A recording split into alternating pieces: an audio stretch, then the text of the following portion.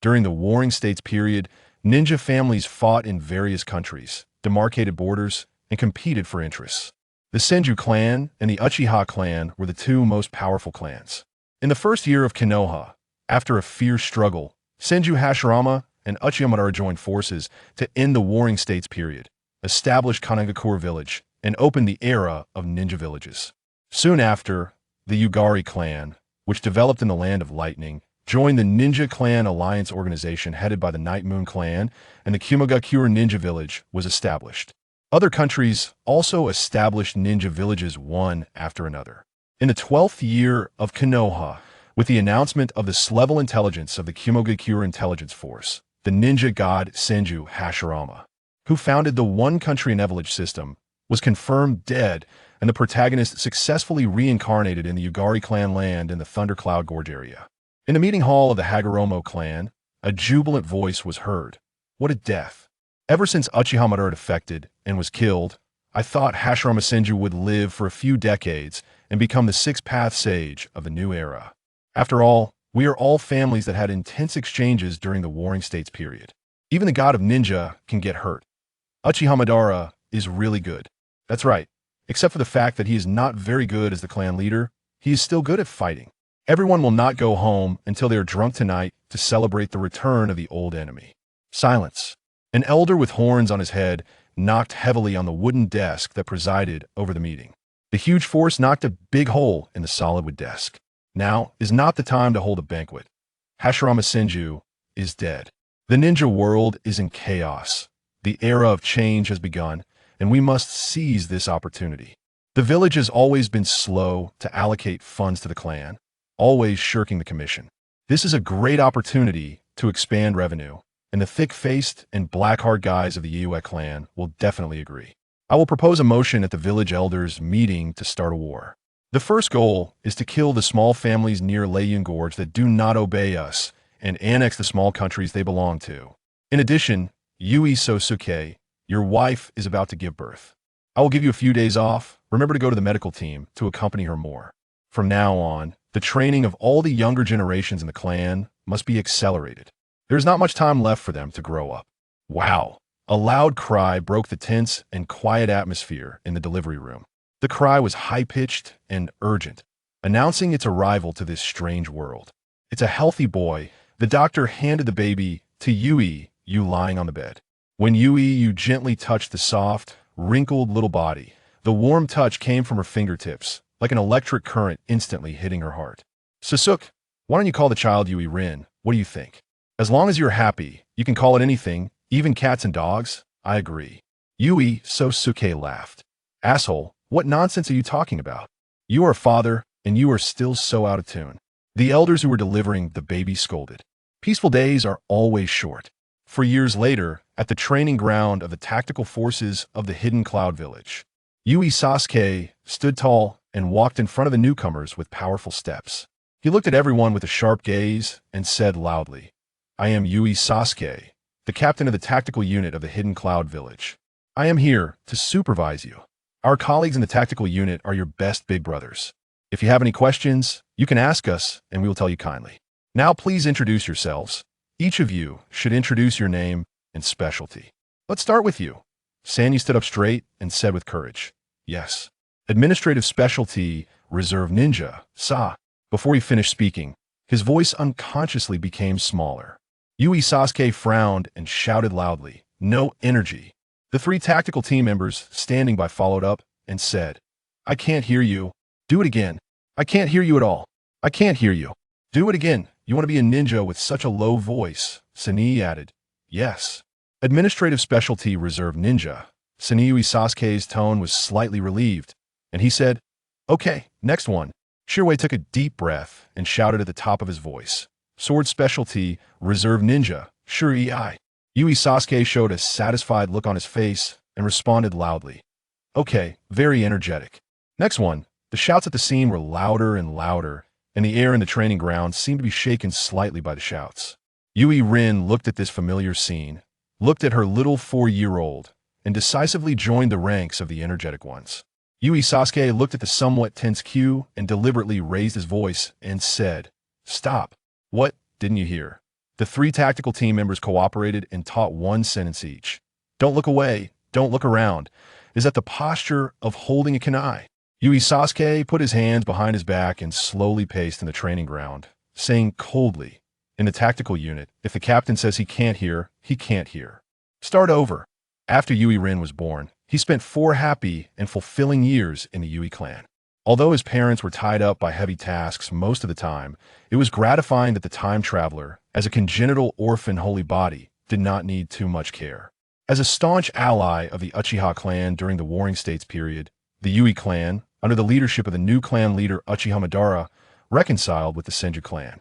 They were unwilling to succumb to their former enemies and changed the clan's development policy from spanning the Land of Thunder and the Land of Fire to shrinking to the Land of Thunder and joining the newly established Cloud Hidden Village. As descendants of the Six Paths Sage, the Yui clan has strong physical adaptability and excellent chakra affinity, and can learn various attribute escape techniques with almost no threshold. Therefore, the young people of the Yui clan basically only improve their basic skills in their childhood, and the same is true for Yui Rin. After completing the basic chakra, refining and manipulation training, he was evaluated by the clan as having strong mental power and excellent chakra control ability, and was transferred to the tactical force of the Hidden Cloud Village for training as an outstanding talent. Yui Sasuke and his younger brother Yui Yusuke, as the squad leaders of the Hidden Cloud Village Tactical Force, also served as instructors and began to train outstanding talent from various families in the Hidden Cloud Village. On the first day of training, Yui Rin deeply realized the extensive education model of the Hidden Cloud Village. There was no explanation of the great achievements of the ancestors from a historical perspective, nor was there any emphasis on the bond between companions. The first thing was the strict hierarchy and high requirements for ninja obedience. If there was anything else, it was respect for strength. In the Hidden Cloud Village, people only respect the strong. Chapter 2. Training in the early morning. As the first rays of sunlight had yet to fully penetrate the clouds, Yui Rin arrived at the training grounds of the Cloud Concealment Tactical Unit. Today marked the commencement of his specialized training since joining the tactical unit. Rin, I see remarkable potential in your physique. You are an extraordinary talent among ninjas, remarked Suk. As both Kangsuk and Y have frequent missions, the clan elders have decided that you will be among the first batch of newcomers to join the newly established training program of the Cloud Concealment Tactical Unit. The words of the clan elders echoed in Rin's mind, as he felt utterly exhausted from the rigorous training imposed by the tactical unit. Due to the special attention from Yuhi Suk and Yuhi Y, Rin was subjected to an intensified training regimen beyond the regular drills. From today onward, you are no longer mere novices playing house within the clan. In the tactical unit, you must master intelligence, tactical command, and combat skills such as assault, stealth, and assassination. Many of you hail from prominent clans and should be aware that based on the battlefield experiences of the past 2 years, you must abandon the outdated squad-based combat tactics of the Warring States period and learn to work collaboratively as part of the ninja army. Training begins. Suk proclaimed. Taking on the role of instructor for the training class, the morning session was dedicated to physical training, as the recently transitioned ninjas from the Warring States period placed greater trust in their physical prowess, compared to the use of ninjutsu. Physical techniques conserve chakra on the battlefield and enhance survival rates, even for those of the ninja clans with vast chakra reserves. 10 kilometers with weights, hurry up. Have you not eaten? Suk urged. Without a solid foundation in physical techniques, no ninjutsu can unleash its full potential. After finishing his admonition, Suk began demonstrating various advanced physical maneuvers. Taking a deep breath, Rin's eyes glimmered with determination. He understood that in this ruthless world of ninjas, only through relentless self-improvement could he hope to survive the impending First Ninja World War. As training progressed, ninjas of various ages joined the ranks, all sharing a commonality as novices without clan emblems, primarily comprising civilian ninjas or those from minor clans. While training, Rin discreetly counted the participants, aside from his own squad, which consisted of elite ninjas from the founding clans of the ninja village. The other squads were mostly arranged by age. It appeared that the village had begun organizing a ninja army, albeit still in its infancy with many systems yet to be perfected, Rin mused. The afternoon training focused on specialties, divided into ninjutsu, intelligence, and swordsmanship classes, while additional training was left to the discretion of the students. Having been established not long ago, the Lightning Village primarily taught lightning release in the ninjutsu class, while the intelligence class required substantial cultural knowledge. During this tumultuous era, the intelligence class was predominantly comprised of ninjas from established clans, leaving most civilian ninjas to engage in swordsmanship classes. The afternoon ninjutsu training session saw the first squad taken to a secluded training ground, where elite ninjas from various clans imparted their knowledge. Each day, They practiced for only 2 hours, with the remaining time allocated for clan members to teach one another. The swordsmanship training was handled by each clan independently, and the intelligence class was not open to newcomers. Lightning release, earth walk. Y quickly formed hand seals and pressed his right hand against the ground, unleashing lightning chakra that surged through the earth, stirring up sand and gravel in its wake. As the vice captain of the tactical unit training class, Y was responsible for instructing ninjutsu that afternoon, but after demonstrating once, he ceased to provide thorough guidance. However, the first squad, comprised of children from ninja clans, exhibited no surprise at the display. Rin had already observed this ninjutsu during his childhood while watching the training of the clan elders and, considering it a valuable skill, memorized the hand seal sequence for lightning release and began practicing. The tower training session swiftly passed, and Rin returned to the clan grounds alongside Sik and Y. At the Yuhi clan's training ground, after completing his additional physical training, Rin commenced practicing lightning release, aspiring to master the formidable lightning armor technique, hoping to become an indomitable force. Unfortunately, he was spotted by an elder who had come specifically to observe. Fool, have you lost your mind? Emulating the reckless Night Moon clan, no matter how proficient you become at lightning release, can you truly withstand explosive tags? Moreover, the Sand Village is rife with wind release masters. This is sheer folly. Those brutes can shatter a few rocks. But do you think training will enable you to sever tail beasts? The elder scolded. Go to Y. He will personally teach you. For now, focus on solidifying your foundational physical techniques, and within a month, perfect the body flicker technique to the point you can employ it in your sleep. Furthermore, come to the clan and Amp, Oppos, S Council Hall tonight. That evening, at the clan and Amp, Oppos, S Council Hall, the young ninjas of the Yuhi clan gathered in full force, filling the expansive hall to capacity with hundreds of individuals. The conference table was laden with ancient scrolls and texts, all the seals designed to protect the scrolls having been undone. During the Warring States period, our clan, as staunch allies of the Uchiha clan of the Land of Fire, benefited from the Sharingan and Oppos' ability to replicate ninjutsu, amassing these techniques through our interactions. With the smaller nations surrounding the Land of Lightning having been eradicated, the apex of war is upon us. Learn as much as you can. The glory of the clan rests upon your shoulders, young ones. Truly, as descendants of the Sage of Six Paths, although lacking the formidable bloodline limit of the Sharingan, our clan's power has surpassed my expectations. The repository of ninjutsu here exceeds that of some minor ninja villages. We begin with privilege. This is assured, Rin thought.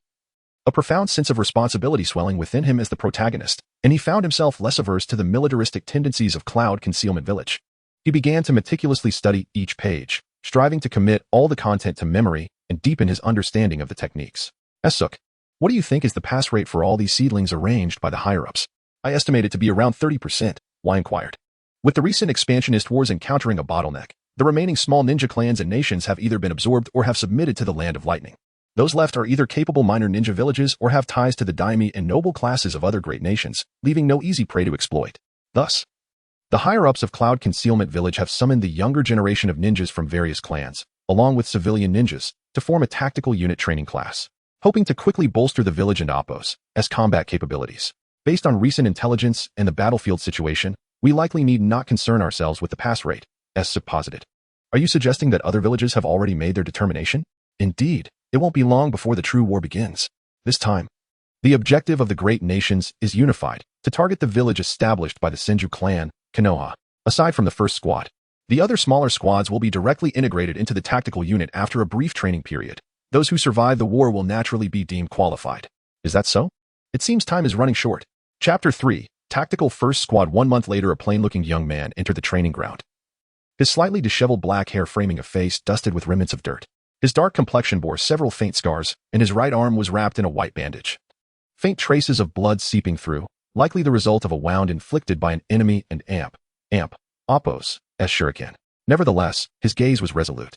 Under the unified scrutiny of the squad members, he confidently stepped to the front of the line and began his self-introduction to the students. In accordance with the village's arrangement, your newly appointed instructor, Yuhi Sok, and his team will be deployed to the front lines for a mission. Henceforth, I shall serve as your acting captain of the Tactical First Squad. I am Yagami Du of the Yagami clan, and until you officially join the tactical forces, I will be your acting captain. You youngsters had better not hold me back. Additionally, starting tomorrow, the afternoon special training classes will be cancelled. You may arrange your time as you see fit. Dismissed. In the afternoon.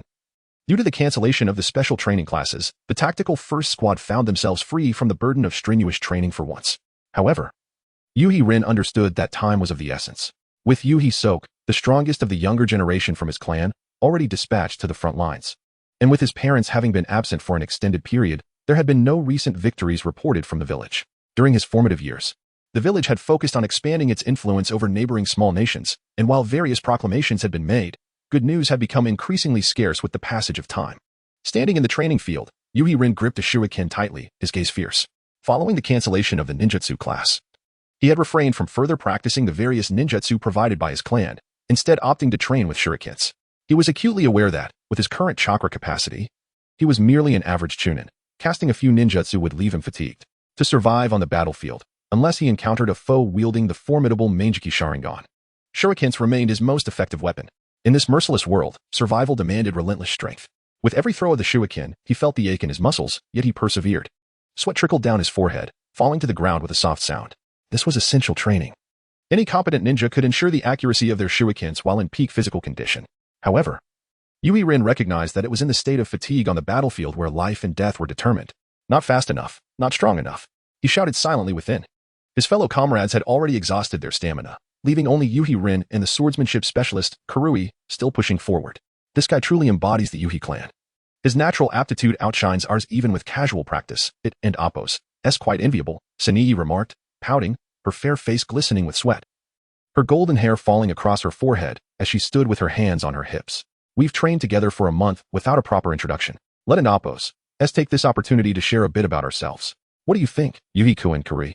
Yuhi Rin nodded in agreement. It was likely that the tactical first squad consisted of the unrefined elite from the hidden cloud village. The so-called training program was merely a guise for the founding ninja clans to protect their younger generations from the battlefield. Nonetheless, it presented a perfect opportunity to gather information, and perhaps even unexpected advantages in the future. Kurui also paused his sword training, seemingly in support of Sanii and Appos' suggestion. I am Sanii, a descendant of the first leader and Appos' assistant. Lord Awayama. I possess some knowledge of sealing techniques and am a prospective member of the intelligence unit, she introduced promptly. The preceding squad members swiftly completed their introductions. Kurui, who practiced swordsmanship, hailed from the Sword Alliance, a coalition of swordsmanship families that had migrated from the Land of Iron and held a seat in the village's Elders' Council. He had a penchant for swordplay and earning money. Another member, Kiryu, practiced medical ninjutsu and was a descendant of a priestess from the Land of Lightning. Specializing in unique healing techniques akin to witchcraft, he enjoyed gardening and fishing. Each member's aspirations and interests varied widely, making for an intriguing exchange.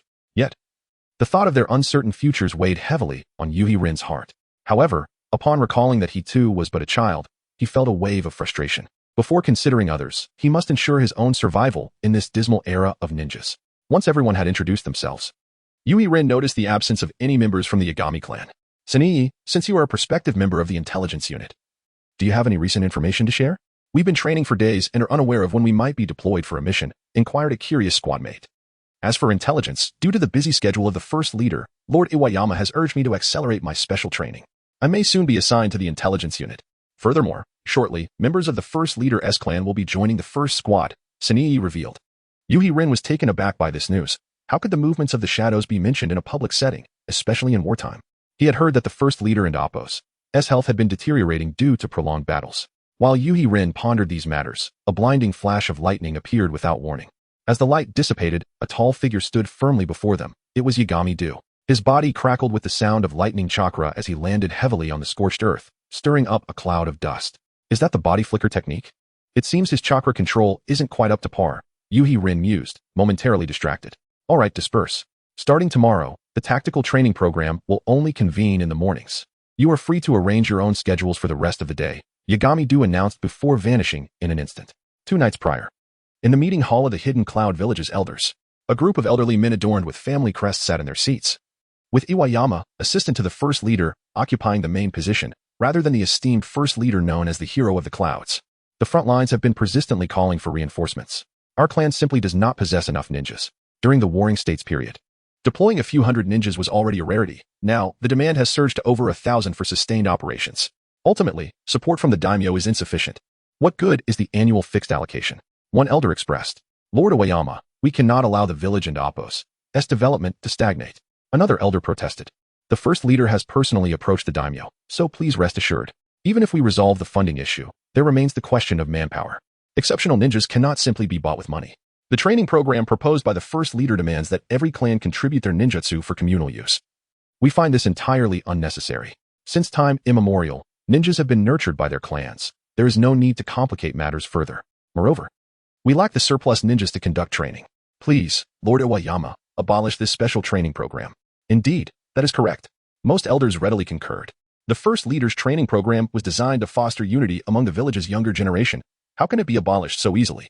Furthermore, reports from the Hidden Leaf indicate that their second leader, Senju Tobarama, has established a dedicated ninja academy, Iwayama countered.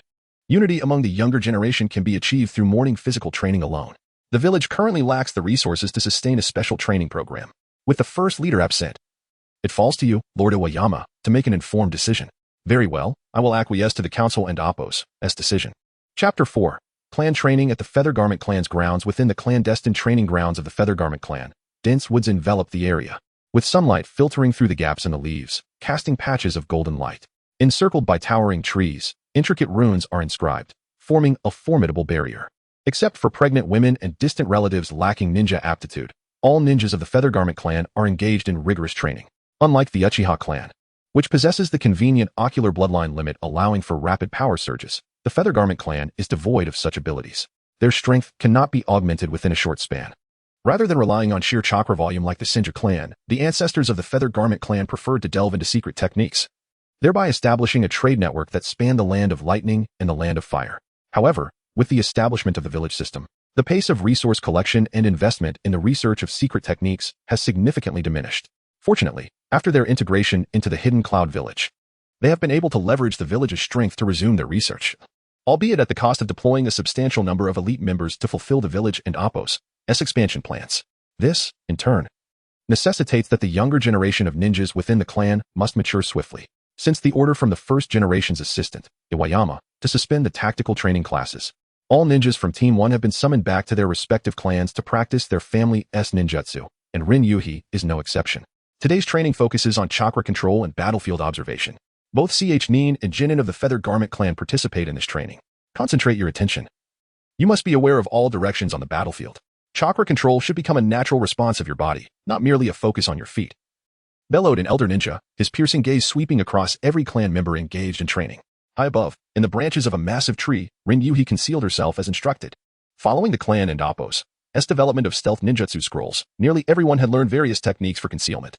Rin opted for the In Release stealth technique, which reduces the flow of her chakra and minimizes its outward projection, rather than choosing an elemental technique like the Earth Release ground concealment technique. She understood that in the ninja world, aside from the nearly insurmountable Byakugan, most sensory ninjas detect chakra to sense others. If she could decrease the likelihood of being detected or disguise herself as a weak Jinin, her chances of survival on the battlefield would increase.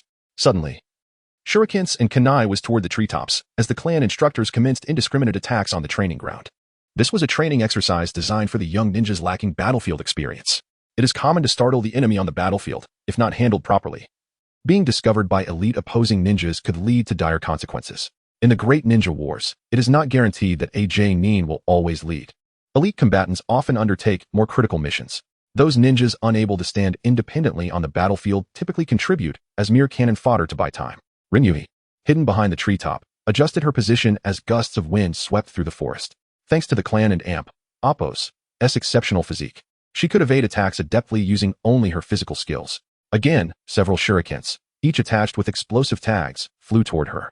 A sense of urgency gripped her heart, and she swiftly reacted. Without hesitation, she executed the body flicker technique, concentrating chakra in her feet, propelling herself into the cover of the explosive smoke, and once more concealed herself behind the tree. At that moment, some of her fellow ninjas were captured after failing to time their techniques properly and were exposed to the instructor and Appo's line of sight, quickly becoming targets of concentrated attacks. Humph. Still too inexperienced, remarked an elder ninja, shaking his head slightly as he began to mock them, recounting childhood embarrassments and their lackluster performance in training. A few of the exposed trainees, unable to contain themselves, charged toward the instructor. Wind release, great breakthrough. One of them rapidly formed hand seals, gathering a powerful wind chakra before unleashing it, sending branches and leaves spiraling through the air. Fire release, fire dragon technique. A companion, in sync, exhaled a torrent of flames, which coalesced into a massive fire dragon, clawing its way toward the instructor amidst the howling wind. In an instant, the entire forest was enveloped by this formidable surge of energy, causing a wave of heat and thick smoke to roll in. As anticipated, such a smokescreen would do little harm.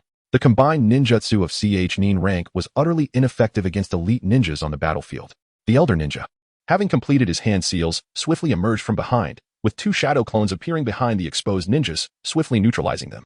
Utter fools. Those who cannot recognize the disparity in strength will meet an untimely demise on the battlefield. Let this serve as a lesson.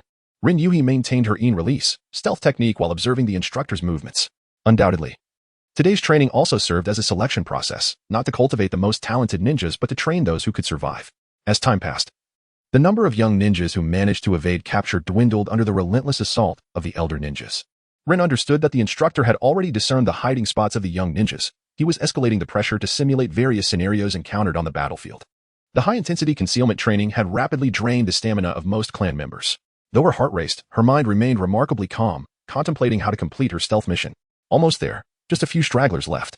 The elder ninja turned to the eliminated ninjas, who were bound and watching from the sidelines. You lot, originally.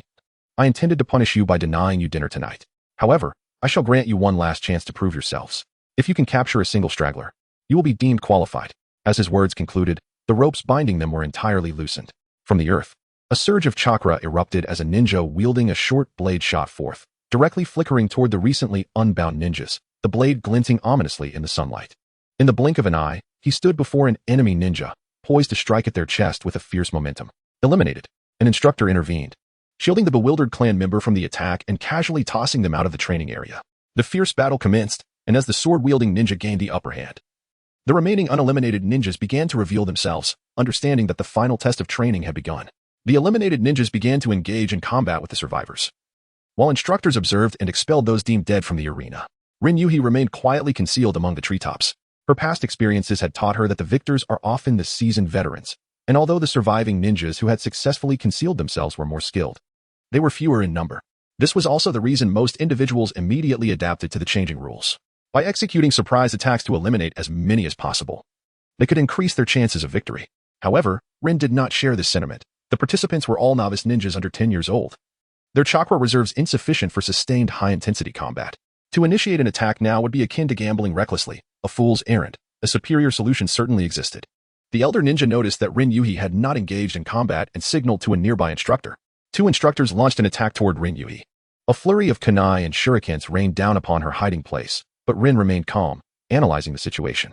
One hand grasped the kunai, while the other formed hand seals. As her body twisted, the kunai sliced through the air, deflecting the initial wave of attacks, producing a cacophony of metallic clinks and sparks as the incoming weapons were deflected, scattering at her feet. As they fell, she pressed a hand to the ground, calling out, "Earth release.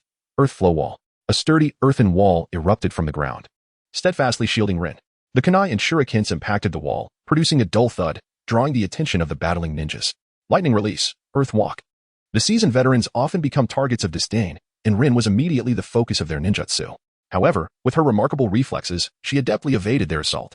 In the midst of battle, Yuhi Rin contemplated the necessity of seizing an opportunity, resolving to target a vulnerable opponent to buy herself some time for reflection.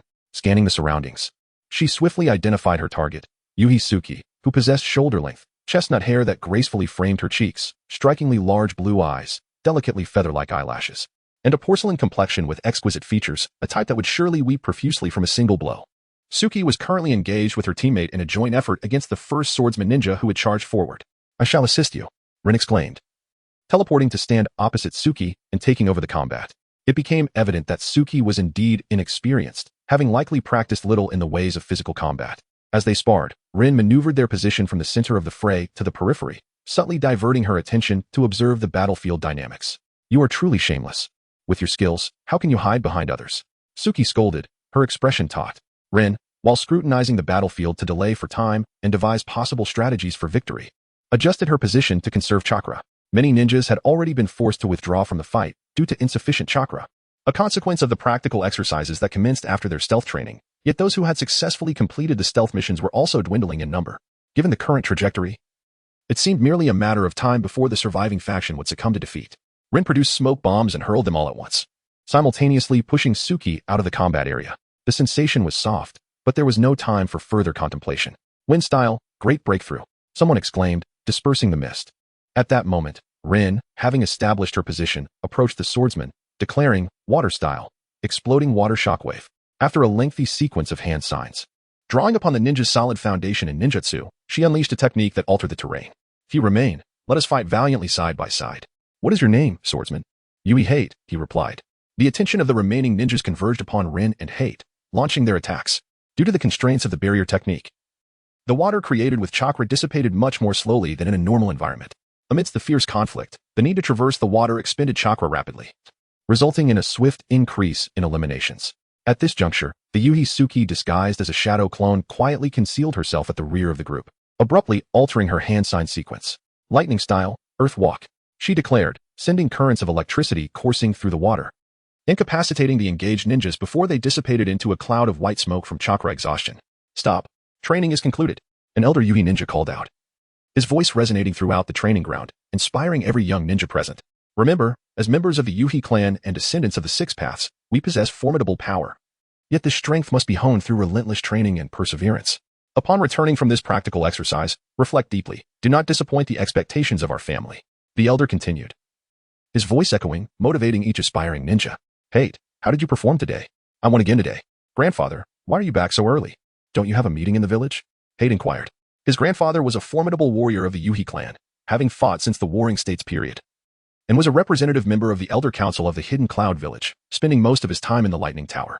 The first Hokage is still in the capital. I shall have some leisure time. If you encounter difficulties in your training, do not be obstinate. Seek knowledge instead. Isn't Suki averse to training in physical techniques? What prompted her to start today? I was ridiculed harshly during training. How infuriating. Suki retorted. Suki, just like your parents, contributes to our family by researching secret techniques and barriers. Which little brat dared to insult you? I shall have your father confront him. A man in a white lab coat interjected. I am not so weak.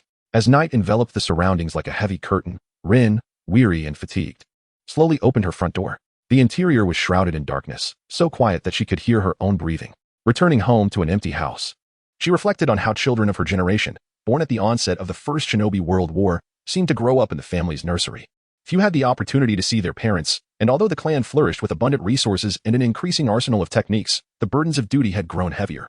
The family's expectations for young ninjas had intensified. The elders were eager for the emergence of more ninjas capable of standing alone, akin to Yuhi Sokiai. In the 17th year of the Leaf Village, 5 years post the death of Senju Hashirama, the peace established by the god of ninjas was fading, ushering in a more brutal and intense warfare that loomed ever closer to their clan. On this very day, the first Hokage had returned with war funds from the daimyo of the Land of Lightning, marking a pivotal moment in the escalation of conflict within the shinobi world. In the Yuhi clan's council chamber, discussions ensued. How did today's practical training go? Which little brat stood out? In terms of talent, Hate surpasses others. Both his chakra volume and overall abilities meet the requirements for secret techniques. However, considering the current wartime context, I believe Rin would be more suitable. Are you referring to that cunning little brat? He hardly embodies our clan and Appo's valorous spirit. Hate is the grandson of an elder. If you advocate for another, could you elucidate your reasoning? I believe he has longevity on his side. Chapter 5. The development of secret techniques. A month has elapsed since the practical training of the Yuhi clan, during which the most outstanding members received one-on-one instruction from elite ninjas within the family, and Yuhi Rin was no exception. Regrettably, her instructor, Yuhi Sokiai, was engaged in combat on the front lines, leaving Rin to focus on her cultural studies for the month. As a clan that claims to have inherited its lineage from the era of the Sage of Six Paths, the Yuhi clan's secret technique research laboratory is equipped with some of the most advanced experimental apparatus in the ninja world. After traversing a lengthy and heavily guarded passage, Rin finally arrived at the core area of the laboratory. The Yuhi clan's secret technique research laboratory is predominantly occupied by interconnected bookshelves, which are filled with a vast array of literature covering fundamental physics, metallurgy, biopharmaceuticals, material processing, medical equipment, and more. Surrounding the shelves are layers of intricate sealing techniques inscribed with various ninjutsu, secret techniques, sealing arts, and barrier techniques collected by the clan since its inception.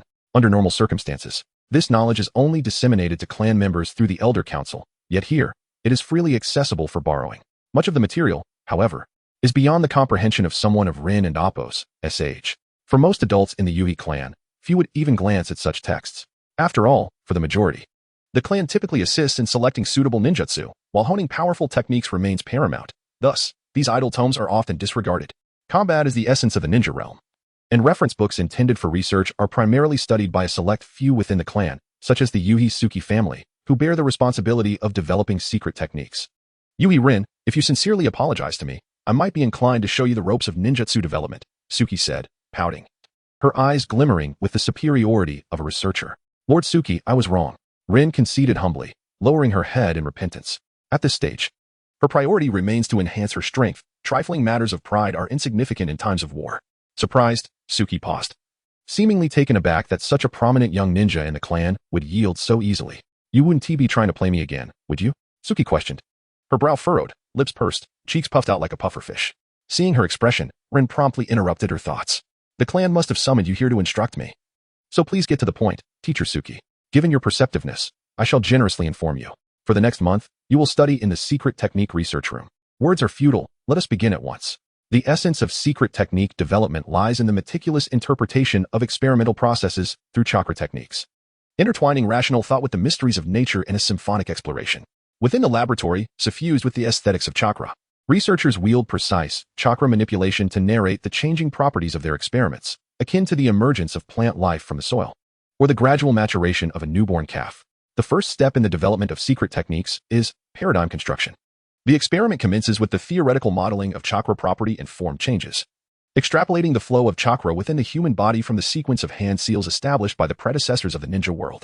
This involves a simultaneous analysis of chakra output intensity, employing appropriate chakra trajectories to construct a complete chakra technique release. Delving deeper, we encounter material reconstruction.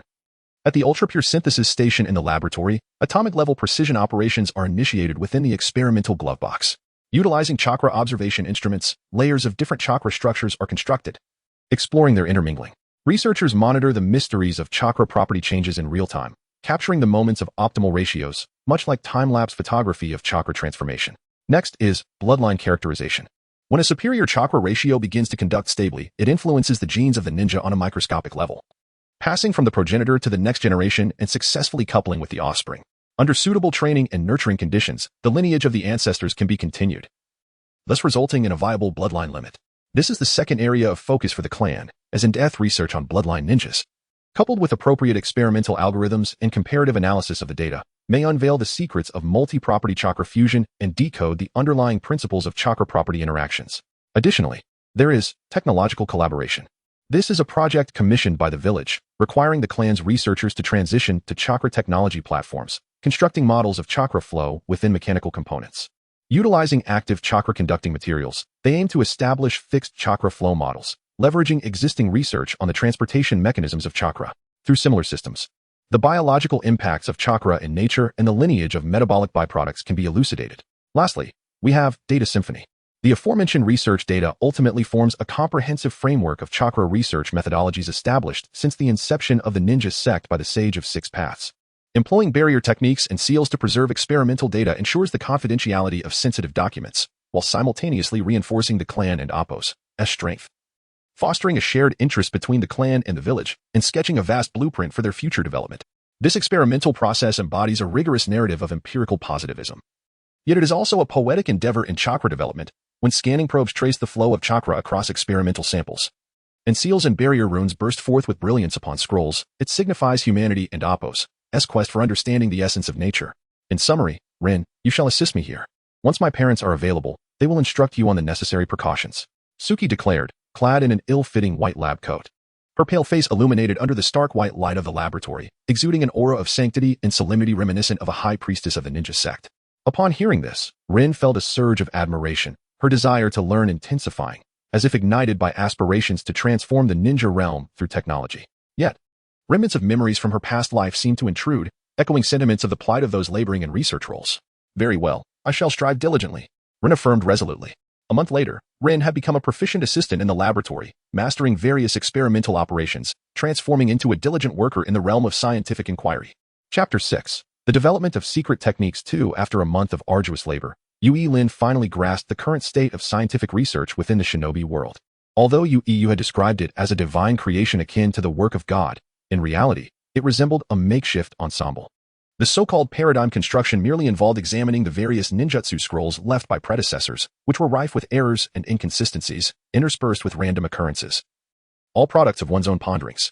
Delving into the ninjutsu scrolls was akin to archaeology. It required meticulous attention to detail and deep contemplation. For a single misinterpretation of punctuation could inadvertently trigger a quantum mechanics scenario, where the results simultaneously exist and do not exist. Most ninjutsu relied heavily on the Yue clan's robust chakra adaptability. If an ordinary ninja were to recklessly experiment, they would likely not survive to adulthood. Next came material reconstruction, entirely dependent on the esoteric manipulations of the experimenters, who performed various hand seals within a barrier, executing dozens of hand seals with both hands, with success relying solely on the favor of the deity of generalizations. After all, even the act of having breakfast or yawning could influence chakra flow. Following that was bloodline manifestation, as the clan had yet to develop a passable bloodline limit. The so-called secondary research was merely a ruse to deceive the village into funding their scientific endeavors. Each time the village required results, they would select several bizarre combinations of ninjutsu from their inventory, as the Uchiha clan had ample stock from the Warring States period. There was also technological collaboration. During wartime, the village could scarcely afford to purchase explosive tags, let alone pursue chakra technology development. Meanwhile, clan elders boasted to the first generation about their ability to create a cannon capable of launching tailed beast bombs to the moon, but everyone regarded it as a joke. Most of the time, they merely customized a few chakra tools for the village's elite offspring, possibly even employing counterfeit products from the Land of Iron. Lastly, there was data symphony.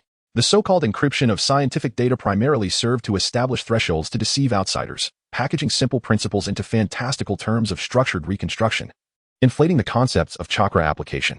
By inundating researchers from other clans with academic jargon, they transformed innovative research into conceptual alchemy. After all, repackaging old wine in the fanciful vocabulary of new bottles could indeed induce a dizzying effect on the uninformed.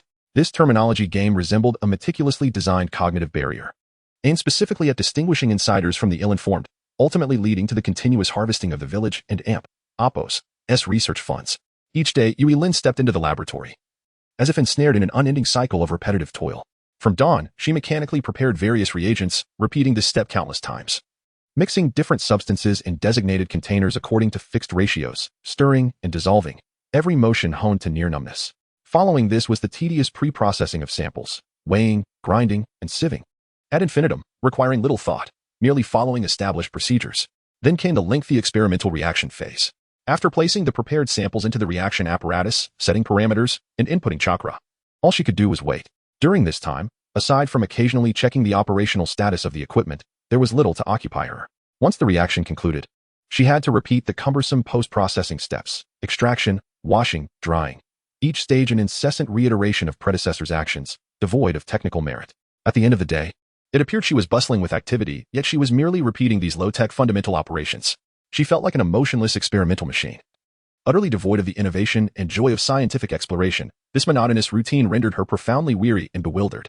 After enduring day after day of chakra experiments, the moment she opened the petri dish to reveal an inexplicable chaotic substance or a temporarily unexplainable chakra mixture was dictated solely by the day's fortune in the laboratory's feng shui. Ultimately, she would discover that the production date of a particular reagent predated her own birth, a relic from some ancestor, while the bizarre curves displayed on the detection instruments merely served as reminders of the material and Appos' lethality, necessitating a reiteration of the research cycle, failure, and then re-experimentation.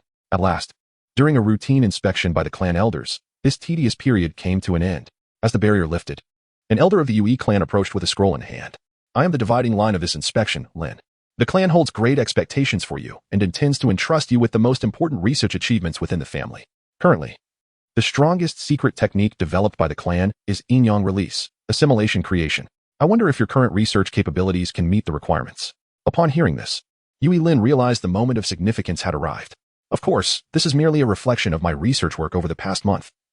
Along with a summary of the utilization of research funds, Yui Lin presented her notebook to the elder, inscribed with, "In the research topics I participated in this month, I deeply feel the difficulty of utilizing every penny of the funds from Weiying Village and propose to submit the following research achievement report. This chakra development project constructs a chakra research framework with multidimensional innovative value from a strategic perspective. The research team focuses on the forefront of bloodline limit development in the shinobi world, addressing significant strategic needs and pain points in the military industry of the Land of Lightning. By systematically outlining the evolution path of ninjutsu within the field in the research context of secret techniques, we precisely target the critical issues that restrict the development of bloodline limits. The research design reflects the advantages of the 5 elements releases interdependence and cross-integration, incorporating computational simulations, property changes, and form variations, forming a comprehensive technical route from fundamental theoretical breakthroughs to seal verification. The research plan emphasizes original technological path design, striving to address core propositions such as low chakra consumption, minimal seal numbers, and ease of learning, while establishing a collaborative innovation system encompassing research, education, and practical application to enhance the efficacy of achievement transformation.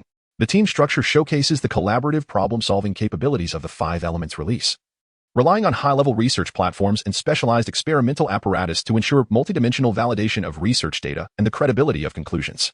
The anticipated results possess both academic leadership and military application potential, forming a technology standard system with independent intellectual property rights for Yueying Village, providing a scientific paradigm for solving challenges and enhancing the village's combat capabilities, accelerating ninja growth, and developing bloodline limit secret techniques.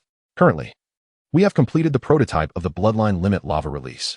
It requires one fire attribute chakra ninja and one earth attribute chakra ninja to simultaneously execute 43 seals as specified to unleash the lava release barrier. With defensive power comparable to a Chunin's earth release, earth flow wall, we are still lacking research funds. I kindly request Lord Raijin to expedite the allocation. Remarkable. Have you developed lava release so swiftly? Wouldn't it be a pity to hand such an excellent result to the village? The elder inquired after reviewing her notes. The aforementioned fire attribute chakra ninja and earth attribute chakra ninja refer to Jonin, and the defensive power comparable to a Chunin's earth release. Earth flow wall pertains to a non-earth attribute, specialized ninja's single-layer earth flow wall. The simultaneous execution of 43 seals has only been successful once. In summary, there is still room for improvement, making this result quite suitable for the village. Yui Lin quickly clarified. Lin, you truly are an exceptional talent. Then let us not waste any more time, follow me. Yui, you come along too. Is this truly the research prioritized by the clan? A secret technique even more powerful than the bloodline limits Yin-Yang release. If I am to be the first to practice this experimental technique, I must respectfully decline. I can contribute to the clan by cultivating other techniques as well. Elder, I urge you to reconsider. After a month of experience in the secret technique research laboratory, Yui Lin resolutely refused. She did not wish to entrust her fate to the whims of the Sage of Six Paths. It appears that your research capabilities have made significant advancements. Rest assured, this technique has been refined over 3 generations. Before you, the esteemed practitioners were Yuka S. Kai and Yuka Y. Kai, whose prowess is widely acknowledged. Furthermore, you have no choice in the matter. The war has escalated to a fever pitch, and your family grants you but one more year to master this ninjutsu before you are thrust into battle. Yukasuki will assist you in familiarizing yourself with this technique. Dressed in an ill-fitting white lab coat, Yukasuki's gaze was focused and serious. Observing this, Yuka Rin concentrated and began to take notes. Yin-Yang Ninjutsu, assimilation and creation. Firstly, it enables the practitioner to temporarily assimilate their chakra with that of the enemy during combat, ensuring that their techniques inflict minimal damage upon us while allowing us to swiftly counterattack. Secondly, after intense application of the technique, the practitioner's fundamental abilities, such as strength and speed, will experience a manifold enhancement, though the physical strain will increase over time, rendering prolonged high-intensity operation unsustainable.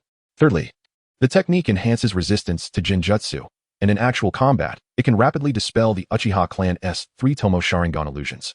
Although data on the resistance against the Manjiki Sharingan's Genjutsu is currently lacking. Understood, I have noted everything. What else?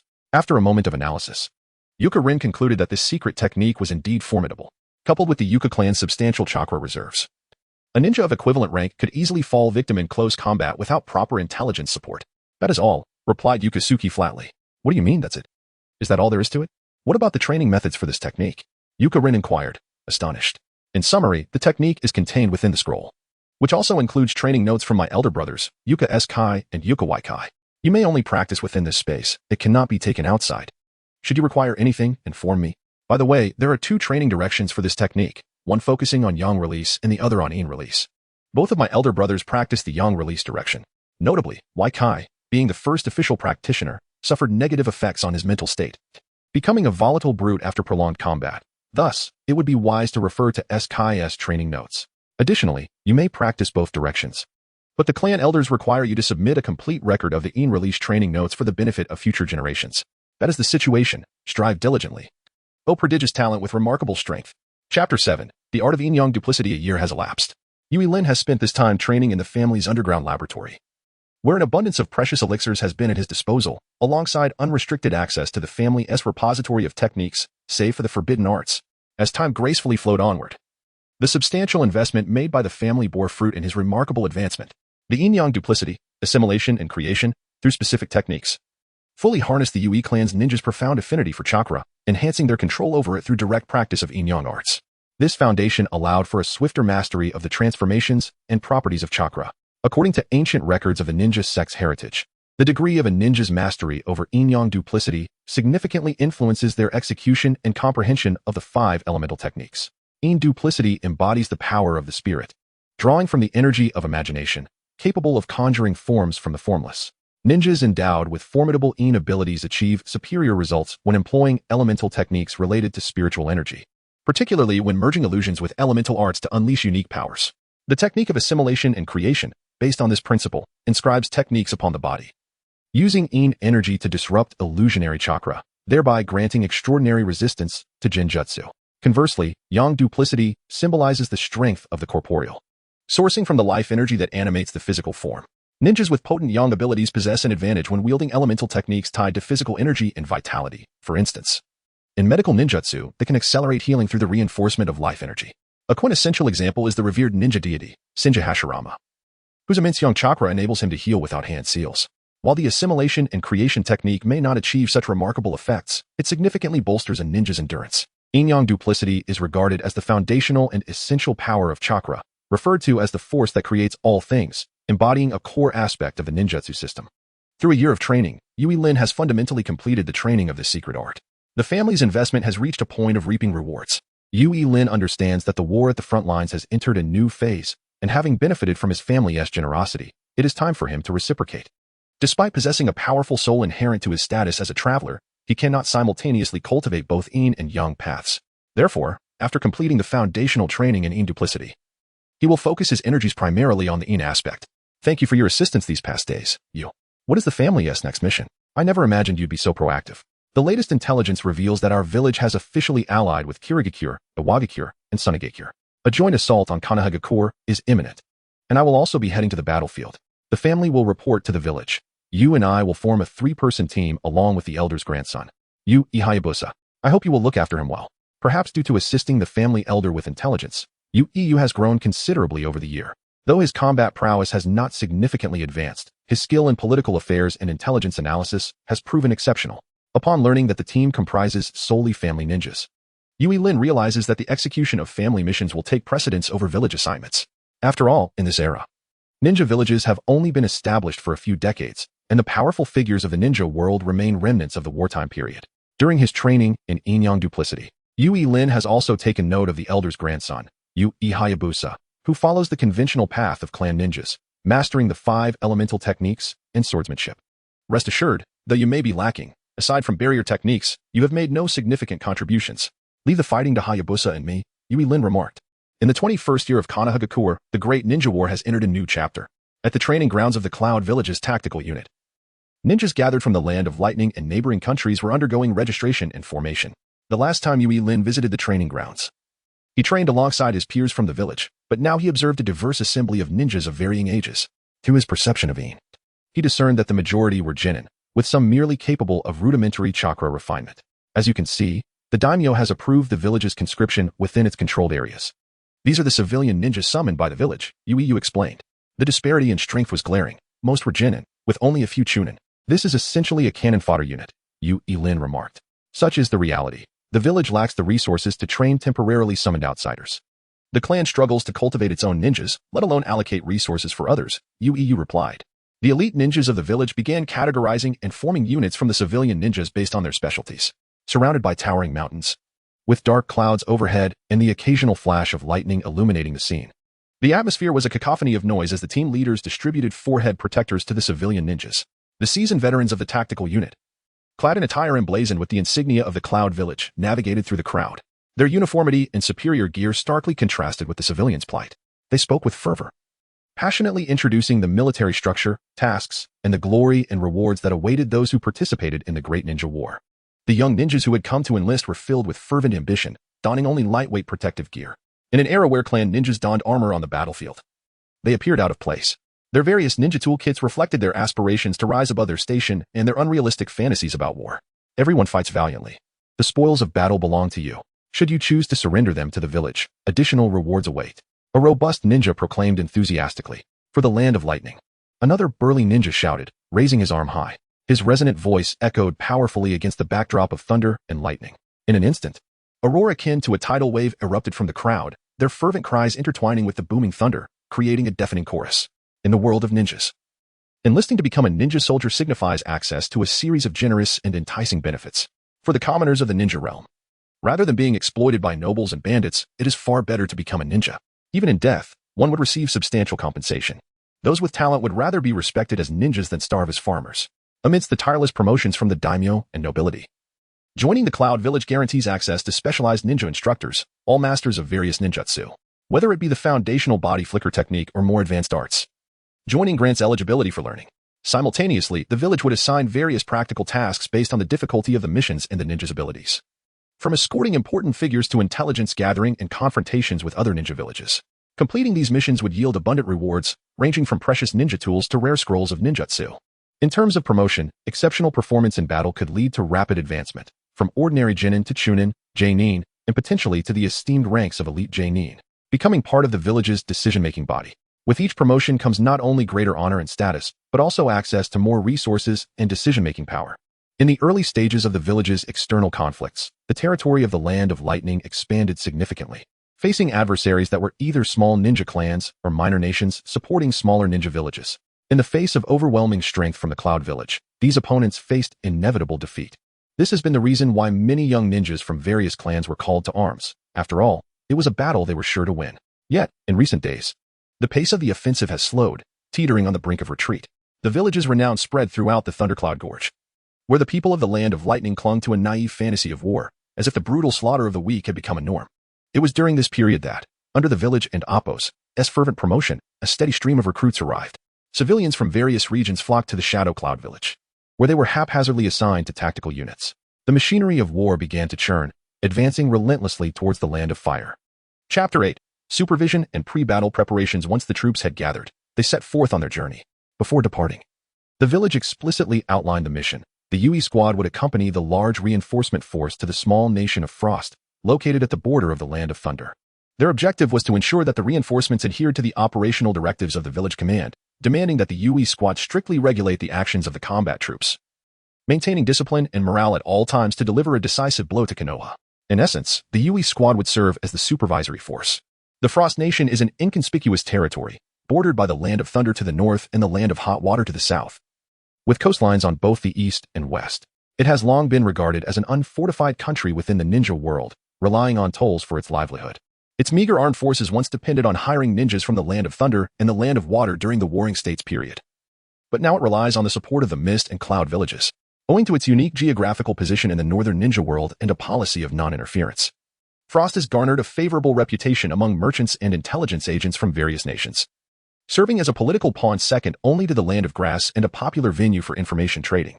The daimyo of Frost sold the nation and Appo's sovereignty early in the First Ninja World War, and his cooperative stance ironically solidified his grip on power. By leveraging existing trade routes, the nation thrived economically during wartime. Its tax system operates on a principle of payment for service, eschewing any scrutiny of trade goods or the identities of individuals, thus becoming a vibrant hub for spies from various ninja villages and clans. The temporary command center of the Cloud Village and Appo's frontline is established here. Upon receiving the supervision assignment, Yui Rin learned that Yui Suki had also been tasked by the clan elder to conduct an intelligence exchange mission in Frost. Considering the limited time for their assignments, they decided that Yui Rin and Yui Suki would team up, while Yui Hayabusa would head to Frost first to familiarize himself with the environment.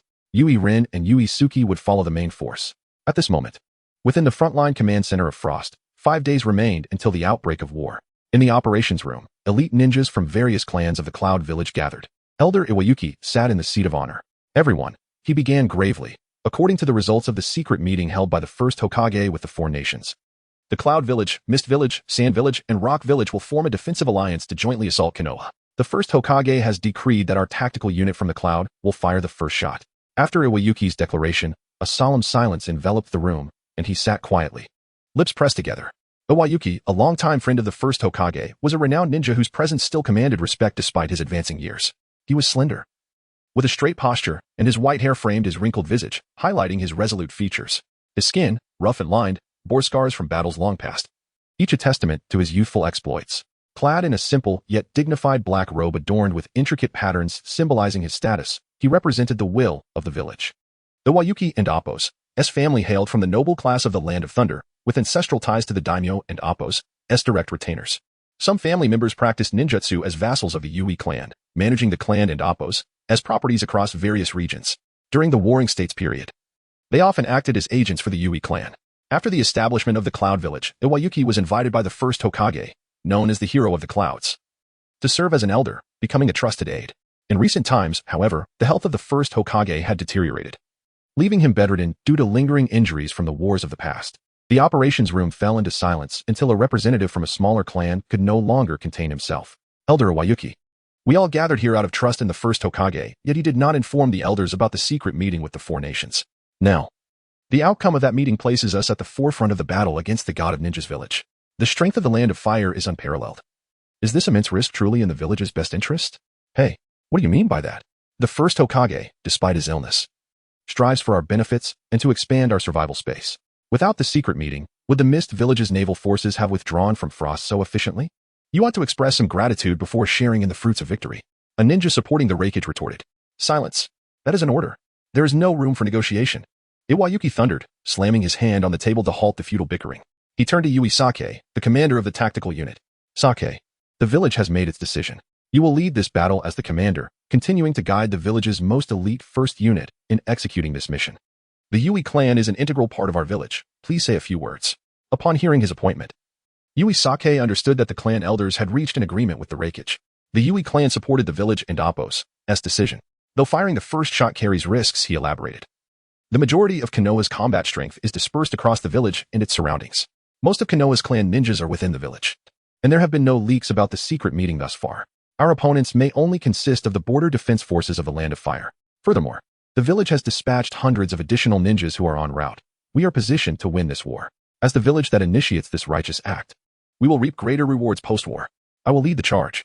Seeing the determination of the village's noble clan, the ninjas from various families nodded in agreement. Yui Rin, aware of her role as the village and Appo's supervisory force, utilized her authority to fabricate identities for herself and Yui Suki, blending into the crowd using transformation techniques. After all, in Yui Rin and Appo's SIs, these ninjas, who had received only basic training before being thrust into battle, were not only lacking in skill but also possessed complex backgrounds. Following standard procedures would not only hinder their ability to complete their subsequent family tasks, but also risk exposing their identities.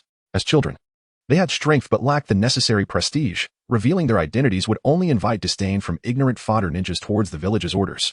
Though the ninja village was a formidable entity, the pursuit of rogue ninjas was not its primary concern. The exigencies of war demanded attention to numerous other matters. The harsh realities of war and the preceding conflicts had left the ninja world teeming with wandering ninjas and countless rogue elements. According to the village's directives, there was more than one supervisory team. Members of the supervisory squad were typically selected from the elite ninjas of various frontline divisions, having passed rigorous evaluations including tests of ninjutsu skills, loyalty, and situational analysis. They were generally seasoned fighters, proficient in multiple ninjutsu styles, capable of swift decision-making and task execution in complex battlefields. The selection process was exceedingly stringent. Should any ninja from the Cloud Village attempt to flee the battlefield, the village mandated severe repercussions, a stern warning for minor offenses, and execution for grave transgressions, to deter others and ensure the fighting spirit of the troops remained unbroken. If a ninja were confirmed to have defected during battle, their family in the Land of Thunder would also face consequences. However, the stringent measures employed by the supervisory teams had incited a degree of discontent and fear among some ninjas, a sentiment that Yui Rin aimed to avoid. With only Chunin-level strength, should Yui Suki be overwhelmed by a surge of fodder ninjas or be struck down in battle, it would be a foolish demise. In any case, the village, in order to ensure the execution of the task, will allocate additional teams. At this moment, Yui Lin can take advantage of the situation and wait for the opportune moment to showcase his abilities. As the young master of the prestigious Ewing family, he does not need to diligently prove himself before the higher-ups of the village. Being a member of the Yui clan, he has already endured the hardships that come with village establishment, thanks to the sacrifices made by his grandfather. Chapter 9. The Land of Frost. The Land of Frost, adjacent to the border city of the Land of Soup, was once a renowned trade hub in the ninja world, yet it now lay under strict martial law. To ensure the element of surprise in their assault, the tactical unit of the Cloud Village dispatched ninjas to preemptively seal off the city. Ninjas were stationed at key transportation routes, setting up checkpoints, while sentinels lay concealed in the forests, keenly observing the patrols. An air of unease enveloped the streets and alleys of the city. Merchants gathered in inns, whispering among themselves. Armed ninjas swiftly erected barricades at major intersections, requisitioning war-related supplies as per the orders from the frontline command.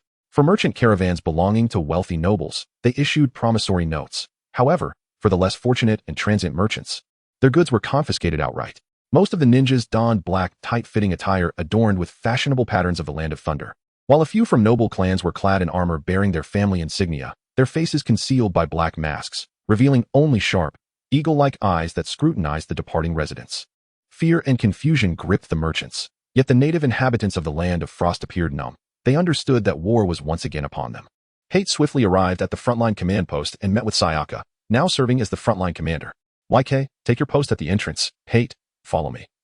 Sayaka instructed, halting the military conference to dismiss the gathered ninja officers. Hate, why are you alone? Sayaka inquired. Brother Sayaka, the clan elder assigned a family mission. Rin, considering potential conflicts between village and family tasks, decided to act with Suki instead. Our clan only dispatched 2 operatives, and I am responsible for covert operations, Hate explained. Rin truly is commendable. The clan has not erred in their choice. Thus, the order. This family mission will be executed by Rin. After you relay the intelligence to him, assume his identity and allow him to act independently. I shall only convey the details once. Be sure to remember, Sayaka commanded. Understood. Hate affirmed. The raid would occur in 2 phases, the first led by me, consisting of elite forces from the tactical unit, who would bypass the Soup Ninja village, traverse the land of Soup, and directly strike the border defense forces of the land of Thunder near Konoha. The second phase would see the village reinforcements advancing through the breach into the heart of the land of fire, drawing out Konoha and Appos, as residual defense forces and any potential reinforcements. At this juncture, YK would temporarily assume command of the first squad and return to the land of Soup, while the village would unveil the secret alliance among the 4 nations, compelling the Soup Ninja village to capitulate. Family mission, Hate. Take this operational plan and tactical deployment map to Rin. Ensure he crosses the border and arrives in the land of Soup at the opportune moment to retrieve the defense intelligence and reinforcements from Konoha. It is imperative that he returns before the second phase of operations commences. Depart now. Hate accepted the task and hastened back, ultimately encountering Rin and his group at the port of the land of Frost, where the village reinforcements had just arrived by sea. Upon receiving the mission, Rin realized that it involved the Hate clan betraying the village's interests for military victory. This secret could not be disclosed. If discovered, it could only lead to becoming a rogue ninja. With 3 days remaining before the war ignited, Rin bid farewell to Suki and set off.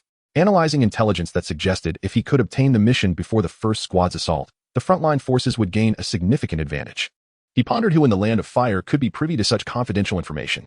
The land of Soup, renowned for its numerous hot springs, was dotted with popular resort areas, often shrouded in mist and steam. Some springs had been developed into inns or bathing establishments for relaxation, making it a well-known vacation destination during peacetime. The populace largely resided in small villages characterized by traditional wooden houses, scattered amidst the mountains or along streams. Surrounding these villages were lush forests, teeming with diverse flora, providing excellent concealment and training grounds for ninjas. Rin adeptly navigated through the heavily patrolled border and entered the land of Soup, where the border city bustled with activity. The streets were thronged with hurried pedestrians. Shops lining the roads displayed a plethora of stalls brimming with various goods, and stores selling ninja equipment were particularly crowded. Observing this vibrant scene, Rin felt a sense of relief. The village's offensive plan had likely not been compromised, yet the effects of war had already infiltrated the nation. As a tourism-centric country, the land of Soup should not be experiencing such thriving commerce. This was a day of prosperity birthed from military supply trade driven by war. Upon reaching his destination, Rin began searching for his contact. Exchanging the Cloud Village and Appos' operational plans for those of Konoha would undoubtedly benefit only a select few involved in the conflict, rather than the village itself. Rin surmised that the Uchiha clan, known for their arms trading, was likely the only faction with sufficient trust and access to such sensitive information. The largest ninja tool shop in the city would surely yield leads. The reason the clan had not disclosed the method of contact was simple. The Uchiha and Appos' Sharingan Jinjutsu provided the most effective means of transmitting intelligence. Rin made his way to the largest ninja tool shop, aware that this decision heightened the risk of exposure, yet time was of the essence. The Uchiha clan favored black attire with red armor, whereas the Hate clan typically donned white clothing and armor. Rin opted not to employ transformation techniques. His current age served as the perfect disguise. Clad in white, he masqueraded as a wandering ninja from the land of water, blending into the bustling shop. Inside the upscale VIP room of the ninja tool shop, an elderly man draped in a black cloak, slender in stature, was accompanied by a young girl. The elder sported long black hair tied back, his face stern and demeanor somber. His deep-set, piercing eyes were framed by tightly pressed lips, and he wielded a ninja blade inscribed with the Uchiha clan and Appos' emblem, conspicuously absent of a forehead protector. Rin recognized that he might have found his target but could not approach directly. Instead, he turned to the young girl beside the elder and inquired, "I have heard that the feather fan can uproot great trees. Do you believe a hurricane can destroy a deeply rooted tree in nature?" At the sound of his voice, the girl tossed her long black hair and glanced back at Rin.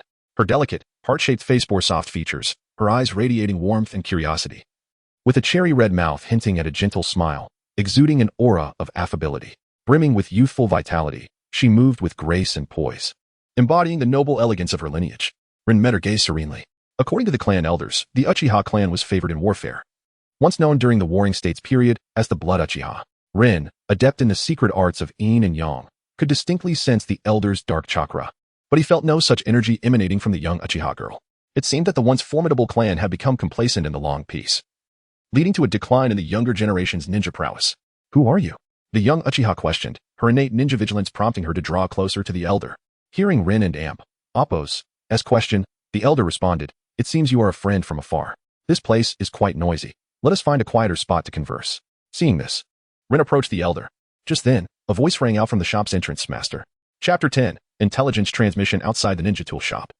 Several ninjas adorned with the forehead protectors of the Hidden Leaf Village pushed their way past the bargaining ninjas and merchants, entering the establishment. Yuri Rin realized that this encounter was not the result of meticulous planning, but rather a serendipitous meeting. At this moment, the intelligence was still in her possession. And if she were to unilaterally disclose it, not only would she fail her mission, but she would also heighten the risk of its failure. Although the rendezvous had proceeded smoothly, to ensure the successful completion of her task, Yuri Rin resolved to postpone the meeting. The intelligence she held was crucial to the lives of both her village and her family and Appo's main forces. Thus, taking any risks was out of the question. If the ninjas from the Leaf were to detect any anomalies, given her current strength, her fate would be sealed. Yuri Rin surveyed her surroundings. The merchants engaged in trade and the ninjas remained undeterred by the arrival of the Leaf ninjas, continuing their transactions with fervor. In light of this, she activated the Yin Release, Dreaming technique. With a single hand seal, she reached out to touch a nearby unfamiliar ninja. This technique was derived from the renowned Bloodpool clan of the Land of Thunder. During the Warring States period, a daughter of the Bloodpool clan was married into the noble family of the Land of Thunder as a concubine. Subsequently, out of jealousy, the legitimate wife falsely accused her of being involved in the death of the lord, entangling her in the political strife over succession. The newly ascended lord, seeking to solidify his position, eliminated rivals by commissioning the Uchiha clan to exile the Bloodpool clan to Hell Valley, where they would be kept under constant surveillance. The Bloodpool clan possessed a bloodline limit known as the Blood Dragon Eye, which granted formidable hypnotic abilities, capable of immobilizing individuals and stripping them of self-control, even surpassing the hypnotic prowess of the Sharingan. The Yuri clan, having seized a portion of this legacy while striking down the fallen, developed the Yin Release, Dreaming technique, allowing the subject to enter a dream state temporarily, with their body unconsciously manipulated by the practitioner. Regrettably, Yuri Rin's mastery of Yin Release was still in its infancy. She had to rely on her physical form as a medium to channel Yin Release chakra. Dai Uchiha. The unfamiliar ninja bellowed as he activated the explosive tags affixed to his person, lunging towards the entering ninjas. The surrounding ninjas were thrown into disarray, scrambling to evade the impending danger. The force of the explosion toppled the shelves within the shop, debris scattering in all directions. The ninjas were buffeted by this overwhelming force. Some hurled against the walls, while most managed to escape in the nick of time. Uchiha Shana swiftly shielded a small girl behind him, erecting an earth flow wall to absorb the shockwave. Amidst the thickening smoke, Yuri Rin seized the opportunity to stealthily exit the ninja tool shop, preparing to seek another chance. The visiting ninjas from the Leaf bore the brunt of the attack. However, the controlled ninja had limited abilities and posed little threat to them. Uchiha Shana, how are things on your end? We are unscathed. What is happening? It may be an assault by a rival ninja clan. Given the lack of subsequent attacks, it appears to be an unplanned incident. I did not detect any anomalies here, as this is, after all, the land of hot water. We should report the situation to the village accurately. The accompanying Leaf ninjas initially intended to disperse for investigation, but upon hearing the words of the leading jonin from the Uchiha clan, they silently withdrew. Since the inception of the First Great Ninja War, the 5 great nations and their subordinate ninja villages had absorbed countless smaller clans and villages. While they enjoyed relative safety within their own territories, the buffer nations were rife with wandering ninjas akin to stray dogs, making attacks a frequent occurrence. As the number of annexed small nations grew, the remaining buffer nations paradoxically flourished economically. Merchants, backed by aristocrats and ninja clans, preferred conducting transactions in these buffer states to evade taxation by the bureaucrats of the great nations, fostering mutual trust in their dealings, as no one would turn down the opportunity to earn more. Taking into account Uchiha Shana's prowess, Yuri Rin made a mental note of the chakra signature of the small girl accompanying him, utilizing her sensory abilities from a distance to keep track of the Leaf ninjas' movements. As night fell, officials from the Land of Fire convened at the Consulate in the Land of Hot Water. The Consulate's security was typically entrusted to samurai from the Land of Iron, as conflicts between ninjas generally did not involve civilians, especially not the nobility. The vicinity was primarily inhabited by wealthy merchants and noble bureaucrats from the Land of Fire. Even bounty hunters from the ninja world rarely caused disturbances here. for no one would wish to offend their benefactors, as it would only invite trouble upon themselves or their organizations. The Leaf Ninjas were currently residing within the Consulate. At this moment, the majority of the Leaf Ninjas executing their mission had already retired for the night, while the sentinels on duty remained vigilant in their posts. Yuri Rin scanned the surrounding environment of the Consulate, contemplating her method of infiltration. The most convenient approach, of course, would be to simply knock on the door and enter. By utilizing the emblem at the entrance, she easily infiltrated the residence of a merchant from the Land of Frost. The noble family and aristocratic factions of the Land of Frost had already aligned with the Land of Thunder, allowing Yuri Rin to effortlessly acquire the necessary identification through illusionary techniques. Simultaneously, she employed her identity as a citizen of the Land of Thunder to pay a servant within the affluent household to deliver her calling card to the Consulate. Meanwhile, in the room where the Uchiha clan was resting, the atmosphere was tense. The dim light cast elongated shadows of the seated Uchiha members around the table. Uchiha Shana was engaged in a discussion with Uchiha Shikaku regarding the attack earlier in the day. Shikaku, what exactly transpired? I find it hard to believe you were negligent enough to overlook even a mere lower-ranked ninja's assassination attempt. Uchiha Shikaku pressed, his brow furrowed in concern. That is simply the situation. There is no need to dig deeper, Uchiha Shana responded calmly. If the village were to investigate, such an obvious oversight before he could finish. Uchiha Shana interjected. If the village were to investigate, then Hashirama Senju would no longer need to serve as Hokage. They might as well dispatch all the ninjas from the village to solve the case. There are always minor hiccups when undertaking missions, especially those abroad. You are being overly concerned. The two exchanged barbs, neither willing to yield. Just then, a series of knocks echoed through the room. Instantly, the two fell silent, instinctively closing their mouths in unison.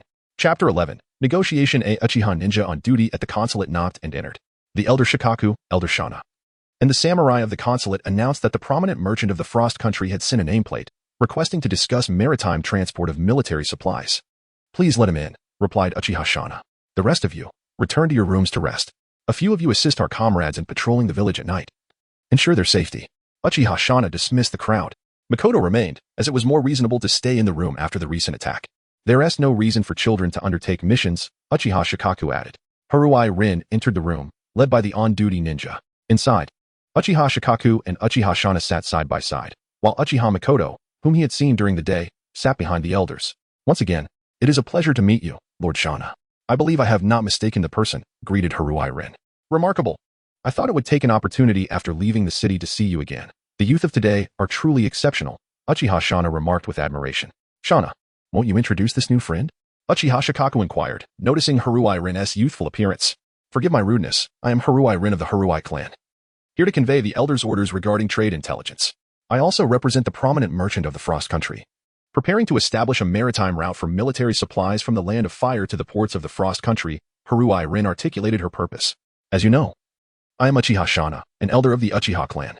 This beside me is also an elder, Uchiha Shikaku, Uchiha Shana introduced. The Uchiha girl behind them leaned forward and greeted Haruai Rin softly. I am Uchiha Makoto, the niece of Lord Shikaku, accompanying my elder for learning. Her demeanor was impeccable, exuding the elegance of a noble rather than that of a ninja. Haruai Rin returned the courtesy. So, Lord Shana, this contains intelligence from the Haruai clan, detailing the imminent raid operations and advancing routes of the Land of Lightning, set to commence in 3 days. In exchange, we hope you can provide information of equivalent value, maintaining the mutual trust between the Haruai and Uchiha clans that has endured for a century. Uchiha Shikaku was taken aback by the information, unable to believe that the Haruai clan would directly betray the highest interests of their village, while Uchiha Shana agreed to the exchange. This could only imply that Uchiha Shana was prepared to betray the border defense forces of Konoha. Shana, have you lost your mind? If such treason is discovered, our entire clan would face annihilation. Uchiha Shikaku whispered urgently. Come now, don't be so alarmed, Shikaku. The descendants of the Blood Alliance are watching. Lord Madara has already committed treason once, and didn't our clan continue to thrive afterward? It is precisely because we are the kin of traitorous ninjas that Senju Tobarama assigned us to the Land of Water for missions, and sent most of the clan and Appos, registered ninjas to the border near the Land of Lightning, forcing us to battle our former allies, the Haruai clan. Uchiha Shana emphasized. When the clan leader betrayed us, the clan did not follow Lord Madara. Lord Hashirama personally acknowledged our clan and Appos' loyalty. It is for this reason that we have enjoyed over a decade of peace, is it not? Uchiha Shikaku countered. Senju Hashirama is dead. Do not forget how he died. He was gravely injured by the previous Uchiha clan leader before passing.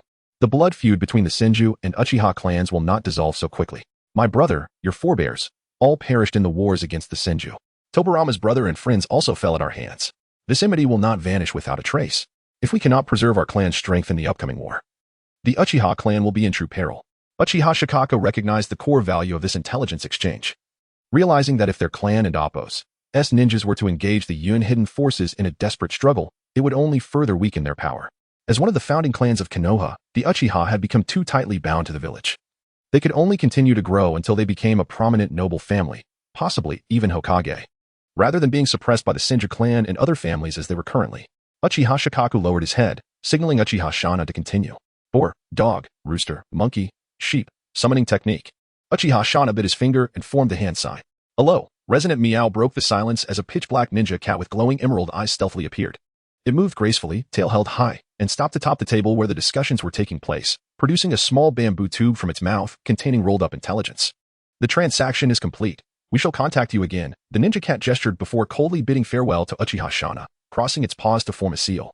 With a poof, it vanished in a puff of smoke. Haruai Rin opened the bamboo tube and quickly scanned the intelligence. It recorded the composition of Konoha's border defense forces and several material storage points, but in comparison to the vast number of ninjas, the supplies were evidently insufficient. The Land of Fire was much wealthier than the Land of Lightning. Resources could not be lacking, indicating that this intelligence was flawed.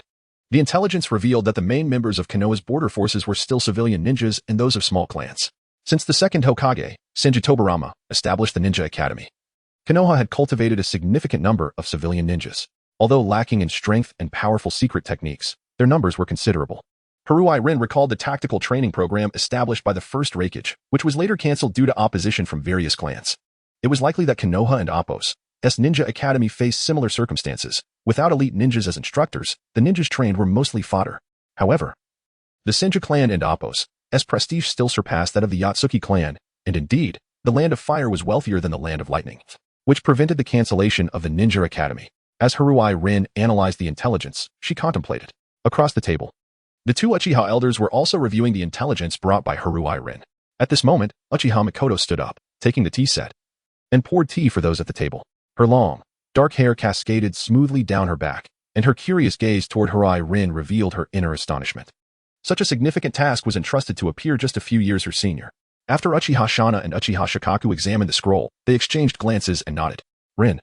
The Haruai clan holds considerable influence in the village of Yun, as evidenced by the thoroughness of this intelligence, Uchiha Shana remarked.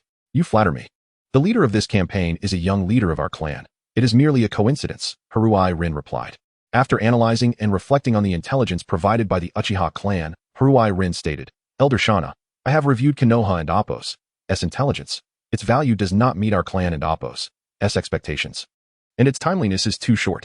While it may ensure victory in the first battle and effectively reduce the casualty risk for our clan's ninjas, the unpredictability is too great. First, the absence of material storage points is evident. If our clan's ninjas manage to breach the defense lines in the first phase, but are unable to destroy the supply points in time, Konoha and Appos' reinforcements could arrive and resupply at secret points, leading to significant casualties during the retreat. Secondly, Konoha and Appos' border forces cannot consist solely of defensive units at the borders. The internal reinforcements in the Land of Fire remain unclear, posing a substantial risk. This does not reflect the caliber of the Uchiha clan. Uchiha Shana pondered for a moment before replying. Since Lord Madara's defection, the Uchiha clan has been viewed with suspicion within the village. I have only been able to gather this information. Upon hearing this, Uchiha Shifong, who stood nearby, added, I have some knowledge of the village's strategic combat plans. One of my juniors, Uchiha Q, is a disciple of the second Hokage and a true believer in the will of fire. Allow me to elucidate the overarching defensive strategies of Konoha. While this pertains to the strategic level of deployment, it should also alleviate your second concern. Konoha is presently unable to mobilize additional reinforcements. Chapter 12. Night Talk. Uchiha Shifong took a sip of tea and continued. Since the death of the first Hokage, nations have begun to expand outward, and Konoha is no exception. As the Land of Fire encroaches upon the territories of other great nations, conflicts have become increasingly frequent. Following the establishment of the Ninja Academy by the second Hokage, many commoner ninjas were recruited, enriching the village's manpower and thereby enhancing ties with neighboring countries. Our current endeavor in the Land of Hot Water is to gain the favor of its daimyo and secure an alliance. However, it appears that the actions of Kumogakure have been swifter, as the Land of Frost has fully aligned itself with the Land of Hot Water, indicating that certain nobles in the Land of Hot Water, who have cultivated relations with the daimyo of the Land of Frost, have also turned towards the Land of Lightning. In summary, Konoha categorizes the ninjas beyond its borders into 5 factions, corresponding to the 4 great nations that pose the greatest threats.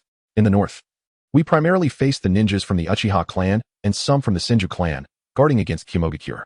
To the southwest, our main adversary is Sunagakure. Given the smaller number of sand ninjas and the vastness of the Land of Wind, we adopt a passive defense strategy, relying mainly on commoner ninjas and those from smaller clans. To the east, near the Land of Fire, we find our ally, the Land of Whirlpool, where the presence of Yuzushio village serves as a watchtower against Kirigakure in the Land of Water.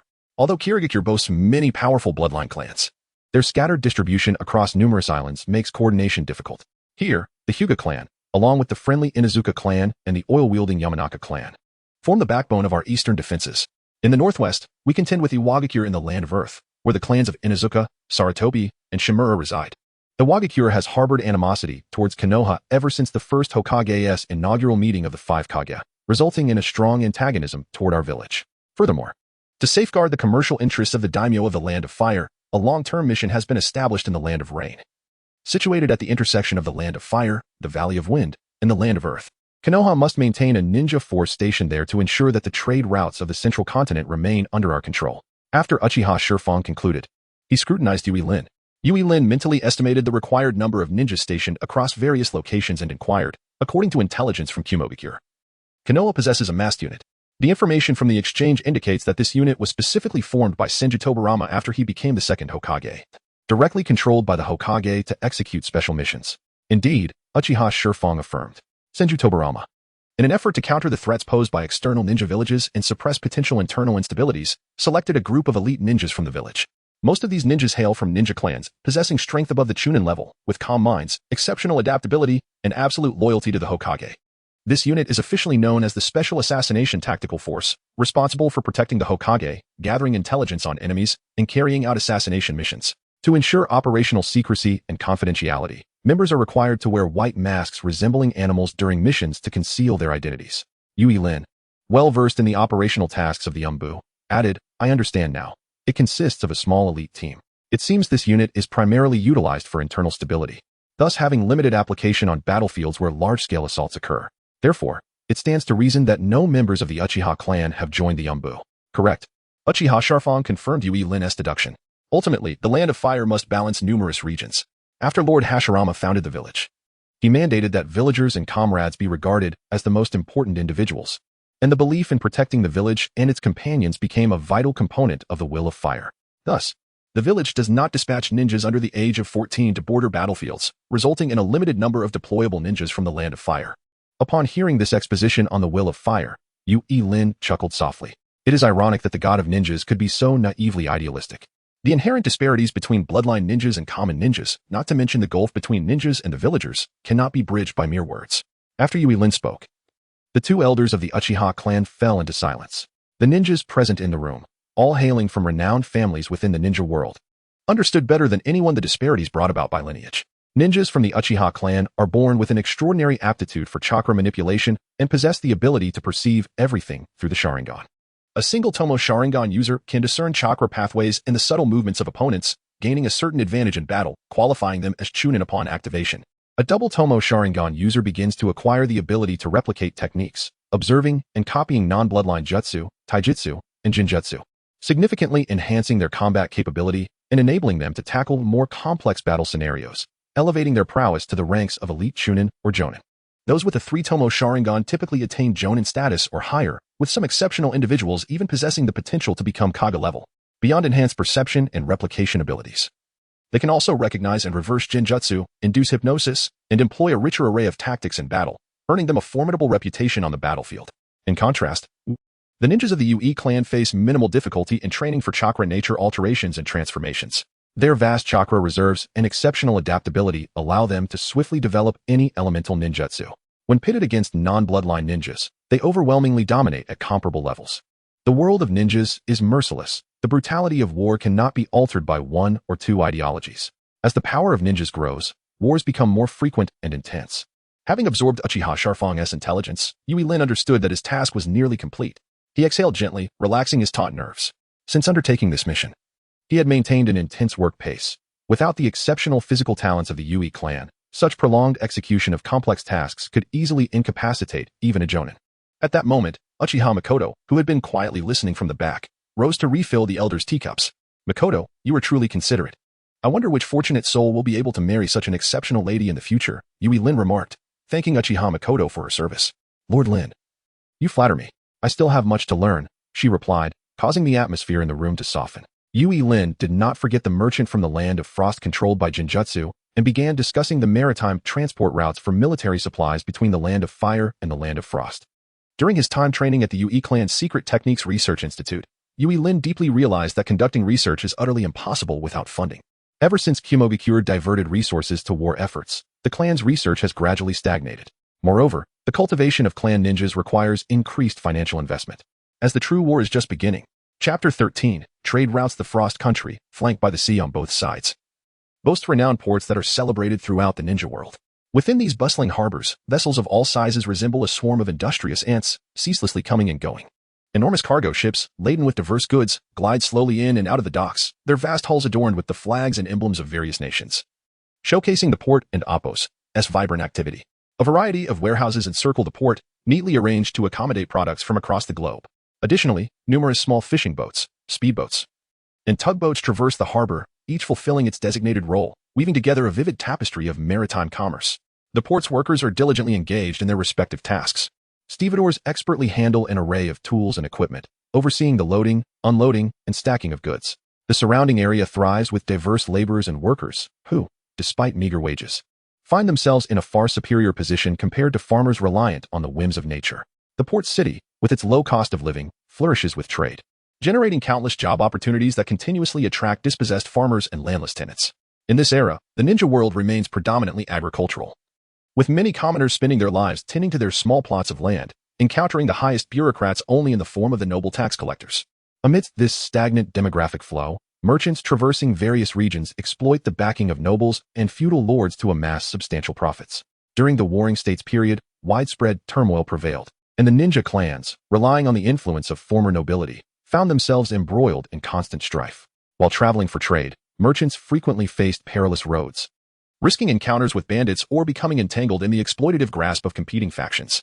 In such times, it was common for merchants to hire familiar ninjas, leveraging their reconnaissance skills to gain insights into potential dangers, market conditions, and political climates along their routes, thereby facilitating better planning for their commercial endeavors. Moreover, the combat prowess of these ninjas ensured the safety of merchant caravans, safeguarding both goods and personnel in treacherous environments, ultimately maximizing commercial gains. However, small merchants lacking political connections or stable foundations often relied heavily on the patronage of nobles and feudal lords, thus falling victim to their exploitation. This seemingly prosperous yet fundamentally decayed era saw economic development severely distorted by political power, resulting in a chaotic market order. Commercial activities, which ought to propel economic prosperity, degenerated into a means for feudal lords to accumulate wealth. The relationship between the lords and the ninja clans grew increasingly intimate, often resulting in long-term lucrative contracts issued to the ninja clans, which, in turn, became an unregulated privileged class within their respective nations. The lords, allied with powerful ninja factions, consistently suppressed the growth of merchants. For ordinary traders aspiring to survive and flourish in such a hostile environment, success seemed almost insurmountable. The lords, recognizing the wealth held by merchants, viewed them as mere instruments to be exploited. Initially, they would extend small favors, such as providing insider information to aid merchants in outmaneuvering competitors or offering leniency in policy enforcement. Under the protection of bureaucracy, merchants gradually began to prosper, accumulating wealth akin to well-fed livestock, only to find themselves ultimately exploited once they had amassed sufficient resources. Hanori Rin recognized this dynamic and thus chose the Frost Country's merchants, hoping to transform them into a short-term economic lifeline for her clan. Yet, relying solely on force would yield only temporary gains, as a clan with a legacy. The Hanori family could not afford to tarnish its reputation so cheaply. Therefore, forging a new arms trade route through collaboration with the Uchiha clan became paramount. The Frost Country's lord had pivoted entirely towards the Lightning Country, meaning that any grievances raised by Frost Country merchants could only be directed at their own lord, effectively reducing the risk of accountability from the Cloud Village. From prior discussions, it was evident that the Uchiha clan still held commercial influence in the Fire Country, albeit facing significant exclusion within the village, making them an ideal partner. Elder Shana and Elder Shikaku, though this negotiation regarding the arms trade route was merely a supplementary task, were well aware of the vast profit margins involved. After all, selling arms during wartime is akin to peddling sustenance during a famine. We do not oppose trade, but engaging in transactions with enemy nations during wartime may come with considerable premiums, cautioned Uchiha Shana, a seasoned ninja from the Warring States period, fully aware that, in the eyes of the lords, the so-called laws and edicts were not designed to constrain themselves. The pricing is a matter for those who provide the funds to deliver it. Hanori Rin replied, that is the nature of commerce, as long as there are buyers, whether for weapons or any other contraband. The goods will find their way into the hands of those willing to pay. Since the establishment of the ninja village system, the development of nations has become intricately linked with the strength of the ninja villages. In the initial stages of the First Ninja World War, each small ninja clan eradicated by the villages expanded the markets for the 5 great nations' lords. With each country annexed, the lords increased their revenue.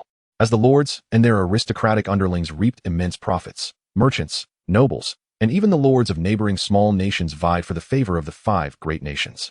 At this juncture, the lords of the 5 great nations found themselves at the zenith of their power. Having tasted the fruits of prosperity, the lords continued to amplify their backing of the ninja villages, which received an unending flow of war funds.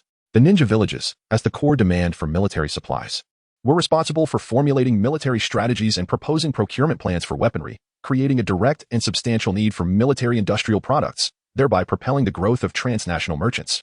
Transnational merchants, possessing the acumen for organizing trade routes and operations, leveraged their alliances with the lords of the 5 great nations to invest in small countries, enhancing their unified value by amalgamating with the power echelon. This dual strategy not only mitigated the risk of exploitation by the lords, but also provided the ninja villages with a comprehensive array of products and services, ranging from weaponry to logistical support. Through legislative measures and taxation, the lords and aristocrats bolstered the commercial activities of transnational merchants while simultaneously expanding their spheres of influence and solidifying their familial dominion. Thus, a colossal military interest conglomerate, comprised of lords, nobles, merchants, and ninja villages, began to take shape across the nations. At this moment, a significant figure arrived at the tactical command post of the Cloud Village in the Frost Country. Chapter 14. Division of Interest at the frontline command post of the Frost Country's Cloud-hidden tactical forces. The underground bunker is adorned with expansive military maps. These maps, marked with an array of colorful lines and symbols, delineate the troop deployments, positions, and marching routes of both allies and adversaries. The once cluttered conference table, filled with documents, intelligence materials, and operational drafts, has been meticulously cleared. The ground is immaculately clean and covered with opulent carpets, while flags symbolizing the noble status of the Frost Country's lord line the pathways. The sentinels at the entrance and along the thoroughfare have been replaced by elite ninjas and samurai of the Frost Country, clad in uniform attire and heavy armor, their expressions stern and resolute. In the distance, a grand procession approaches, led by a samurai bearing a flag to clear the way, followed by attendants carrying various items of the lord, such as seals symbolizing authority and ceremonial artifacts of the clan. The lord himself is seated in a splendid palanquin, borne by sturdy attendants, adorned with exquisite carvings and silk that reflect his esteemed status. Upon recognizing the emblem on the flag, Yui-suk understands that the lord of the Frost Country has arrived in person. Although the Frost Country is relatively small, the bond between its lord and that of the Lightning Country is robust, bolstered by prosperous trade and economic strength. The common ninjas display a respectful demeanor, mostly averting their gazes from the lord's eyes, greeting his presence with humility. The clan ninjas, descended from the ninja lineage, observe silently. The lord's attendants lift the curtain of the palanquin, and alongside the Frost Country's lord, Elder Iwayama, a close aide of the First Lord, steps out. This must be Lord Yui-suk, a distinguished figure of the Yui clan, whose reputation in the ninja world is indeed resounding, he states candidly. The Frost Country shall also partake in this war. I have persuaded the nobles and merchants within my domain to fully support your advance, and the necessary supplies are en route. Upon dismounting, the Frost Country's lord exchanges only a brief greeting with Yui-suk before entering the command center. He takes a seat at the head of the conference room, articulates his demands, and departs the camp. Yui-suk acknowledges and observes as the lord gradually exits the premises. Elder Iwayama then guides Yui-suk back to the conference room. I have concluded discussions with the Frost Country's lord. This campaign will receive funding from them, and the village shall not oppose this matter, nor shall the various clans. Please, Suk, revise the original offensive plan and initiate the advance. Elder Iwayama states once they return to the meeting room. Why the sudden urgency? As the frontline commander, I must be privy to the intricacies, Yui-suk replies. It is simple. News has arrived from the Hot Water Country regarding the appearance of Uchiha clan ninjas. The lords of the Frost and Hot Water Countries have historically been at odds due to economic disputes. Yet a prominent noble at the Hot Water Country's border is the son-in-law of the Frost Country's lord. Rumors suggest that the Hot Water Country's lord may lean towards the Leaf Village, thereby seeking support for the war against Cloud Hidden Village, promising to share 30% of the spoils after victory. Is this intelligence reliable? If so, our invasion plans must be adjusted. Yui-suk expresses his astonishment. Of course, it is not accurate. Nobles understand little of intelligence, relying on hearsay from some courtesan. But that is inconsequential. What matters is that the Frost Country and Appos' lord is willing to allocate 18 billion Ryo for this conflict. 18 billion Ryo. That could suffice to conquer the entire Hot Water Country. Though Yui-suk hails from a noble family, he has never encountered such staggering figures. Forget that you are of the younger generation. Unacquainted with the affairs of the lords, Elder Aoyama continues. Let me impart this wisdom. When serving a lord, one must understand the source of their funding. This time, the Frost Country's lord is financing the ninjas in the name of the state. The Frost Country's funding requires clever justification, rallying the nobles, collecting taxes, and imposing levies on the commoners. Only after the lord pays can the nobles be compelled to contribute. Once the nobles pay, the merchants must be coerced. And only then will the commoners be inclined to pay taxes and fulfill their obligations, lest they flee or the merchants go bankrupt, leaving the lord with no subjects to rule. Moreover, once victory is achieved, the funds from the lord and the nobles will be returned in full, while the merchants' and commoners' shares will be divided 70-30. Why only 70%? Yui Suk inquires. The hot water country thrives on tourism during wartime. A 30% share is not excessive. The 70% is theirs. Securing even the 30% hinges on the lord's favor. Whose favor? The Frost Country's lord's favor. Is it for his sake that we exert ourselves on the battlefield? Indeed. We have painstakingly established a ninja village and assembled a ninja army. Yet we must still curry favor with the lords and nobles. Must we also contrive justifications? Yes. Must we continue to appease those in power? Indeed. Is the village not reduced to begging? If you wish to put it that way, the village is indeed in a state of desperation. And many would wish to beg if given the chance. I am aware of the village's economic situation. Those with wealth hold the reins. During peacetime, one might be selective about missions, but there are no such options in wartime. I have endeavored for the village, reaching out to the elders of my clan, and have finally secured this opportunity. A lower share is only to be expected. In the eyes of the nobles, merchants, and commoners, Cloud Hidden Village possesses no legal rights or privileges. To the lord, the village is merely begging for alms. Upon hearing this, Yui Suk falls silent. Recognizing that the system of national and village governance constrains the development of the ninja village, as the interests of the state inevitably overshadow those of the ninjas. Although the Frost Country is modest in size, it maintains strong ties with the Lightning and Water countries, boasting a favorable geographical position and robust economy, making it an attractive ally for the Lightning Country. Regardless of the strength of the ninja village, it must adhere to the strategic needs of the Lightning Country. Commander. The captains of each unit have arrived, a voice reports, summoning the tactical forces to the conference room. Yui Suk vacates his position as Elder Aoyama rises to address the assembly regarding the funding from the Frost Country's lord and the necessity for an early deployment. Lord Aoyama. The tactical unit's operations require the approval of the Reikage. What justifies such haste? A wounded ninja interjects, perhaps indicating that preparations for the advance were not properly organized. The First Lord is currently in the village. In this matter, I represent the Shadow. Elder Aoyama declares, striking the table with sufficient force to create a substantial dent. The tactical ninjas fall into a hushed silence, their expressions a mix of discontent and resignation, yet they recognize the necessity of compliance with the order. We shall depart on time tomorrow. Those who disobey will face military justice. Yui Suk adds. The ninjas exchange glances before ultimately acknowledging the command and departing. Once they have left, Yui Suk approaches Yui Yuka, presenting a blank order and instructing, once the troops mobilize, command of the campaign shall be in my hands. After the operation, relay my orders to revoke the oversight duties of Yui Hade and Yui Gitsu, allowing them to ostensibly join the raiding unit while continuing their clan tasks, ensuring they come to the aid of Yui Rin. Chapter 15. The rapid march as dawn broke the following day, shrouded in a dim light. The first squad of the tactical forces was poised for action. The various clans of ninjas commenced their preordained march across the border of the Land of Frost, heading towards the Land of Water. Ahead of the procession, reconnaissance ninjas flitted through the woods like phantoms, their forms barely perceptible. Sensory ninjas had already infiltrated the Land of Water, with intelligence reporting that Takigeki remained vigilant, ever attuned to their surroundings, alert to any potential threats. At the first sign of abnormality, they would swiftly signal, prompting the entire unit to adopt a state of heightened alertness. The ninja army advanced with relentless momentum, while the ninjas stationed at the border of Takigeki had opted not to fulfill their duties. By the time the ninjas from Kumogakure approached them, they had already negotiated terms of surrender. Takigeki, known as the village that had forgotten war, was also referred to as the Village of Peace, a collective of ninjas seemingly content to idle away their days. This highlighted the grave misjudgment of the daimyo of the Land of Frost. A buffer state between great powers would not easily choose sides in uncertain times. Leading the charge was Yuri Sok, whose gaze was fixed intently ahead, issuing commands based on the intelligence relayed by the spies. The ninjas in the formation moved with urgency and strength, their breaths heavy yet synchronized. Sweat streamed down their cheeks, yet none faltered in their stride. The elite ninja army, composed of familial ninjas, exhibited exceptional discipline and execution as they traversed the Land of Water. Any wandering ninjas or patrolling samurai who fell within the sight of the advancing force were swiftly dispatched, their bodies left unceremoniously by the roadside. At that moment, Yuri Rin had just awakened in the consul's guest room, playing the role of a merchant who had stayed over after negotiations.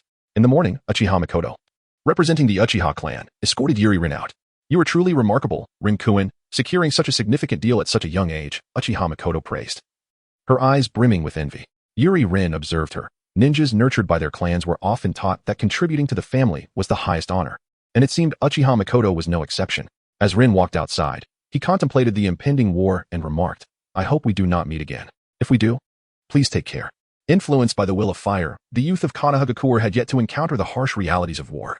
But Yuri Rin understood that this was merely a fleeting illusion. Upon exiting, he refrained from utilizing chakra to maintain his cover and planned to hitch a ride on a fortunate carriage. Just then, a surge of chakra rushed towards the Konoha Consulate. As an injured ninja raced into the building, instantly the atmosphere grew chaotic. Yuri Rin shielded the curious crowd before him, peering towards the entrance. Indeed, Uchiha Shana approached.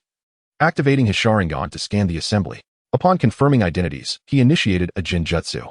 Yuri Rin did not impede the infiltration of the ocular technique and Appo's chakra. He was confident in his ability to dispel the illusion at will. The Umbu reported that a large contingent of the Lightning Country's ninja army was advancing. Uchiha Shana promptly dispelled the Jinjutsu, and upon receiving the news, Yuri Rin blended into the crowd. The Konoha ninjas within the consulate began to mobilize. At that moment, Yuri Rin exited the city with critical information. Merchants and fleeing citizens were hastily departing the thriving metropolis, distant explosions of explosive tags resonating in the air. The denizens of the Land of Water had long anticipated the arrival of war. However, the ninjas were ill-prepared, let alone the common folk. Wealthy merchants with connections sought refuge within the opulent estates of the city, hoping to avert disaster by sacrificing their riches. Nobles from other nations rode forth. Banners of their clans raised high, escorted by samurai along the main roads to evade misjudgments from both warring factions. The merchant routes of the Land of Water were crowded with fleeing masses. People jostled and pushed, striving to escape a nation on the brink of becoming a battlefield. Crops in the fields were trampled and set ablaze by the explosions, only to be extinguished by the hasty feet of the fleeing populace. The charred earth emitted wisps of smoke, bearing witness not only to the ninjutsu, but also to the devastation wrought by the detonations. Occasionally, lifeless bodies lay scattered by the roadside. Some were unfortunate civilians caught unawares, alongside fallen ninjas. The blood, still fresh, attracted crows that circled above, awaiting the moment when human activity ceased to feast. Flies buzzed above the corpses, and the air was thick with the acrid scent of burnt rice. The bodies had yet to decay, instead exuding a peculiar aroma that starkly contrasted with the grim surroundings. Not far off, the vanguard reconnaissance unit of the Kumogakure tactical forces dispersed into smaller teams, encircling the city. Yuri Rin retrieved a forehead protector bearing the emblem of Kumogakure and secured it to his left arm to signify his identity. On the main road, disguised ninjas were continuously uncovered by the sensory ninjas of the vanguard reconnaissance unit, the sounds of shuriken flying and explosive tags detonating reverberating through the air. Fleeing merchants and civilians were used as cover for the retreat, yet the Lightning Country's forces showed no mercy. The brutality of war allowed no compassion for those executing their orders. Yuri Rin donned a form-fitting black suit, masked his face, and readied his ninja tools, concealing himself within the trees by the roadside to utilize sensory ninjutsu, seeking to ascertain the battlefield's condition. The situation on the battlefield was overwhelmingly one-sided, as the advanced reconnaissance unit, having infiltrated and prepared, swiftly pursued any exposed wandering ninjas and Konoha ninjas. They held a distinct advantage in both numbers and strength. This unit was tasked with terrain reconnaissance and battlefield concealment, serving as the eyes and ears of the ninja army. Its core value lay in leveraging information superiority to mitigate battlefield uncertainties, providing essential support for command decisions, typically composed of multiple small teams. They were responsible for covert infiltration to gather critical intelligence regarding enemy troop deployments, defensive fortifications, and supply lines. The current mission aimed to identify enemy intelligence personnel, obscure battlefield information, and secure time for the main forces to advance. Yuri Rin silently calculated the time. The first squad, led by Yuri Sok, was at most half a day away. Considering that Konoha had already received intelligence, the border defense forces would have a maximum of 1 day's response time. He needed to relay the information swiftly and coordinate with the reconnaissance unit to disrupt Konoha's border defenses. If the infiltration was rapid enough, even a day might not suffice for the enemy to relocate their supplies as needed. Suddenly, several shuriken flew from the throngs of fleeing people towards Yuri Rin. As a group of ninjas charged at him with furious shouts, Yuri Rin deftly sidestepped, drawing his ninja blade to deflect the projectiles. The sound of metal clashing echoed as the shuriken fell to the ground, revealing the foolishness of those who had unwittingly exposed themselves as infiltrators. Die, you wicked brat of Kumogakure! The ninja shouted, seemingly incensed by his words, charging at Yuri Rin with short swords in disarray. Alas, as their blades struck, Yuri Rin's form transformed into a black fluid, the activated shadow chakra splattering onto the ninjas, triggering the ninjutsu, shadow dream technique, momentarily freezing them in place. Yuri Rin swiftly descended to the ground, unleashing a fire jutsu that reduced the ninjas to cinders. The commotion of the skirmish drew the attention of the Vanguard Reconnaissance Unit. A ninja with a distinctive pale yellow hair, dark skin, and a muscular build rushed forward, flanked by his squadron. Which clan do you belong to, Brad? You have been summoned. Remove your mask. Are you unaware that we are currently executing a cleanup mission? Upon hearing the blunt command and arrogant demeanor, Yuri Rin recognized him as a young ninja from the Uzuki clan, likely the leader of the reconnaissance unit. Your mission has failed. The Umbu of Konoha has already delivered the message to the Consulate of the Land of Fire in the neighboring border city. Your rank does not entitle you to summon shinobi, and a failure has no right to issue commands. I still have an assignment that requires the positions of the main forces, replied Yuri Rin. The ninjas of the Yatsuki clan fell into silence, perhaps realizing the oversight in their mission. Their previous frantic actions outside the city were merely an attempt to capture any remaining fugitives, a desperate remedy for their earlier defeat. Before the silence could linger, an observing ninja stepped forward to relay the positions of the main forces. Upon witnessing this, Yuri Rin vanished in an instant, leaving a group of ninjas exchanging perplexed glances. Chapter 16. All in on the march. Yui Lin hastily made her way back and finally located the main force. After a brief exchange, she delivered the intelligence to Yu Izwajie. At that moment, the personnel in the command center were not stationed in the usual central position within the marching troops but were closely aligned behind the first squad, facilitating the commander's observation of enemy movements while urging the various units to advance swiftly. Yui Lin promptly reported the pertinent intelligence, and after a concise discussion, it was established that Yu Izwajie would oversee the frontline command of the tactical forces, aided by Elder Yu Yin dispatched by the village. Although his title was that of an assistant, Elder Yu Yin had occupied a high position since the village and Appos' inception and was a close friend of the first-generation Reikage. The ninja villages of various nations were relatively new establishments, and the clans that joined retained a strong sense of independence, resulting in a less rigid hierarchical structure within the village. If compelling decisions were not made during wartime, mere titles would not suffice to mobilize the ninjas. The command center swiftly convened a war meeting. Upon announcing that Konoha had received news of the attack, the captains of the various units exchanged glances, followed by a flurry of discussions. What is the reconnaissance unit doing? They receive so much in military compensation, yet 3 of them can barely catch one enemy. One squad leader voiced his frustration, but before he could finish, he felt a chilling glare. Elder Yu Yin shot a disapproving look at the squad leader and quietly remarked, "At this juncture, we must capitalize on the battlefield advantage created by the Vanguard Reconnaissance Unit, swiftly reach the borders of the Land of Fire, and secure advantageous terrain. We can then adjust our deployment based on the existing intelligence and dispatch infiltration units to execute the next phase of operations." I oppose, Yu Izwajie declared. The command center fell silent, all eyes turning towards him in surprise, not expecting discord between the commander and the elder at such a critical moment. After a brief pause, Yu Izwajie continued, "I oppose the idea of halting at the borders of the Land of Fire. Instead, we must launch a full-scale offensive and breach Konoha's border defense directly, as per the original plan." Elder Yu Yin hesitated momentarily and replied, "Isn't this a bit too extreme?" Without responding directly, Yu Izwajie elaborated, "All of you present were born in the Land of Lightning, correct? Need I elaborate on the conditions of our homeland? The peaks are steep, the terrain treacherous, and many areas are shrouded in mist year-round. We, who have grown amidst cliffs and deep valleys, came here to ensure a better life for our families, did we not? If we all had the fertile fields of the Land of Fire, where we could simply run errands and perform minor tasks, why would we tread the battlefield? It is precisely because Konoha occupies the prime lands that the citizens of the Land of Lightning must climb mountains, gather herbs, and hunt in stormy weather. While those of you present toil, yet receive meager compensation, am I wrong? Even if Konoha is aware of the intelligence, they will have little time to adjust their deployment.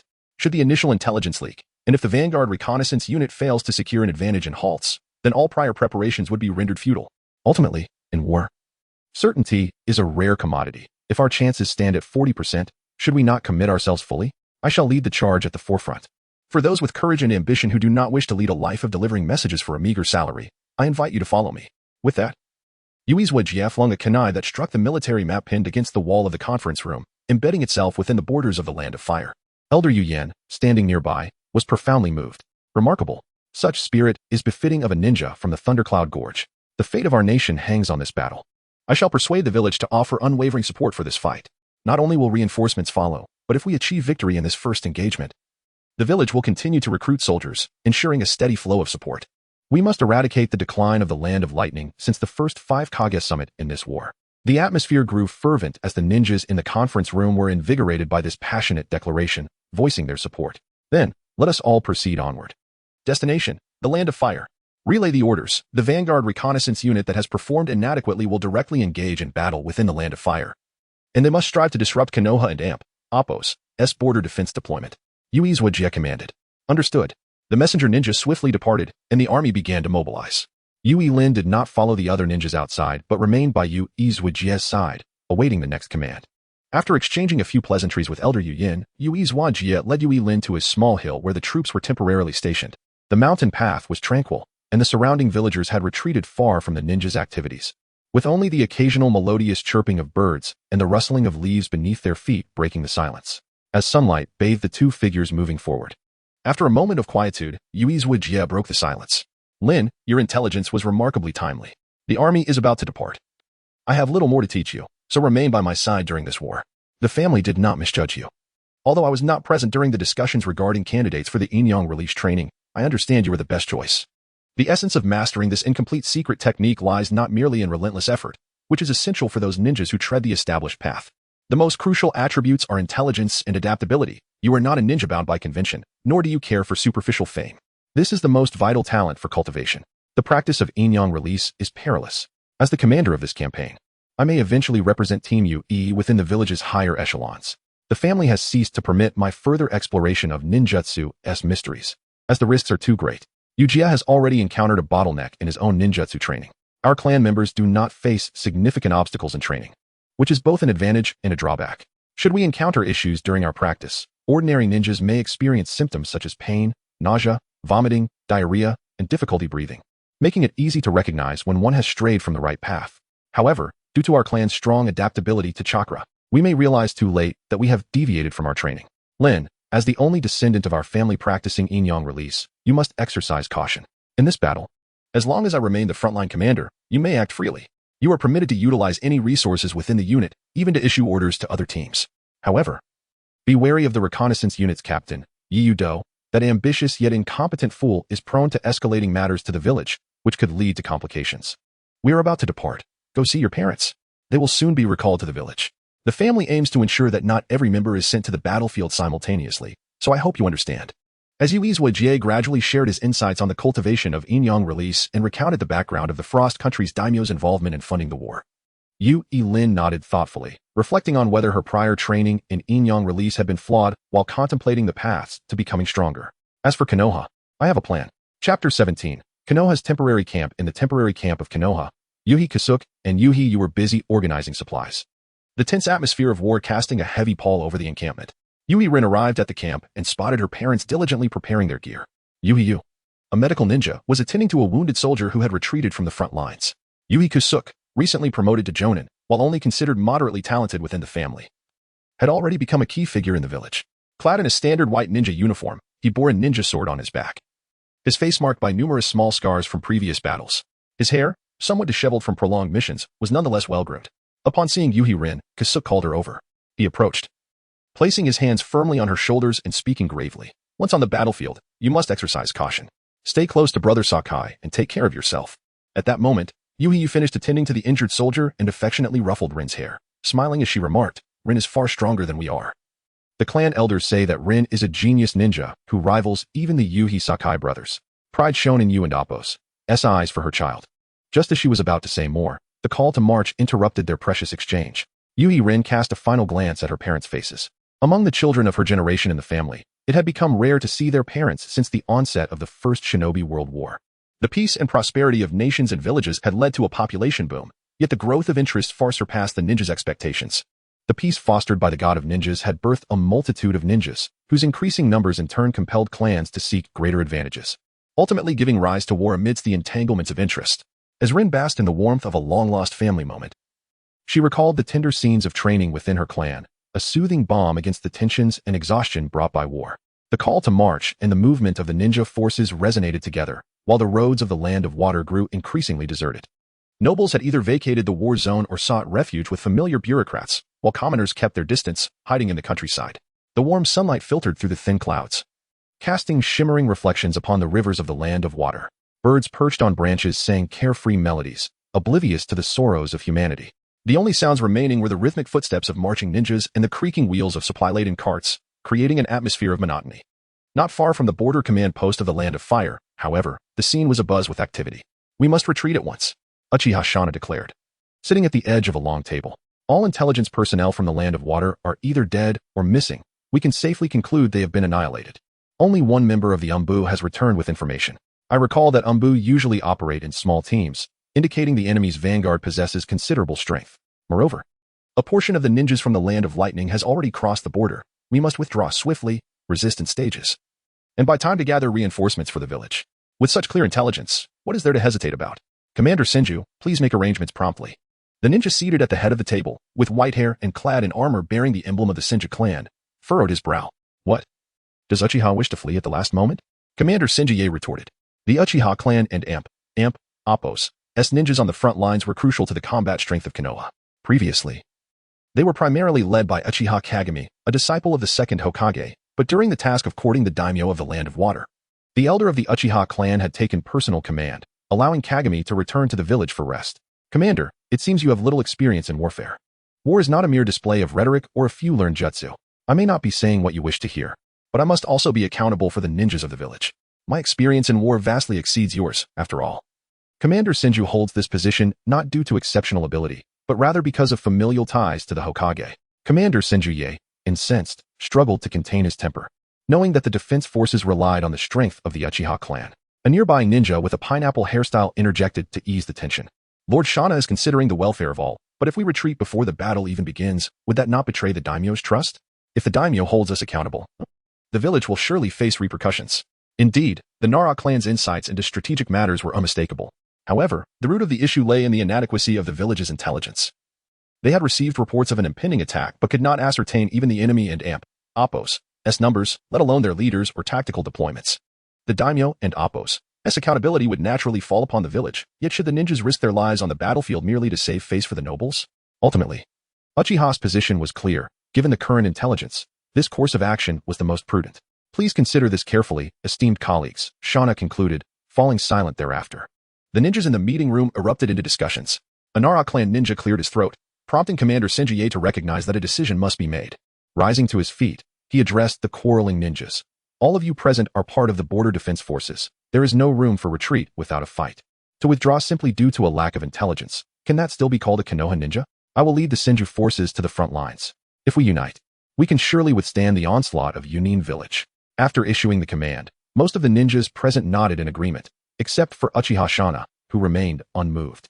Seizing the opportunity, a Nara ninja suggested, I propose we assign members of the Hyuga, Inazuka, and Aburame clans to various squads, while engaging in combat.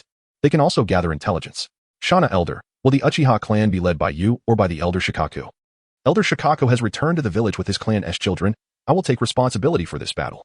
Commander Senju sighed upon hearing this. Uchiha Shana had always been dissatisfied with the Second Hokage's policies, and coincidentally, both the amicable Uchiha Kagami and Elder Shikaku were absent. Due to the ongoing conflicts between the village and the Uchiha clan, it was likely that the Uchiha would conserve their strength in this battle. The internal strife within the village was already affecting the war efforts on the front lines, filling Commander Senju with despair and diminishing the chances of victory. Thus, he spoke soothingly, the Uchiha clan should promptly select their defensive zones. I will stand at the forefront alongside my fellow villagers. Reinforcements will soon be dispatched from the village. I entrust this to you all. After bowing to those present in the meeting room, Uchiha Shana indicated several defensive zones. Discussions on battle deployment commenced, and due to the lack of intelligence, the focus would be on defending key transportation routes and vital supply centers. Some frontline ninjas had already engaged with the vanguard reconnaissance teams of Yunin village. Although Konoha enjoyed numerical superiority, continuous assaults hampered the movements of the ninjas. Throughout the meeting, intelligence reports of skirmishes involving the station ninjas at the border continually flowed into the conference room. After prolonged negotiations, the command post finally reached a consensus and issued operational orders. The medical ninjas of Konoha erected temporary tents and began to set up various medical tools and supplies. Making final preparations, the supply center established defensive barriers, with boxes of explosive tags and ninja tools dispatched to the front lines. By the time Konoha's ninjas completed their pre-battle arrangements, half a day had already passed. The sky was painted in vibrant shades of orange and red by the setting sun, with layers of purple-gray hues at the edges. Seizing the opportunity, the god of Konoha launched a counteroffensive, pushing Yunin and Appos' reconnaissance troops beyond the borders. Before long, Yayuedo, bearing injuries, encountered the approaching Yue Sokiai. Chapter 18, Battlefield 1 Report to Lord Eskai. Following the incursion of the Vanguard Reconnaissance Unit and their subsequent engagement with the Leaf Ninjas, the enemy has shown no signs of retreat and has instead organized a counterattack. The leading ninja bears the emblem of the Senju clan. The reconnaissance unit has suffered severe casualties, Should we withdraw to recuperate? Yayue-do, clad in a white ninja uniform, is singed and covered in dirt. With a simple medical bandage wrapped around his left arm, blood seeping through. What is the overall defensive posture of Konoha? Eskai, the Yuhi clan, has not authorized a retreat order but inquires about the intelligence. The Senju and Uchiha clans are deployed separately but have converged at the front line. Our forces are unable to penetrate, and the situation remains unclear. Understood. Order the severely wounded to withdraw and rest, while lightly injured reconnaissance ninjas are to be dispersed into various squads. The forces will be divided into two parts. I will lead the main assault against the Senju, while you will hold another group to delay the Uchiha. Once we create a breach here, the wounded may retreat, while others will withdraw and regroup with my unit to tear open the gap. Eskai commands. Yayue-do remains silent. His lips move slightly, but he refrains from speaking and nods in acquiescence. The hierarchy within the village is indeed harsh. Disobedience on the battlefield, regardless of the village, leads only to the path of a rogue ninja. As night slowly descends, Yuhi-Rin follows Eskai to the front line. The border of the Land of Fire has already been bombarded by explosive tags, with charred stumps scattered everywhere. The Vanguard reconnaissance unit has retreated from the front line to regroup, and Rin begins to suppress the flow of chakra, preparing to infiltrate the battlefield. Eskai and Yuhi Waiki don armor emblazoned with the Yuhi clan's insignia, leading the ninja forces. The sensory ninjas of Konoha detect the two early on. A white-haired ninja steps out from the formation, seemingly wishing to negotiate with Eskai.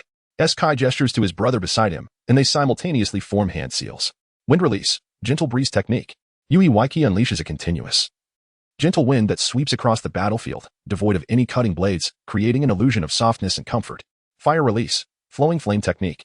Eskai exhales a torrent of crimson flames that coalesces with the wind, forming a wave of fire that surges toward the Konoha defenses. Prepare defensive ninjutsu. The Konoha ninjas are already in formation, and a water release ninja begins hand seals.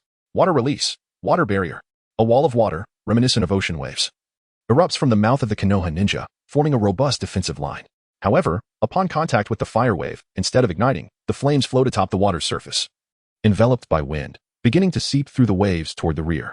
The conflagration erupts violently after bypassing the water defense, cascading down like a torrential downpour upon the Konoha ninjas.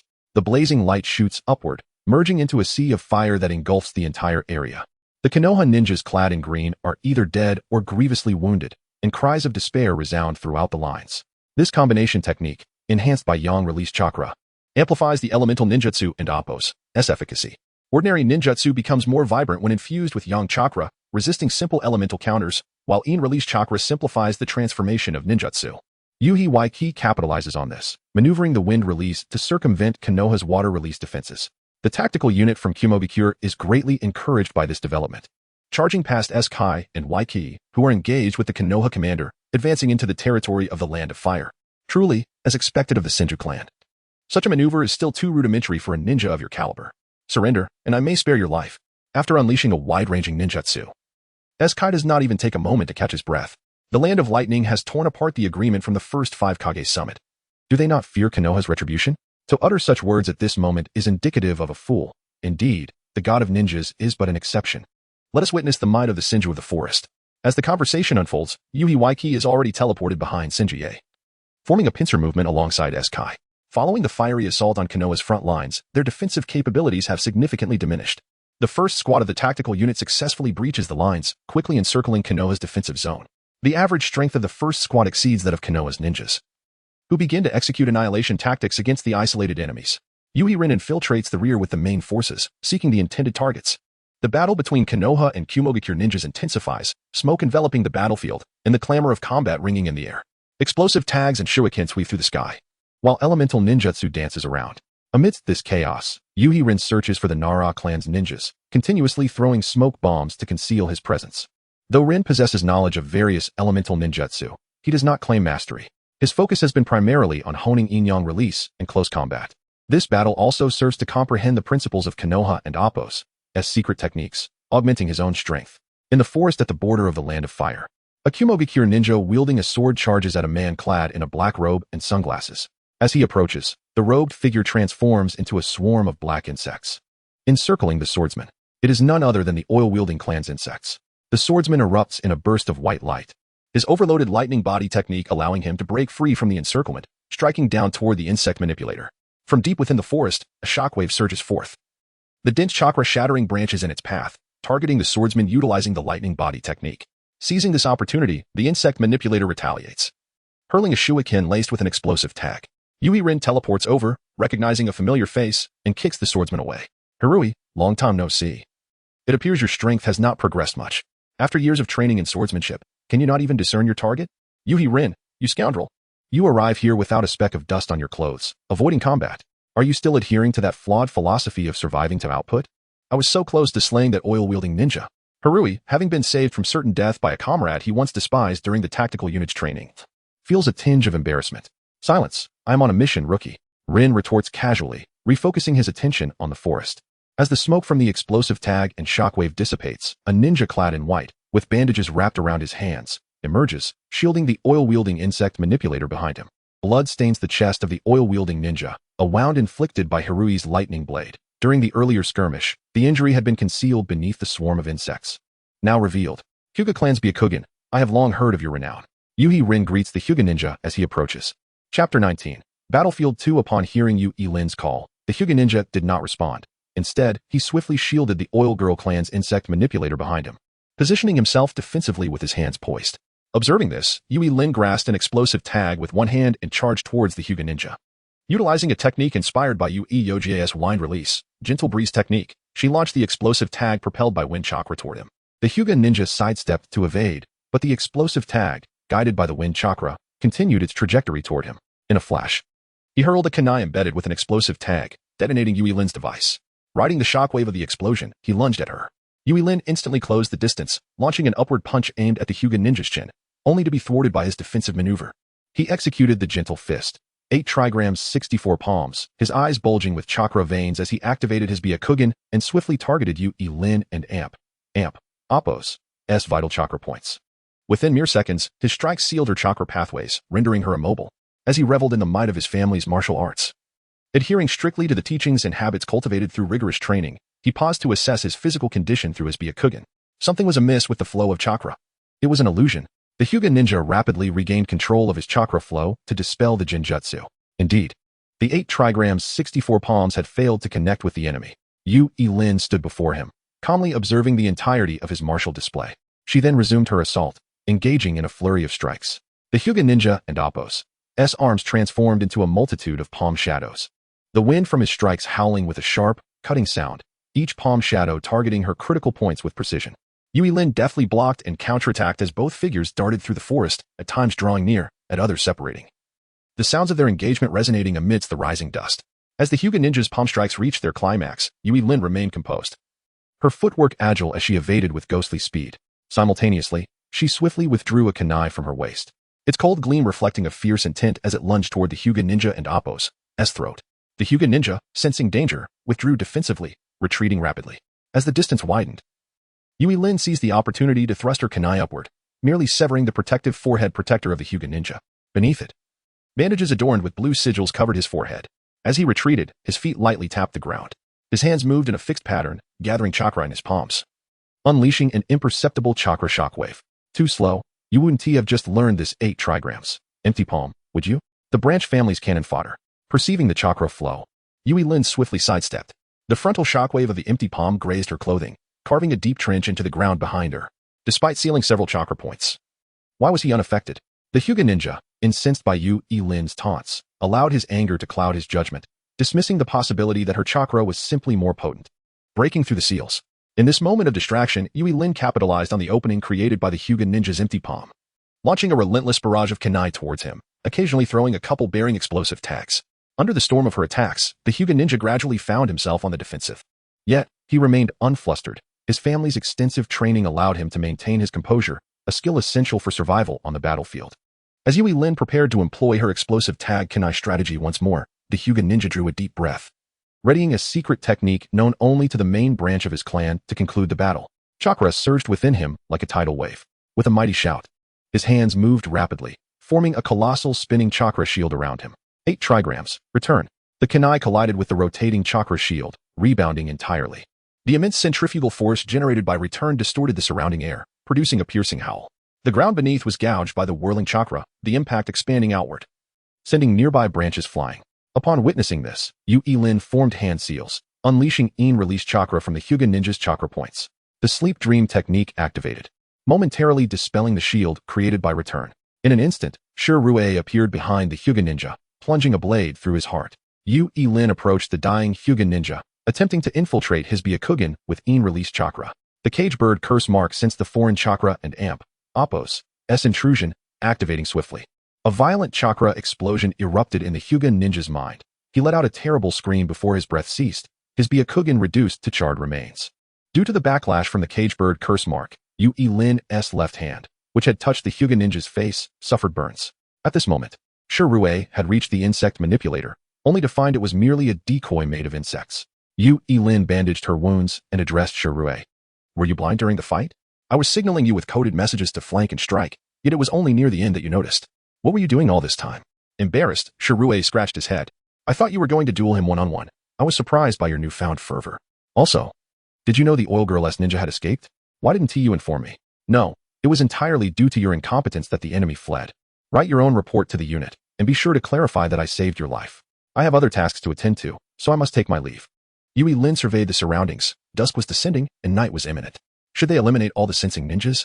The Konoha forces in this area might seize the opportunity to break free under the cover of darkness. As a renowned family of ocular practitioners in the ninja world, the Hyuga clan and Amp, Oppos, S Byakugan, and Uchiha and Amp, Oppos, S Sharingan serve as the pinnacle of in release, providing valuable insights for Yu Lin and Amp, Oppos, S training and in-yang release. Regrettably, the cage bird curse mark is excessively potent, and the control over the clan's secret techniques is quite stringent. The main branch seldom engages in battle, leaving scant references to be gleaned from the Hyuga. During the conflict, Yu Lin harnessed the power of in-yang release, assimilation creation to merge with the gentle fist chakra of the Hyuga ninja. Discovering that the gentle fist merely compresses and releases chakra, rendering it relatively easy to master.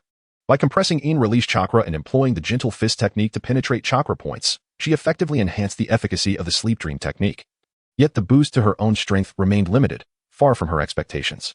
Her elder brother Yu Izui focused on cultivating yang release physical strength, while her current exploration of in release must rely on the renowned illusionists and ocular ninjas of the ninja world. With the cage bird curse mark of the Byakugan and the Sharingan as her allies, the only remaining materials for study on the battlefield are the boar, deer, and butterfly combination. The night sky tonight bore no moon, perhaps obscured by the war's thick fog. The battle cries gradually faded, and large-scale military operations came to a halt. As the extensive combat mission approached its conclusion, Yu Lin made her way toward the command center of the Cloud Concealment Tactical Unit. The next phase of the combat could not be undertaken alone. The reputation of the boar, deer, and butterfly combination resonated far and wide, and engaging them solo posed too great a risk. It was time to summon her comrades. Chapter 20, Nighttime Infiltration at the Border of the Land of Fire. Shinji reclined beside a grand tree. Under the influence of wind release, Yui's ninja blade shattered the armor encasing Shinji. For the most part, Yui-suk merely flanked the battle, as his role as commander demanded he manage intelligence relayed from the front lines while overseeing battlefield tactics. Nevertheless, Yui's formidable physique, honed through the practice of in-yang release, and his chakra that rivaled that of the Senju clan, forced Shinji into a dire struggle. Senju's immense chakra and exceptional water release techniques could easily overwhelm ordinary ninjas and lesser clans. Yet, in elite jouning combat, lacking extraordinary strength translated to a lack of victory. Against other bloodline clans, he could still prevail through sheer chakra volume. However, facing the equally prestigious Yui clan, mediocrity signified doom, leaving only the path of defeat.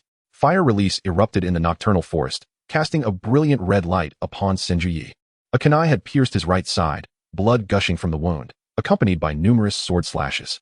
The blood rendered the red attire of the Senju clan even more vivid, and only remnants of his armor clung to his form. After an entire day of depletion, his chakra reserves lay utterly exhausted. Senju conjured a final water barrier, icy liquid surging from his throat in a desperate attempt to stave off Yui's assault, only to be paralyzed by Yui-suk's lightning release. Yui-suk had no intentions of taking prisoners. After all, Senju was merely a collateral branch of the Senju family, lacking significant value. The blade swept through the air, and yet another ninja fell. Yuisuke, dispatched to notify the reinforcements, hastened to seal the corpses, intending to utilize them as research material through summoning techniques. She persistently urged the support troops to arrive without delay. Once Yuisuke had finished his orders, he departed the battlefield. For ninjas, death seemed hardly consequential. In an era of clan wars and the tumult of ninja village conflicts, death remained an impartial fate for ninjas. At the command center of the Cloud Village's tactical unit, the Deus operations had yielded significant victories. Prior to the conflict, the reconnaissance unit had suffered heavy losses due to the fortified defenses of the Leaf Village. However, they also exposed vulnerabilities in these defenses. Outnumbered, the division of forces had revealed key defensive positions, previously disclosed by Uchiha Shana, rendering the battle transparent for the Cloud Village. Although the exchange of intelligence with the Uchiha clan was classified, Yui Suk, as commander, adeptly maneuvered his troops to establish strategic advantages. Once the conflict commenced, the tactical unit exploited their numerical superiority to sever the boundaries of the Leaf Village's defensive zones. By adjusting the advance routes and the number of ninjas deployed, they swiftly encircled the team led by Senju Yi, culminating in a glorious rout. While some units sacrificed themselves to stall the Uchiha clan's defenses, the monumental gains achieved rendered their losses trivial. A significant breach appeared along the entire front line, with Commander Senju Yi slain, leading to the disintegration of his forces, most of whom were annihilated. The second wave of reinforcements from the Cloud Village arrived as planned under the cover of night, poised to expand upon their triumph at dawn. Yui Rin returned to the command center to brief Yui Suk on the battlefield situation. The most perilous aspect of warfare is the lack of control over one's fate. Fortunately, Yui Rin had a solid backing and, following her own inclinations, accepted a specialized task to hunt the Inuzuka, Nara, and Akimichi combination. In the dead of night, the subsequent reinforcements arrived, and the camp echoed with tales of Yui Suk and his brother's legendary slaying of the Leaf's commander Senju Yi. The euphoria of victory spread among the ranks as they discussed the promising life that awaited them post-battle while preparing for the impending conflict. As if the Leaf Village were already a fish on the chopping block, awaiting its fate. After a brief respite, Yui Rin wasted no time and sought out Yui Hayabusa and Yui Suki, who had joined the reinforcements, proposing an invitation to form a team. Why must we traverse the thicket in the dead of night? Would it not be more prudent to wait until daylight to make our advance? Pondered Yui Suki, situated between the two, exchanging intelligence while determining their marching time. Consider it a favor owed. I have yet to train alongside the village and Oppo's ninjas. They all seem to be afflicted by the brashness of the Agami clan, making collaboration feel rather foolish, Yui Rin explained. Ninjas trained by clans typically undergo specialized drills to foster teamwork, yet within the village, trust remains tenuous. Information is the lifeblood of ninjas, and at present, each village tends to guard their secrets jealously. Most clan ninjas are not officially registered within the village. Leading the formation, Yui Hayabusa took the forefront, followed by Yui Rin, with Yui Suki positioned centrally as a protective support ninja. Among the trio, Yui Suki possessed rudimentary medical ninjutsu and basic elemental techniques, her primary focus resting on barriers, ceilings, and sensory skills. During Yui Rin's training in secret techniques, she had also absorbed some of Rin's shadow techniques. Yui Hayabusa was trained as a spearhead, excelling in swordsmanship along with water and lightning release, sacrificing defense for a focus on offense. Yui Rin continued to refine her yin-yang release techniques, seeking to discover a path that resonated with her own ideals. This formation effectively safeguarded the team's vulnerabilities.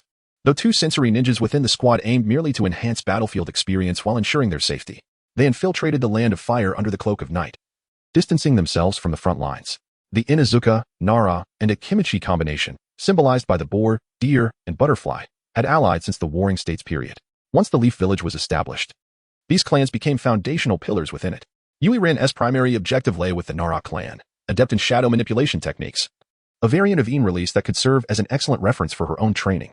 The secondary target was the Yamanaka clan, skilled in mental techniques capable of indirect manipulation or communication with foes. The Nara clan, renowned for their intelligence, was likely to assume command in the absence of a frontline leader, thus necessitating that Yui Rin's team expose the Leaf's command structure. As smoke obscured the night, the clamor of battle faded. Nighttime belonged to those ninjas proficient in assassination. A chill wind swept through the forest, sending shivers down spines, while the frequency of combat diminished. The sporadic explosions of explosive tags still echoed in the air. The Cloud Village deployed all available assassins, intent on entangling the Leaf's border forces, while the Leaf continued dispatching ninjas to gather intelligence in preparation for the decisive battle to come. Chapter 21. The Sword Demon Before Taking Action. Hikari Rin specifically consulted with Hikari Sokiai to review the infiltration route of the assassination squad dispatched from Union Village, leading the Hikari team to advance toward the land of fire under the guise of other squads executing their missions. Among the trio, Hikari Suki, as the protected ninja, was responsible for reconnaissance during the march, continuously gathering intelligence on the Konoha ninjas. Although the Hikari clan's sensory techniques were not as formidable as the Uzumaki clan's Kagura Mind's Eye, they could still cover a radius of over 10 kilometers, which sufficed for conventional warfare. Shortly after departure, Hikari Suki detected enemy activity and reported, 2,000 meters ahead, for ninjas, 1 ch Nin and 3 Genin, 2,000 meters. For ninjas, chakra levels confirmed. Considering that it was Suki's first time on the battlefield, Hikari Rin performed hand seals to confirm the findings. Hikari Hayabusa halted and turned to inquire, shall we charge directly and eliminate them? No, Rin replied, that would unnecessarily expose our position and risk leaking our operational intelligence. Moreover, If we do not create a significant disturbance on the battlefield, it will be challenging for Konoha's command center to reveal itself. And we would not be able to report back to the village effectively. I previously rescued a classmate from a tactical unit training program. He is a member of the village elders. The captain of the reconnaissance squad, Yagetsu, is a relative of the Reikage and has been vocally opposed to Sokiai's command plan due to the heavy casualties his squad has suffered. We should avoid causing him any further trouble on the battlefield. After a moment of contemplation, Hikari Rin articulated the combat strategy in detail. We shall adjust our offensive approach. Suki will handle stealth support. Hayabusa will draw the enemy's attention head-on, and I will transform into Hayabusa, allowing the three of us to masquerade as a single entity. If we encounter novices, we will eliminate them all. If we face skilled opponents, we will seize the opportunity to take down any who reveal weaknesses. This will force Konoha to redeploy personnel. Suki, by analyzing the adjustments in their deployment alongside the existing intelligence on Konoha's defenses, will identify potential command nodes, gather intelligence, and then lie in wait for tomorrow's decisive battle. At dawn, we will send a message for Sokiai to mobilize the main forces for assistance. Understood. We will create misinformation to confuse the enemy, eliminate their combatants, and disrupt their command chain to acquire the intelligence we desire. Suki nodded in agreement. Hayabusa also nodded in comprehension, drawing his ninja blade, and accelerated toward the four Konoha ninjas. As Hayabusa approached the enemy, concealed by the canopy of the land of fire and accompanied by the chill of the night breeze, he formed hand seals with his left hand while wielding his blade in the right. Lightning release, lightning body flicker.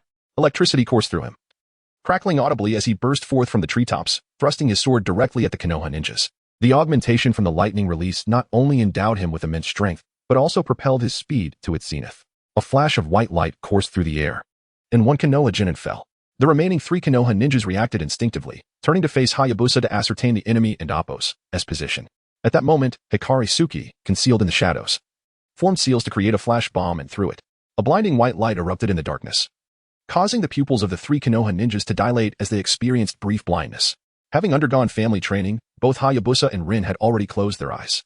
Utilizing her memory, Rin switched to holding her blade with both hands, piercing the heart of another genin, while Suki threw kunai to injure yet another. Rin arrived from behind, switching positions with Hayabusa and delivering a finishing blow to the wounded genin. The squad leader among the Konoha ninjas regained his vision and immediately retreated, quickly finding himself alone. The blade in Rin's hand glimmered ominously as she lunged for the throat of the Konoha ch-ni. The ch-ni responded swiftly, desperately blocking with a kunai. The clash of metal ringing out with a sharp sound and sparks flying. Rin did not exert force in her grip. Instead, she released the ninja blade, sending it flying into the air. Rin transitioned to using taijutsu, channeling chakra akin to the gentle fist style, as her chakra infiltrated the Konoha ch-nin's body upon contact, disrupting his movements. Hayabusa darted from the shadows, catching the ninja blade midair and executing another precise thrust, annihilating the remaining Konoha ninjas. Their flawless cooperation rendered the Konoha ninjas less formidable than anticipated. Even a mere flash bomb was beyond their evasion. Having achieved victory in her first battle, Suki's excitement began to swell. You ought to practice your kunai throwing during your spare time. You missed even at this close range. And I had to assist with the finishing blow, Rin teased. Also, try to use genjutsu next time. A flash bomb at night is too conspicuous. What is the situation now? Hayabusa, rummaging through the spoils and searching the bodies of the fallen ninjas, replied, There is nothing of value among the four ninjas. They appear to be mere cannon fodder. We should prepare to relocate. Which direction shall we take? Suki immediately began to sense the surroundings and soon discovered that chakra signatures were converging toward them. The Konoha squads were evenly distributed, and several teams were already responding. Within 10 kilometers, multiple ninja units are approaching us. After a moment of contemplation, Hikari Rin commanded, Let us move toward the interior of the land of fire, continuing to masquerade as a single concealed entity while not hiding our route. Let us see how many teams can keep up with us. Under the cover of night, a chase ensued, with both sides perceiving the other as prey in the forest, the roles of hunter and hunted frequently shifting. 500 meters ahead, 700 meters behind.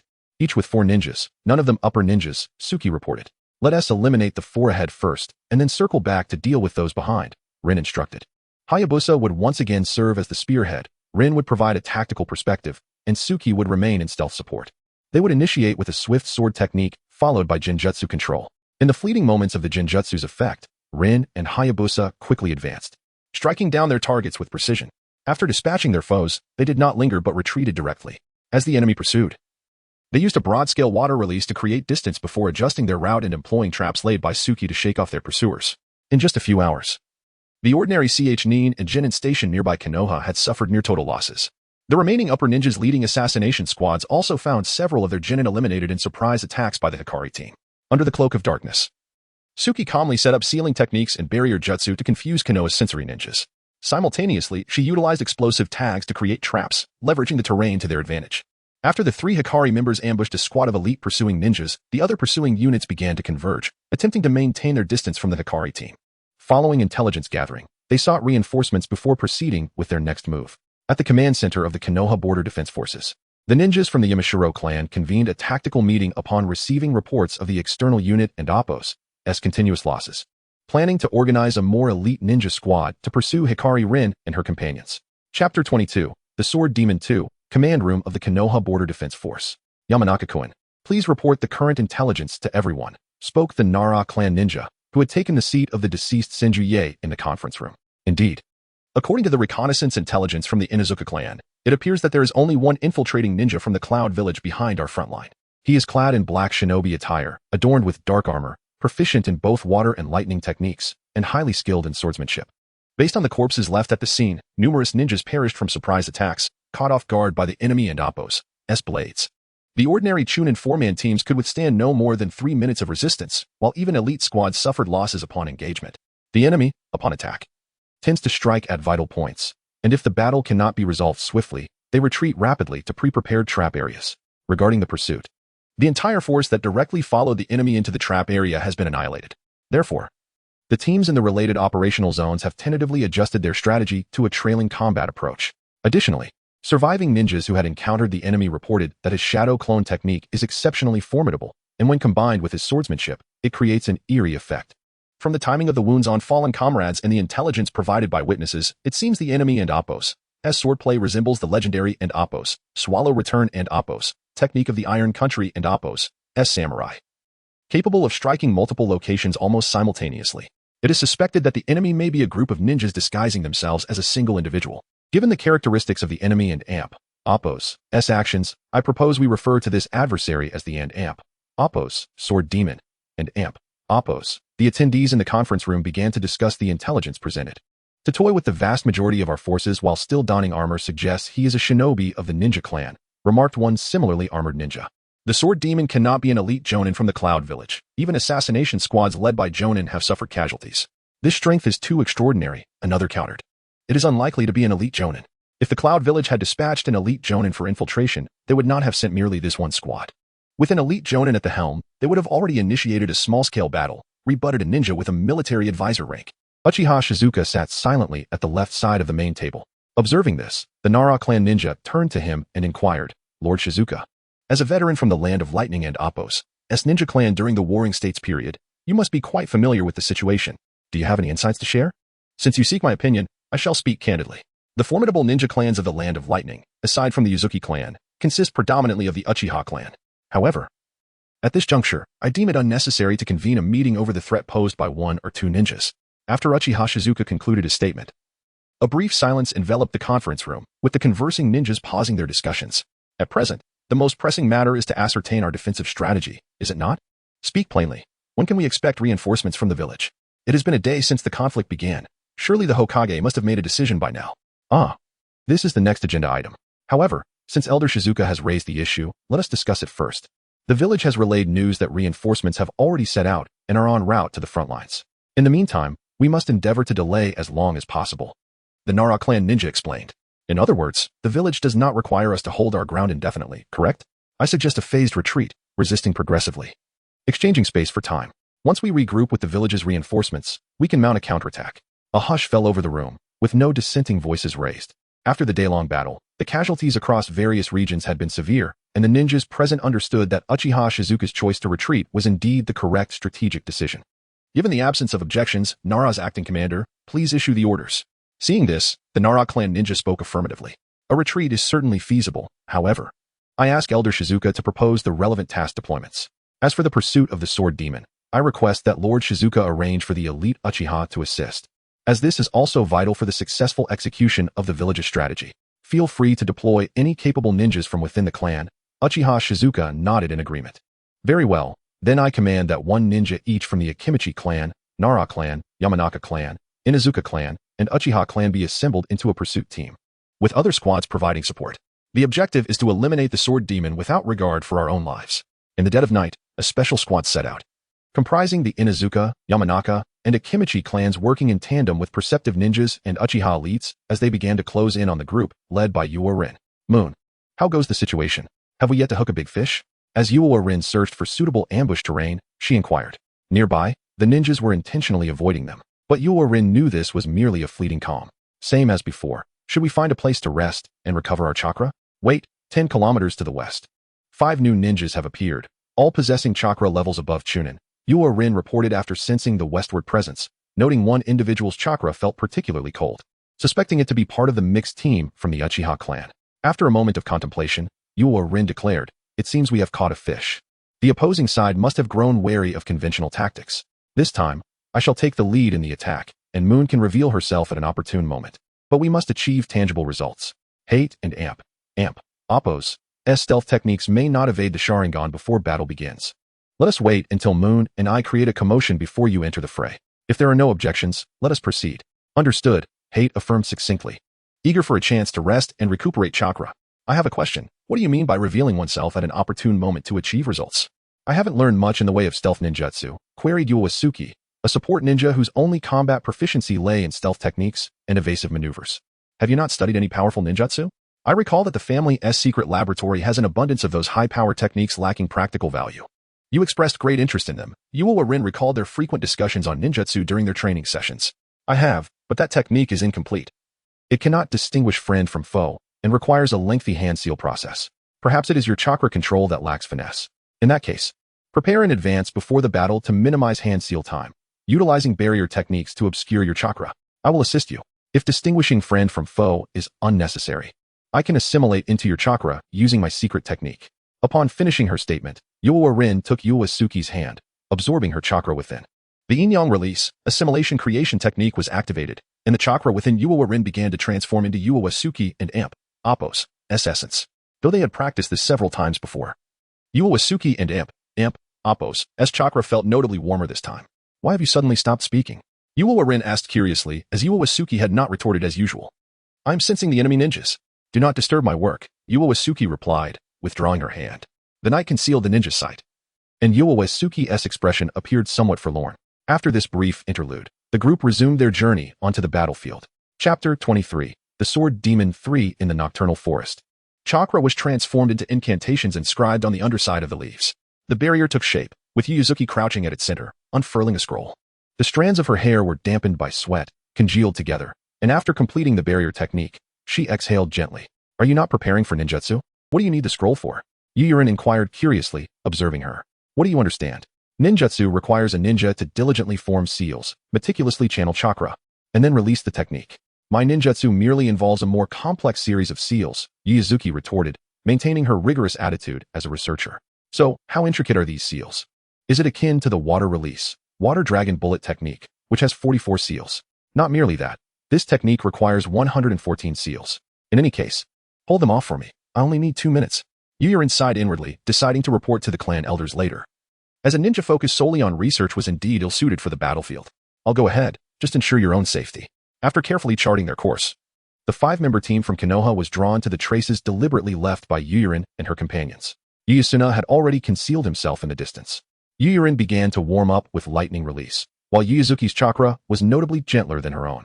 The lightning release chakra began to overload, emitting a dazzling white light that illuminated the night. The 5-member team from Konoha was now drawing near. 3 of them formed a triangular formation in the rear, likely the Inuzuka, Nara, and Akimichi trio, with chakra levels indicating they were Ch9. The individual in the center, clad in a loose black robe adorned with the Uchiha clan crest, possessed the chakra level of Aj9. The foremost figure bore camouflage markings on his face and was accompanied by a dark-furred wolfhound, leading the entire squad forward. Yurin unsheathed her ninja blade, wielding it with both hands, charging toward the Inuzuka clan ninja, aiming to eliminate the censor ninja first, thus laying a foundation for a potential retreat. The white light darted through the night like lightning, and the black ninja dog, more sensitive than humans, emitted a warning howl. Enemy attack. The Inuzuka ninja and Oppo's words were scarcely uttered when Yurin and Oppo's blade was already descending toward his chest. The ninja dog lunged from the side, clamping its jaws around Yurin's left hand that held the blade. However, clad in armor, the lightning release erupted upon the iron plating, searing the dog's mouth with plasma formed from the lightning release chakra, releasing a foul odor of burnt flesh. The Uchiha ninja in the center activated his Sharingan, But the Nara clan ninja from behind was quick to catch up. Ninjutsu, partial multiplication technique. The portly Nara clan ninja swung his fist with surprising speed for his size, intending to pull the Inuzuka ninja back. Yuurin did not hinder the Nara clan's rescue. The ninja dog had already been injured by her lightning release, rendering the Inuzuka ninja's role half nullified. The Uchiha ninja had awakened his three-tomo Sharingan and stood at the forefront, confronting Yuurin. Fire release, great fireball technique. A colossal fireball hurtled toward Yuurin, but fire release techniques had notoriously poor accuracy, and this instance was no exception. The fireball collided with a tree, igniting the forest. Yuurin accelerated with a body flicker technique, engaging in a sword duel with the Uchiha ninja. How dare you gaze directly into the Sharingan? Frankly, you are quite ignorant. Do you comprehend the significance of this bloodline limit? The Uchiha ninja approached with a kunai, his three-tomo spinning within his eyes. Yet, the illusion of the Sharingan failed to take effect. The Uchiha's kunai was cleaved asunder by Yuurin's blade, infused with high-penetration lightning release chakra, targeting his chest. The Uchiha's Sharingan spun rapidly, and at the critical moment, he sidestepped, narrowly evading the lethal strike at the cost of injury to his right arm. As Yuurin prepared to pursue further, a wave of Ein release chakra surged from the ground, signaling the Nara clan and Appo's shadow imitation technique. Meanwhile, the Yamanaka clan ninja circled behind, surrounding Yuurin. Reverting her blade, Yuurin remarked, "Isn't it peculiar that the illusion has no effect? The magical restraint technique, blindly relying on your bloodline limit. You cannot fathom the true essence of Ein release. In your ignorant eyes, the Sharingan pales in comparison to a master's casual stroke.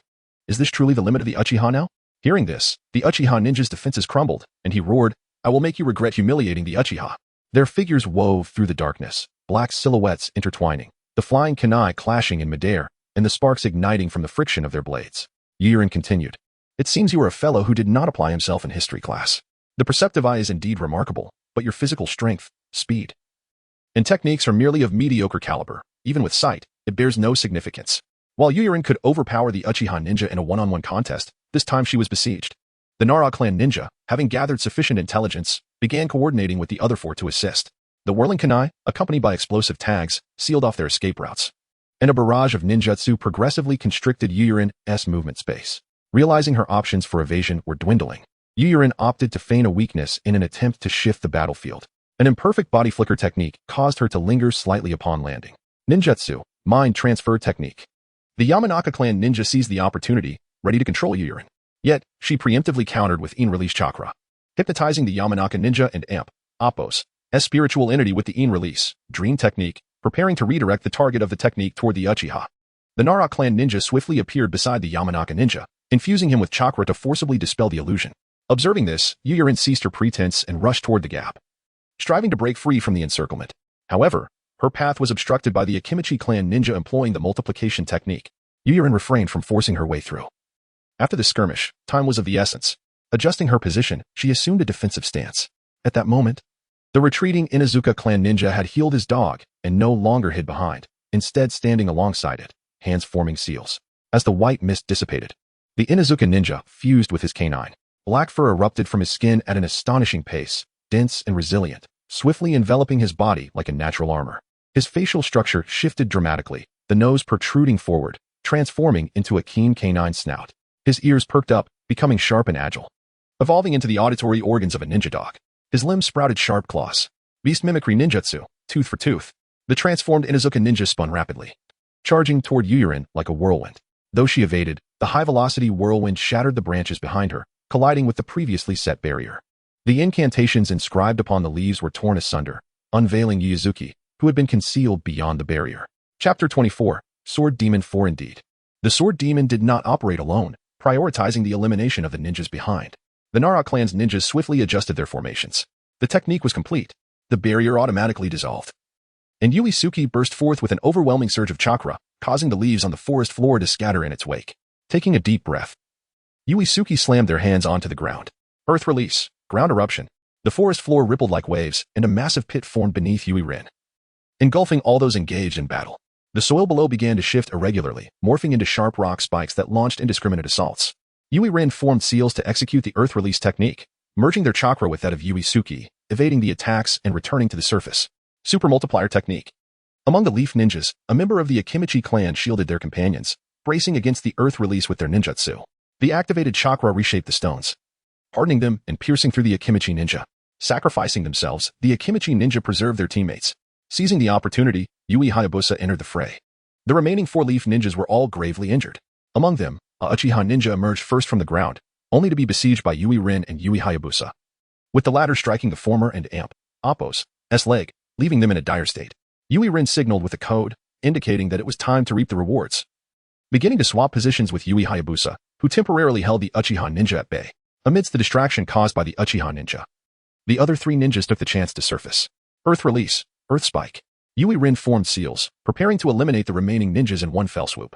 Infusing the chakra transformed by Yin-Yang Release, assimilation creation into the ground, Yui Suki's previously dissipating chakra was reactivated. Sharp stone pillars erupted from the earth, launching widespread attacks against the leaf ninjas. The leaf ninjas, still unsteady from their emergence, fell victim to the onslaught. While a member of the Inuzuka clan attempted to disrupt the rock spikes with their beast mimicry technique, only to be targeted by Yui Rin. The rock spikes attacked from all directions, impaling the Inuzuka ninja completely, although the other 2 transformed into white smoke and vanished. Shadow Clone Technique. Realizing a lapse in defense, Yui Rin quickly turned and dashed towards Yui Suki. At that moment, ninjas from the Nara and Yamanaka clans simultaneously burst forth from the ground. And Yui Suki also sensed the impending danger, swiftly fleeing toward Yui Rin. Unfortunately, Yui Suki and Appo's combat instincts were still insufficient. One of the emerging ninjas was merely a shadow clone. Earth Release, Heart Decapitation Technique. A Yamanaka ninja executed a technique from underground, pulling Yui Suki down with them. At that moment, Yui Rin arrived in an instant, wrapping their arms around Yui Suki's waist and releasing Lightning Release. The electrical current coursed through Yui Suki's body, directing towards the ground. Although the Lightning Release seemed to miss the enemy, the downward force also dissipated simultaneously. Yui Rin deduced that the underground ninja had retreated early. Shadow Binding Technique. Success. A ninja from the Nara clan used their family's secret technique to simultaneously control Yui Rin and Yui Suki. Let us each take a step back. Although you still possess a full-strength ninja, you have 2 captives. We can exchange prisoners and retreat. 3 for 3 would be quite fair. After the Nara ninja established control, they discovered that the chakra within the 2 captives had intertwined, making it difficult to execute the shadow strangulation technique for a lethal blow. They prepared to withdraw through negotiation. Noting their position within the Land of Fire, not far from other leaf ninja squads, as long as they could bring back intelligence about the Sword Demon squad, the chances of successfully setting up an ambush would be greatly increased. Nearby, a Yamanaka clan ninja crawled out from the ground, their ninja attire torn by rocks, hands charred by lightning release, and their body covered in countless small wounds. Remarkable. Did they use the body flicker technique to swap places with a ninja from the Nara clan to obtain intelligence and then return to their original form, thus avoiding the damage from lightning release at maximum speed? If it's negotiation, I have no objections. Yui Rin held Yui Suki tightly without releasing her, stating, Yui Rin and the Uchiha ninja also ceased their combat, stepping back to remain vigilant as the Uchiha ninja swiftly joined the Yamanaka clan's ranks to regroup with their teammates. Yui Rin glanced at Yui Hayabusa, signaling him to stay put. Very well. Just as the words left Yui Rin's lips, dark chakra erupted from their being, enveloping both themselves and the controlled Yui Suki. The secret technique activated, the black Yin release chakra assimilated with that of the Nara clan ninja, causing the shadows connecting both parties on the ground to begin to warp and dissipate. The black chakra surged through the shadows, invading the Nara ninja's body. Yin release, strangulation technique. The black chakra solidified, exploding within the Nara ninja's body, spikes erupting from within and spilling forth a torrent of blood as the Nara ninja collapsed. Only 2 ninjas remained. As the negotiations collapsed, the Uchiha ninja, accompanied by the Yamanaka clan ninja, dashed into the forest, swiftly tossing several smoke bombs as they fled. How could he possibly move so quickly after sustaining a leg injury? Yui Rin inquired with curiosity. After a moment of reflection, Yui Hayabusa replied. He may have concealed information regarding his medical ninjutsu skills. When I faced him in combat, I had to avoid his line of sight. It must have been during that moment that he recovered. This also explains why Yui Suki's large-scale ninjutsu only incapacitated one opponent while leaving the others with minor injuries. Should we continue the pursuit? Let us halt the pursuit. Although we did not capture a high-ranking Nara clan ninja, this is still usable intelligence. Continuing would take us too deep into their territory, and with tomorrow's decisive battle approaching, the risk of encirclement is too great. Yui Rin released Yui Suki, continuing, Hayabusa, please clear the traces of battle. Suki, gather the bodies and prepare for withdrawal. Yui Suki softly acknowledged, appearing somewhat fatigued. Yui Rin, puzzled, looked down at Yui Suki. Noticing her legs trembling slightly, her cheeks flushed, and warm vapor escaping her cherry-red lips, carrying a fragrant aroma. There seemed to be some mysterious liquid on her black leggings. I apologize. I forgot you had practice the village's lightning release body conditioning technique. Would you like to take a moment to rest? No need. I am already fine. After the 3 had dealt with the scene, they began to circumvent the leaf ninjas using sensory ninjutsu. attempting to return to the front lines. It seemed the fleeing Uchiha and Yamanaka clan ninjas were too heavily injured to immediately relay intelligence or were preparing for the daytime battle ahead. The Leaf and Appos, dispatched squads began to consolidate, and after Yui Rin's group evaded the monitoring of the Leaf and Appos, as sensory ninjas, they successfully retreated. In the forest, the previously hidden supply depot of the Leaf began operations, brilliant flares and torches illuminating the transport routes, as military supplies were distributed in batches. In the latter half of the night, both sides tacitly withdrew, preparing for the decisive battle at dawn. Yui Rin and her companions repeatedly evaded the patrolling Leaf ninjas. Moving cautiously, at last, as the dawn light began to break, they returned to the borders of the land of hot water. Chapter 25, The Arrival of the Hidden Mist as the sun ascended. Its piercing rays illuminated the rivers of the land of soup and the forests of the land of fire, dispelling the chill of the night. The morning light shone upon the fertile lands of both nations, causing mist to rise and dewdrops to glisten on the leaves. Dense white fog enveloped the forest, resembling an impenetrable net that obscured the vision of the ninjas within. The acrid scent of charwood mingled with the forest's natural fragrance, creating a nauseating aroma. Hainsuki performed her routine hand seals to sense her surroundings. We are nearing the location of the talisman I left at the command post, just 1,000 meters away. Though the Hain squad had mostly evaded combat during the latter part of the night, the intensity of their nocturnal operations had left them fatigued. Hain nodded slightly, relaxing a bit, and inquired, "Is that the talisman you created in the lab, the one meant to decipher the flying thunder god technique of Senju Tobarama?" "Indeed. The first step toward mastering space ninjutsu has been completed. I have established the sensory mark. You should focus more on the yin-yang release. In a village as vast as Konoha, only Senju Tobarama possesses the flying thunder god technique. I doubt you will succeed. Furthermore, your earth release, hiding earth technique merely involves earth creation and lacks the capability to launch individuals into the air, which is a far cry from the techniques of the Hidden Stone Village." Hainsuki immediately retorted, "The core value of ninjutsu research lies in its reproducibility and logical coherence. Even if the final manifestation of my work differs, it does not imply failure. I have completed the theoretical model for the Flying Thunder God technique and conducted a thorough comparison based on the incantations provided by the Uchiha clan over a decade ago. Focusing on the ceiling-based spatial marking incantations, all critical elements possess equivalency, whether in specific parameters or sample sizes, as well as their performance under varying environmental conditions.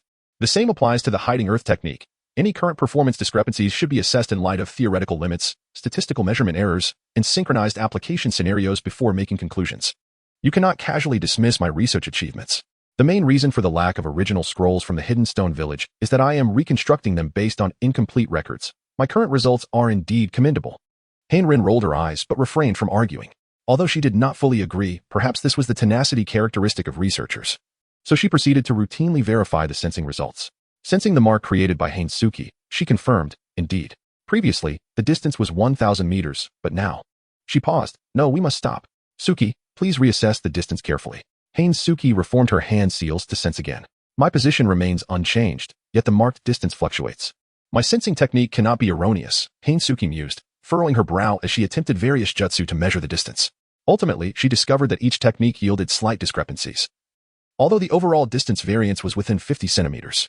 A conventional sensing ninja might overlook such minor differences, but Hainsuki, known for her meticulousness as a researcher and her obsessive tendencies, was adamant that her mature sensing technique should not exhibit such errors.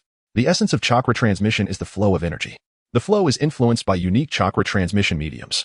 If the distance is changing, it suggests that something in this area is interfering with our sensing ninjutsu, perhaps a barrier, a summoning beast, a tailed beast, or something else, Hainsuki elaborated. Hain, perceiving the situation, summoned a ninja hawk through summoning jutsu. After surveying the area from the air, he remarked, "We should circumvent this region. The fog ahead is too dense. Something feels amiss. The risk is too great." The trio recalibrated their route and safely arrived at the Tactical Forces and Appos command post. Within the camp of the Cloud Village and Appos tactical forces, the ninjas had readied themselves for an assault. Along the road from the land of soup to the land of fire, aside from a few injured ninjas gradually retreating to the village, the path was bustling with supplies being transported to the front lines and ninjas continuously arriving. Hainrin reported the experiences of their mission and the peculiar location to Hainzuki. The following morning at 9 o'clock, as the morning mist gradually dissipated, Hainzuki led a small team to the area thick with fog. "Wind release ninjas, prepare." Hainzuki commanded. "Wind release, great breakthrough." Over a dozen ninjas simultaneously formed hand seals, unleashing a powerful gust. The leaves in the forest fluttered down, and the trunks bent under the force. Yet the fog remained unmoved, steadfast in its place. "Explosive tags ready." The entire team swiftly produced their explosive tags. "Wait a moment. The ninjas from the Land of Lightning are rather impulsive. No sooner had the words left his mouth than the fog began to disperse. A middle-aged male ninja sat cross-legged within an open clamshell, his legs crossed with an air of nonchalance. Behind him stood hundreds of ninjas, all clad in uniform attire. Save for their unique ninja tools, each adorned with white masks. The upper half of the masks revealed narrow eye slits for observation, while the lower half was decorated with undulating patterns, the center top bearing the insignia of the hidden mist village, lending an aura of mystery and solemnity. According to the orders of Chief Bai Lian, the greatest genius ninja of the hidden mist village, Lord Kajitaki Mangitsu, has arrived, he announced. Before he could finish, the clamshell, having absorbed the mist, abruptly closed, engulfing the middle-aged ninja within. The water splashed as the middle-aged ninja transformed into a stream, flowing from the shell and reshaping himself. Unfazed, he climbed atop the clamshell, raising his arms above his head. Damn it, Shin. You ought to keep your mouth wide open to cooperate with me at such moments. He continued. Where was I? Ah yes. The greatest genius ninja of the hidden mist village, Lord Kajitaki Mangitsu, has arrived at the border of the land of soup to join our dear allies from the land of lightning in delivering a sound beating to the inherently wicked leaf ninjas. Please welcome him with applause. Lord Kajitaki Mangitsu donned an exquisite custom robe, his dark yellow hair meticulously styled, and sported a pair of characteristic whiskers on his face. His expression often bore a hint of mockery, resembling more of an actor than a ninja. The ninjas from both sides silently observed Lord Kajitaki Mangitsu's performance, remaining wordless. The current ninjas truly lack a sense of humor. So, which esteemed figure leads the Cloud Village? Hainzuki swiftly approached, standing face to face with Lord Kajitaki Mangitsu. To think you could see through the illusion of the mirage, the ninjas of the Cloud Village are indeed impressive. Hainzuki did not respond but instead cut to the chase. In the secret alliance of the Four Nations, I recall there was no agreement for a joint operation plan. What brings the Hidden Mist Village's forces here at this time? You fear that the Hidden Mist Village may seize the fruits of victory, do you not? No need for such subtlety. This is all the fault of Chief Bai Lian. However, discussing such matters here is rather ostentatious. Intelligence is the lifeblood of ninjas. So let us speak elsewhere. Hainzuki nodded, leading the forces of the Hidden Mist Village back to the camp. Chapter 26. The illusion of ghost lanterns in the moon in the encampment of the tactical forces of Yunin Village, after issuing a rest order to the Mist Ninjas. The illustrious ghost lanterns and moon leaned casually against a cart that had just delivered supplies, unaccompanied by any attendants. Surrounding him were the senior members of the Yunin tactical unit, with Yui Soki addressing ghost lanterns and moon. Given the sparse conditions and the urgency of time, please state your intentions directly. This is quite a lengthy tale, he replied. According to credible intelligence from the tea house in Mist Village, our founding Mizukage, Bai Lian, has persistently opposed an assault on the land of Whirlpool due to his affections for a woman from the Uzumaki clan. However, he cannot contravene the secret alliance established among the Four Nations. Thus, he has entrusted the esteemed and beloved figure of our village, the distinguished Ghost Lanterns and Moon, to take full charge of the impending siege on Konoha. Regarding the matter of profit distribution, the Lord of the Land of Frost has specifically tasked Mist Village with ensuring that half of the profits earned in this war are allocated to Mist. The relevant agreements have been confirmed by your village elder, Owayuki. Here is the letter of commission. Upon concluding, Ghost Lanterns and Moon produced the letter and unfurled it, showcasing it from left to right to the 6 assembled individuals.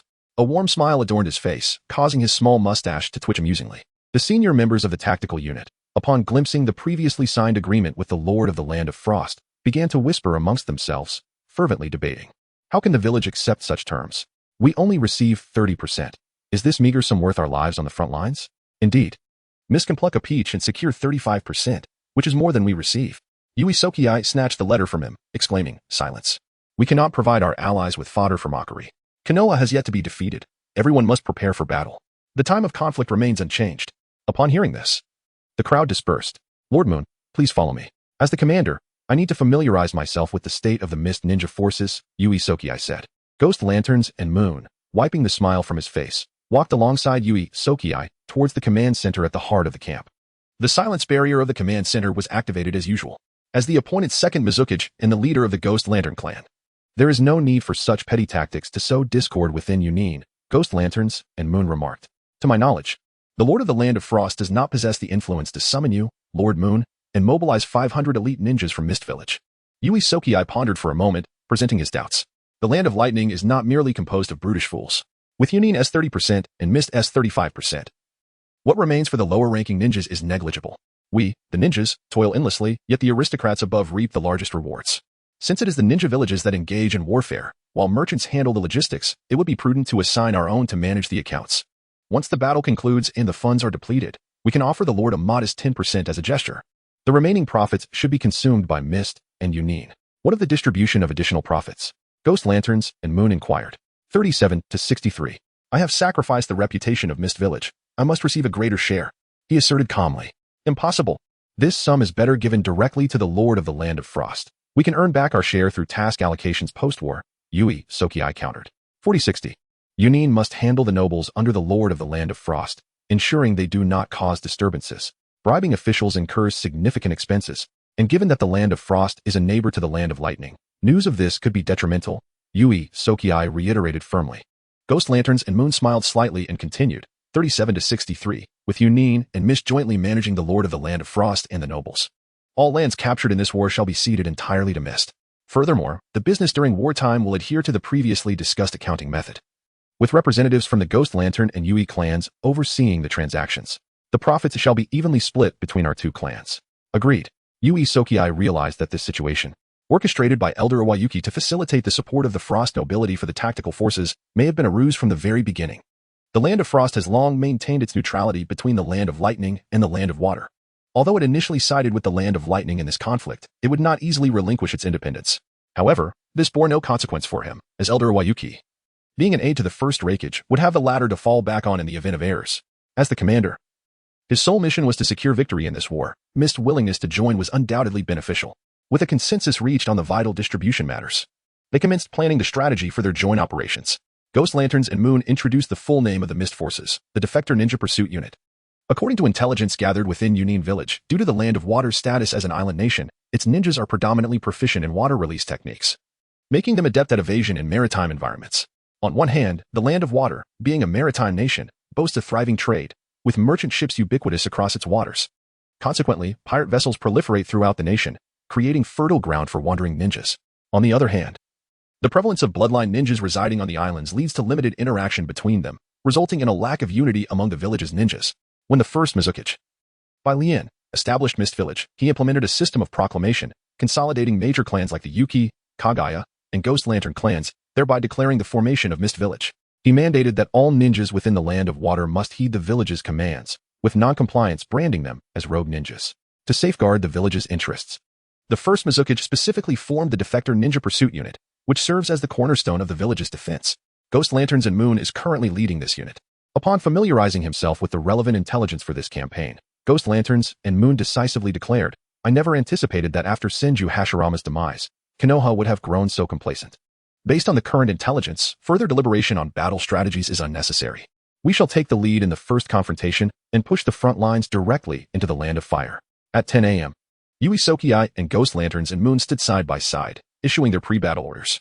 In this operation, our two villages shall unite to obliterate all organized forces of Konoha stationed at the border, advancing the war into the very heart of the Land of Fire, with our target being the conquest of the city of Guichi and the Land of Fire. The ninjas of the Yunin Tactical Unit were prepared with their ninja tools, mostly equipped with explosive tags and ninja swords. In contrast, the members of the Mist Pursuit Unit opted for fewer explosive tags, instead arming themselves with numerous shuriken, kunai, and other small throwing weapons. The ninjas from both villages donned white garments, standing together in striking harmony and order. Meanwhile, the ninjas of Konoha gathered within their defensive fortifications, their green uniforms effectively concealing them within the forest. Ghost Lanterns and Moon led the way, strolling leisurely ahead. Chapter 27. Senju Tobarama. Although I harbor no desire to bully the younger ninjas, the exigencies of war leave little room for compassion. The Zuki clan member, Hangitsuka, raised his hand in greeting.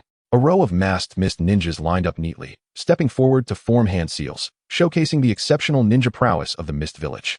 Water style, great waterfall technique. The rivers of the Land of Water surged with chakra, conjuring towering waves that obliterated the defenses of the Konoha ninjas. The forest was instantly submerged, transforming the battlefield from woodland to marshland. Some Konoha ninjas were swept away by the torrents, while others met a grim fate, crashing against thick tree trunks, blood and shattered innards spilling forth, their demise imminent. Yet, several ninjas, endowed with greater strength, managed to evade the onslaught of water style.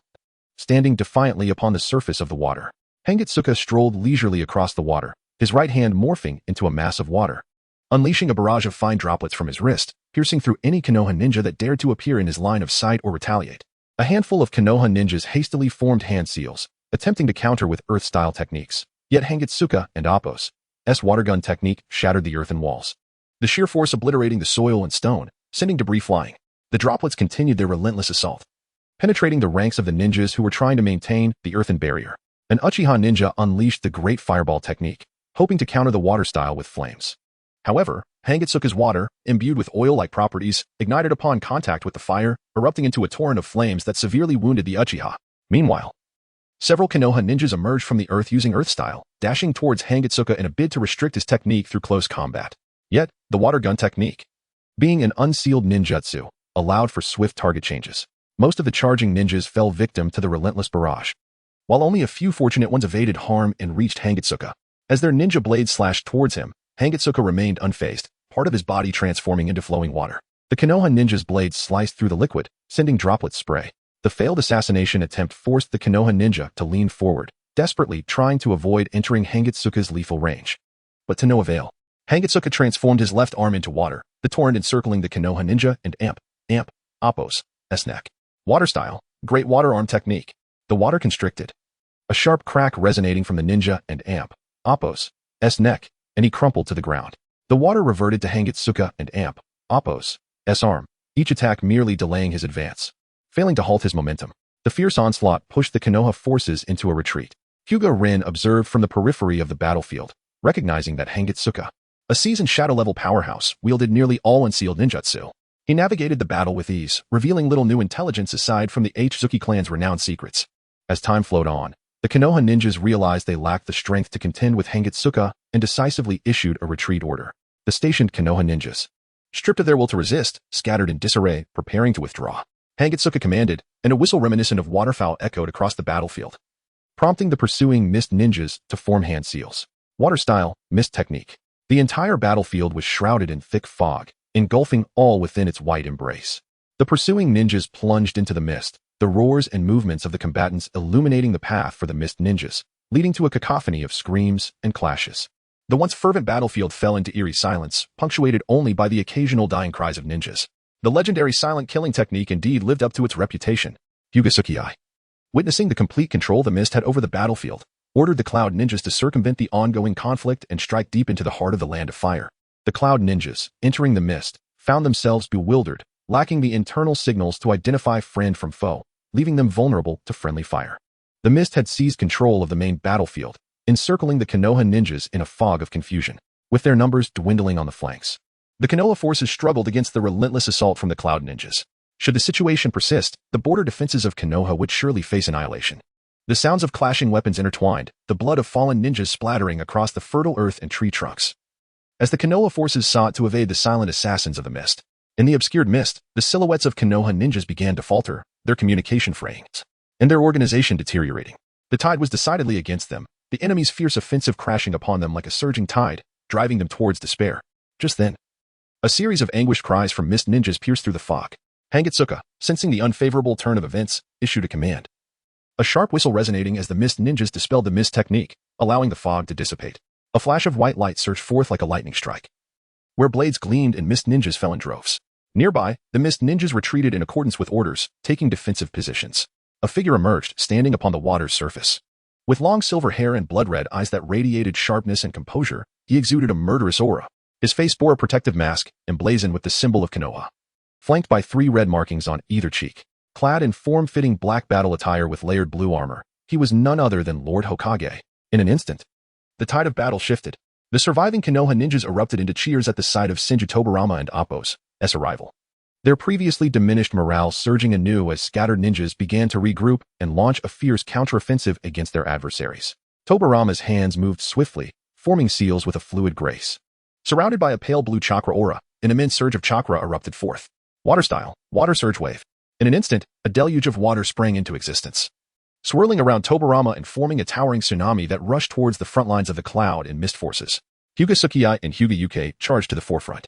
Wind style, great breakthrough. Fire style, great fire extinction. The combination of their techniques unleashed a sea of flames, clashing fiercely against the incoming tidal wave, creating a cacophony of crackling sounds as steam billowed and enveloped the battlefield in scalding vapor. At this moment, Hangitsuka abandoned his nonchalant demeanor, his expression turning grave as he leaped into the sky, forming the summoning seals. Concealed by the high-temperature steam, the great shell appeared, exhaling a thick white mist that enveloped the entire battlefield, isolating the Konoha ninjas who sought to aid Senju Tobarama.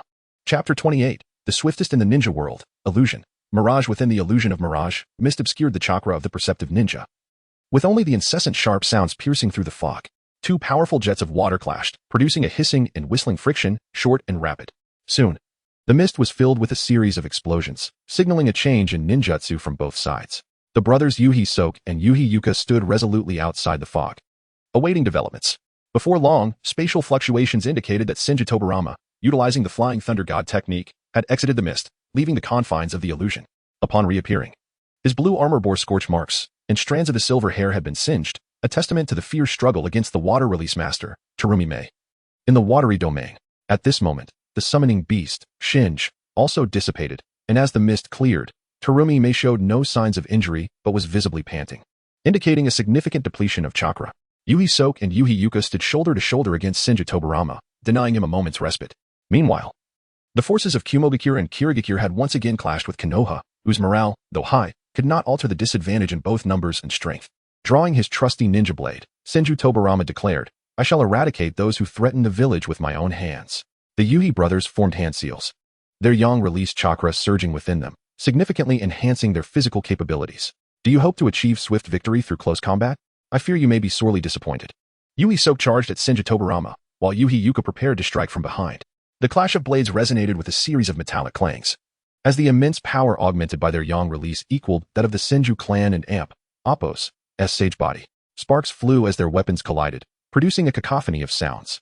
Familiar with the Yuhi brothers' swordsmanship, Senju Tobarama began to infuse his chakra into his attacks. However, the lightning release chakra, which could easily incapacitate Jainin, proved ineffective against the Yuhi brothers, akin to a cow sinking into the sea. Realizing that conventional ninjutsu was futile, he unleashed another wave of chakra, activating the Flying Thunder God technique to create distance, withdrawing from the fray with the Yuhi brothers. After a moment of contemplation, he aimed to exploit the seemingly weaker Yuhi Yuka. Upon landing, he formed hand seals. Illusion, technique of dark passage. Yuhi Yuka's vision shifted to darkness, the sudden obscurity clouding his sight. Flying Thunder God, slash. A lethal strike aimed at Yuhi Yuka, yet he had anticipated this move.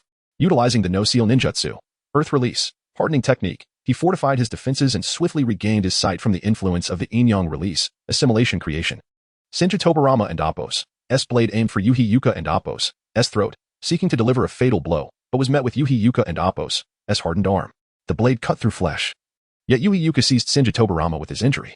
Unfazed, Senju Tobarama maintained his composure, channeling wind release chakra into his sword, causing a burst of wind blades to slice through Yuhi Yuka's arm and chest, leaving a trail of blood. Strangely, despite severing blood vessels, the flow was not excessive. Senju Tobarama recognized that the highly active yang release chakra was mending Yuhi Yuka and Appo's body, yet he refused to relent as they engaged in a fierce struggle. The wind release chakra unleashed from the blade drew perilously close to Yuhi Yuka's heart.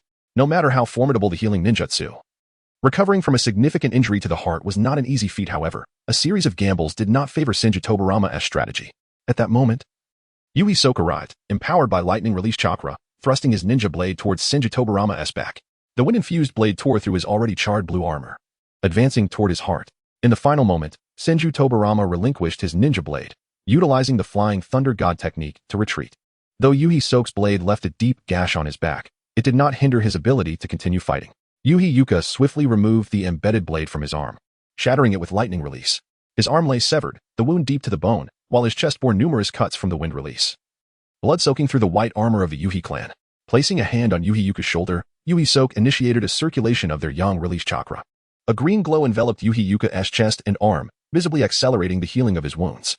Terumi Mei also swiftly positioned herself behind Senju Tobarama, blocking his escape. After a period of recovery, her chakra gradually replenished. The detestable Senju old ghost, once again arrogant and isolated. I never expected to find you here. Terumi Mei mocked, relishing in Senju Tobarama's unexpected predicament. Calmly assessing the situation, Senju Tobarama contemplated his next move. It was increasingly unlikely to reverse the tide of battle.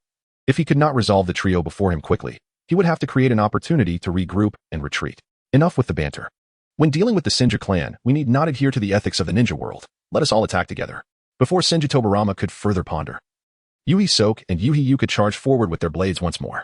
While capturing the second Hokage seemed improbable, stalling Senju Tobarama to prevent him from consolidating the ninja forces was a victory in itself. Senju Tobarama formed hand seals again, summoning shadow clones, engaging in a 1 versus 3 scenario.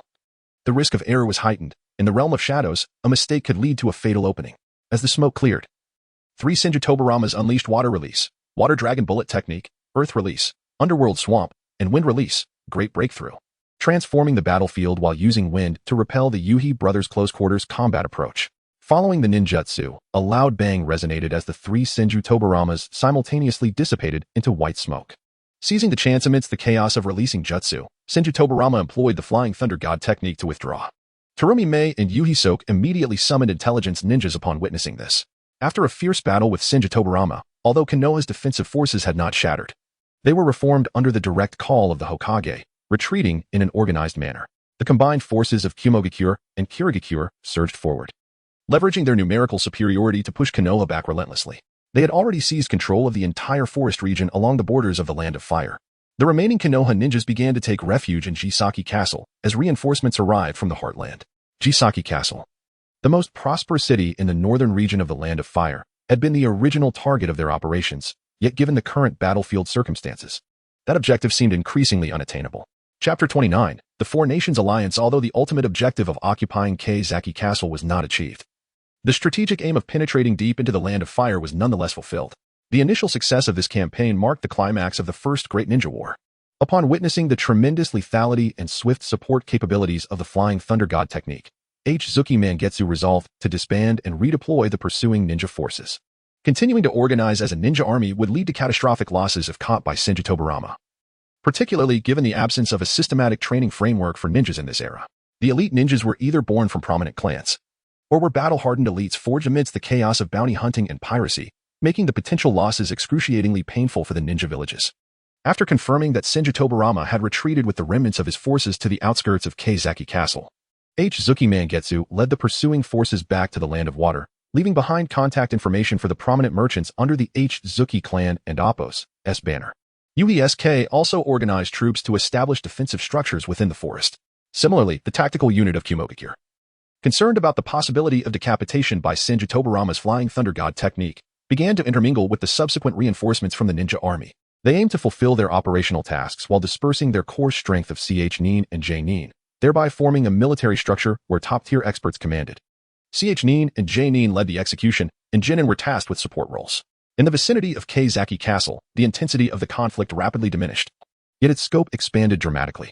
Kumogakure, having lost the assistance of the pursuing forces from Kirigakure, found itself in control of significant territories but lacking in ninja garrisons. Only CH Nin and J Nin could undertake assassination and reconnaissance missions. Kirigakure, having reaped sufficient benefits, began to return to their village to consolidate and redirect their offensive strategy, attempting to bypass the Land of Whirlpool in their operations. UESK also commenced the recall of family ninjas from the 1st Division of the tactical unit to the rear, beginning to digest the spoils of the first victory of this war, the Land of Hot Water. The command post shifted from the Land of Hot Water into the forests of the Land of Fire, although the ninja army's encampment remained at the border of the Land of Hot Water. On the same day that UESK returned to the village to report, the feudal lords of the Land of Wind, Land of Earth, Land of Thunder, and Land of Water received news of Kumogakure and Appos' initial victory, bolstered by their triumph. The Four Nations announced the formation of the Four Nations Alliance, spearheaded by the illustrious First Hokage of Kumogakure, and jointly issued a declaration against the Land of Fire, the Declaration Against Fire, a united front of the ninja world against the tyranny of the Land of Fire, the Land of Wind, Land of Earth, Land of Thunder, Land of Water, as well as the ninja villages of Suna, Iwa, Kumo, and Kiri, proclaimed to the ninja world. Once, Senju Hashirama established Konoha amidst chaos, allying with the 5 Kage to distribute the tailed beasts, vowing, the prosperity of the ninja clan shall endure, and the weapons of war shall cease for eternity. And Appos, yet now, the Land of Fire, emboldened by Konoha and Appos' might, oppresses weaker nations, expanding its territory and exploiting resources without restraint. War-hungry and irascible, it turns a blind eye to its allies. Such tyranny is not the way of a true sovereign. To annex land and resources is the act of wolves. Wielding the power of commerce while imposing burdens, they indulge in insatiable greed akin to the tyrants of old. Now that Hashirama has passed, the Hokage presumes to usurp and encroach. They must return what has been seized and atone for their transgressions.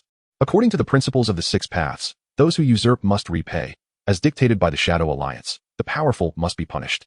It is time to restore what was taken, to renounce the unprincipled. We come bearing our sincerity, petitioning with humility. May we avert disaster and preserve our existence.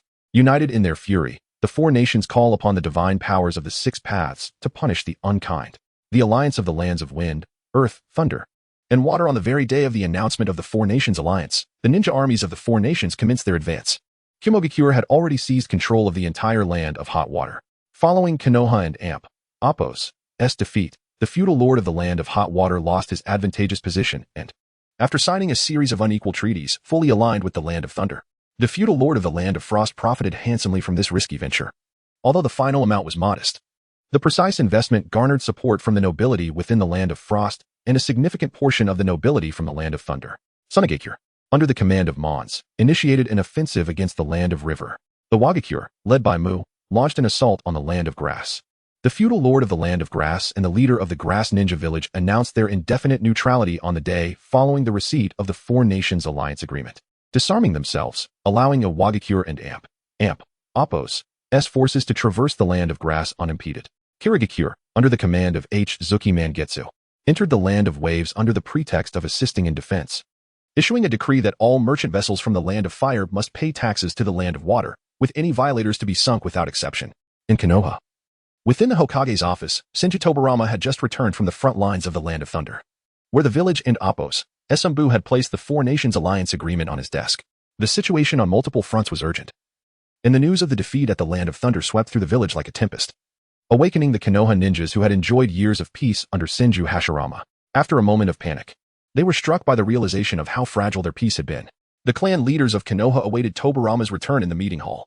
Upon entering, he scanned the room and noted the absence of the Uchiha clan. Since the death of Uchiha Madara, Tobarama had supported a faction of Uchiha ninjas, leading to ideological rifts within the clan, which had delayed the selection of a universally accepted Uchiha leader. As a result, the position of clan leader had remained vacant for an extended period, with clan affairs being managed by the elders. Tobarama reflected on the situation, recognizing that, under his elder brother and Appo's care, the village had become overly focused on internal gains and losses, while external dangers loomed larger than anticipated. Now was the time to unite all ninja clans, yet the Uchiha clan, a prestigious family, remained inadequately organized, contributing to their failure at the Land of Thunder front. In the meeting hall, discussions among the clan leaders had been ongoing for some time. Tobarama, no longer silent, rapped the table and declared, "The village was established by all of us, and while many of you may have questions, the Hokage's orders are absolute. The interests of individual clans cannot supersede those of the village. Only through the prosperity of the village can clans endure. The Senju clan will lead by example, and I shall personally address the issues concerning the Uchiha clan shortly." The meeting hall fell into silence, as most of the clan leaders present were veterans from the Warring States period, who valued peace more than the younger generations. They nodded in agreement with Tobarama, acknowledging that protecting Konoha and the Land of Fire indeed aligned with their respective clan interests. In light of the defeat on the Land of Thunder front, all nations began to mobilize their ninja armies for attack, to thwart the Four Nations' ambitions to partition the Land of Fire and to strike a blow against the avarice of other great powers. Senju Tobarama proposed to mobilize nearly the entire strength of the Senju clan to participate in the war, embodying the will of fire. The ninjas of the prominent clans could only follow suit, rallying those clan members not officially recorded. Chapter 30. The Konoha Garrison in the Stillness of the Night. Konoha Village remained aglow with the lights of the Hokage building. Intelligence from the front line continuously streamed in as the Umbu teams returned, and Senju Tobarama, having concluded urgent matters, finally found a moment of respite. "Please summon Saratobi Hizashi, Nara Shikaku, Uchiha Kagami, Mito Tensei, Shimura Danzo, and Akimichi Torafu," instructed Senju Tobarama to the Umbu operative at his side. The operative acknowledged with a nod and vanished in an instant. Before long, the 6 individuals arrived in succession. "Master Tobarama," they greeted as they entered the Hokage and Appo's office, where Tobarama gestured for the Umbu to leave. "You should be aware of the outbreak of war by now. I must confess, I have not been the most diligent of teachers. In the past, I failed to dedicate sufficient time to instruct you, and now, my available time has diminished even further. However, I have faith that you have all become exceptional shinobi. The village requires your service, and as your teacher, I too need your support. Henceforth, I will assign you to critical positions within the village. Do not let the village down." "Yes, Master Tobarama," they replied in unison, their hearts brimming with aspirations for the responsibilities ahead. "Saratobi Hizashi and Shimura Danzo, you will join my direct Umbu unit. Nara Shikaku and Mito Tensei will be assigned to the village and Appo's administrative and diplomatic offices. Uchiha Kagami and Akimichi Torafu will train with the village and Appo's shinobi forces. This is the general direction. Please provide me with feedback if you find any aspect unsuitable. Kagami, stay for a moment. The rest of you, prepare yourselves." As the others departed, only Uchiha Kagami remained. "Kagami, since the founding of the village, I have witnessed your growth. The Uchiha clan, owing to the Sharingan and their intense emotions, often finds itself in extremes. Yet, I believe you truly embody the will of fire. Previously, due to Uchiha Obito and Appo's actions, the village has indeed treated the Uchiha clan unfairly, This is a mistake I acknowledge as Hokage. However, it is imperative that the village unites now. I hope you will support your teacher. Hearing his usually stern teacher admit fault moved Kagami deeply. He was about to express his sentiments when Senju Tobarama interjected. I understand your resolve, but I wish for you, as my disciple, to serve as a bridge between your clan and the village. In a few days, I will personally meet with the Uchiha elders to abolish the previous unfair policies and assign new tasks to your clan. Moreover, exercise caution on the front line with Torafu. I sense that the situation on the battlefield is far more dire than our current intelligence suggests. Understood. You can rely on me, Master Tobarama. Kagami responded with fervor. Days later, inspired by the Senju clan's example, the various families of Konoha had organized their shinobi forces for deployment. Kagami returned to the Uchiha residence to communicate Tobarama's policies.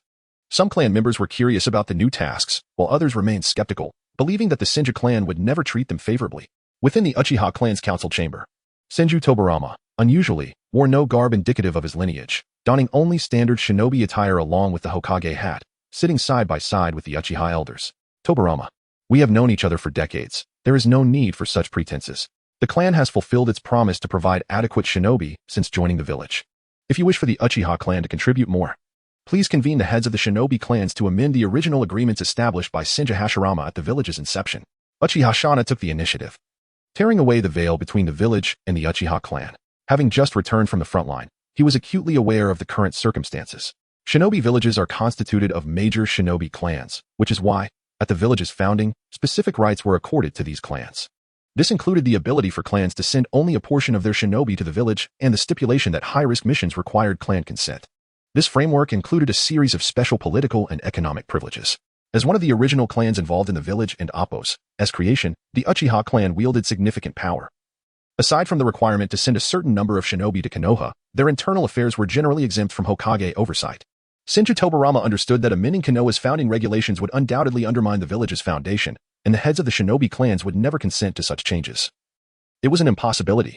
Thus, he evaded Uchiha Shana and Appos' direct challenge and redirected the conversation. I acknowledge my shortcomings as Hokage. In compensation, I propose the establishment of a new department, the Konoha Garrison, entirely managed by the Uchiha clan.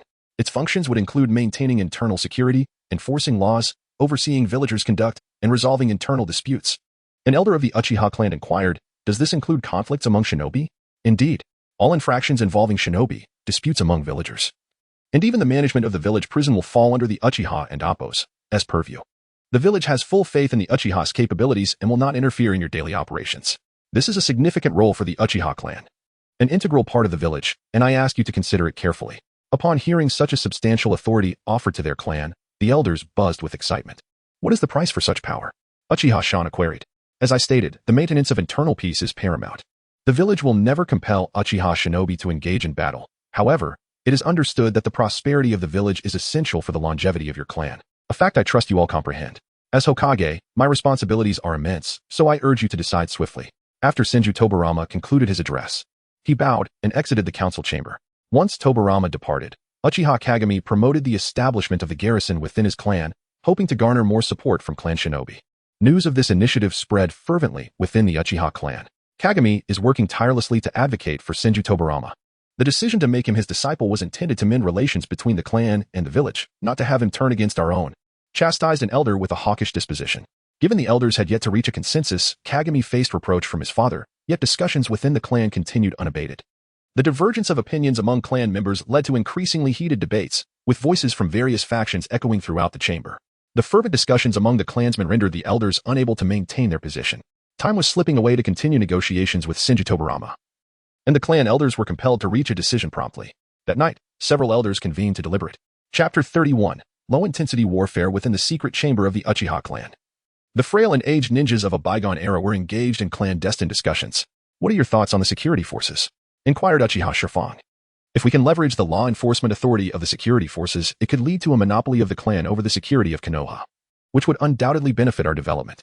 However, I fear this may be a bait thrown by Senju Tobarama to restrict the Uchiha clan's access to higher military and diplomatic affairs. He analyzed. Even if it is bait, it matters little. After all, ninjas are born to battle. As long as we possess formidable strength, the village will inevitably alter its stance. Tobarama's initiative to approach us signifies that the village currently requires the Uchiha's power. If Kagami performs well, even if the Uchiha cannot attain the position of Hokage, being able to serve as elder statesman in governance is still commendable. What transpires thereafter is not a concern for us old-timers. We must trust in the wisdom of future generations, remarked Uchiha Qin, taking on the role of the clan's mediator with an optimistic outlook. Qin, your optimism is commendable. Yet it does not change the fact that your parenting leaves much to be desired. Uchiha Kagami has been excessively reckless lately. Far from embodying the qualities of a competent ninja, let us afford the youth some time to mature. Did we not all grow amidst the flames of war? What say you, Shana? The assembly turned their gaze towards Uchiha Shana, who had returned from the front lines of the Land of Lightning with most of the Uchiha ninjas serving in the Border Defense Force, effectively minimizing the clan's losses. Moreover, his experiences on the battlefield had granted him a clearer understanding of the current state of the ninja world. I concur with Senju Tobarama's conditions. The clan can acquire more resources and better nurture our ninjas through the security forces. Remaining on the periphery of the village is not advantageous, especially in times of war. Furthermore, I propose that the clan dispatch a substantial number of ninjas to partake in the conflict. The prolonged peace in Konoha has led to a rapid decline in ninja prowess. The strength of our Uchiha clan is certainly not as formidable as it appears on paper.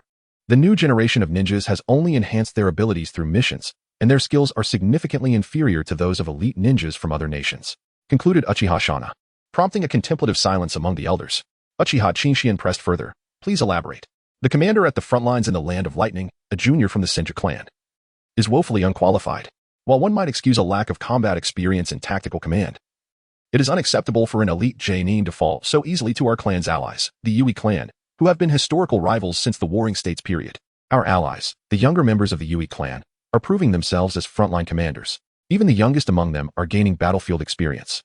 While our 3 Tomo ninjas serving at the front were soundly defeated by a mere 3-man team from the Yui clan. I appreciate the Will of Fire's commitment to protecting the weak and wish for our younger clansmen to avoid the battlefield. However, other clans are not stagnant. Ultimately, the Uchiha in the Land of Fire have lived in an era of singular nation and village for decades, yet for those from nations that were established later, the distinction between the Warring States period and the Ninja Village era is negligible. The prosperous life in Konoha does not cultivate resilient ninjas. Should Senju Tobarama assign the Uchiha clan to oversee village security, and if we truly focus our efforts on the security department, the clan's demise would be imminent. The assembly nodded in agreement, and that very day, news of the Uchiha clan and Appo's response to the village and Appo's call to join the war spread throughout the ninja village. With the establishment of the Konoha security forces, all ninjas of Konoha were mobilized, heading to the front lines of battle. In the front lines of the Land of Fire, near the Jisaki Castle, as Kumogakure achieved its tactical objectives, they shifted their primary focus towards consolidating their occupied territories, preferring not to become a target for other villages' offensives. Elite tactical units were gradually recalled to the village, yet Yui Rin remained active on the battlefield. The pace of war for Kumogakure had shifted from the uncertainties faced at the beginning of hostilities to a strategy of using elite ninjas to lead assaults, enabling close command and facilitating quick adaptations in battle organization. To ensure the stability of the front lines while searching for opportunities to exploit enemy weaknesses, ninjas were now required to form small teams for constant reconnaissance, gathering intelligence, and advancing step by step. The numbers of mobilized ninjas from both sides continued to grow, with medicines and supplies being transported in large quantities to the front lines, transforming the conflict into a competition of human resources. Both commanders aspired to sacrifice a small portion of their nin and genin to glean insights into enemy deployments, awaiting the moment to exploit their adversaries' mistakes and launch a decisive counteroffensive. However, the fortified defenses and the continuous reinforcements sent to the front determined that this war would be protracted, enduring until one side could no longer sustain its resources or manpower. As the front line grew tense, more fresh troops were needed for support, and Yui Rin too required battlefield experience to enhance his capabilities. The anxious front lines acted like a slow poison, steadily eroding the land, with the sounds of explosive tags constantly echoing and ninjutsu clashing relentlessly. The earth was marred with grotesque wounds, while the surrounding forests had been leveled, with most trees reduced to mere stumps, their broken branches grimly pointing skyward. Silently narrating the cruelty of war, ninjas from both sides engaged in stealthy ambushes, patrols, reconnaissance, assassination, and counter-assassination. In a concealed stronghold, a Kumogakure ninja cautiously peered out to observe the situation ahead. Unfortunately, his luck ran out as he was spotted by a Konoha reconnaissance ninja. A flurry of kunai laced with explosive tags flew towards the Kumogakure ninja, obliterating him and the defensive structure into fragments, staining the surrounding earth crimson. The Konoha ninjas and Appo's attack revealed their position, prompting the remaining Kumogakure ninjas to retaliate with long-range ninjutsu, in their haste to withdraw and find cover. One unfortunate Konoha ninja triggered a concealed explosive tag trap, resulting in a deafening explosion that left his body mangled and scattered. Yui Rin, utilizing his exceptional stealth abilities, observed high-value targets on the battlefield. He had grown accustomed to the scene of nin and genin launching attacks with their ninja tools. No leader of any village could deny that exchanging inexpensive genin to procure scarce war materials from the enemy while gathering potential intelligence was a highly cost-effective trade. Though these skirmishes lacked the power to alter the terrain or feature intense duels between masters, the relentless nature and unpredictability of warfare brought death equally to all present on the battlefield. Chapter 32. Research Material. A month later, Yuhi Rin awoke as usual in the rear camp, greeting Yuhi Suki, who was stationed there. He continued his routine of heading to the battlefield, searching for the fallen bodies of ninja from the clans. The onset of war had perfectly filled the void of funding and research materials needed for the family's secret technique development laboratory. As a half-research ninja, Yuhi Rin firmly believed that there must be a truly efficient way to cultivate jutsu, which lay in understanding the essence of ninjutsu.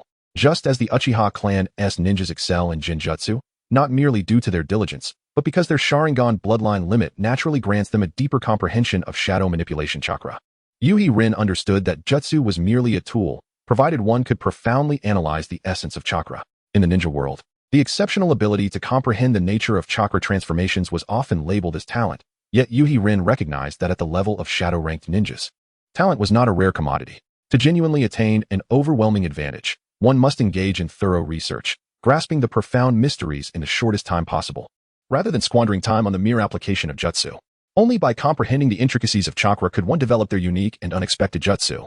Among bloodline ninjas, such techniques are referred to as bloodline limits. In secretive clans, they are exclusive secret arts, while in the Yuhi clan, they flourish in diversity. With predecessors having dabbled in various forms of ninjutsu, relying solely on personal aptitude. Fortunately, Yuhi Rin was not alone in his endeavors. Yuhi Suki, an outstanding research ninja nurtured by the clan, could alleviate a significant portion of the workload, allowing Rin to focus solely on securing funding and research materials. The sun shone brightly today, rising as it always did. The crows in the sky had lost their fear of humans, and the front lines showed little change. With monotonous reports of advancing 5 kilometers one day and retreating 3 the next, it was akin to a great maw, devouring the lives of participating ninjas. Yuhi Rin stealthily infiltrated the heart of the battlefield, observing the clan insignia, and spotted 4 ninjas from the Sarutobi clan. Using earth techniques to conceal himself, he targeted a ninja with lesser chakra. Earth release, heart decapitation technique. Just as Yuhi Rin approached his target, he was detected by the surrounding ninjas of the Sarutobi clan, who immediately retaliated with lightning techniques. Sensing a surge of lightning chakra erupting from the ground, Yuhi Rin realized he had been exposed and swiftly grasped the target's ankle. Deploying a shadow manipulation genjutsu to control him, leaping toward the source of the lightning chakra explosion to take advantage of the chaos. The sudden assault interrupted the release of the lightning jutsu, paralyzing the target's body while simultaneously dispelling the genjutsu on him. That black chakra technique belongs to the Sword Demon Squad. One of the Sarutobi ninjas alerted, promptly launching a signal flare for assistance. Observing the situation, Yuhi Rin knew he had to conclude the battle swiftly, continuously refining his shadow manipulation chakra within. Shadow release, illusionary form technique. The black chakra enveloped Yuhi Rin, transforming him into a flowing black stream that surged toward the Sarutobi ninjas. Wind release, great breakthrough. Earth release, hell swamp. A violent gale blew towards the black stream, yet it had no effect. However, the swamp from the earth technique left traces of movement. An experienced Sarutobi ninja detected this flaw, exclaiming, "It's a visual type genjutsu. Use the dispelling technique." The others hastily assisted one another in employing the dispelling technique, attempting to lift the genjutsu. Yet, even after dispelling, the black stream persisted, merely shifting positions. "I see it. The real body is next to you. Be careful." Before the words finished, Yuhi Rin had already lunged in front of a Sarutobi ninja, landing a fatal strike. One of the Sarutobi ninjas, realizing the intricacies of the technique, remarked, "This genjutsu periodically shuts down and then reactivates, infiltrating through random illusions to disturb the dispelling effect. Be cautious." Yuhi Rin attacked by intermittently releasing shadow techniques, compelling ninjas lacking mastery in genjutsu to precisely time their dispelling, lest they disrupt their own chakra. Just as a Sarutobi ninja began to elaborate on the timing of dispelling the genjutsu, he found himself unable to move. The black shadow chakra had seized control of his body. In that brief standoff, he was struck in the heart by a shuriken deliberately thrown by Yuhi Rin. With 2 ninjas incapacitated in a short span, the remaining 2 Sarutobi ninjas broke into a cold sweat, their hair standing on end. No longer conserving chakra, they stood back to back, unleashing wide-ranging ninjutsu. Fire release, great fireball technique. X2. Observing this, Yuhi Rin shaped his shadow chakra into a solid form. The black chakra piercing through the flames of the great fireball technique, decisively striking through both opponents. The flames of the jutsu dissipated in the air. Having lost their subsequent chakra supply, Yuhi Rin swiftly utilized sealing scrolls to transport the bodies away and promptly teleported to safety. Finding a suitable tree canopy for concealment, he completed his stealth and lay exhausted, breathless. Although his chakra reserves remained ample, the high-intensity use of shadow techniques had placed a considerable burden on his body. He would need to enhance his physical training going forward. Consuming military rations to sate his hunger, the month-long war, with the various intelligence on cloud ninjutsu becoming exposed, had led Konoha ninjas to become accustomed to the combination of lightning body techniques and swordsmanship. After all, most cloud ninjas could perform this technique convincingly. And Yui Rin could no longer approach as he had during the night infiltrations, executing a lethal strike. As the war progressed, both sides of ninjas grew increasingly familiar with one another. The longer ninjas remained active in the battlefield, the more dangerous it became due to the extensive leakage of intelligence. Yui Rin set up caution traps, preparing to rest for a while. A simple arrangement of steel wires combined with chakra-sensing talismans produced in the Yuhi family laboratory.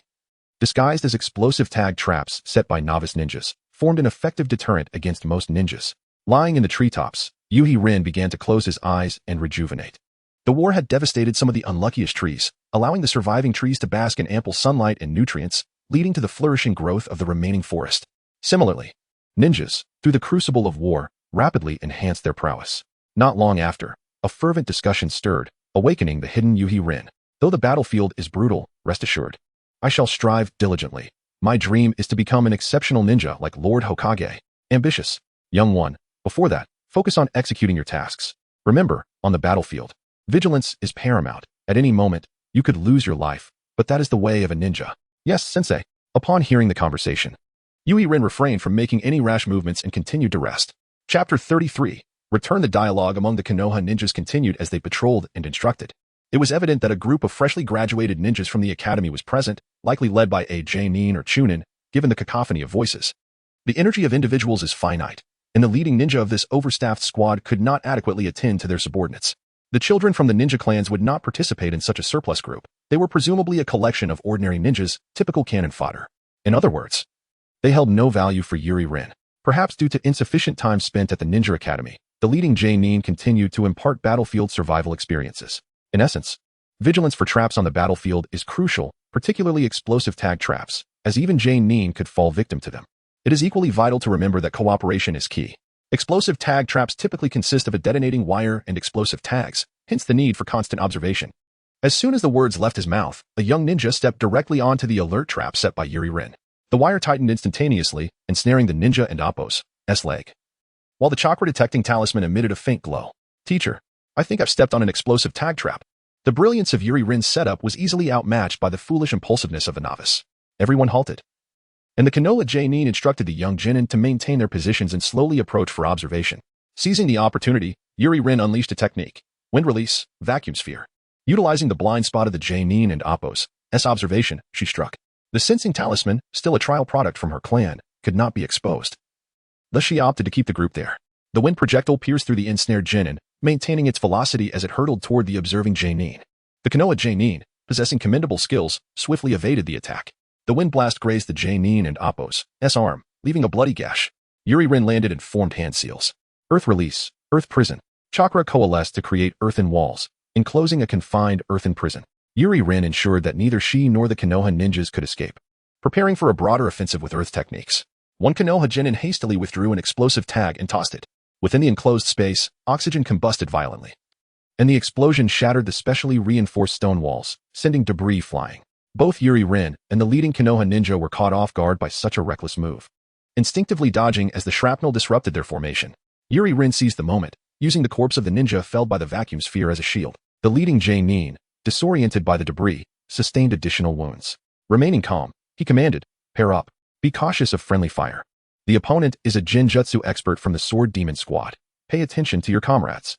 The Konoha ninjas swiftly organized themselves into vigilant groups, encircling Yui Rin. This time, she did not target the weaker links first, but rather aimed directly at the Konoha J-nin, preventing him from issuing commands. In the dark, enclosed environment, Yui Rin concealed the movements of her shadow chakra, deftly controlling the combat rhythm and restricting the J-nin's mobility while eliminating several genin with her range ninjutsu. The ordinary Konoha genin, devoid of leadership, either attacked recklessly, hurling kunai toward the source of the commotion, or stood paralyzed, overwhelmed by the stench of blood from the fallen. Yui Rin withstood a blade from the Konoha J-nin, seizing the opportunity to slay him. She swiftly dispelled the earth prison and burst forth from the crumbling earthen walls. As the walls collapsed, Yui Rin seized the moment to perform another technique. Earth release, rock collapse. Chakra caused the rocks to tumble, burying the remaining Konoha ninjas beneath the debris. She then picked up a kunai from the ground to deliver the final blows. 12 Konoha ninjas lay lifeless in pools of blood, their weapons scattered around. After disinfecting her wounds and bandaging them, Yuri Rin awaited her natural healing. She assessed her remaining supplies. Aside from the scrolls containing research materials, her pouch was nearly emptied. With a sigh, she reflected that unless she used techniques to disguise herself, every Konoha ninja she encountered would likely recognize her. It seemed she might already be marked for a bounty, and remaining on the battlefield was becoming increasingly perilous. The Konoha ninjas were simply too well-rounded. As the pioneering ninja village, their systems were relatively refined, and information dissemination was prompt. Despite her growing strength, she could not overcome the disadvantages caused by intelligence leaks. Yuri Rin tidied the battlefield before returning to the camp. In the evening at the camp, Yuri Suki was engrossed in studying a ninjutsu scroll of uncertain origin.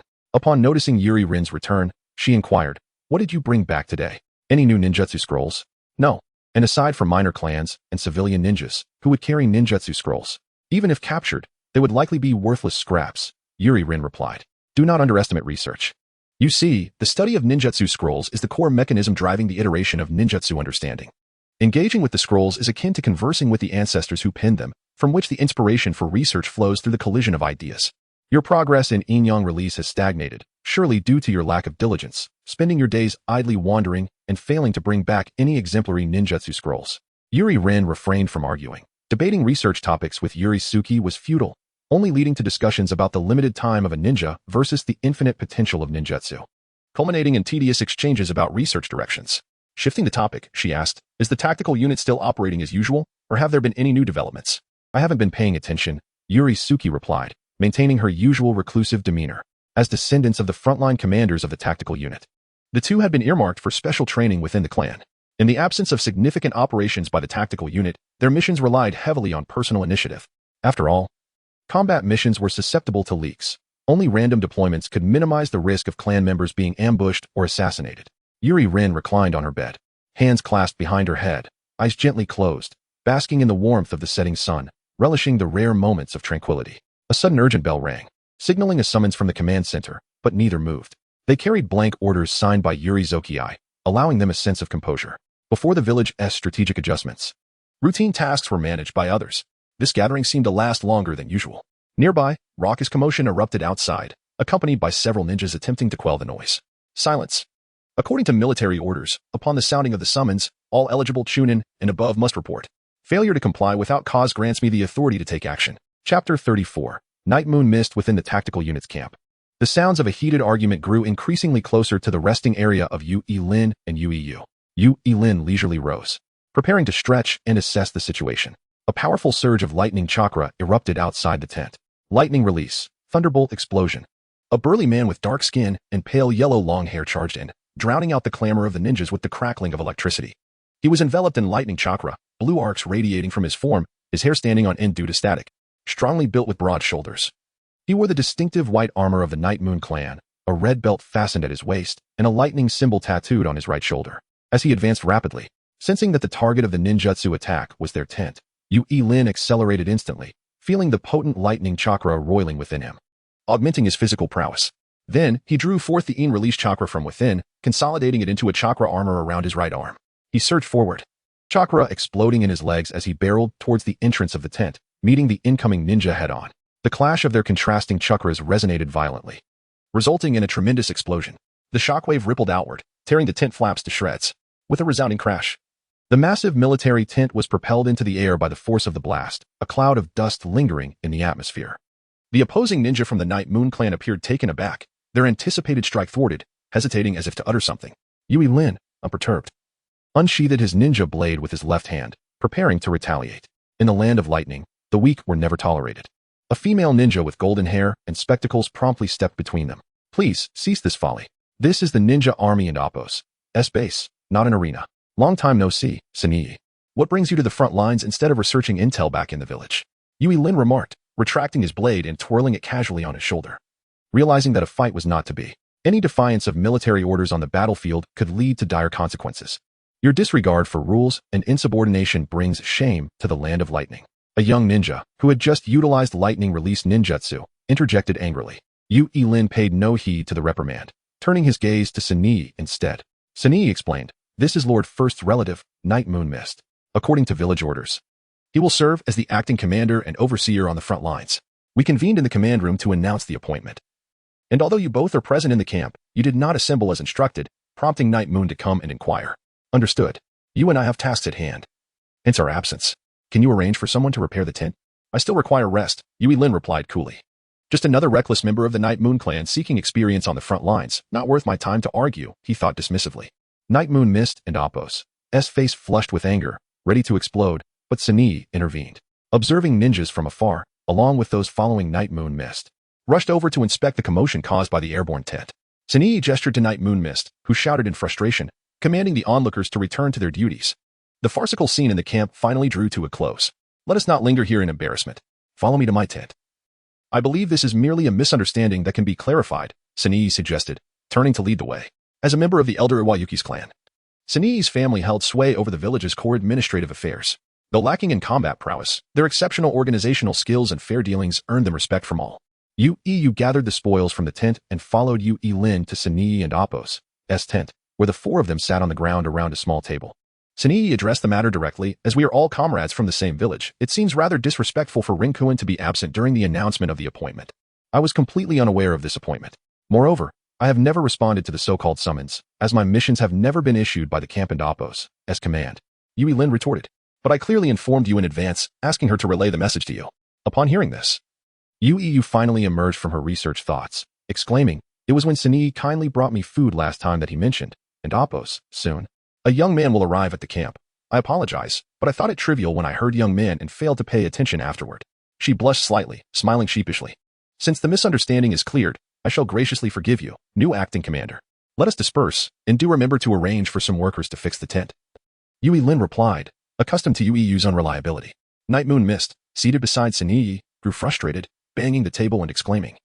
The ninja army of the Cloud-Hidden Village should maintain strict discipline. If even the noble clan ninjas are so lax, how can we expect this ragtag bunch to fight effectively? Are you a recent graduate from a ninja academy? Do not spout such foolishness. This is a standoff. The village has withdrawn its elite ninjas. What battle is there to fight? The remaining forces are merely conscripted commoners, nothing more than expendable resources to maintain the front line. Yui Lin deduced, recognizing that Night Moon Mist, like himself, was a clan member sent to gain battlefield experience. However, while he had trained for some time under Yui Zook's guidance, Night Moon Mist was still inexperienced, having just left the village. Sunii did not counter Yui Lin's remarks, but instead cautioned Night Moon Mist, do not forget Lord First's admonitions before departure. Do not act impulsively on the battlefield. Here in our own camp it may be manageable, but on the front lines, it could spell disaster. He then turned to Yui Lin. Night Moon Mist has primarily trained within his clan and lacks extensive mission experience, yet he is a talent highly regarded by Lord First. We are likely to fight alongside one another in the future, so I ask for your mutual understanding and patience. Realizing his own shortcomings, Night Moon Mist bowed his head in silence. With Sunii and Apos' mediation, Yui Lin nodded in acceptance of the apology. Night Moon Mist raised his head, adding, though there may be no elite ninjas at the front, I believe in the capabilities of the village's ninjas, even if their skills are not exceptional. Victory is not solely determined by prowess. A united ninja army is the strongest. Suit yourself, Yui Lin thought. Though he felt indifferent towards the First Lord's notions of brotherhood and unity, he chose not to voice his disagreement. Chapter 35, Supervision of War. Shortly after Night Moon AI assumed office, he began to rectify military orders, intensifying the already harsh regulations. While the organization of the shinobi forces was strengthened, and the survival rate of ninjas improved, the data remained accessible only to the higher-ups, leaving the Nin and Genin on the front lines unaffected.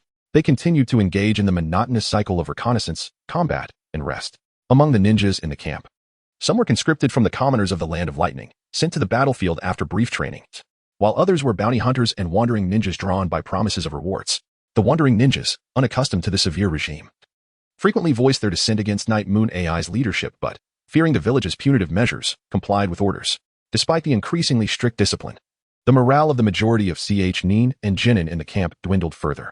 At this juncture, a tacit understanding had been reached between Kumogakure and Konoha, with both sides withdrawing their true elite from the front lines. Kumogakure aimed to consolidate internal affairs, while Konoha urgently needed to fend off assaults from other villages. This was also the reason the village felt secure allowing Night Moon AI, a Jonin of considerable strength, to act as commander. For the Jonin, as long as they were not encircled by ambushes, the front line had become significantly safer compared to previous conditions. Yet, for the Nin and Genin, the war remained unchanged, and their newfound prominence on the battlefield rendered them even more perilous. Talented CH-9 rapidly evolved amidst the chaos, enhancing their abilities and, having accrued sufficient military merit, were often recalled by the village for further training.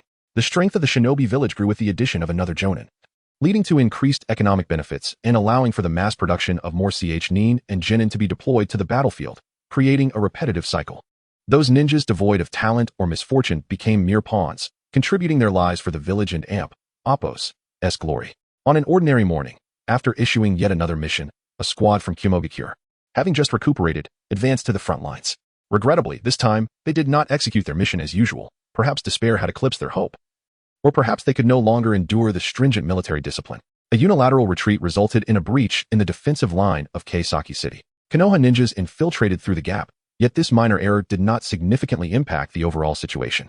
Tsurunei precisely analyzed the negligence of the defecting Kumogakure squad in the information relayed from the front line, and Night Moon AI personally led a team, reinforcing the breach to seal it. Another urgent assembly was called, with Tsurunei directly informing Hanyuri Rin. In the command room at the rear, he laid out the battlefield situation, proposing the establishment of a supervision team comprised of all jonin to sternly address the issue of defection as a deterrent. After presenting the situation, Night Moon AI invited thoughts and opinions from the assembly. The formation of such a supervision team would evidently require the village to allocate additional resources and funding. And Hanyuri Rin noted that Tsurunei, an administrative ninja, did not oppose this initiative. Realizing this, it was highly probable that Night Moon AI had already discussed the matter privately with other jonin. With the Reikage clan member personally involved, most ninjas lacked the conviction to voice their dissent. Reluctant to waste time on such unproductive matters, Hanyuri Rin felt compelled to speak out. During wartime, it was prudent to maintain a steady approach, focusing on preserving the front lines. The tactical units, comprising reorganized family ninjas, were ill-suited for the conscripted CH-9 and genin, who lacked the necessary qualifications. Previously, when military discipline was lax, the front lines had been adequately maintained, since they could complete their missions. There was no need to complicate matters further. Upon concluding her remarks, it became evident that many ninjas concurred, as none wished to stir unnecessary trouble. Those still remaining on the front line were either seeking military accolades or, like Hanyuri Rin, had personal motives. True aspirants of glory had long since participated in early battles, reaping their rewards before returning to the village. I oppose this. The village cultivates ninjas, forms an army, and sends us to the front lines precisely to nurture exceptional ninjas amid war. How can we afford to be complacent and squander Reikage's trust? Night Moon AI asserted earnestly, his eyes ablaze with fervor. We must also consider the circumstances of the CH-9 and genin. Their treatment is far from that of the esteemed jonin present. To put it bluntly, a mere few thousand ryo per month is hardly worth risking one's life. Isn't this the case with Konoha as well? Hanyuri Rin pointedly addressed the core issue. I will request the village for the necessary funding. Night Moon AI surveyed the room, and upon finding no opposition, he decisively approved the matter. The supervision team was swiftly established, and the defecting ninja squad was promptly pursued and publicly executed as a warning to others. The command center successfully secured additional funding from the village, increasing the task allowances for CH-9 and genin.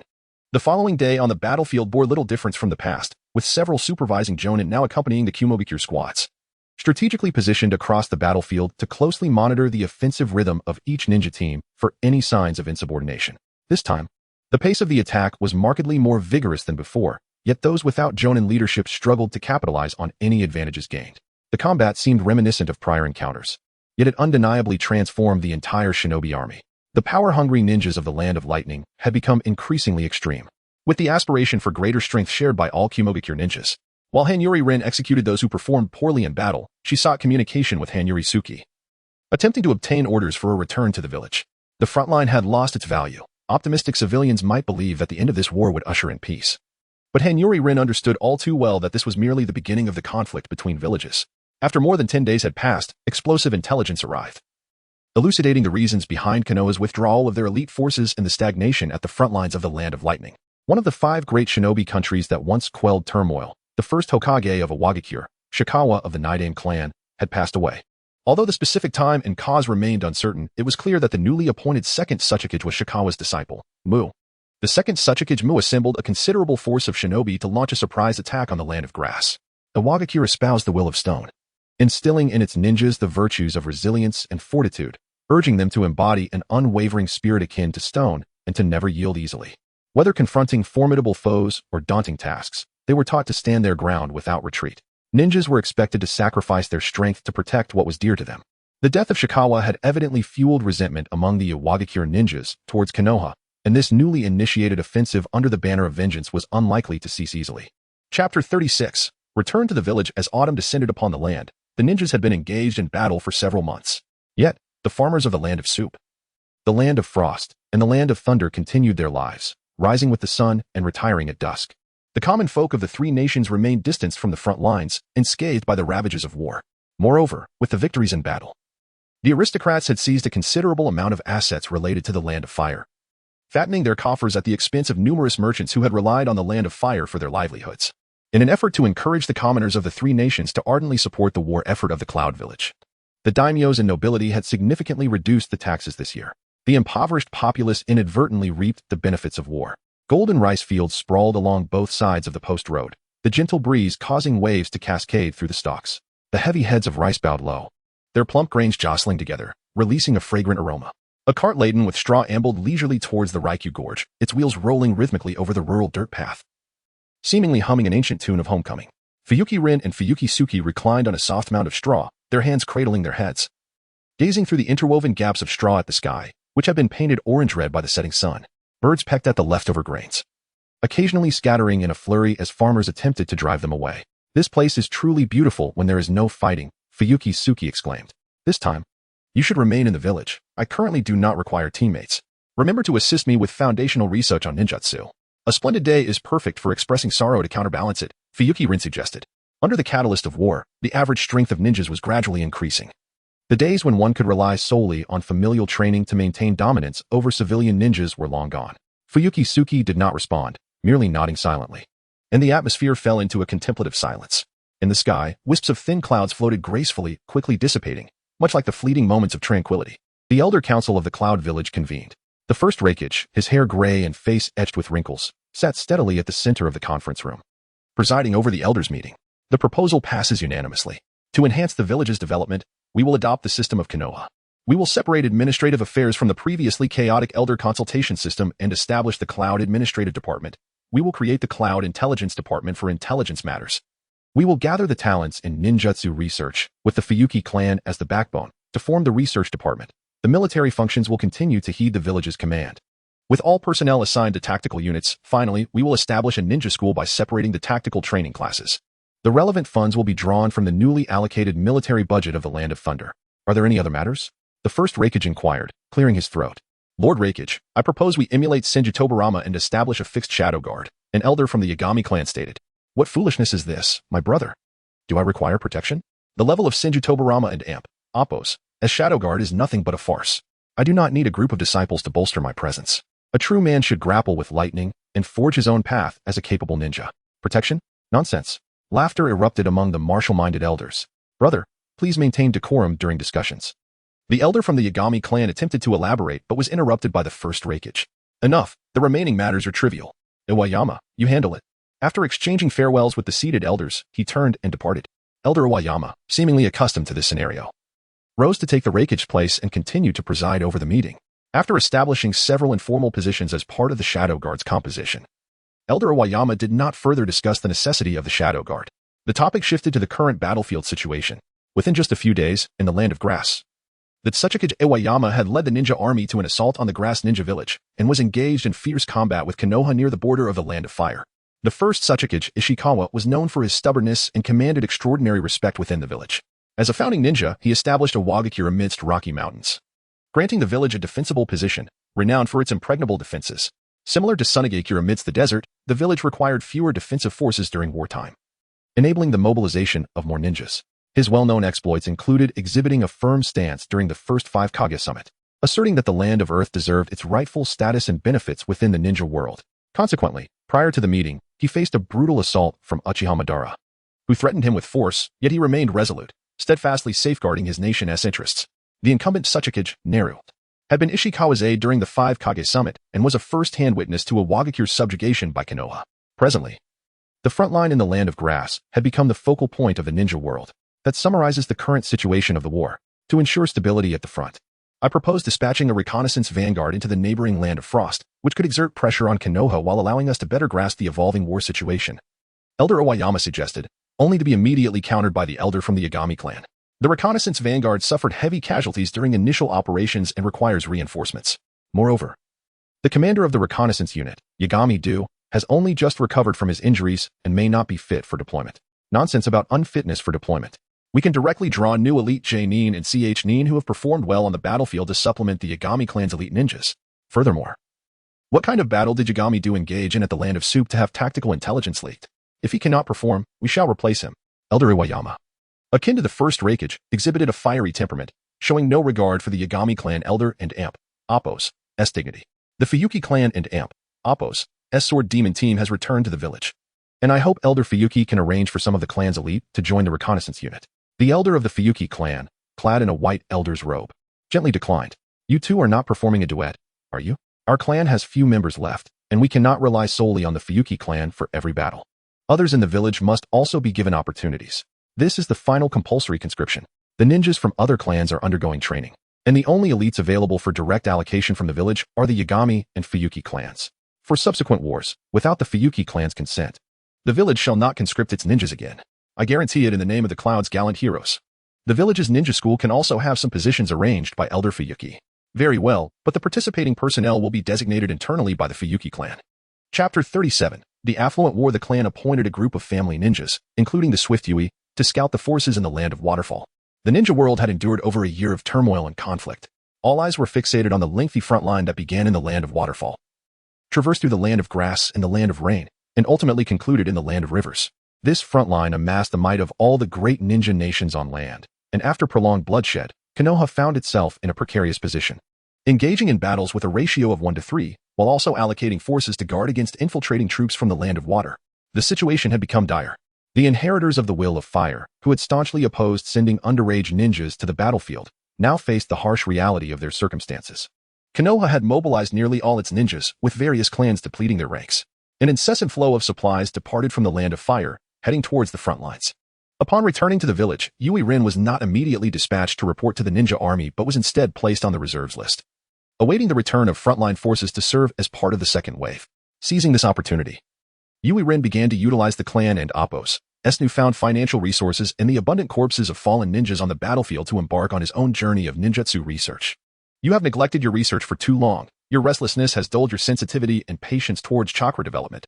It is best for you to serve as my research assistant, Yui Suki remarked, perusing Yui Rin's research plan and identifying numerous flaws. The objectives were either too broad or detached from professional accumulation, and he completely disregarded feasibility. What did he mean by exploring the principles of yin-yang release through sage art research? The family's advancements in sage art research had only just commenced. There was no basis for immediately launching such a development plan. With a slight tilt of her head, Yui Suki's fair neck formed a graceful arc, her cherry-red lips slightly pouting. Considering the assistance you have provided me in the past, I shall take some time to help you. Thank you, Lady Suki. I will bring you a gift when I return from the Land of Waterfall. Yui Rin expressed his gratitude earnestly. As days turned into weeks, the research department was officially established. Most of the clan's laboratory equipment was relocated to a new facility, and the village increased its financial investment while opening up various spoils acquired from the battlefield. The ninjas in the research department were exempt from frontline combat, unbound by strict task deadlines, and the complexity of producing results was complemented by generous remuneration, attracting many non-combatant ninjas from various clans to join. Yui Rin, relying on his commendable research abilities, secured a position within the research department. He enjoyed an easy life of training in taijutsu and developing ninjutsu, free from the pressures of mission obligations. In early Konoha year 23, the war entered a new phase. In the Land of Waterfall, the reconnaissance units of the Yunin village began to rotate, holding back the vanguard of Konoha's ninja army. Yui Rin, now among the rotated personnel, returned to the battlefield. The elite ninjas, including Yui Sokiai, had completed their recuperation and rejoined the front lines. In the Land of Grass, Iwagakure had nearly deployed all its ninjas to the forefront, intensifying the conflict. In the Land of Rain, agents supported by various nations began to infiltrate the internal affairs of this small country, with civil war seemingly on the brink of eruption. In the Land of Rivers, Sunagakure and Iwagakure continued to reinforce their troops, albeit with no significant changes thus far. In the Land of Waves, Kirigakure employed a sausage-cutting strategy. The first phase involved dispatching pursuit units in small squads to infiltrate the coast of the Land of Fire, leveraging the advantages of Kirigakure's ninjas at sea to demand taxes from merchant vessels. With Konoha's ninjas preoccupied by the other four nations at the borders in recent years, there was no counteraction against Kirigakure. To avoid losses, merchants from the Land of Fire had no choice but to comply with the tax demands. Currently, they had entered the second phase, deploying a large-scale ninja army to garrison the Land of Waves and continuously assault coastal cities in the Land of Fire to gain economic benefits. Konoha remained powerless to counter these actions, while Kirigikure further dispatched elite units to operate inland, making their presence felt across various battlefronts. Yui Rin prepared his belongings this time. He would not engage as a frontline ninja. The village likely considered that the Yui clan already occupied too many positions within the ninja army, thus appointing Yui Rin as the captain of the intelligence unit, tasked with gathering information in the land of Waterfall. The village provided him with a false identity, allowing him to pose as the nephew of a merchant from the land of Waterfall. As the battlefield situation for Konoha grew increasingly dire, the once formidable deterrent of Konoha, as the strongest ninja village in the ninja world, diminished rapidly. Nobles from the smaller nations surrounding the Land of Fire began to hedge their bets on both sides. This merchant from the Land of Waterfall was, in fact, a distant relative of the daimyo of the Land of Waterfall. After successfully selling some intelligence about Konoha and Appos as ninjas, he gained the trust of the Yunin reconnaissance unit. Consequently, he was granted a special concession for trade between the two nations during wartime by the Land of Thunder. While the protection fees paid to Yunin were diverted as war funds for the Land of Waterfall's front lines, as the daimyo still needed to maintain a neutral stance. Nestled at the heart of the ninja world, the Land of Waterfall is bordered by land on 3 sides and the sea on 1. The country is characterized by numerous waterfalls and a network of rivers, connecting cities and villages closely, with merchant vessels traversing the waterways day and night.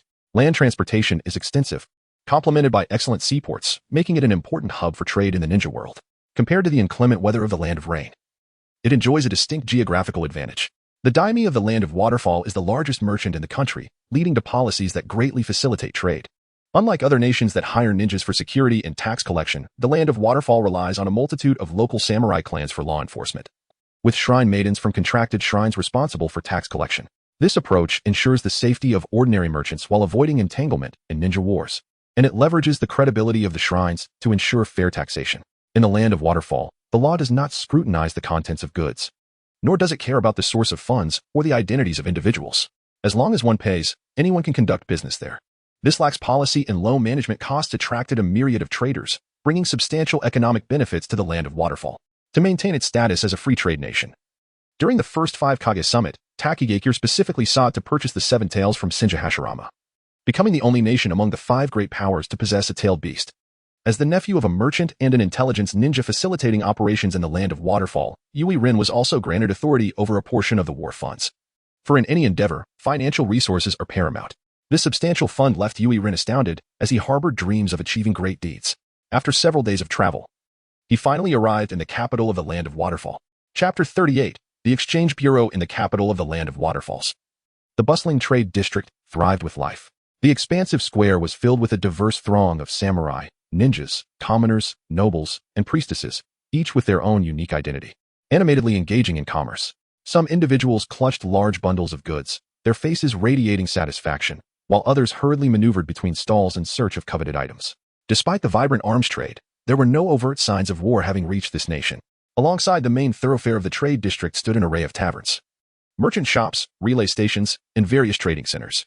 Among them, one grand edifice stood out, resplendent in its opulence. Its entrance, crafted from thick redwood, boasted intricate carvings depicting the infamous calamity of the ninja world, 9-tailed beasts. The doorposts were gilded, glimmering under the sun and Appos rays, making it a sight to behold. Above the entrance, a plaque bore the gilded characters of Exchange Bureau. Yue Lin recalled the teachings of her clan, recognizing the Exchange Bureau as an underground organization centered on monetary transactions, primarily dealing in the issuance of bounty tasks and the payment of rewards. Its operational model resembled that of an intermediary. Patrons would post bounties through the bureau, and bounty hunters would complete these tasks to claim their rewards. Typically, entrances to such establishments were concealed in public spaces like restrooms, sewers, or forested high-rises. However, the Exchange Bureau in the Land of Waterfalls presented itself quite boldly, not shrouded in secrecy. Upon entering, Yue Lin stepped into the grand hall. Above her, a colossal crystal chandelier hung from the vaulted ceiling, the glistening crystals refracting a kaleidoscope of colors. The floor was laid with polished marble, reflecting the surroundings, while intricately designed copper panels served as dividers. The layout resembled that of a tavern, albeit with numerous private rooms. A young attendant swiftly approached, inquiring whether the guest wished to dine or reserve a room. Yue Lin pondered the appropriate terminology for each. Dining is simply dining, while reserving a room pertains to discussions. The attendant explained, "You may have misunderstood. This establishment is officially named the Grand Exchange Bureau. One must not speak freely in the public areas, lest one attract the attention of samurai who may apprehend you.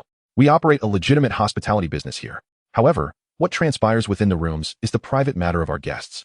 We merely provide the space and assume no responsibility for the activities occurring therein."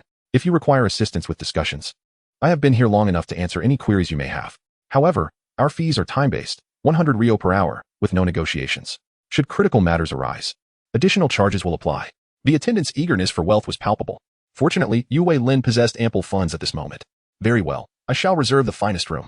Inside, the soundproofing chakra runes were flawlessly displayed, ensuring both security and minimal risk of eavesdropping, demonstrating considerable thoughtfulness in their design. Unlike other exchange bureaus, which were often hidden in restrooms or sewers, this establishment's boldness was striking. Our sign may be more prominent. Yet the abundance of hotels in the land of waterfalls necessitates such visibility to avoid being overlooked. You, being youthful, are likely a wealthy merchant or a ninja. As for bounties, the reward is a separate matter, with a service fee of 50,000 Rio to guarantee that all bounty hunters across the ninja world will be informed.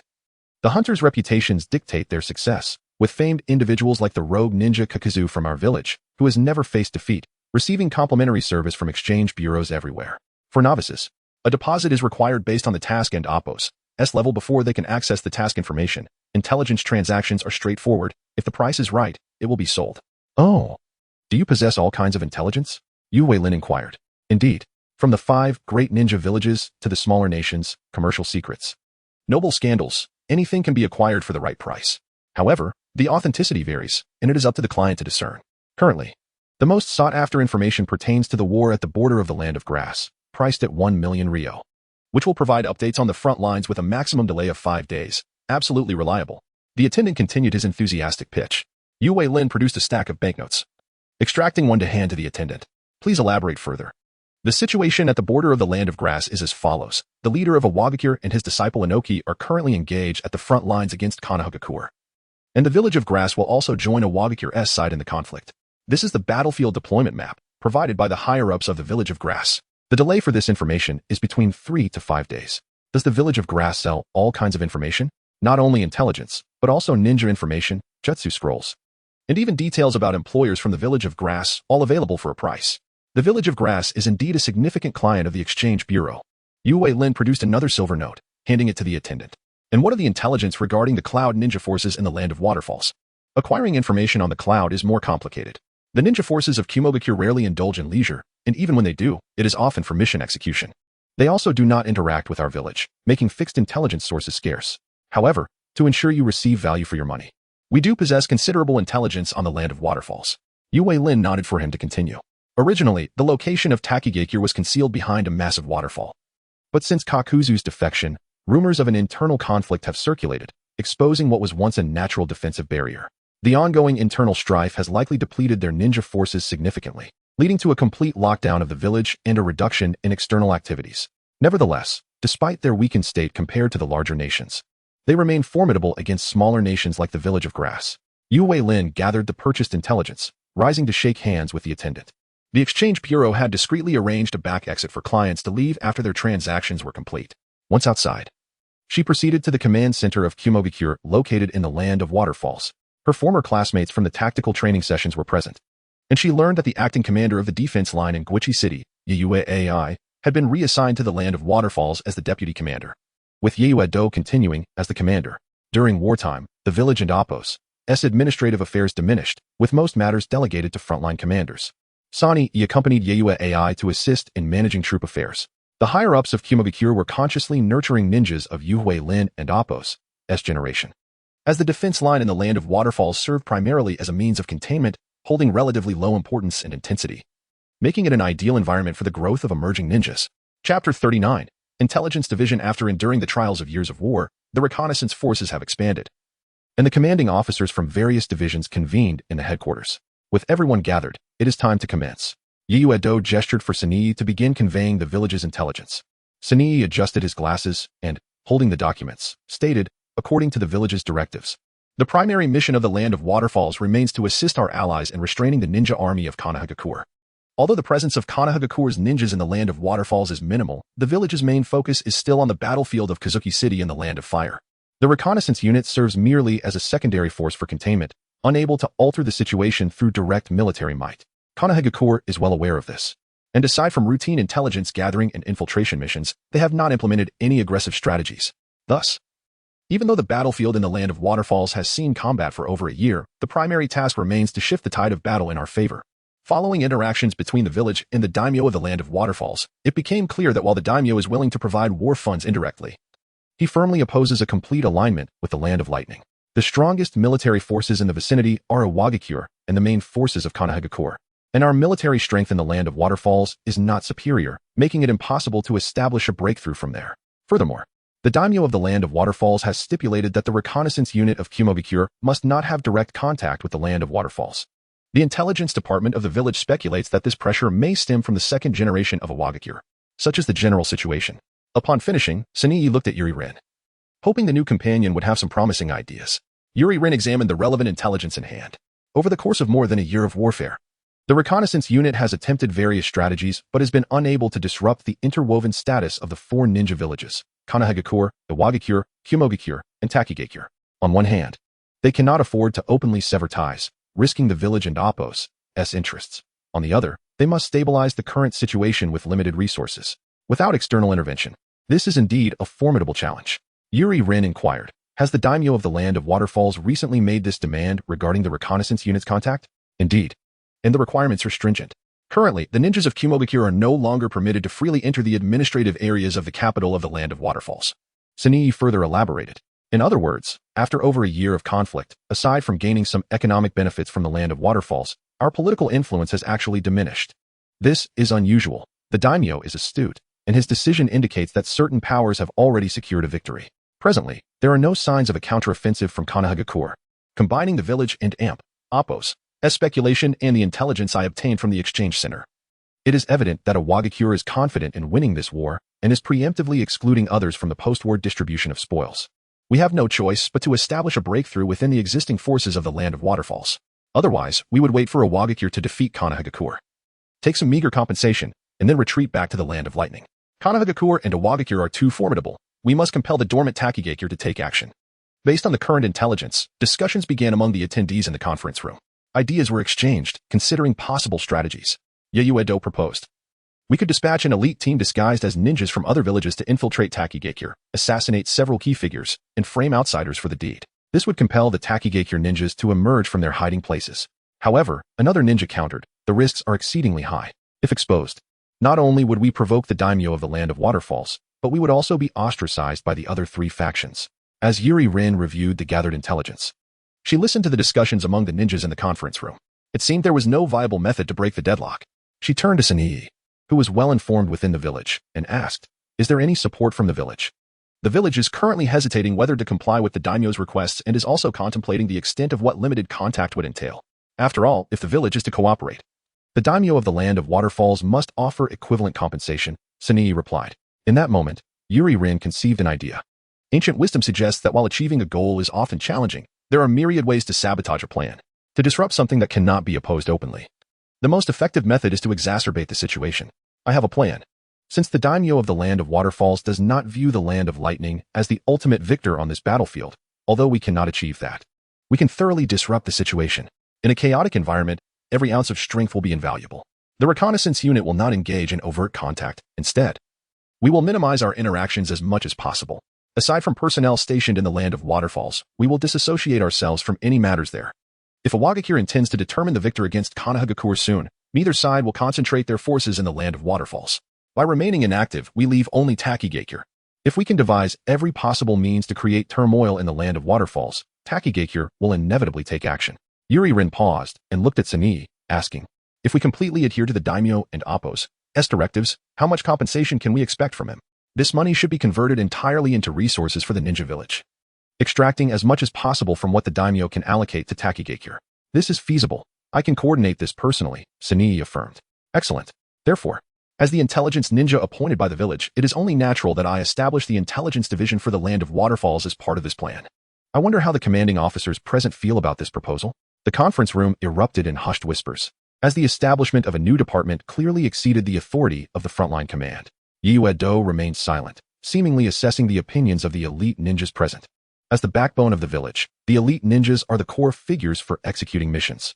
In any institution, the opinions of the elite class are crucial for those in higher positions to consider. It was evident that the elite ninjas present were reluctant to engage in the conflict between the Yuri clan and the Yue clan, choosing instead to remain neutral, awaiting the victor to align with.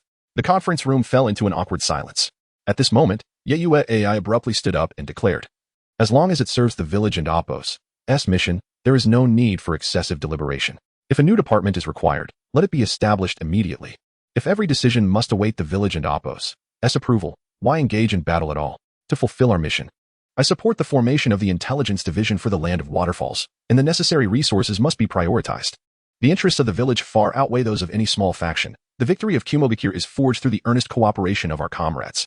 This forthright declaration left Yuri Rin impressed, as idealists of such caliber are rare among the ninja clans, save for the Uchiha clan. Chapter 40. The Great Dispensing of Wealth. Knight Mundo, upon witnessing the unanimous support of his subordinates, consented to the resolution despite the potential backlash from the village. Should the battlefield in the land of Waterfall remain stagnant, he would face severe repercussions for two significant operational failures, including the previous incident where the reconnaissance unit allowed the Konoha Ambu to escape. In the unforgiving realm of Yunin Village, incompetence was met with dismissal at the very least. Once the two commanding officers agreed, the other jounin in the conference room cast their votes in favor. Thus, the intelligence division of the Takigakure War Zone was formally established, with Yuri Rin appointed as its inaugural head. Yuri Rin, emulating the organizational structure of the village's intelligence department, established three core operational offices: the Operations Office, the Telecommunications Office, and the General Affairs Office, which would serve as subordinate entities under the Intelligence Division. Seizing the moment, Yuri Rin summoned Sunii from the command center, entrusting him with the role of General Affairs Director. Embracing the philosophy of rewarding competence, Sunii was tasked with overseeing recruitment, assessment, deployment, internal discipline, daily administrative affairs, document management, and logistical support, including financial management for operations and activities. The Telecommunications Office would utilize the communication team from the reconnaissance unit directly. The Operations Office would operate entirely on a mission basis, recruiting wandering ninjas and bounty hunters from the ninja world to create diversions while subcontracting less critical tasks. Additionally, specialized ninjas skilled in assassination within the ninja army would be responsible for covert operations such as assassination, sabotage, and kidnapping, with dedicated teams for explosives and assassination. That evening, Sunii and Yuri Rin arrived in the capital of the land of Waterfall, where Yuri Rin recruited wandering ninjas from the Vanguard Reconnaissance Unit to serve as the backbone of the operations team. In the trade district of the capital, Yuri Rin arranged for his subordinates to purchase a villa outright as their office space, which was expansive and boasted two grand entrances, merely bearing a sign indicating Trade District Number 76. The building comprised a main structure and several bungalows, requiring no extensive renovation, making it highly suitable for office use. The department divided into three factions. Sunii, as the envoy of Yunin Village, approached the Lord of the Land of Waterfall, expressing cooperation while demanding greater financial compensation. Meanwhile, the operations team utilized their available funds to procure intelligence from wealthy merchants' trade routes to renowned ninjas stationed in the land of Waterfall, acquiring information in batches. Regardless of the validity, they would post bounties through bounty hunters, reward intermediaries, and informants. Yuri Rin awaited news of successful missions while supervising his subordinates from the reception room of Villa 76. The Yunin ninjas operated with remarkable efficiency. Within mere days, tactical units had retreated to their encampments. The bounties at the exchange had surged by hundreds within days, comprising relatively uncomplicated targets ranging from prominent merchants in the land of Waterfall to ninjas from Takigakure. Bounty hunters flooded the market, and the taverns in the exchange bustled with patrons, heralding a celebration for the wandering ninjas. Amidst the bustle, Yuri Rin found moments of respite, continuously issuing tasks while furthering his training and study of ninjutsu, relishing in a lifestyle reminiscent of the village's leisure amidst the battleground. Having nearly mastered the fundamental elemental ninjutsu, he began exploring simpler medical ninjutsu. A series of knocks interrupted Yuri Rin's contemplative reverie. Before he could respond, the door swung open to reveal Sunii, whose countenance bore the weight of frustration as he entered, hauling a half-meter-high stack of documents and slamming them onto the desk. "Minister of Intelligence, your work is far from complete. Rest will have to wait." Sunii approached the desk, his once bright blonde hair now dulled, dark circles under his eyes, and his formerly vibrant gaze now veiled in exhaustion and fatigue. Yuri Rin promptly rose to pour Sunii a cup of tea, expressing concern. "Has the workload been so overwhelming lately? You must take care of yourself. These are tasks assigned by the minister. Please expedite your work. We have spent over 10 million Rio in recent days. This is the task report submitted from below. If this operation yields no results, such a colossal waste of funds will surely compel the minister to repay the village by assassinating the son of Senju Hashirama," Sunii replied. Surprisingly, the ninjas of the operations team still had time to draft such a voluminous report, indicating a lack of saturation in their work. "It's simple. Convene a meeting with the captains of the operations team. Sunii, as the successor of Elder Iwayama, you must handle matters with more agility. If every task requires your oversight, how will we accomplish anything? The essence of task delegation lies in trust. Even if the ninjas below indulge a bit, what of it? They are not officials under the Lord's command. It's natural for them to seek a bit extra. Such a light-hearted perspective. The Intelligence Department and Oppos' recent budget allocation has already been exhausted. What shall we do next?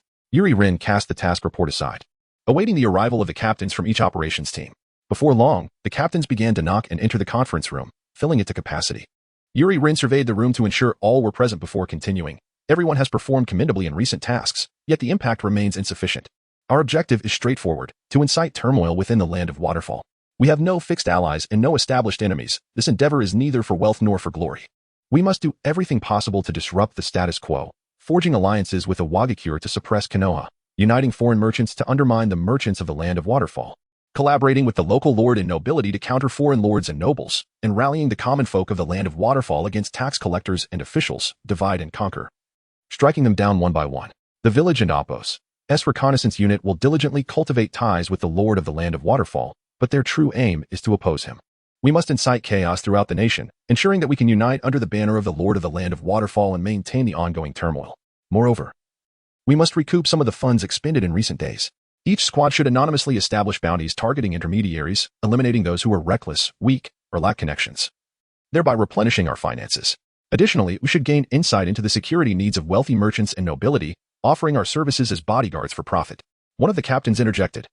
Puzzled, Minister Yuri, while serving as bodyguards is indeed lucrative, do we not have ongoing missions to attend to? Furthermore, the income from bodyguard work may be rather slow. How naive. We will first arrange for ninjas to assassinate or kidnap the wealthy merchants, compelling them to seek our protection.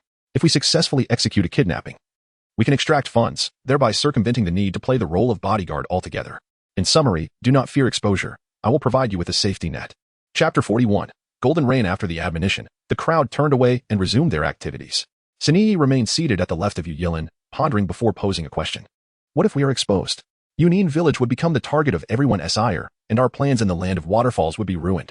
Sanii, have you observed the headbands of the ninja villages and the masks of the Umbu? Are you suggesting that we allow the recruited wandering ninjas to don the headbands of other villages? Do they possess the audacity? Being discovered would mean being hunted down by their respective villages. Their fear stems from the absence of leadership. Soon, they will find their courage. Many bounty missions have been successfully completed in recent days, yet we still owe a substantial sum to the currency exchange. It is the perfect opportunity for a performance. You should return to rest. Your command will be essential for our upcoming actions. The next day, at Villa number 76, a large quantity of silver has been transformed into flattened gold leaves, packed neatly into boxes, ready to be transported to the currency exchange to settle our debts. Additionally, a significant amount of gilded counterfeit gold is mixed in. Sanii meticulously checked the supplies, embedding specialized explosive tags within the boxes while gathering the team. The carts were prepared outside, ready for departure. Meanwhile, Yu Yilin had arrived early at the reconnaissance team and Oppos' camp. Inside the dungeon, several ninjas, guilty of poor performance in battle or desertion, were confined.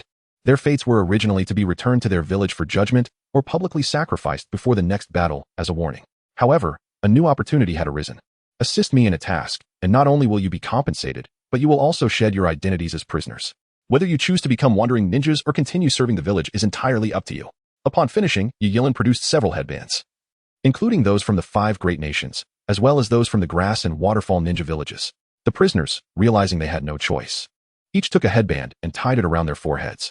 Yu Yilin gestured to the jailer, who opened the cell door, removing the prisoners' shackles and providing them with weapons.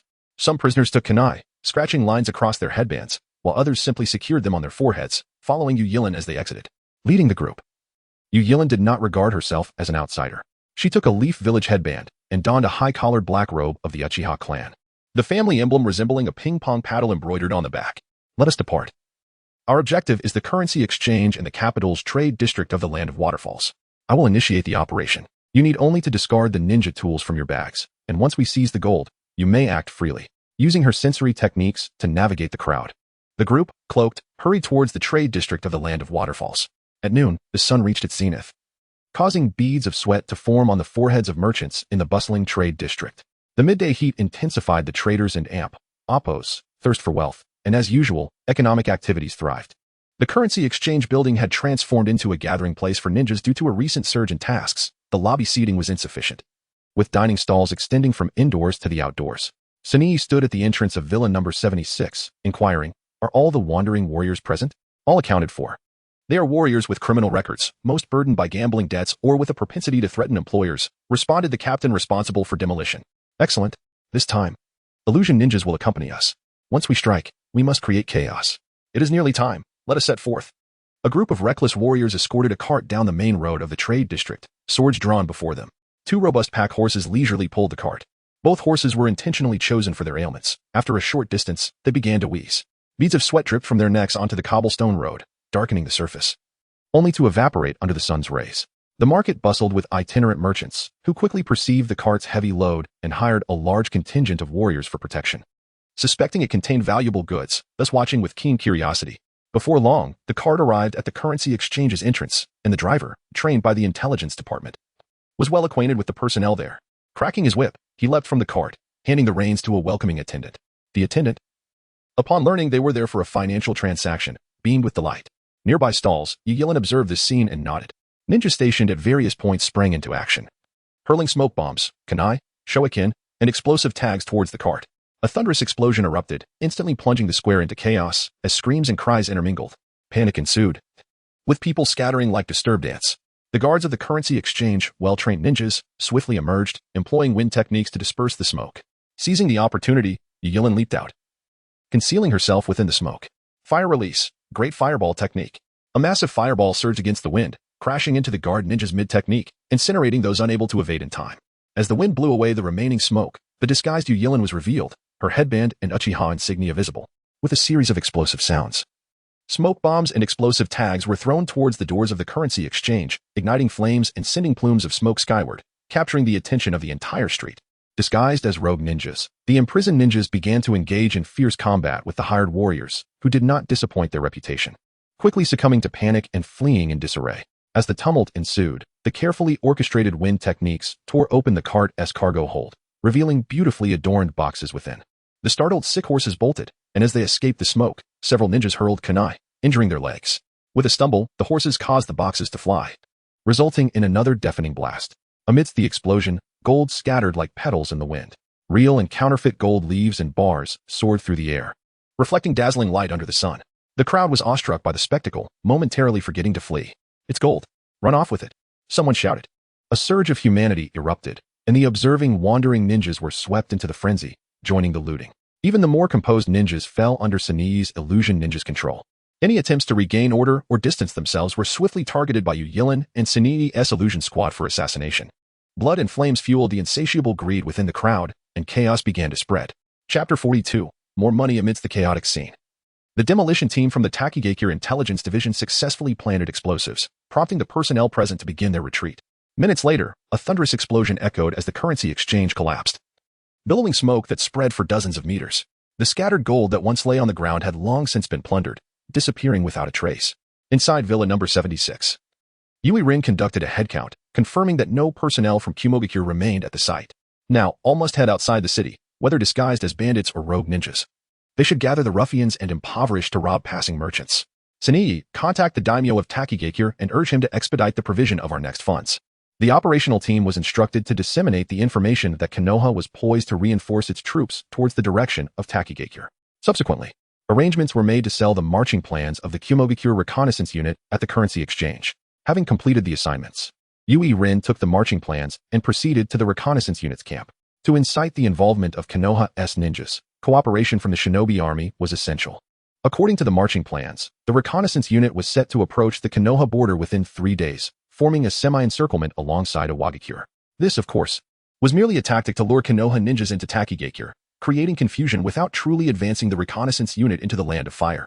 Given the current battlefield dynamics, it was improbable that Konoha would place its hopes on any potential deception from Kumogakure, thus necessitating the dispatch of ninjas to investigate Takigakure. The Kumogakure shinobi acted according to plan. That night, operatives stationed near Takigakure village relayed news that the previously reclusive Takigakure had mobilized significantly. The following morning, in the office of Villa number 76, Sanii returned early from the daimyo's office in Takigakure. According to standard diplomatic protocol, as an envoy from Kumogakure, Sanii should not have returned so swiftly, indicating an unusual circumstance. Soft morning light streamed through the window, illuminating Sanii's slightly disheveled golden locks that cascaded casually over her shoulders, with a few rebellious strands framing her face. Her fair skin glowed warmly in the morning light, tinged with a gentle blush. Yui Rin, seated at his desk enjoying breakfast, teased the early returning blonde beauty. Are the ninjas from the land of lightning unaccustomed to the accommodations of Takigakure's wealthiest? I've heard that wealthy merchants in the shinobi world take pride in being hosted by the daimyo of Takigakure, viewing it as a symbol of prosperity. Perhaps you will soon find yourself in fortune. Sunii smiled, her golden hair and red lips creating a captivating visage that brightened Yui Rin's otherwise mundane day filled with tiresome intelligence reports. You, a flawless genius ninja, always appear so unreliable. Back to business. The daimyo of Takigakure has rejected our funding request, stating that payments will only be made after domestic stability is achieved. If we require funds now, they can only offer premium bonds, which we can sell directly in the market once the situation stabilizes. Understood. It seems the daimyo wishes for us to assist in clearing out rogue ninjas and traders while avoiding commission payments, merely intending to placate us with a bit of interest from overpriced bonds. What shall we do now? Wait, let the kunai fly for a while. Assess the personnel of the intelligence division and begin destroying related documents. This place will soon become unsafe. A week passed, in the escalating situation. Initially fueled by the lure of money and the provocations of Yui Rin's subordinates, gradually calmed due to the significant mobilization of Takigakure. The Kumogakure reconnaissance unit commenced its march according to the plan, only to encounter resistance from infiltrating forces dispatched by Konoha. A fierce clash erupted in Takigakure, plunging the region into chaos. Yui Rin did not comply with the daimyo's wishes to hold onto the bonds in anticipation of market stabilization. Instead, he pledged them as collateral for intelligence trading funds.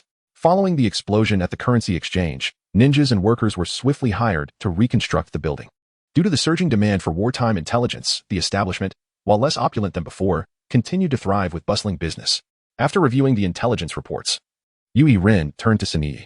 How much funding can the intelligence division mobilize now? Sunii rubbed her wrist and set down her pen. Currently, we can only mobilize 20 million ryo. Far from sufficient. We must mortgage this property and delay some ninja salaries. How much can we extract? In the current environment, mortgaging the property won't yield quick returns.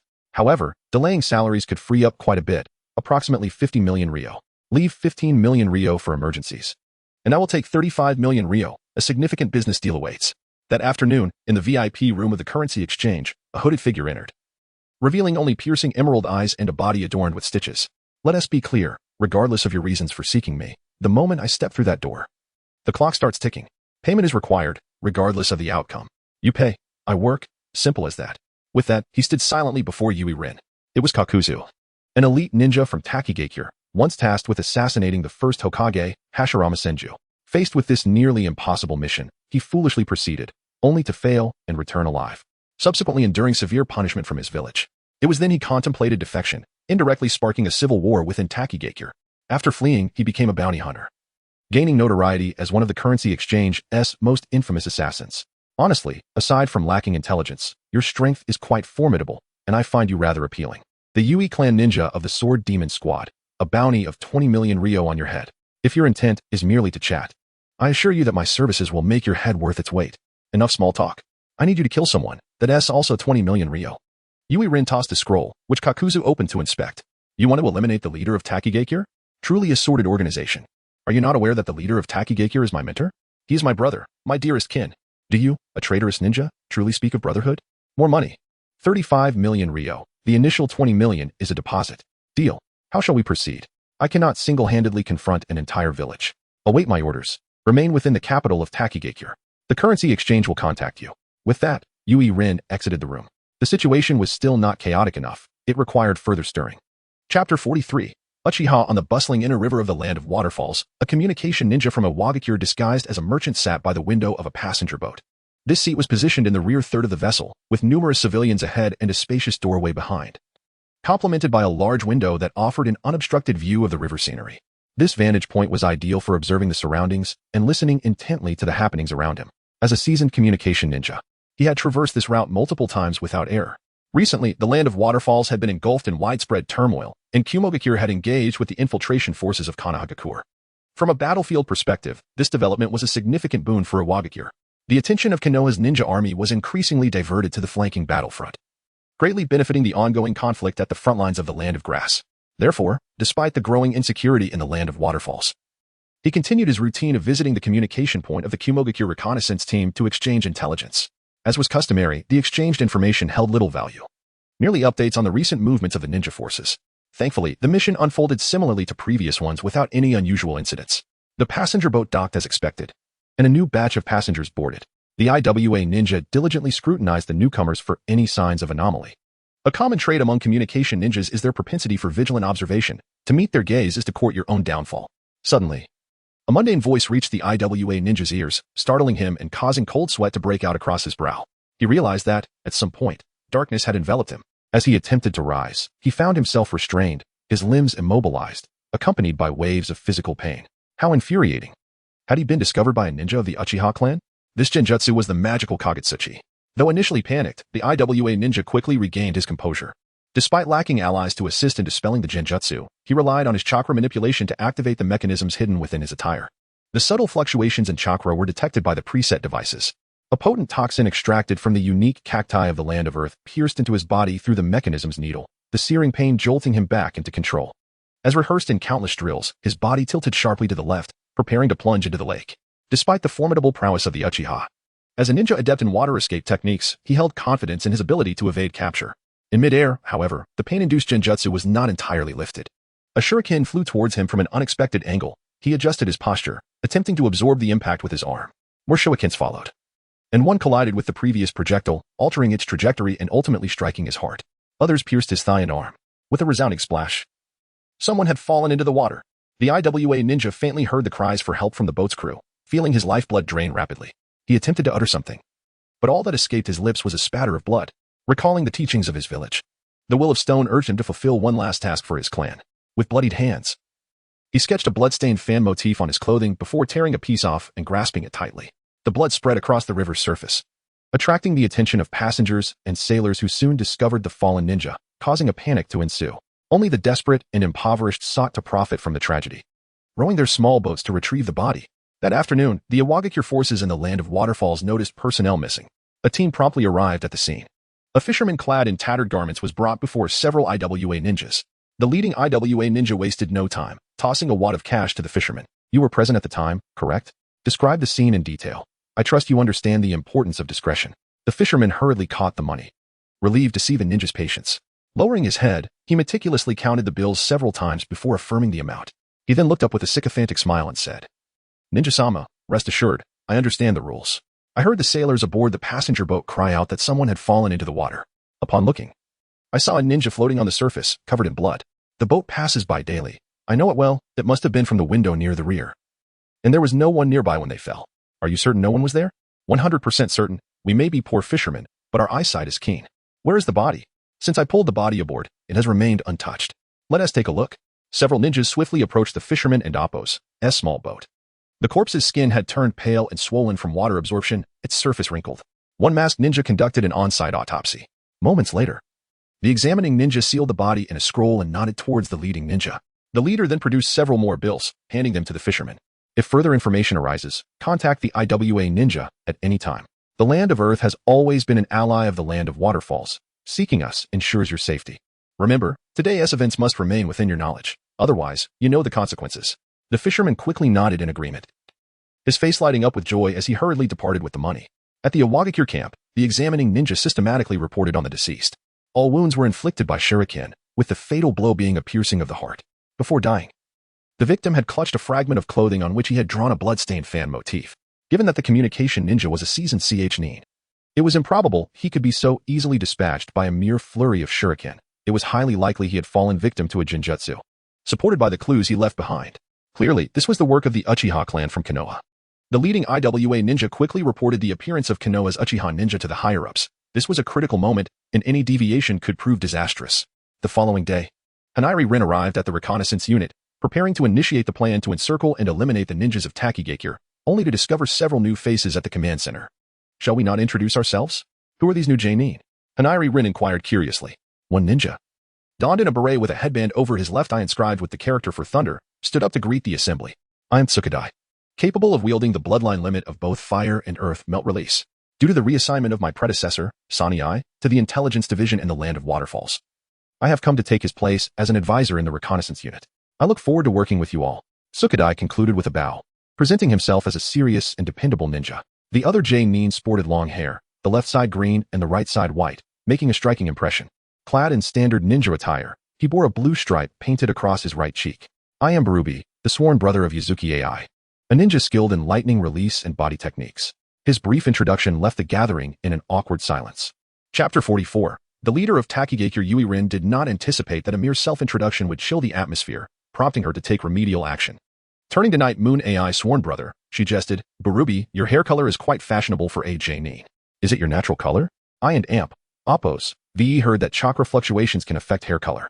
I wonder if you are experiencing such a phenomenon. Before Barubi could respond, Night Moon AI stepped forward to redirect the conversation. Enough idle chatter, Yui Rin. You must be here for a new mission. Just say it. Seeing the urgency, Yui Rin refrained from pressing further and began to inquire about the recent movements of their allies.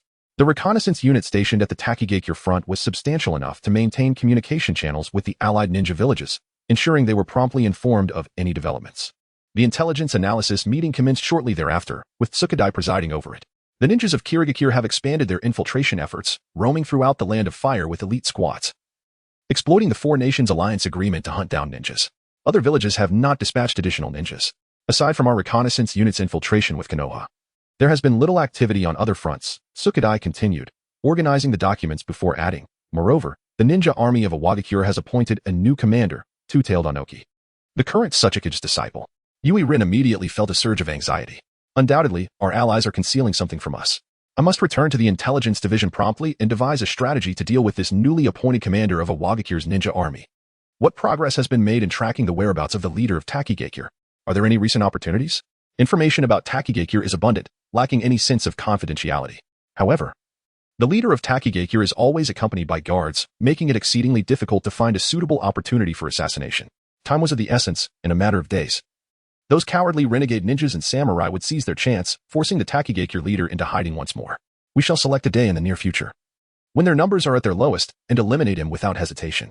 The reconnaissance unit would withdraw from the battlefield, allowing Konoha's ninja army to test their mettle against Anoki. As the situation within the land of Takigakure grew increasingly chaotic, the already scant number of ninjas dwindled further. Ultimately, during a mission, Yui Rin and Night Moon AI and Oppos S group cornered the leader of Takigakure while he was executing a task. What brings the ninjas of Kumogakure here? The Takigakure leader inquired. But Yui Rin's group remained silent, drawing their blades and charging forward. Lightning release, lightning rod heat blade. Night Moon AI and Bruby executed taijutsu, dispersing the Takigakure leader's entourage. Lava release, rubber shield. Tsukadai created a rubber membrane that encircled the battlefield, cutting off the Takigakure's escape route. You intend to sever the alliance with Takigakure? The Takigakure leader questioned angrily. How disgraceful. Faced with a formidable foe, you, as the shadow of Takigakure, can only rage impotently? Upon returning to your village after this failure, what punishment awaits you? Kakuzu stepped out from behind Yui Rin, revealing his true identity. Kakuzu, as a rogue ninja, you collude with outsiders to conspire against the leader of your village. Truly a disgrace to the shinobi. Kakuzu did not reply but turned to Yui Rin. This place serves well as a graveyard. Remember your 35 million ryo. I will contact you once the deed is done. At this moment, the Takigakure leader and Oppos, S-guards and subordinates had been entirely dispatched. Yui Rin signaled Tsukadai to release the lava release technique. Her group swiftly departed, ensuring that the death of the Takigakure leader could not be traced back to Kumogakure. Kakuzu was the perfect executioner. The sounds of ninjutsu clashing and explosions echoed behind them, indicating that the battle would continue for a while longer. However, based on the chakra intensity, Kakuzu was unlikely to lose. Villa number 76. Realizing that the newly established intelligence division had taken too many actions within a short period, making it nearly impossible to avoid leaving incriminating evidence, Yui Rin summoned Sani to her office, instructing him to prepare for evacuation. Adjustments to the withdrawal plan would be necessary, provided they did not disrupt the current strategy. After some discussion, Sani stared at Yui Rin in disbelief. Are you suggesting we conceal information, allowing the comrades in the intelligence division to continue their missions even as the risks of exposure grow? Yui Rin observed Sani's expression and refrained from elaborating, stating, Isn't this how Kumogakure has always operated? Survival of the fittest. If they can endure, they will be hailed as heroes of Kumogakure. If they perish, it is merely a stroke of misfortune. Now, go arrange the tasks. For the next few days, stay close to me, remain vigilant, and prioritize safety.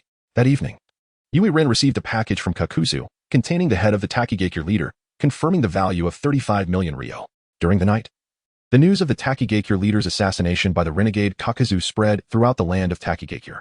A palpable sense of conspiracy enveloped Takigakure, as numerous ninjas returned to the village. Regardless of their employer's demands, they were unwilling to venture out again.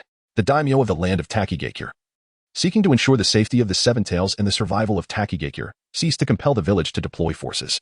Rumors flourished, and the renegade ninjas and wandering shinobi were greatly emboldened. Save for the border cities where the great ninja armies were stationed, the vast majority of the land of Takigakure fell into a power vacuum. An increasing number of bandits and thieves emerged. Chaos reigned, severely impacting trade. In a tavern that morning, due to disrupted trade routes, numerous merchants found themselves idly gossiping. A group of affluent individuals inevitably discussed the current state of the land of Takigakure and the situation within the shinobi world. I tell you, my brother's friend stands guard at the daimyo's office in the land of Takigakure. He heard with his own ears that the renegade Kakuzu intends to return to Takigakure as its leader. The reason he was able to kill the Takigakure leader yesterday was due to the assistance of the village elders. Once he becomes the leader, the land of Takigakure will be saved. Nonsense. How could a rogue ninja directly become a leader? Clearly, the elders of Takigakure first pardoned him. After which he completed a few tasks to transition, and finally, the daimyo nominated him to lead. My wife's brother's classmate is an official in the daimyo's office. My account represents the correct procedure. You are all outdated with your information. Takigakure is on the verge of dissolution, and soon all the ninjas will join Konoha. Did you not see how Konoha's ninjas repelled the barbarians of the Land of Lightning? A merchant from the Land of Fire refuted. The clinking of cups in the tavern accompanied the heated debates, as merchants from various nations argued while sharing their experiences. Ultimately, all that remained were sighs of despair over the war's disruption of trade routes and the fear of losing their investments. Chapter 45. Water of Heroes. In the command center of Awagakure, Inoki sat at his desk, meticulously analyzing the available intelligence while observing the shifting battle lines in the land of waterfalls. Beside him, a ninja tasked with retrieving the bodies of fallen comrades stood in a half-bow, awaiting orders. Inoki, though of short stature, sported a thick mane of white hair and donned a colored trench coat adorned with the emblematic rock pattern representing his village. Despite his youth, his gaze was resolute and profound, exuding an aura of quiet authority, clearly a figure of considerable repute within Awagakure. Who is the commander from Konoha in the land of waterfalls? Inoki inquired, closing the intelligence report. I've heard it is Senju Tobarama's two disciples, Uchiha Kagami and Akimichi Torif. The clan leaders from Konoha have not mobilized, came the reply. And the commander from Kumogakure? Yayoi D from the Yayoi clan. This situation is undoubtedly suspicious, Inoki thought, though time was of the essence and decisive action was necessary. Can we ascertain the identity of the organization responsible for the turmoil in the land of waterfalls? Currently, we can only identify a group of ninjas masquerading as rogue ninjas from various villages. There seems to be a tightly knit command structure behind the scenes, with a strict hierarchy and generous compensation. The informants we VE captured know nothing of their superiors. The enemy has been able to recruit a steady stream of expendable forces due to their lucrative offers. Our only lead is the rogue ninja Kakuzu from Takigakure. With such substantial funding, it is evident that a great nation is backing them. Have the communication team get in touch with Kumogakure directly. The ninja forces in the land of waterfalls are merely a diversion, lacking initiative, and will not engage Konoha's forces in earnest. Additionally, assist me in contacting Kaku. Mercenaries can also be advantageous. We should learn from our enemy's adept strategies. Shortly thereafter, an intermediary from the exchange office arrived to collect a deposit and provided an address. Inoki, accompanied by his guards, journeyed to a fish pond where the keeper's cottage stood. Finding Kakuzu inside, meticulously counting his money. Business has been booming lately, with major clients approaching one after another, Kakuzu remarked without looking up, continuing his task. Inoki frowned slightly, clearly disdainful of the mercenaries' money-driven ethos, yet refrained from criticism. Name your price. How much for the information regarding the individual who commissioned you to assassinate the leader of Takigakure? Kakuzu paused his counting, raising his head earnestly. Revealing my employer's identity is poor etiquette. Despite being a rogue ninja, I hold a genuine reverence for money and would not jeopardize future earnings. Let me rephrase. 20 million Ryo for the life of your former employer. I want his head. He is far more generous than you. That sum is merely a starting point. Inoki, somewhat taken aback, pressed on. 30 million Ryo. Still insufficient. 50 million Ryo. That is the standard for high-ranking ninja forces. Agreed. Though we must await the right moment, and will also require funding for bait and intelligence procurement, Kakuzu stipulated. Deal. Here is a deposit of 20 million Ryo. I trust you will not disappoint me. As the chaos in the land of waterfalls escalated, many ordinary citizens, even those engaged in farming and fishing, began to experience the allure of robbery. Local nobles and tax officials expressed their grievances. The daimyo of the land of waterfalls understood that a decision must be made. If stability could not be restored swiftly, even his foundational authority would waver. Thus, he issued a stern order to Takigakure, insisting that, despite the risks, the unruly populace must be subdued. After all, it was just one rogue ninja leader. Takigakure is not entirely extinguished, and a new leader can always be chosen. Takigakure dispatched its ninjas once more. Although few in number, their strength had significantly increased since the previous conflict, swiftly suppressing the bandit coalition formed by rogue ninjas and samurai. In the intelligence division of Kumogakure, Yuhi Rin observed the reports brought back by the injured operatives. You say that after consuming a vial of this water, the chakra of the Takigakure ninjas multiplied manifold? Were there any side effects? There were, Minister Yuhi. The individual who consumed it developed additional wrinkles and seemed to have aged considerably. Fascinating. Since it can be distributed to mission-performing ninjas, it should not be overly classified. Spend what is necessary to acquire intelligence and, ideally, obtain a sample. Not long after, the action team returned with precise information and secured a sample. Yui Rin was astounded, pondering if there was a hidden genius among the novice ninjas in the intelligence division, and inquired for further details. Alas, the anticipated miracle did not materialize. There was no information prodigy, merely the influence of wealth at play. The intermediary from the exchange office promptly reported that the potion used by Takigakure was known as the Water of Heroes. The Water of Heroes was a sacred water, obtained every century from beneath a giant tree within Takigakure, possessing the miraculous ability to amplify a ninja's chakra exponentially. However, it also bore grave side effects, consuming the user's life force, an embodiment of duality. Despite such dire repercussions, the lives of lower-ranked ninjas paled in comparison to the daimyo's commissions. Most lower-tier ninjas toil throughout their lives without ever earning the funds allocated by the daimyo, as long as the reward is fitting. A line of eager ninjas will form to sell their lives. In the ninja world, a rigid class structure exists between daimyo, nobles, merchants, craftsmen, and commoners. Ninjas, as a privileged class, represent the sole avenue for commoners to ascend. During times of war, countless destitute civilians seek to alter their fates through the path of a ninja. Regarding the transaction of the Water of Heroes sample, the intermediary proposed that the delivery location and time be determined by both parties, with Yui Rin as a valued client given priority in selecting one of the options. Once the transaction plan was settled, both parties paid the intermediary fee, releasing the exchange office from further responsibilities. A measure to avoid complications. Without hesitation, Yui Rin designated an open area outside the capital of the Land of Waterfalls, aiming to minimize the risk of ambush. This extraordinary chakra-infused creation is ideal for research. The life-consuming nature of its effects is a clear manifestation of yang-release chakra transformation, which may catalyze developments in yin-yang release, making its acquisition imperative. After notifying Sani E to withdraw the Intelligence Division's scarce liquid assets and settling the intermediary fee, Yui Rin arrived at the designated location outside the capital. In the desolate expanse, only one figure awaited, Kakuzu, the rogue ninja previously collaborated with. Upon confirming that he was indeed alone, Yui Rin, although eager to adhere to proper trading customs, regrettably recognized that the Water of Heroes was a personal interest of his, unrelated to the ongoing conflict in the Land of Waterfalls, rendering it impossible to proceed through official channels. As an exemplary cloud ninja, he had no choice but to embrace the traditions of the Land of Lightning, characterized by forceful acquisition. Chapter 46, Grievous Curse in the outskirts of the capital of Takigakure. The desolate terrain proved unsuitable for a surprise attack. Rin, cloaked in the guise of a shadow, performed hand seals before advancing, dispatching a shadow clone to engage in conversation while her true self concealed herself underground, poised to strike. The clone approached Kakuzu, lifting the hood that obscured her identity to capture his attention. Ah, Kakuzu, she mused, indeed a formidable bounty hunter. Takigakure is unfortunate to have a ninja of your caliber. Yet, it is precisely because of you that acquiring the hero and Appos' water will be swift. Perhaps I should inspect the goods first. The item is right here. But you must pay a fair price, Kakuzu replied, extending his hand and stepping forward. As the distance between them diminished, Rin's clone surged towards Kaku, transforming into a black shadow chakra that ensnared him. Kakuzu, seemingly prepared, attempted to withdraw but was still ensnared by the tangible chakra. At that moment, Rin emerged from the earth, brandishing a ninjat imbued with lightning chakra, executing a straightforward thrust that pierced Kakuzu's heart, just as she intended to sheath her blade. Rin sensed through the still-bound clone that Kakuzu's chakra did not dissipate as it typically would for a dying ninja. Suddenly, Kakuzu's corpse erupted, fissures releasing a dense mass of black threads, transforming him into a monstrous entity composed of black threads and masks. His tattered robe burst apart, and explosive tags flew from the pockets, detonating swiftly and dispersing the shadow chakra that bound him. Rin retreated to evade the explosion. Fire release, head hardening. Wind release, pressure damage. Combined ninjutsu, flame wind turbulence. As the smoke hung in the air, Kakuzu, now a red fire-masked monstrosity, unleashed a torrent of flames that ignited the ground. The blue wind-masked monstrosity expelled a powerful wind sphere, forming a vortex of tempestuous winds. The two combined to create a vast sea of flames that surged toward Rin. Prepared for this, Rin formed hand seals, water release, water prison technique. The chakra manifested as flowing water enveloped her, forming an all-encompassing shield that countered the heat of Kakuzu's fire. In a clash of chakra reserves, Rin was confident that she would not be outmatched by a ninja from a small village, a certainty born from her lineage. Realizing that the combined ninjutsu was ineffective, Kakuzu altered his strategy.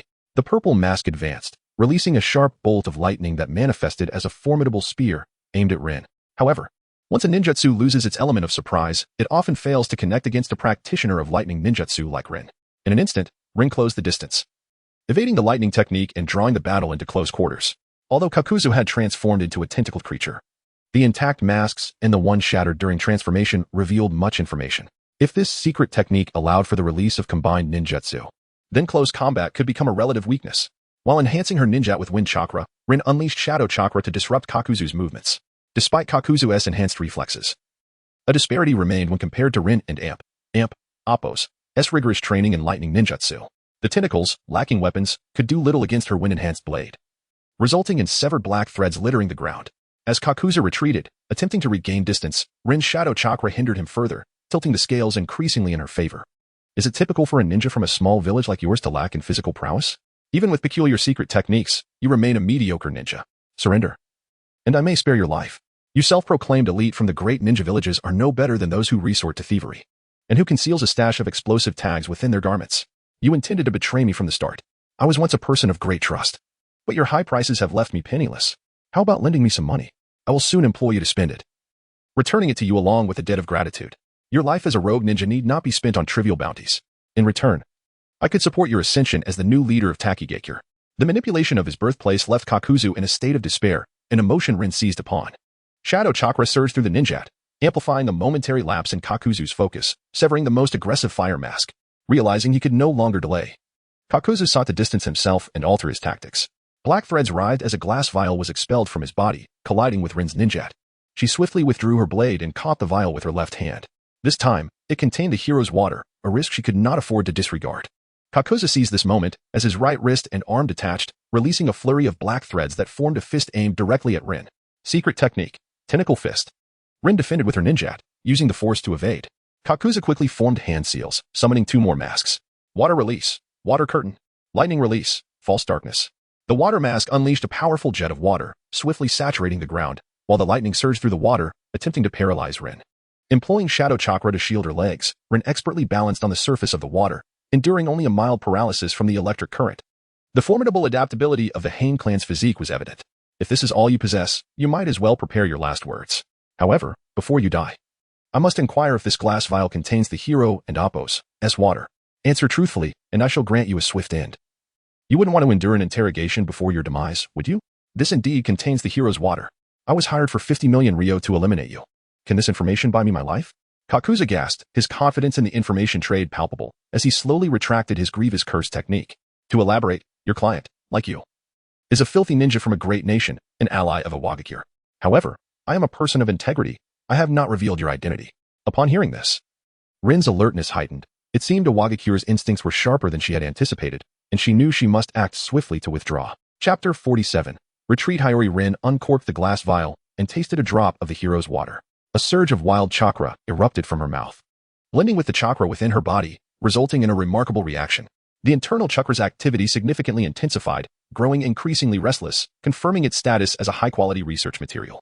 After verifying the authenticity of the hero's water, Hiyori Rin picked up the severed tentacle and fragments of the mask from the ground, sealing them along with the hero's water in a scroll. Turning to Kakuzu, she declared, this time, out of respect for the intelligence you provided, I shall spare your life. Consider the payment for the hero's water as a debt. I will repay it when the opportunity arises. I have a premonition that we shall meet again, and I hope our future collaborations remain as pleasant as ever. With that, Hiyori Rin vanished in an instant. At this moment, engaging in a fruitless battle with Kakuzu was not her priority. If he were the commander of a Wagakure and aware of the transaction and Appo's timing, he would certainly deploy sensory ninjas to ascertain the location of the exchange. The intelligence center could not possibly be situated in desolate wilderness. It was more likely established in a bustling city. Although the land of waterfalls was developed, it lacked many true core cities, making it feasible to preemptively place ninjas to await their targets. The recent battle had likely exposed their location, allowing a Wagakure to quickly pinpoint the intelligence division's position in the capital of the land of waterfalls. As the newly established division primarily comprised novices, exposure was merely a matter of time. Hiyori Rin dared not linger, racing back to Villa number 76. Her urgency was not solely to rescue her subordinates from the operation team, but because Sanii was also present in the villa. Should her personal matters lead to Sanii's demise or capture, she would undoubtedly face severe repercussions from the village. As night fell, the villa remained illuminated by a few lights, providing Hiyori Rin with a sense of relief. She adjusted her pace and breathing, adopting a demeanor of calmness before returning to her office. Without delay, she summoned Sanii to her private office. Sanii, clad in a white nightgown, had let her golden hair fall casually over her shoulders, rather than styling it into a ponytail as she did during the day. The soft yellow light illuminated her face, accentuating her fair complexion. It was not immediately apparent, But without the guise of a ninja, she resembled a noble woman. Sunii furrowed her brow and let out a soft huff. While you hold a superior position, harassing subordinates like this will not go unnoticed by the village. Hiyori Rin forced a sheepish smile and briefly outlined the current situation, urging Sunii to retreat immediately. What about you? Will you remain here to continue commanding the operation? As someone accustomed to being hands-off, I doubt you can even recognize your own subordinates. Rest assured, there are no further orders to issue. The plan is progressing steadily. The forces of Takigakure are dwindling, and even in this state, the daimyo of the Land of Waterfalls has not contacted the village, further indicating that neutrality is no longer maintained. I sense the time for revelation is approaching. Isn't it perilous for our comrades in the action team? They should hasten their retreat, Sunii remarked. With them drawing fire, the reconnaissance team could maintain the initiative. It was a necessary sacrifice, as ninjas were merely valuable resources. Hurry and gather your belongings. Also, let in Oppos. Extract the remaining funds from the intelligence division. How does a 50-50 split sound? Sunii sighed. In the Land of Clouds, the Elder Council wielded significant authority over appointments, resulting in positions of power being occupied predominantly by ninjas from noble families. Those appointed naturally took care of the Elder's offspring. Sunii recognized that she was a beneficiary of this system, and given Hiyori Rin and Oppos' character, she would not have returned to orchestrate a retreat for her so-called subordinates. The village would not lament the loss of lower-ranking shinobi, as long as the mission yielded sufficient benefits. The deaths of unestablished civilian ninjas were merely numbers to the higher-ups. War was fundamentally about filtering out the elite. Only those who survived the battlefield had any value for statistics. In contrast to this harsh reality, seizing every opportunity to enrich oneself during missions seemed a trivial concern. Trained from a young age as an administrative elite, Sunii possessed a broader perspective than the average ninja. Reflecting on the internal strife among clans and the oppression of civilian ninjas, she felt a wave of pessimism wash over her. Sunii shifted the solid wooden chair. Seating herself opposite Hiyori Rin, poured herself a cup of tea, and cleared her throat before speaking seriously. Most ninjas in the village are mere brutes who only value strength. Intelligent individuals like you lack a genuine love for the village as a whole. I've heard that Konoha ninjas take pride in their village. I wonder when the ninjas of the Land of Clouds will also liberate themselves from the shackles of their clans. Why the sudden sentimentality? You're merely a subordinate. Such matters should be the concern of the village's leader. Everyone perceives the village differently. Many ninjas of the mist were conscripted against their will, viewing it as an oppressive tool. The sand ninjas see it as an oasis in a merciless desert, while the rock ninjas regard it as a parental figure managing them. The leaf ninjas view it as a community of comrades sharing the will of fire. We merely see the ninja village as a means to expand territory and acquire profit. Each nation has its own perspective. Why concern ourselves with so many? Do you aspire to emulate Senju Hashirama and establish a will of lightning? Do you believe we can win this war? In the village, as I assist Elder Awakage with his duties, I only see data, arriving at the front lines. I never anticipated it would be like this. The battlefield has always been thus, as the village with the strictest military discipline and the fewest rogue ninjas. It is not due to our system being flawless, but rather because our methods are the harshest. Ninjas are inherently killing machines. The village is merely more pragmatic. Recognizing reality sooner can lead to growth, which is a positive outcome. The Land of Clouds was born in a canyon, devoid of much warmth. The outcome of the war depends on those of us fighting on the front lines. The village would not oppose sacrificing more ninjas for victory. And you should be the most aware of this. History is the relentless victory of the mindless, is it not? Sunii remained silent for a moment, refraining from further rebuttal. Before rising to speak, you are right. Issue the orders. According to your usual practice, apply pressure to those below you, urging them to enhance their task execution. Particularly the action team. The big fish will soon be on the line. With that, Hiyori Rin formed a series of hand seals, using her shadow chakra to create a clone, embedding explosive tags within it. Chapter 48, United Ninjutsu. The following day, as dawn broke, Sunii, adhering to his customary routine, issued the day's assignments before departing from Villa number 76, clad in his usual attire alongside the true form of Yuhui Lin. Merchants in the trade district commenced transporting their goods for sale, while Yuhui Lin and Sunii sought out a luxurious restaurant near a villa area. Choosing a table by the edge and ordering an array of dishes. As Yuhui Lin consumed his breakfast, he glanced at Sunii and inquired, I almost forgot something vital. Have you managed to extract the funds? If you are hesitant about a 50-50 split, I would be amenable to a 60-40 arrangement. It is acceptable for you, as the executor, to take the larger share, but should the village inquire later, please ensure to cover for me. Having just finished a bowl of porridge, Sunii set down his bowl and asked, Are you truly in dire need of money? Shouldn't a young master of a noble family be accustomed to a life of luxury? How is it that you seem more enamored with wealth than those impoverished commoner ninjas who have labored their entire lives? I merely have substantial expenditures, Yuhui Lin replied. Furthermore, idle money lying in a warehouse is akin to a heap of worthless paper. Economics is a discipline of circulation. I am simply making a modest contribution to the commerce of the ninja world. Sunii pouted, producing a sealing scroll and tossing it to Yuhui Lin. I have no desire for such tainted wealth. As ninjas, we must exercise restraint over our desires. What a preposterous notion. I am a ninja, are we not? What restraint is necessary? I am not a monk residing in a temple. Although I am a descendant of the Sage of Six Paths, my clan, the Yue, does not subscribe to the so-called ninja doctrine. Upon unrolling the scroll, Yue Lin discovered not only the remaining funds of the intelligence division, but also a considerable amount secured against the division's assets. This substantial influx reassured him that his endeavors in ninjutsu development were poised to advance significantly. Suppressing his elation, he added, "Indeed, we must restrain our desires. Otherwise, having an outstanding subordinate like you, Sanii, might render me complacent." As the sun ascended higher in the sky, casting golden rays like a shimmering veil across the square, they noticed a contingent of ninjas clad in red linings and standard beige attire approaching Villa number 76. All bore the headbands of a wagakure, trailing behind a short, white-haired figure. As Yue Lin finished his breakfast, sipping tea while observing the newcomers through the window, he remarked, "That must be Inoki, the apprentice of the Second Hokage." Indeed. He's as short as the rumors suggest. In front of the group of IWA ninjas, officials of the feudal lord of the land of Waterfall rode on tall steeds, brandishing the official decree issued by the lord of the land of Waterfall, leading the procession and eventually halting at the center of the trade district square. The merchants present gathered around, having witnessed this ceremonial display numerous times before, recognizing it as the formal announcement of significant orders from the lord of the land of Waterfall.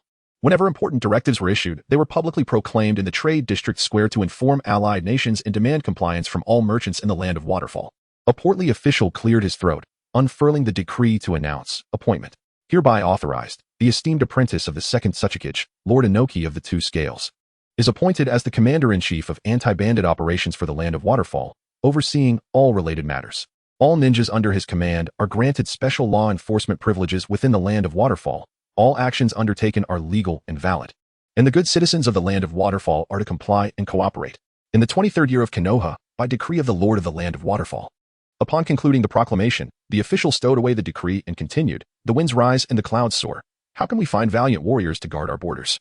Bandits must be eradicated at all times. It is imperative. Consider this. You have painstakingly procured goods and arranged for transportation along the main road, only to be suddenly beset by bandits. Thus, a life devoid of banditry is truly a life worth living." Before the official could elaborate further, Inoki cleared his throat lightly and waved his hand. The official, understanding the cue, stepped back to yield the floor to Inoki, who stood with his hands clasped behind his back and spoke. "The chaos in the land of Waterfall is rooted in the presence of bandits. These scoundrels hide within the city, masquerading as rogue ninjas from various villages, colluding with wandering ninjas to undermine public order and rob the populace. Today, the IWA ninjas shall cleanse this malignant tumor and restore peace to the land of Waterfall. From now on, opposing the IWA ninjas equates to opposing the land of Waterfall. Opposing them is tantamount to obstructing our collective prosperity." With that, he turned and issued the command, "Attack." At his command, dozens of IWA ninjas surged toward Villa number 76. Encircling the villa complex, the IWA ninjas formed a designated formation before simultaneously weaving hand seals. United Ninjutsu, 10,000 miles of earth-flowing wall. The earth hardened into stone, erupting from the ground to form a towering wall of rock, completely encasing the villa area. Within the villa, the ninjas of the intelligence division quickly sensed the unusual activity and attempted to break free. Dozens of explosive tags and ninjutsu were launched from the prepared windows, crashing against the stone wall. The explosions stirred up clouds of dust, and debris cascaded from the rock structure. Nevertheless, the IWA ninjas maintained their positions atop the wall, their hand seals unwavering. With the infusion of chakra, the wall swiftly returned to its original form. The lead IWA ninja began altering the hand seal sequence, prompting the others to follow suit. An overwhelming quantity of rock, augmented by the earth-style chakra, surged forth, hurtling toward Villa number 76, reducing the entire structure to rubble. Earth-style, Yellow Springs Marsh. Earth-style, Rock Shelter Collapse. This time, a conventional combination of Earth-style ninjutsu was employed. Although it lacked the prior United Ninjutsu's impact, it nevertheless severed the last hope of escape for the ninjas guarding the villa. In a matter of mere minutes, with the prowess of dozens of chunin, the remaining ninjas of the intelligence division were annihilated. Most had scarcely begun to exhibit their abilities before being buried beneath this devastating onslaught of lethal ninjutsu. Amidst the cries of despair, Villa number 76 faded into history, the principal instigator of turmoil in the land of Waterfall finally reaping the consequences of their actions. The officials of the feudal lord promptly organized cleanup crews to recover the bodies and began dispersing the onlookers. Having observed the entire assault by the IWA ninjas, Yue Lin slowly raised his teacup, moistening his throat, and instructed Sanii, "This combined ninjutsu is quite formidable. Remember to draft a report for the village. Let us see if we can acquire it." No wonder a Wagakure exudes such confidence. With their united ninjutsu, even a mere chunin can wield significant influence. It appears that on the battlefield, Konoha will find it challenging to gain the upper hand solely through the quality of its ninjas. Following Inoki and Appo's public eradication of the rogue ninja stronghold, the merchants within the trade district understood that the land of Waterfall was no longer neutral but had decisively aligned itself with the land of Earth, prompting them to contact their respective backers and contemplate their strategies. Chapter 49. Pre-war negotiations within the opulent tavern of the trade district. Yui Lin did not conceal her gaze, swiftly attracting the attention of the IWA shinobi. A leading IWA shinobi approached the entrance, attempting to interrogate, but was promptly halted by a tavern attendant who inquired about his intentions. The tavern operated in the trade district, naturally backed by the influential nobility of the land of Waterfalls. Yui Lin's registered identity at the tavern was that of a distant relative of the daimyo of the land of Waterfalls, lacking evidence. The IWA shinobi could only detain individuals through officials of the land of Waterfalls. The Sword Demon Squad had already made a name for themselves within the shinobi world, and the leading IWA shinobi likely surmised that villain number 76 was the intelligence division of the land of Waterfalls, glaring at Yui Lin with murderous intent, eyes filled with warnings and threats. However, as Konoha had yet to be defeated, neither of the two major nations could afford to sever ties over the interests of a small nation, thus opting to feign ignorance. After finishing her last sip of tea, Yui Lin descended the stairs with Sanii, casually tossing a bundle of cash and calmly instructing the tavern attendant, "Arrange a carriage for me." Hand in hand with Sanii, they disguised themselves as aristocrats enjoying an outing and departed the scene. The IWA shinobi watched as the luxurious carriage carried them away, making no further response. Not long after, Yui Lin and Sanii returned to the command center of the land of Waterfall's reconnaissance unit. At this moment, the command center had just received news of the intelligence division's demise and breathed a sigh of relief upon their return. The strategist, Tu Tai, addressed them. "What is the situation at the capital of the land of Waterfalls? There are reports that IWA shinobi have withdrawn troops from the front lines to reinforce the defenses of the land of Waterfalls. New directives have also come from the village." Yui Lin removed her cumbersome ornate robe and took a seat beside the conference room. The intelligence division could not be relied upon for the time being. After gathering the remaining personnel, they would be sent back to the village for a period of recuperation. In the short term, the shinobi forces would have to collect intelligence on their own. It seemed that the daimyo of the land of Waterfalls had completely sided with the land of Earth, as IWA had dispatched Noki as the overall commander, even acquiring the title of commander-in-chief for anti-bandit operations from the daimyo. It appeared that a significant battle was imminent. What news from the village? The village has issued new directives, requesting the reconnaissance unit to collaborate with Iwa's shinobi forces to completely expel Konoha from the land of Waterfalls. IWA has promised that the benefits of the land of Waterfalls will be shared equally. No wonder IWA had sent Noki over. However, if we merely engage in flanking maneuvers and provide some assistance, to receive half of the benefits is indeed a testament to the effectiveness of my disruptive tactics. Yui Lin and Sanii began to review the specific directives from the village, and Tu Tai continued, from the exchange office. There is accurate information that the Second Hokage, Tobarama, has appeared on the battlefield of the Land of Grass, currently in a standoff with the Second Hokage. This should signal a potential decisive battle between the two nations soon, yet does this not contradict IWA and Appo's troop reinforcements towards the Land of Waterfalls? Tu Tai furrowed his brow. Feeling quite perplexed, Yui Lin pondered for a moment, unable to discern the reason, and inquired, "Is the source of the intelligence reliable?" "It is still the ninja from the Land of Grass who relayed the information. The Grass shinobi were present on the battlefield, and the cheers that erupted upon Tobarama's arrival resonated throughout the skies. It cannot be false." As a decisive battle loomed, were the Grass shinobi still trading intelligence as usual? There must be an underlying issue. Were there any specific plans for a joint operation arranged by the IWA shinobi and Noki, detailing the time and location of their actions? Currently, there are none, Tu Tai affirmed. Sanii, having listened for a while, calculated and confidently stated, "The absence of a plan indicates that there will not be large-scale military operations on the front lines of the land of Waterfalls in the near future. Thus, the primary battleground remains the front lines of the Land of Grass. Apart from the joint ninjutsu discovered today, there must be other factors at play, as we lack crucial intelligence. So, by this logic, is it reasonable for IWA to have confidence in defeating Konoha while redeploying some of their shinobi?" Yui Lin remarked, glancing at the intelligence in her hand. "Since we cannot deduce anything, we shall continue gathering intelligence. Speculating here is futile." After concluding, she began preparing her ninja tools in anticipation of the forthcoming joint operations. The following day, more intelligence from the Land of Grass arrived, once again supplied by the Grass shinobi. Upon Tobarama and Appo's arrival, Konoha immediately began organizing forces for a counterattack. Intense battles erupted in the Land of Grass, with the Second Hokage personally commanding the defenses at the front lines, successfully thwarting Konoha's onslaught by employing newly developed combined earth release techniques. On the 8th day after Tobarama arrived at the front lines, the majority of the defectors from the Land of Waterfalls were incorporated into the ranks of IWA. while a small number of diehard elements were crushed by earth techniques, allowing trade routes in the land of waterfalls to commence restoration. On the 10th day, new intelligence arrived. The second Hokage, Senju Tobarama, and the second Tsuchikage, Noki, met in the buffer zone between their respective lines, reportedly engaging in brief discussions before parting ways in discord. Consequently, Konoha intensified its efforts, directly confronting IWA and Kumo forces. The reconnaissance units of the Land of Waterfalls remained diligently preparing for battle, not yet fully engaged. The front lines of the Land of Grass witnessed fierce clashes, with both sides deploying numerous shinobi, creating a chaotic battlefield. In Konoha and Appo's frontline command center, Senju Tobarama scrutinized the intelligence at hand, inquiring about its source and reliability. The ninja from the Yamanaka clan responsible for intelligence responded, Lord Hokage, the intelligence originates from captured grass shinobi, and the Uchiha clan has confirmed it through Sharingan Genjutsu. According to the captured grass shinobi, the IWA logistics supply station is located within a river valley in the Land of Grass, where they, as local residents, coordinate the relationship between the shinobi forces and surrounding civilians, frequently participating in logistics supply transport. Based on his description of the volume of goods being transported, an attack on this supply station would severely disrupt Iwa's logistics, even if only temporarily, significantly impacting their offensive capabilities.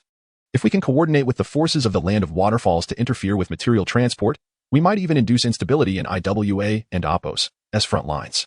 Mizutomo Han, accompanying him, further elaborated, if we can incapacitate this supply station, the majority of resources from the Land of Earth will have to be rerouted through the Land of Waterfalls and the Land of Rain. This supply station is positioned further back. Although we had previously identified it as a significant target, the exact function has only recently been confirmed.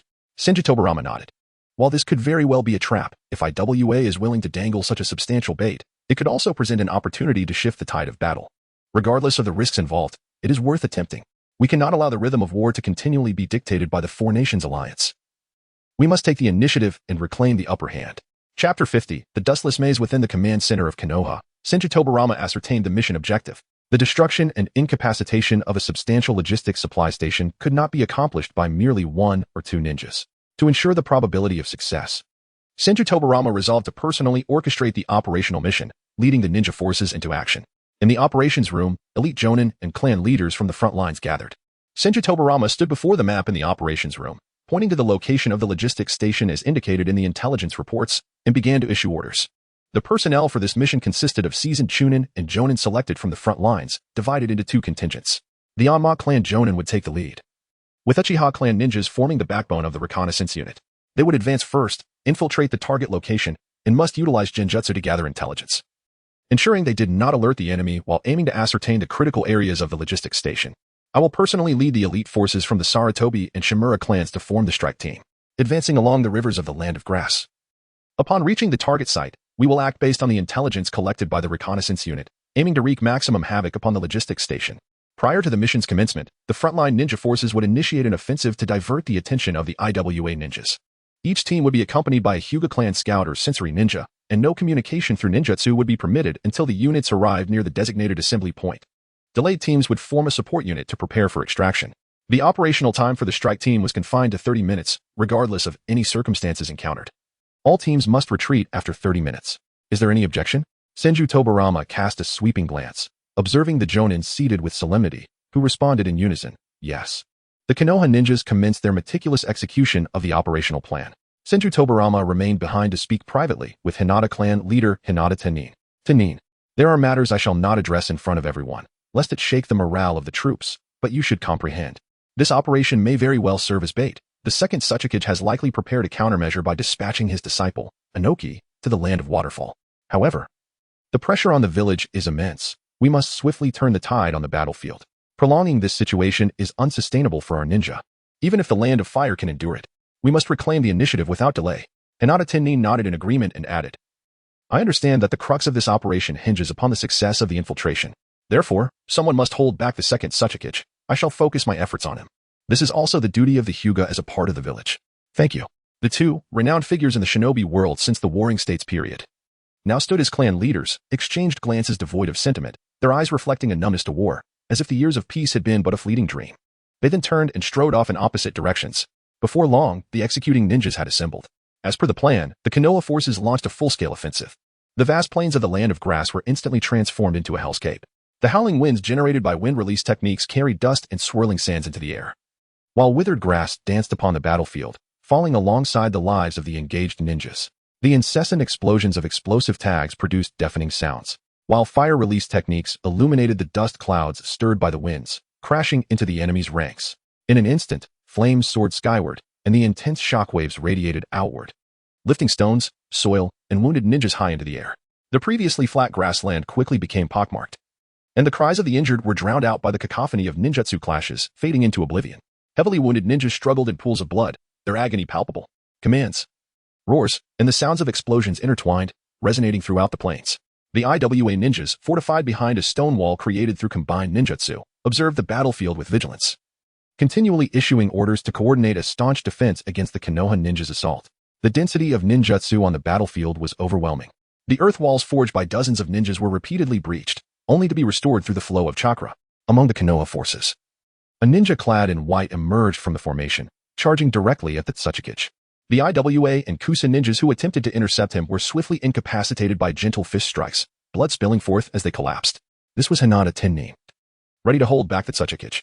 Noticing Hinata Ten and Nin and Appos' approach, the IWA ninjas atop the earth wall shifted their focus, launching a barrage of stone projectiles and spikes at him.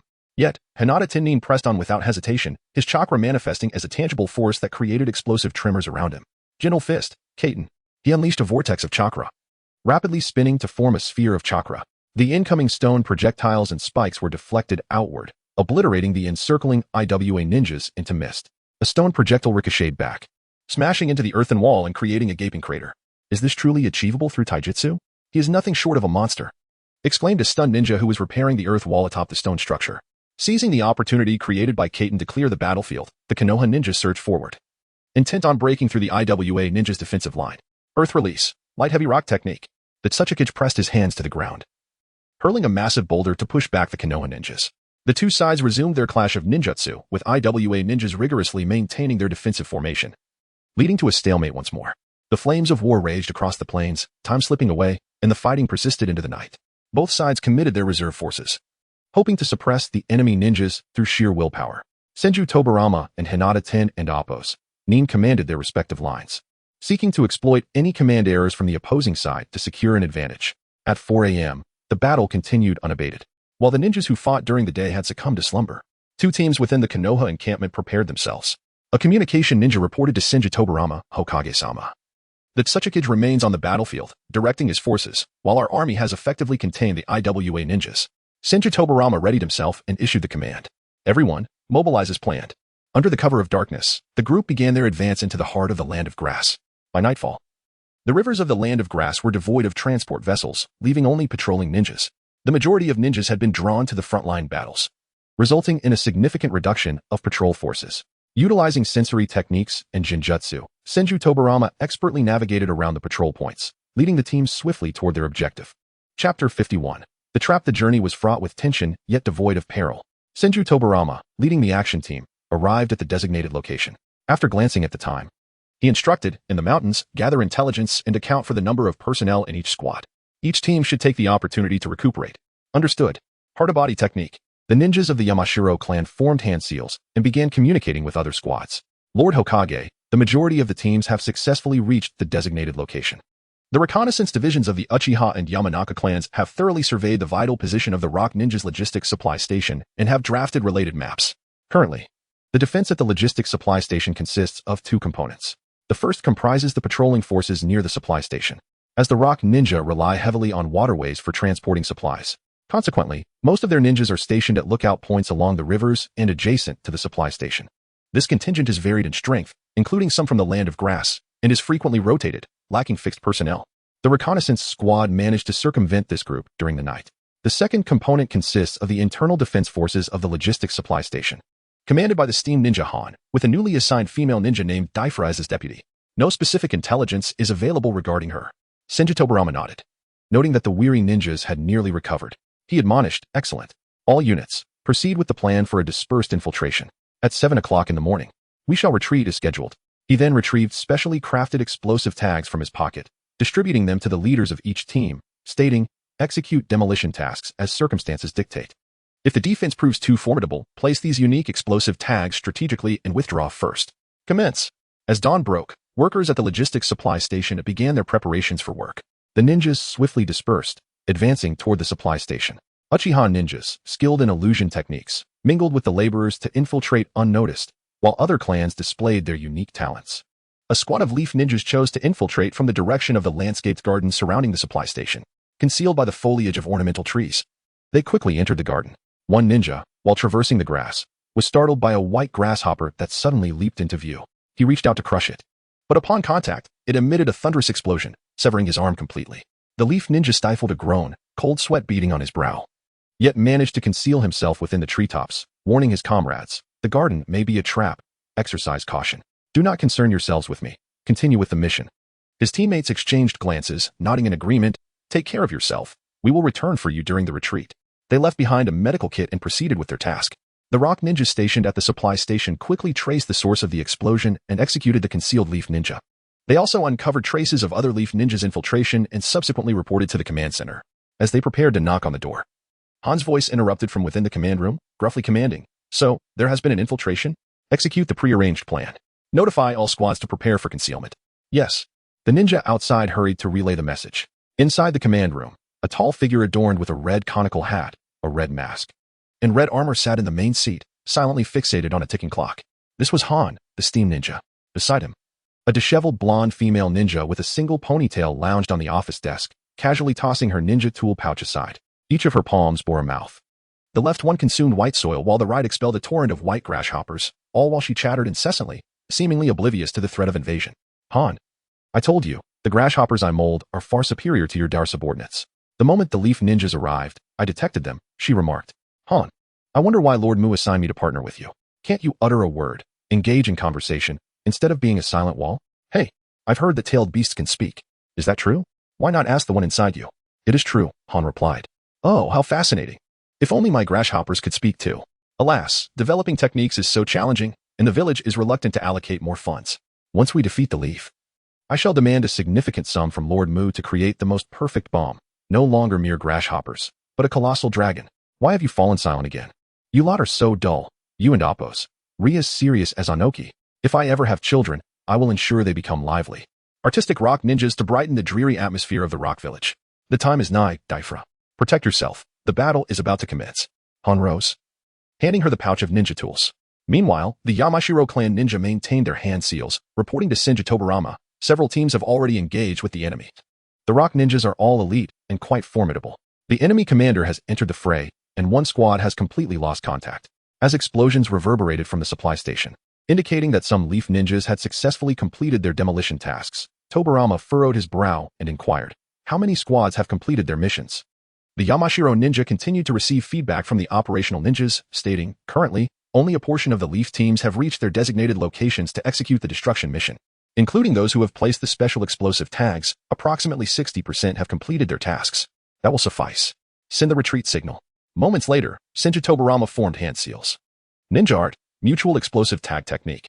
A series of violent explosions ensued, the flames and shockwaves toppling the structures of the logistics supply station. A thick plume of smoke billowed, forming a mushroom cloud, while the resulting shockwaves uprooted the grass and obliterated the bodies of the ninjas who had failed to evacuate in time. As Senju Tobarama beheld the ferocity of the explosion, which exceeded the technique's intended power, he realized he had unwittingly stepped into a trap. He turned and commanded, "Notify all ninja squads to converge on my position at once. We must break through immediately. The delayed infiltration teams must retreat. Do not attempt to assist us any longer." The squads withdrawing from the supply station hastened to gather around Senju Tobarama. The leaf ninjas had just arrived and had yet to account for their numbers.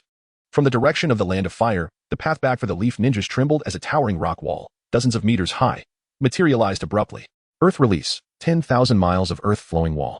Chapter 52. The dust escaped. The Second Hokage, accompanied by a cadre of elite rock ninja, stood atop the stone wall, employing the signature joint ninjutsu of the rock ninja to encircle the leaf village ninjas. How could this be possible? Wasn't the Hokage commanding the front lines? How could he arrive so swiftly? A bewildered guard beside Senju Tobarama exclaimed. "Surprised, are you, Senju Tobarama? The shadow clone technique you developed is indeed formidable. But I have surpassed you by standing on your shoulders. My own technique of division is even more superior, and I hope it catches your eye. You find yourself in a dire predicament. However, should you choose to surrender, my previous terms remain unchanged." As the conversation unfolded, the chilling winds of the natural world intensified. Unrelenting despite the ongoing ninja war, the mushroom clouds of smoke caused by the explosions were swept away by the valley's frigid breeze. revealing the supply station that had been reduced to rubble. On the ground, the scars of the earth torn apart by the explosions were starkly visible, with a few dark spots on the yellowed terrain marking the reinforced blast doors of the Rock Ninja and Appos supply station. With a resounding crash, the blast doors swung open, and Commander Han, along with the majority of the Rock Ninja responsible for the defense, emerged from the depths below. The Leaf Village found itself caught in a pincer movement. The moist, bitter wind of the valley continued to howl, carrying away the smoke but failing to dissipate the overwhelming aura of death and the cold dread that gripped the hearts of the Leaf Ninjas. In the face of such despair, Senju Tobarama remained composed, coolly analyzing their situation. Any technique involving shadow clones, regardless of its variations, must possess inherent weaknesses, particularly the dilution of the original strength. If we eliminate your clone, the tide of battle may yet turn. The number of Rock Ninja stationed at the supply base has been limited to lure us into a trap. Currently, both sides are evenly matched and still capable of fighting. If we can break through the encirclement in a short time, the front line in the Land of Grass will also change. All units, follow my lead and break through. Tobarama and Appos' analysis reignited hope among the Leaf Ninjas, their morale swiftly recovering. Under the guidance of their Hokage, they charged towards the Tsuchikage. An impeccable strategy, but alas. Ninjutsu, Dustless Maze. Without forming any hand seals, he vanished from sight. The target has disappeared. How can this be possible? Is it the body flicker technique? The Leaf Ninjas gasped in astonishment, prompting the sensory ninjas within their ranks to form hand seals, attempting to locate his position. Completely undetectable, reported one sensory ninja. Sharingan, activate. There are no traces at all. Byakugan. No, I can't see anything. One by one, the users of ocular techniques attempted to find him, yet none succeeded. Tobarama, after trying to sense his surroundings without any results, could only continue issuing orders to remain vigilant and to concentrate their firepower on destroying the enemy and Appos' united ninjutsu. The Earth Flow Wall. Water Release. Water Dragon Bullet Technique. Tobarama unleashed a torrent of high-pressure water from his mouth, slicing through the earthen wall created by the Rock Ninja S-joint ninjutsu. Han, pursuing the Leaf Ninjas from behind, broke away from the group and shouted, "This ends now." Second Hokage. Boil Release. Steam Blast. Boiling steam erupted from beneath Han's feet, propelling him into the air as he crashed into the ranks of the Leaf Ninjas, disrupting their formation. Boil Release. Monster Strength Unmatched. Han and Appos' chakra surged, the surrounding steam scalding the nearby Leaf Ninjas. A Leaf Ninja swung a blade at Han, but he merely turned and struck, sending the Leaf Ninja and his weapon flying, crashing to the ground, lifeless. The powerful boiling chakra waves severed the Leaf formation in two. Han, harnessing the steam and Appos' power to augment his physical prowess, unleashed incredible strength and speed, causing any Leaf Ninja attempting to stop him to either perish or sustain grievous injuries. Time was of the essence. Tobarama quickly formed hand seals. After just a few, he executed Water Release, Water Dragon Bullet Technique. The water coalesced into a dragon, ensnaring Han and forcing him away from the Leaf ranks. The Leaf Ninjas nearby swiftly retreated to regroup, employing ninjutsu to restrain Han's movements while following Tobarama in their offensive. Meanwhile, Divra led the Rock Ninja in relentless pursuit of the Leaf Ninjas, aiming to delay them as much as possible. If they could keep the Leaf forces stalled here, the incoming reinforcements would eliminate any possibility of a successful breakout. Despite the heavy losses endured under Tobarama's command, the Leaf Ninjas, in mere minutes, had drawn closer to the encircling stone wall. The Rock Ninja atop the wall rallied their comrades, declaring, "The will of stone is to face adversity without fear, to unite together, and to persist unwaveringly. Even in the direst of circumstances. Even if you are the Hokage, do not think you can breach this wall. Brothers, for the sake of the Rock Village." Witnessing the Hokage's direct assault, the Rock Ninja atop the wall remained undaunted, forming hand seals as Earth-released ninjutsu began to blanket the battlefield. Alas, no amount of strong will could compensate for the disparity in power. Tobarama hurled a kunai and activated the Flying Thunder God technique. In an instant, he appeared, drew his blade, and with seamless precision, the morale-boosting Rock Ninja fell, his body tumbling from the wall.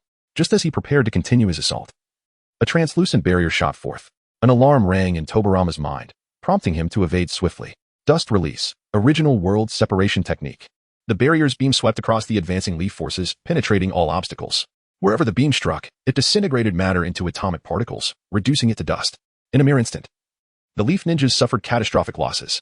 Maintaining the Dustless Maze, Wu observed the battlefield and recognized that with Tobarama wielding the Flying Thunder God technique, he stood nearly invincible. It seemed that this battle could only aim to diminish the Leaf's fighting potential by leaving as many of them behind as possible. Wu issued a new command, his ethereal voice resonating across the battlefield. The Rock Ninja atop the wall abandoned their encirclement, shifting their hand seals. Earth Release. Yellow Spring Swamp. A vast expanse of land transformed into a quagmire, slowing the Leaf Ninjas' retreat. Witnessing the immense power of this unknown ninjutsu, Tobarama understood that an immediate strategic adjustment was imperative. It was clear that, in the short term, fighting the hidden Wu on the battlefield was impossible. This battle was already lost. Turning back to his team, Tobarama distributed specialized flying thunder god kunai to several captains before issuing his orders. Mission cancelled. Disperse and break through. I will provide support. With that command, the leaf ninjas threw smoke bombs, scattering in all directions. Observing this from behind, Divra formed the summoning seal, unleashing, explosion release, grasshopper dance. A swarm of white grasshoppers leaped into the smoke, detonating upon contact with anyone they encountered. Their explosions, while less lethal, maimed many, and the air was filled with the sounds of anguished cries emanating from within the haze. Chapter 53 Aftermath. The wounded Konoha ninja bled profusely, creating conditions for pursuit. Many Konoha squads, unwilling to abandon their comrades, once again found themselves in dire straits. The Hokage commanded them to forsake the injured. Senju Tobarama, with no other choice, issued the harsh order, prompting the Konoha ninjas to disperse and flee. In the mist, a peculiar kunai was hurled towards the Fura. A semi-transparent barrier immediately enveloped the kunai, which disintegrated in an instant, along with the flying thunder god mark inscribed upon it, vanishing without a trace. Seeing that there were no further opportunities on the battlefield, Senju Tobarama resorted to the flying thunder god technique to cover the retreat of Konoha's ninjas. Meanwhile, on the front lines of the Land of Grass, Hyuga Tenjin led the Konoha forces in a relentless assault on the rock ninja front. As time passed, Hyuga Tenjin quickly sensed something amiss.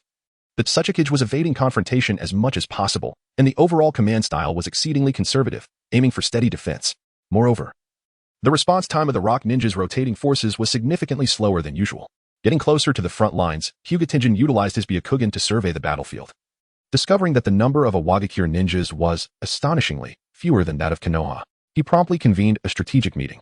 The enemy's current defensive deployment was the weakest since the war began. Regardless of the reason, this was a rare opportunity. Since the Hokage had entrusted me with full responsibility for this battle before departing, I asked everyone to comply with my orders. All ninjas resting on the second line shall cease their respite, open the reserve warehouses, and equip themselves fully with ninja tools to attack the rock ninja defenses. All jounin leaders of the squads, convey the message: we shall not cease our assault until we break through the rock ninja lines. Any retreat will be met with military law. Upon concluding his statement, Hyuga Tenjin immediately dispatched a supervisory team.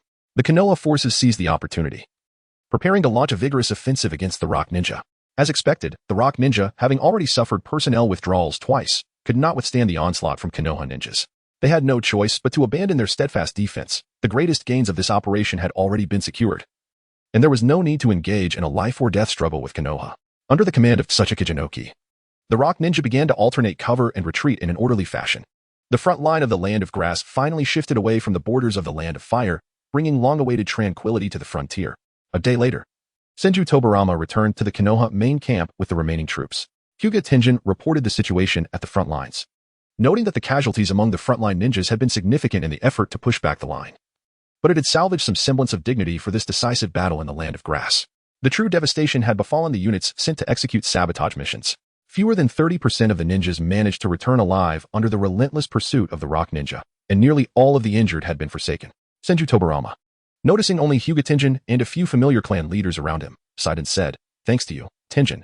This pushback of the front line will allow us to secure more war funds from the daimyo of the Land of Fire, helping to mitigate some losses.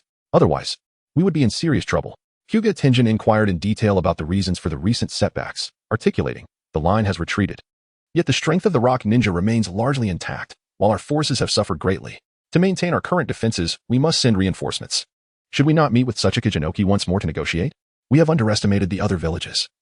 It is unnecessary to sacrifice our entire village for the sake of the daimyo's interests." Senju Tobarama nodded. "At this moment, Inoki will not engage in negotiations with us. We still require the daimyo. That technique is nearing completion, and we must endure a little longer.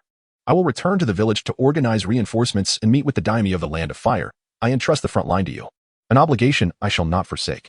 On the other side, in the Land of Grass, Inoki, having dispelled the technique of division, began reorganizing personnel to repair the logistical supply stations. In the camp, the high-ranking rock ninja gathered, and an elder responsible for logistics reported.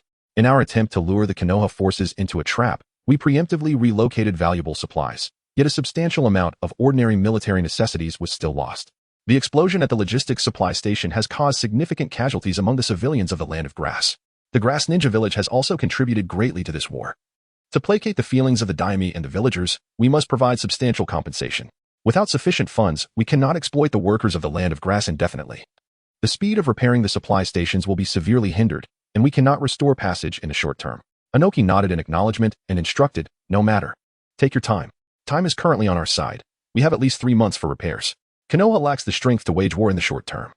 We can transport supplies from the Land of Waterfall and the Land of Rain, focusing primarily on the Land of Waterfall, where Inoki is already present. It is an opportune moment to expand our village's influence into the smaller nations. If we fail to properly utilize the Four Nations Alliance Agreement, we may never find such a favorable opportunity again. Thus, the war in the Land of Grass drew to a close, and the struggle between the Rock Ninjas and Konoha began to shift towards the Land of Waterfall. In the main camp of the Cloud-Hidden Reconnaissance Unit in the Land of Waterfall, Yuhi Rin reclined on the couch in the conference room, yawning. Ever since the Intelligence Division had been entirely buried, the remaining personnel had been reassigned to the Land of Thunder for rest, leaving Yuhi Rin feeling aimless. Another peaceful and serene day. Why have we not received any new intelligence from the Grass Ninja side? Typically, it should have arrived by this time. Especially since I heard Konoha has stirred up some considerable commotion over there. Have our allies any news? Tsuchi stood by the filing cabinet in the conference room, organizing documents. Following the dissolution of the Intelligence Division, Sani resumed his role as the unit and Appo's advisor, while Tsuchi took on a subordinate role, assisting Sani. With a loud bang, Sani burst through the door, marched directly into the conference room, and rang the assembly bell. Soon, all the Jounin from the reconnaissance unit gathered. Yuhi Rin inquired curiously. What is going on? Has there been any upheaval on the Grass Ninja side? Sani gestured for Tsuchi to distribute the intelligence to the Jounin. Beginning to outline the current developments, the Iwagakure commander, Inoki, has sent a joint operational plan, requesting our forces to collaborate in driving the Konoha ninjas out of the Land of Waterfall. Additionally, he included the latest battle report from the Grass Front, indicating that the Rock Ninja successfully ambushed Konoha's elite forces at the logistics supply station, resulting in significant losses for Konoha. Yamayuki Do exclaimed excitedly, goodness. With Konoha suffering such heavy losses, we might seize this opportunity to benefit without exertion. Now is the perfect time for a counterattack. Tsuchi interjected, what is Inoki's plan? If they are steering the interests of the Land of Waterfall, merely collaborating in battle is acceptable. I fear, however, that Konoha might resort to desperate measures. Yuhi Rin reviewed the battle report and remarked, if the Rock Ninja intends to transport supplies through the Land of Waterfall, they must inevitably control the internal affairs of the Land of Waterfall. We would essentially become mercenaries for the daimyo of the Land of Earth, which would not only yield no favor from the daimyo of the Land of Waterfall but would also diminish our standing in the Land of Thunder. This matter should be left for the village to decide. Chapter 54. The outset of war. Upon hearing this, Yu Ai immediately retorted, if every decision must be made by the village, then we, the people here, would be utterly powerless. It is incumbent upon all present to alleviate the village's burdens. How can we shift risks upward?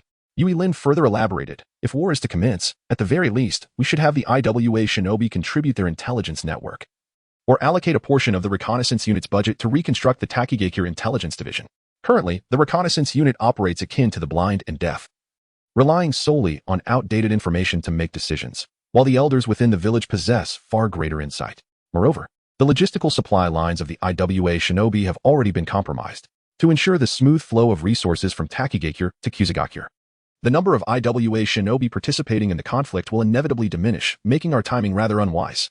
Such crucial decisions cannot be made without intelligence. It is prudent to heed the village's directives. Furthermore, even if Konoha suffers significant casualties on the Kusagakure front, the losses sustained by Konoha shinobi on the Takigakure front have been minimal. After Yui Lin stirred up the waters of Takigakure, the village secured 50% of the benefits, and with achievements in hand, the approach to warfare has become more conservative, eschewing risks. I beg to differ, insisted Yuai, Waz and Appos, to get the noble commander Yui Suk who risked everything, devoid of intelligence, to decisively conquer the Konoha shinobi? In battle, nothing is ever certain. The gathered Jonin began voicing their opinions, leading to a spirited discussion. The views were entirely discordant, and the meeting room descended into a cacophony. Some argued it was worth trying, while others deemed it unnecessary to assist the IWA shinobi in clearing their supply routes.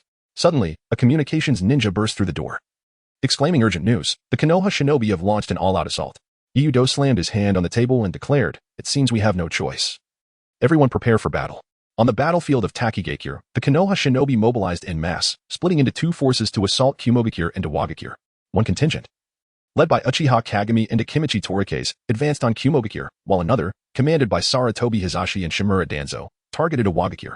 Reports flooded in, revealing the sheer scale of Konoha's offensive, indicating that all reinforcements had been diverted to Takigakure, intending to cripple Iwagakure's supply routes and thereby delay the main IWA shinobi forces stationed in Kusagakure, ensuring the stability of their defense line. Yudo, accompanied by the elite Jonin of Kumogakure, stood atop a lookout tower of the reconnaissance unit, observing the magnitude of the Konoha forces. A great multitude of Konoha shinobi was prepared for war, advancing towards the Kumogakure encampment. Yu Lin sensed the situation and noted that they were merely regular troops, lacking any exceptionally powerful ninjas. I will take care of that, Uchiha. The rest is up to you, she stated, leaping down from the tower towards Uchiha Kagami. Lightning release, Thunderbolt and Amp, Oppos, S-Razor.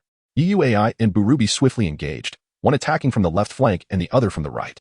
The formidable lightning chakra manifested, with electric arcs crackling from their arms, cleaving through the Konoha shinobi who stood in their path. They moved like twin bolts of lightning, piercing through Konoha and Oppos' S formation towards the center, aiming to decapitate the commander. Secret technique, Flesh Bullet Chariot. Akimichi Torikes utilized his expansion technique, enlarging his body, retracting his head and limbs, and spinning at an astonishing speed. Timing his attack perfectly, he collided with UUAI and Burubi's combined assault, using centrifugal force to send them sprawling. UUAI and Burubi found themselves surrounded by Konoha shinobi as they crashed into their ranks. UUAI unleashed a black lightning aura, executing lightning release, Black Spotted Strike. The potent lightning, combined with their ninjutsu, overwhelmed the Konoha ninjas, who screamed in agony as they were paralyzed in place. Burubi drew his long sword and, integrating it with a large-scale ninjutsu, swiftly cleared the Konoha ninjas attempting to encircle him. As the elite jonin of Konoha closed in, seeking to restrain and eliminate the two, Yui Lin charged forward while surveying the battlefield. Observing their unique ninjutsu, she marveled. Indeed, war is the greatest teacher. In just a year or two, so many novel techniques have emerged. War is truly the catalyst for the evolution of ninjutsu. A few years of research in peacetime cannot compare to a single year of development amidst conflict. Fire release, Phoenix Fire Technique. Before Yui Lin could further analyze the emerging techniques, a barrage of fireballs descended from afar, forcing her to evade swiftly. However, her instantaneous movement was precisely anticipated by the Sharingan. You are too arrogant. As she landed, Uchiha Kagami closed in, launching a series of shuriken. The shuriken collided midair, trailing specially crafted wires behind them, forming a vast net intended to ensnare Yui Lin. As the shuriken whirled in the air, Yui Lin swiftly drew her ninjat, deftly maneuvering to adjust the shuriken and amp, Oppos' trajectory, entangling the wires around her blade. Uchiha Kagami tightened the wires, attempting to control her weapon. Fire release, Dragon Fire Technique. Simultaneously, both Yui Lin and Uchiha Kagami formed hand seals with one hand, unleashing streams of fire from either end of the wire, the intense flames converging explosively at the center. The extreme heat melted the wire, severing it, and both retreated simultaneously. Yui Lin utilized water release to cool her ninjat and remarked to Uchiha Kagami, "Is this the manner in which you welcome distant kin? How is it that the Uchiha still rely on those antiquated techniques from the Warring States period? I must say, there is a distinct lack of innovation. The Sword Demon Squad, Yui Lin, even as a former ally of my clan, now stands as an enemy of Konoha. For the sake of Konoha, I shall show you no mercy," Uchiha Kagami replied sternly. "It appears you are a rather tedious opponent. Once you are defeated, I shall send your remains back to the Uchiha." Yui Lin activated her secret technique, infusing her ninja with In Release Chakra, closing the distance to engage Uchiha Kagami in close combat. Leveraging her lineage and the advantages of Yin and Yang release, her formidable blade quickly suppressed Uchiha Kagami. Is this all the Sharingan is capable of? Yui Lin began to taunt her adversary. The Uchiha were known for their arrogance, and the more they were provoked, the more likely they were to reveal a flaw. The blade whistled through the air, cleaving it with a piercing sound. Uchiha Kagami parried with his short sword, the blades clashing and sending sparks flying, resonating with a sharp metallic clang. Chapter 55. The onset of War II. The battle raged on as Uchiha Kagami gradually adjusted his rhythm, seizing the opportunity to deflect Yui Rin's ninja blade. "I have deciphered your swordsmanship. Body flicker technique, mirror slash." Uchiha Kagami formed hand seals to utilize the shadow clone technique, creating multiple clones that simultaneously employed the body flicker technique. Shadows and flashes of blades intertwined as several attacks targeted Yui Rin at once. Yui Rin sheathed her blade and formed hand seals, manifesting her In Release Chakra to shield herself, successfully blocking Uchiha Kagami and Amp, Oppos' short blade. After withstanding his assault, she swiftly altered her seals, activating her In Release Chakra. In Release, Beast Stinger. The activated chakra transformed into a barrage of shuriken, striking Uchiha Kagami's shadow clones, which dissipated into white smoke. The shadow clone technique of the Leaf Village placed a mental burden on the original body when clones vanished, and Yui Rin seized this moment, launching a genjutsu for a mental assault. Uchiha Kagami and Amp, Oppos' body froze momentarily, and although Yui Rin did not expect her genjutsu to hold sway over the Uchiha ninja with the three-tomo Sharingan for long, she swiftly drew her blade and aimed for his throat. The Sharingan in Uchiha Kagami and Oppos' eyes began to spin rapidly, his body regaining its mobility. Through the eye contact established as Yui Rin swung her blade, he activated the genjutsu of his Sharingan to counterattack. Indeed, Yui Rin was momentarily affected by the genjutsu, her focus wavering. However, her ninja blade continued its assault driven by muscle memory, albeit lacking the fluidity to pose a threat to the Uchiha Jonin. Uchiha Kagami seized this brief opportunity to deflect her blade with his short dagger, creating distance between them. The chakra of his Sharingan technique was quickly assimilated by Yuhi Rin and Appo's yin-yang release, rendering it ineffective. The two engaged in a stalemate of Genjutsu. Your mastery of the Sharingan far surpasses that of previous Uchihas. It seems our victory will hinge solely on ninjutsu. Uchiha Kagami gasped for breath. The brief exchange had drained him more than an hour-long mission ever had. Though he had heard from his clan members about a Yuhi clan member from the land of lightning surpassing the Uchiha in Genjutsu. Only now did he comprehend that the disparity lay not in ability, but in the quality of chakra. It was indeed ironic that a ninja of the Uchiha clan found himself at a disadvantage due to Genjutsu on the battlefield. A realization that made him ponder the elders' frequent admonishments about the clan's lack of diligence and foundational skills, warnings that had often been dismissed. Yuhi Rin granted Uchiha Kagami a moment's respite, continuing her aggressive onslaught of ninjutsu. In terms of physical prowess and chakra reserves, the Uchiha clan paled in comparison to the Yuhi clan. Water release, water surge wave. One could not help but admire Senju Tobarama's genius. The ninjutsu he developed proved exceptionally effective against the Uchiha's techniques. As your teacher's disciple, I am far more familiar with these techniques than you. Fire release, great fire annihilation. Uchiha Kagami retorted, the two unleashing large-scale ninjutsu in a fierce exchange, causing nearby ninjas to evade in order to avoid collateral damage. Suddenly, an explosion echoed from behind the Cloud Village's camp. Yuhi Rin activated her sensory technique and discovered a group of ninjas had somehow flanked them, launching an attack on the Cloud Village's main camp. Without hesitation, she disengaged from the battle, intending to secure the command chain of the Cloud Ninja army. At this moment, within the Cloud Village's camp, several Leaf Umbu, leading a horde of rogue and defected ninjas, wreaked havoc and sowed chaos. Among them was Kakuzu, the notorious mercenary.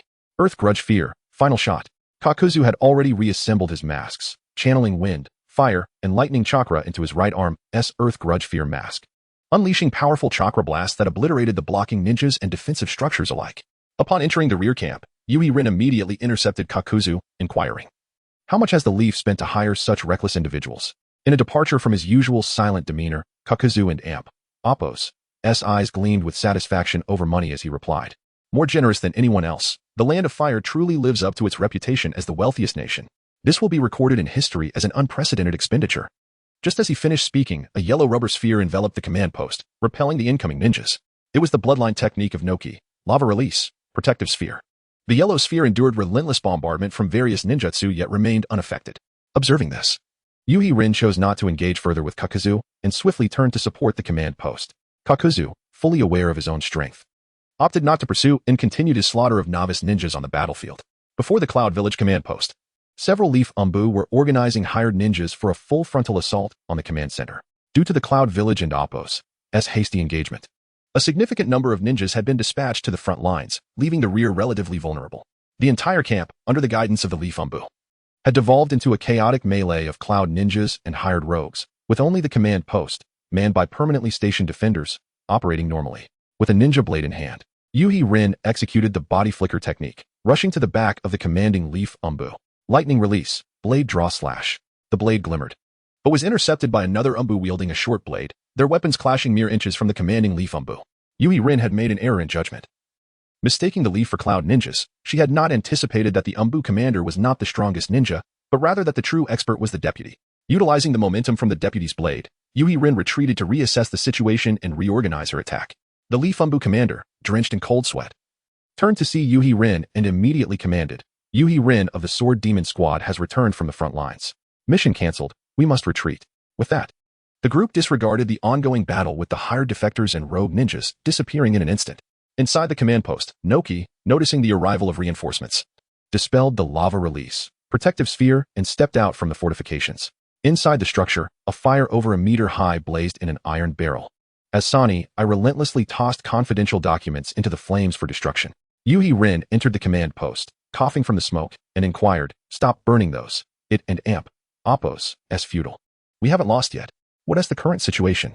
Sani dusted himself off, urgency evident in his voice as he replied, after the Leaf Umbu infiltrated the rear. They did not eliminate the station personnel but instead caused widespread destruction. The entire ninja army is in disarray. Most of the ninjas in the command chain have disconnected, and those we can contact are too embroiled in battle to effectively mobilize. Upon hearing this, Yuhi Rin furrowed her brow. The battlefield was now utterly chaotic, rendering it impossible to discern the Leaf and Appo's strategic intentions. Chapter 56, The Battlefield Situation. Sanii continued her analysis, stating in summary, the infiltration units from Konoha seek neither to inflict casualties nor to gather intelligence. Their sole intention is to penetrate our lines. Once discovered, They engage in chaotic skirmishes with our forces. If their aim were to dismantle the transportation system of the Land of Waterfalls, they could easily destroy bridges using explosive tags. However, relying on small teams with limited explosive tags, they cannot hope to accomplish significant destruction of major ports and transfer stations. Yui Rin interrupted her contemplation and inquired. Forget about that for now. Where is Commander Yatsuki? Why is he nowhere to be seen? Tokadai chuckled awkwardly, replying. The commander has gone to the front lines to engage in battle. This behavior aligned perfectly with the stereotypical perception of the Yatsuki clan. As a commander abandoning his post in such a critical moment was quite unbecoming. Yui Rin turned her gaze towards Saniyi, awaiting her decision. The rogue ninjas and Konoha's Umbu continued their rampage, while the mercenaries exhibited their characteristic cowardice, avoiding strong opponents and wreaking havoc indiscriminately. After a moment of reflection, Saniyi realized that regrouping the forces in the short term was unfeasible and thus issued the command, Tokadai, arrange for the relocation of our position. Once the frontline battles subside, we shall consolidate our troops. There is no need to specifically obstruct the Konoha ninjas. Let Noki from Iwagakure deal with the headache. The battle persisted until the sun dipped below the horizon, casting a crimson hue across the once prosperous nation. The sky, once a brilliant blue, was now stained a deep red. Scattered across the battlefield lay shattered ninja tools and dulled blades that glimmered coldly in the fading sunlight. The land, charred by explosive tags, bore deep scars. With nearly all the bridges rendered impassable by Konoha and Appos, as assaults, their broken stone pillars resembling grotesque wounds upon the earth. The surviving ninjas had been evacuated by their comrades from their respective villages, and the fierce daytime battles had reached a temporary lull. As the sun slowly set, the last rays of light carried away the hopes of the merchants of the Land of Waterfalls. Those departing from the capital continuously dispatched individuals to assess the battlefield. Initially believing that the tranquil Land of Waterfalls would soon regain its commercial vitality, however, it had now been utterly engulfed in war. The merchants were distraught. And some of the smaller vendors, unable to endure the financial strain, attempted to offload their goods at bargain prices, yet no one was willing to take them. Days later, the war involving the three great nations had completely obstructed the trade routes of the Land of Waterfalls. Merchants gathered in taverns, devoid of discussion, merely drinking. All understood that this war would not conclude in the near future. Once a symbol of success and status, their splendid robes now lay wrinkled and disheveled, resembling tattered burlap sacks draped over despondent merchants. Debt notices fell like merciless snowflakes upon each merchant who had defaulted. The taverns were filled with merchants whose hair was disheveled, eyes vacant, exuding an aura of despair. The once opulent restaurants had barred access to their upper levels. In recent days, several well-known merchants, after indulging in lavish feasts, had leapt from the upper floors to their demise. Within the estate of the daimyo of the Land of Waterfalls, a banquet was underway, hosted for Noki of Iwagakure and Saniyi of Kumogakure. After an excessively lengthy speech from the daimyo's retainers, servants clad in uniform attire entered in an orderly fashion, bearing exquisite food boxes. Yet the assembled ninjas showed little interest in the culinary delights, patiently awaiting the main discussions following the feast. Shortly after the meal commenced, the daimyo noticed the lack of enthusiasm among the ninjas and waved his hand.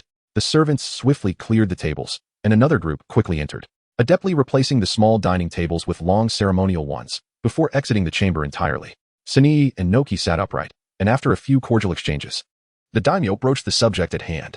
He expressed gratitude for the assistance from Iwagakure and Kumogakure, emphasizing that the prosperity of the Land of Waterfalls was due to the friendship shared with both nations. He inquired about their insights regarding the current state of the war. As the commander of the allied forces, Noki took the lead, responding, currently, Konoha's ninja forces can only disrupt trade routes and impede transportation along minor paths. Iwagakure will soon mobilize the ninjas from the Land of Grass to the Land of Waterfalls, and with the support of Kumogakure, it is merely a matter of time before we expel Konoha from our territory. The daimyo nodded in acknowledgement, adding, while reinforcements are not an immediate concern, I am more interested in the current situation within our own borders. Noki felt somewhat embarrassed and replied, Konoha harbors ulterior motives and has long schemed against us. Thus, Iwagakure has prioritized securing the area surrounding the capital. The external front lines, due to strategic contractions, currently lie beyond Iwagakure and Appos' control. Saniyi interjected. After engaging in chaotic skirmishes with Konoha and Appos' ninjas, we have consolidated our forces defensively, and both sides have suffered casualties. However, Konoha holds no advantage on the outskirts of the capital. Should they wish to expand their control, they must increase their troop deployments. Excellent, the daimyo remarked, so it stands to reason that with increased financial investment, you both could alter the dynamics of the battlefield at any moment, correct? Both nodded in agreement, and the daimyo continued.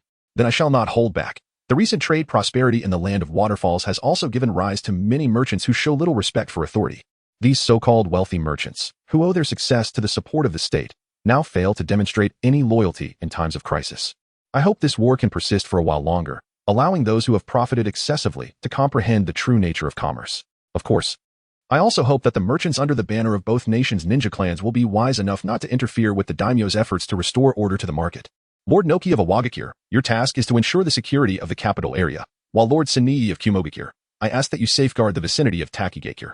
Should there be any other requirements, I shall arrange for notifications to reach you both. Upon concluding his speech, the daimyo clapped his hands, summoning the waiting servants to present fine tea.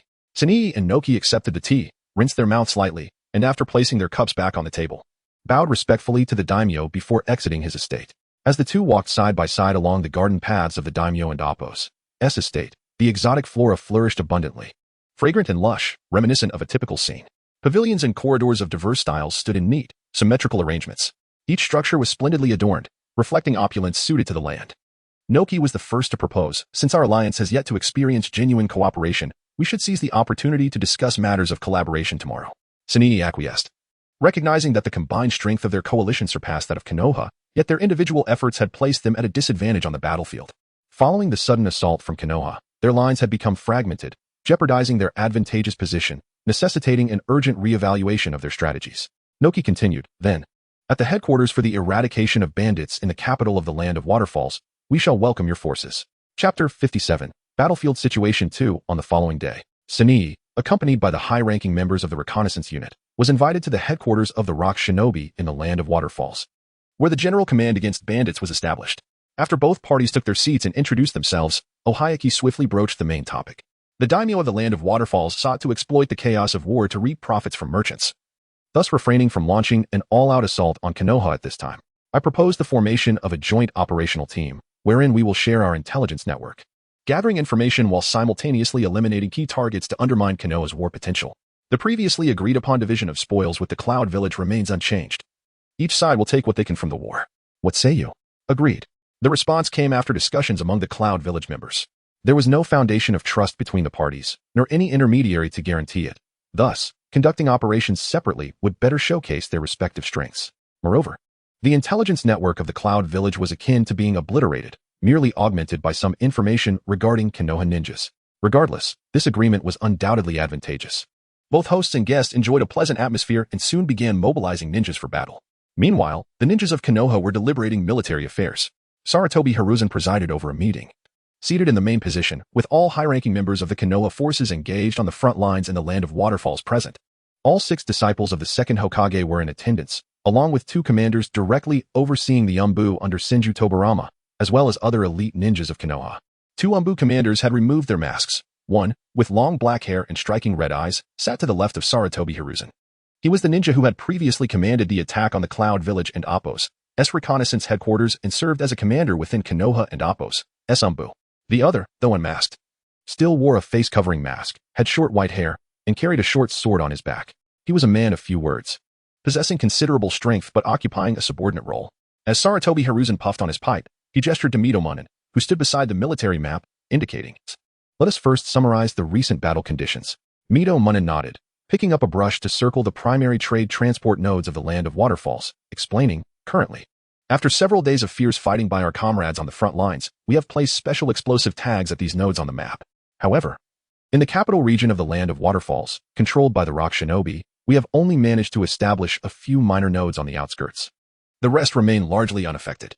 The defenses of the Rock Shinobi are exceptionally robust in the presence of samurai, priestesses, and civilians loyal to the daimyo within the capital complicates the infiltration of our teams. In contrast, our operations in the areas controlled by the Cloud Shinobi have gone relatively well, albeit at a significant cost. The main reason being that the Cloud Shinobi rarely hold their ground. Their primary objective is to inflict casualties upon our ninjas, often ambushing us during our sabotage missions. As of now, the first objective of the war can be considered largely accomplished. Utilizing the mutual explosive tag technique taught by our esteemed mentor, we can achieve a temporary paralysis of the transportation routes in the Land of Waterfalls. However, the daimyo has fully aligned with the 4-country alliance. And even if we sever the transport routes, the Cloud and Rock Shinobi can rely on the daimyo to mobilize the populace of the Land of Waterfalls to repair the roads. To achieve our goal of delaying the village, we shall need to intensify our combat efforts in the later stages. Shinomiya Danzo, brimming with enthusiasm, remarked, "Let us engage them fiercely. Teacher Tobarama has entrusted this heavy responsibility to us. We must make him take notice. Let us show those short Rock Shinobi and brutish Cloud Shinobi a taste of their own medicine." Sarutobi Hiruzen remained non-committal, turning to the Umbu commander, Yuhi Shinku. You are the lead on the initial infiltration operations. Do you have any suggestions? Yuhi Shinku pondered for a moment before responding. The battlefield is unlike hidden fronts. There are not many tactical options available. We must engage in direct combat. Seeing no further suggestions from the assembled members, Sarutobi Hiruzen made a decisive proclamation. Very well. At 6 a.m. tomorrow, with the rising sun, we shall initiate the summoning of the explosive tags to obliterate the transportation routes of the Land of Waterfalls. He continued, furthermore, having witnessed the capabilities of the rock and cloud shinobi forces on the battlefield, now is the time to exchange intelligence. I shall begin. Sarutobi Hiruzen paused. Extinguishing his burning pipe, adjusting his posture, and spoke earnestly, I am to confront the rock shinobi, specifically their elite ninjas, Ohayaki and Old Purple.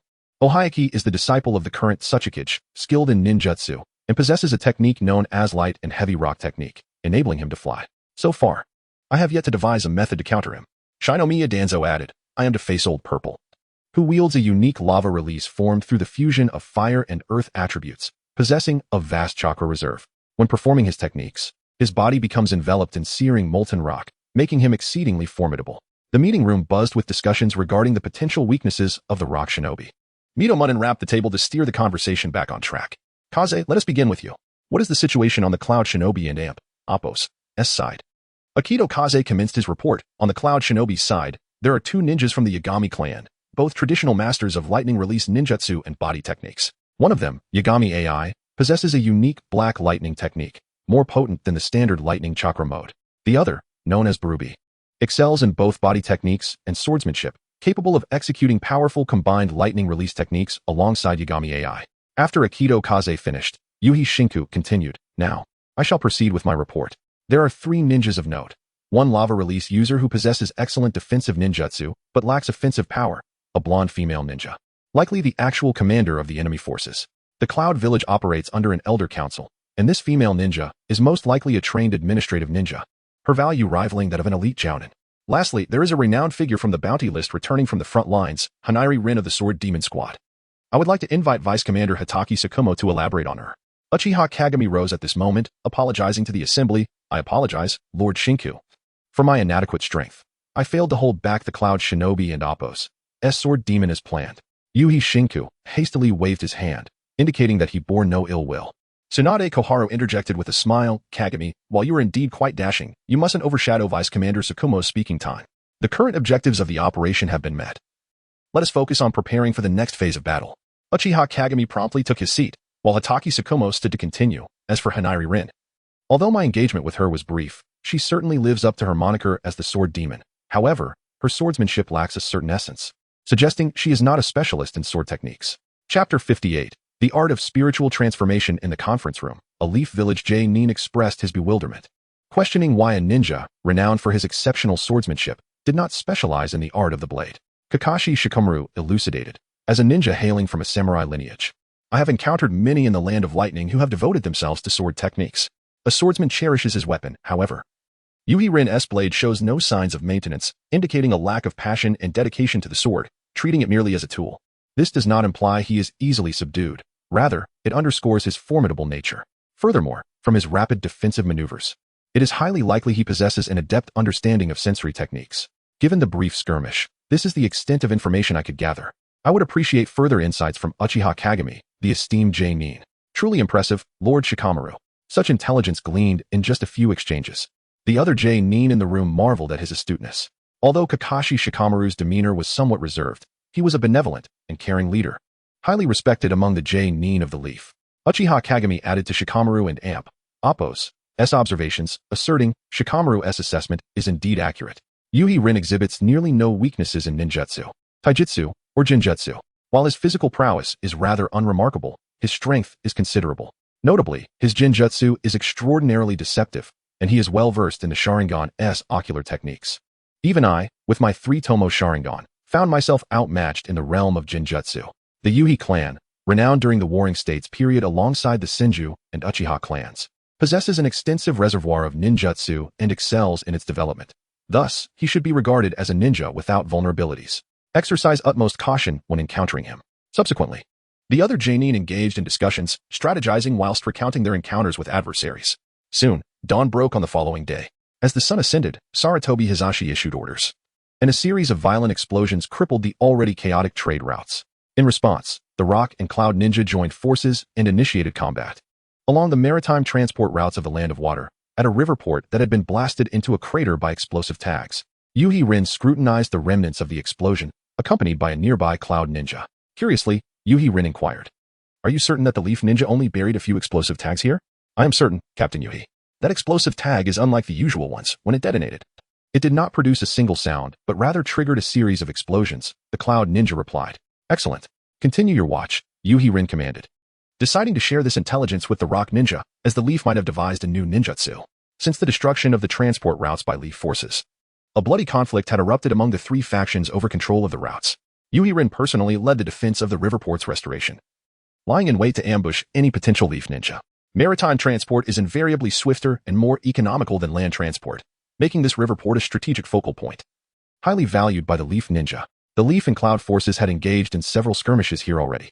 This time, 12 Leaf Ninja launched an assault. Organized into 3 typical squads, led by an unremarkable-looking ninja with pale blue hair clad in a standard green ninja vest. Yuhi Rin glanced at them, perceiving them as a typical civilian ninja team devoid of noteworthy individuals. He promptly commanded the stationed Cloud Ninja to conceal themselves and prepare for action. The Leaf Ninja, seemingly oblivious, surged toward the river port. 10 of them secured a partially rebuilt ferry crossing, while 2 moved toward the bridge to set explosives. The hidden Cloud Ninja beneath the water sprang into action, forming hand seals and unleashing a sharp bolt of lightning that accurately struck the 2 ninja on the bridge. Other Cloud Ninja, concealed in various locations, leapt into action, employing shuriken and kunai in conjunction with preset traps to attempt to eradicate the invading Leaf Ninja. The Leaf Ninja on the bridge, struck, dissipated into white smoke, indicating the use of shadow clones. The other 10, however, demonstrated preparedness, successfully evading the traps as they activated. Yuhi Rin was taken aback. It appeared that a sensory technique user was among this squad, yet there were no members of the ninja clans present, which should have precluded the presence of a sensory ninja. Without further contemplation, Yuhi Rin activated his sensory abilities, determined to eliminate each incoming Leaf Ninja to uncover the underlying anomaly. He simultaneously issued commands to his subordinate Cloud Ninja, leading them in pursuit of the Leaf forces. A fierce battle ensued in the marshlands near the river port. As anticipated, the caliber of these ninja was typical of the Leaf and Appos, as civilian ranks. Save for one peculiar J-Nin. During the engagement, despite not being ensnared in genjutsu, his body momentarily stiffened, a mistake unbecoming even of a lowly genin. More troubling was the sudden collapse and rapid death of a pursuing Cloud Nin, whose body bore no wounds. Yuhi Rin had never witnessed such an effortless demise inflicted upon an enemy, leading him to suspect the presence of a novel genjutsu. A sense of satisfaction welled within him. Could it be true, as Yuhi Getsu had previously asserted, that he had encountered a so-called mediocre ninja who had innovated a new technique? Everyone, increase your pace and focus on capturing that J-Nin alive. Upon issuing this order, Yuhi Rin hastened his efforts, personally eliminating the other unremarkable Leaf Ninja. The group soon cornered the Leaf forces near the marshlands, just a stone and Appos' throw from the river port. As the Leaf Ninja found themselves cornered, an explosion resonated from the river port behind them. 6 additional Leaf Ninja leapt from the marsh, attempting to provide support, resulting in a standoff. Realizing they had fallen into a tactical trap, one Cloud Ninja inquired, "Captain Yuhi, should we retreat? It seems only a few ninja have infiltrated from behind. We could return in time." Yuhi Rin pressed the attack, retorting, "Retreat? Nonsense. Let the Rock Ninja starve for a few days, it won't kill them. Abandon your defensive posts and follow my orders. Continue to encircle that J-Nin and ensure he does not escape." The stationed Cloud Ninja, left with no choice, complied with the command and persisted in their pursuit. The fleeing Leaf Ninja, caught off guard by the Cloud and Appos' complete abandonment of the river port, visibly panicked. Yuhi Rin activated his lightning chakra mode, accelerating swiftly into the midst of the Leaf Ninja. In release, dreaming sleep technique, black chakra coalesced into a torrent, engulfing the Leaf Ninja, who succumbed to the genjutsu, their bodies under its control. The unusual Leaf J-Nin received particular attention, falling victim as well. Lightning release, lightning net. Seizing the moment, a Cloud Ninja employed a technique to ensnare the entrapped Leaf Ninja, capturing him alive. Splendid timing, Yuhi Rin praised, recognizing that even among civilian ninja, the crucible of war had nurtured many exceptional talents. Chapter 59.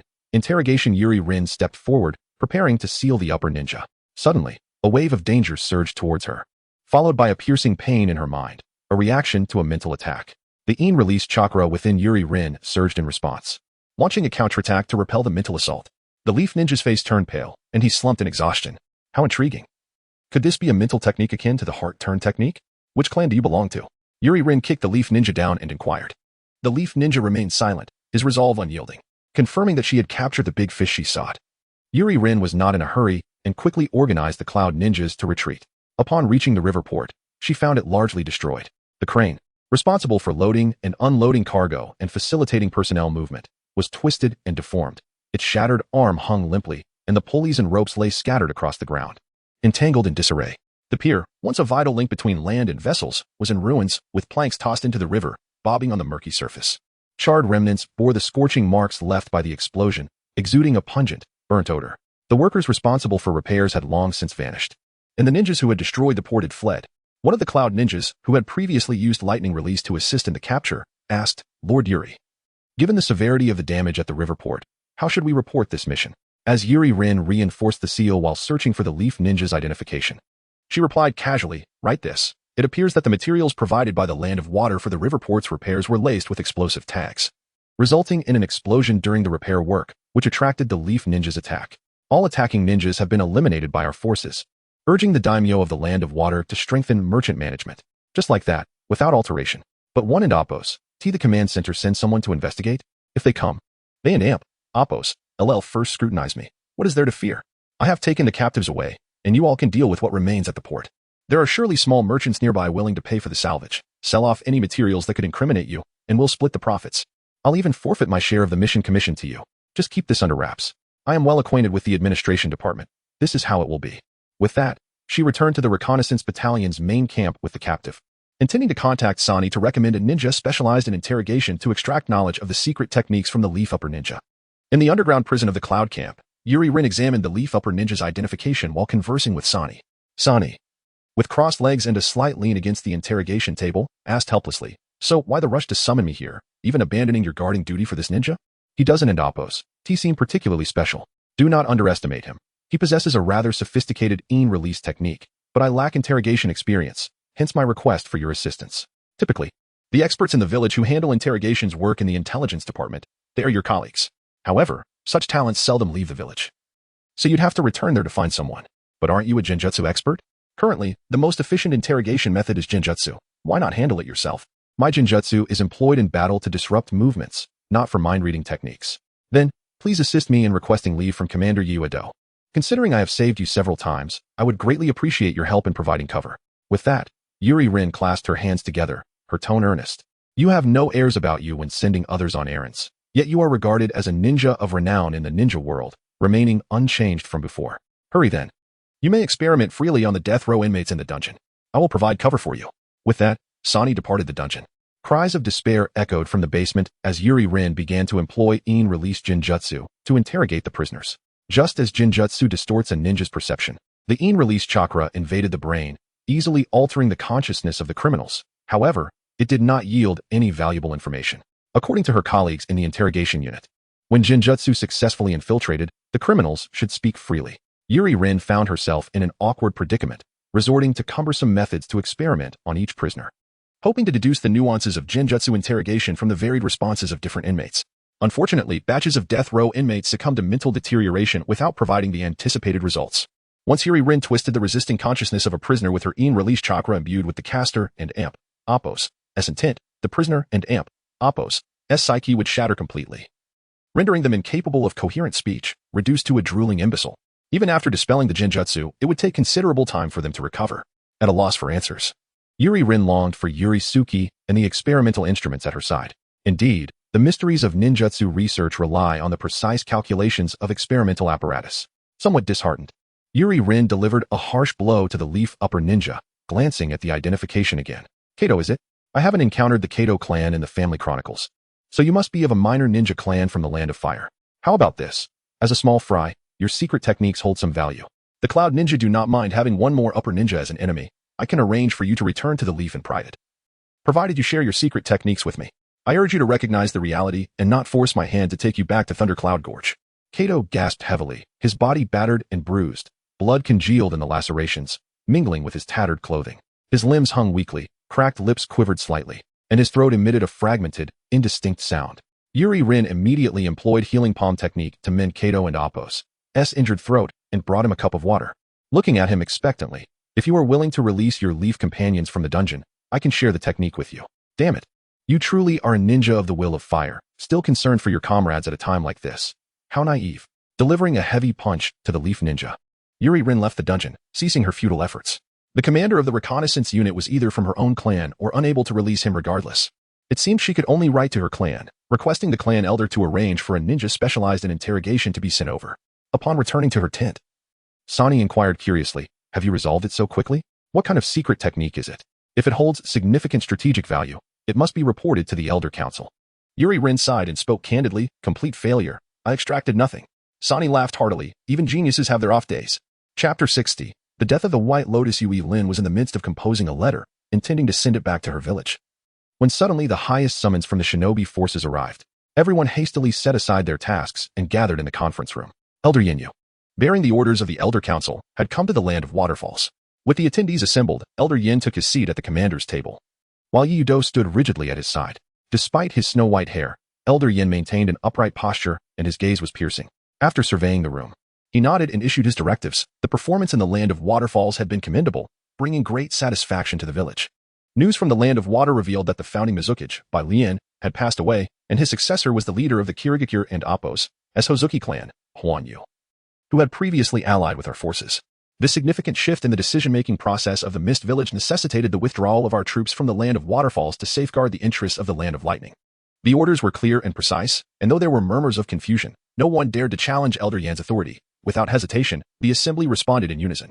After the meeting, Sani stayed behind to deliver a private report to Elder Yin, while Yui Lin and a group of senior shinobi discussed the unexpected developments in the Mist Village that led to the relinquishment of such substantial interests in the land of waterfalls.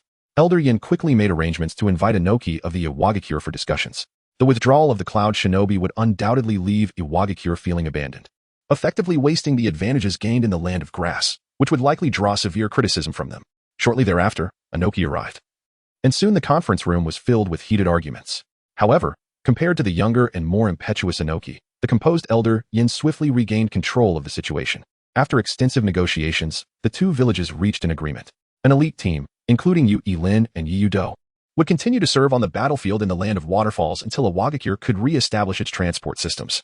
As the instigator of this shift in the war, Kirigakure also agreed to provide economic compensation and send elite shinobi to assist Iwagakure in the conflict until the transport network was restored. Yui Lin, disheartened by her extended service, felt the weight of powerlessness. Although she was a renowned Nin within the village, to those truly in power, she was merely a subordinate. Following the discussions, the results were swiftly communicated to the three involved shinobi villages using summoning beasts, and Iwagakure began preparations to take over the defenses previously managed by the Cloud Shinobi. Once the transfer of the war zone was complete, the Cloud Shinobi departed the land of waterfalls, equipped with their weapons and belongings. Before their departure, Yui Lin entrusted a letter and a captured Nin from Kanahagakure to Sani, requesting her assistance in delivering it to Yu. The Cloud Shinobi marched in orderly formation, their eyes gleaming with joy at the prospect of returning to their village for rest. Medical ninjas attended to the injured comrades, being careful not to reopen their wounds, while those with lighter injuries, after simple bandaging, endured their pain to keep pace with the group. The military supplies and station camps of the Cloud Shinobi were left as part of the reparations for Iwagakure, alongside ceding portions of the land of waterfalls and Appos benefits.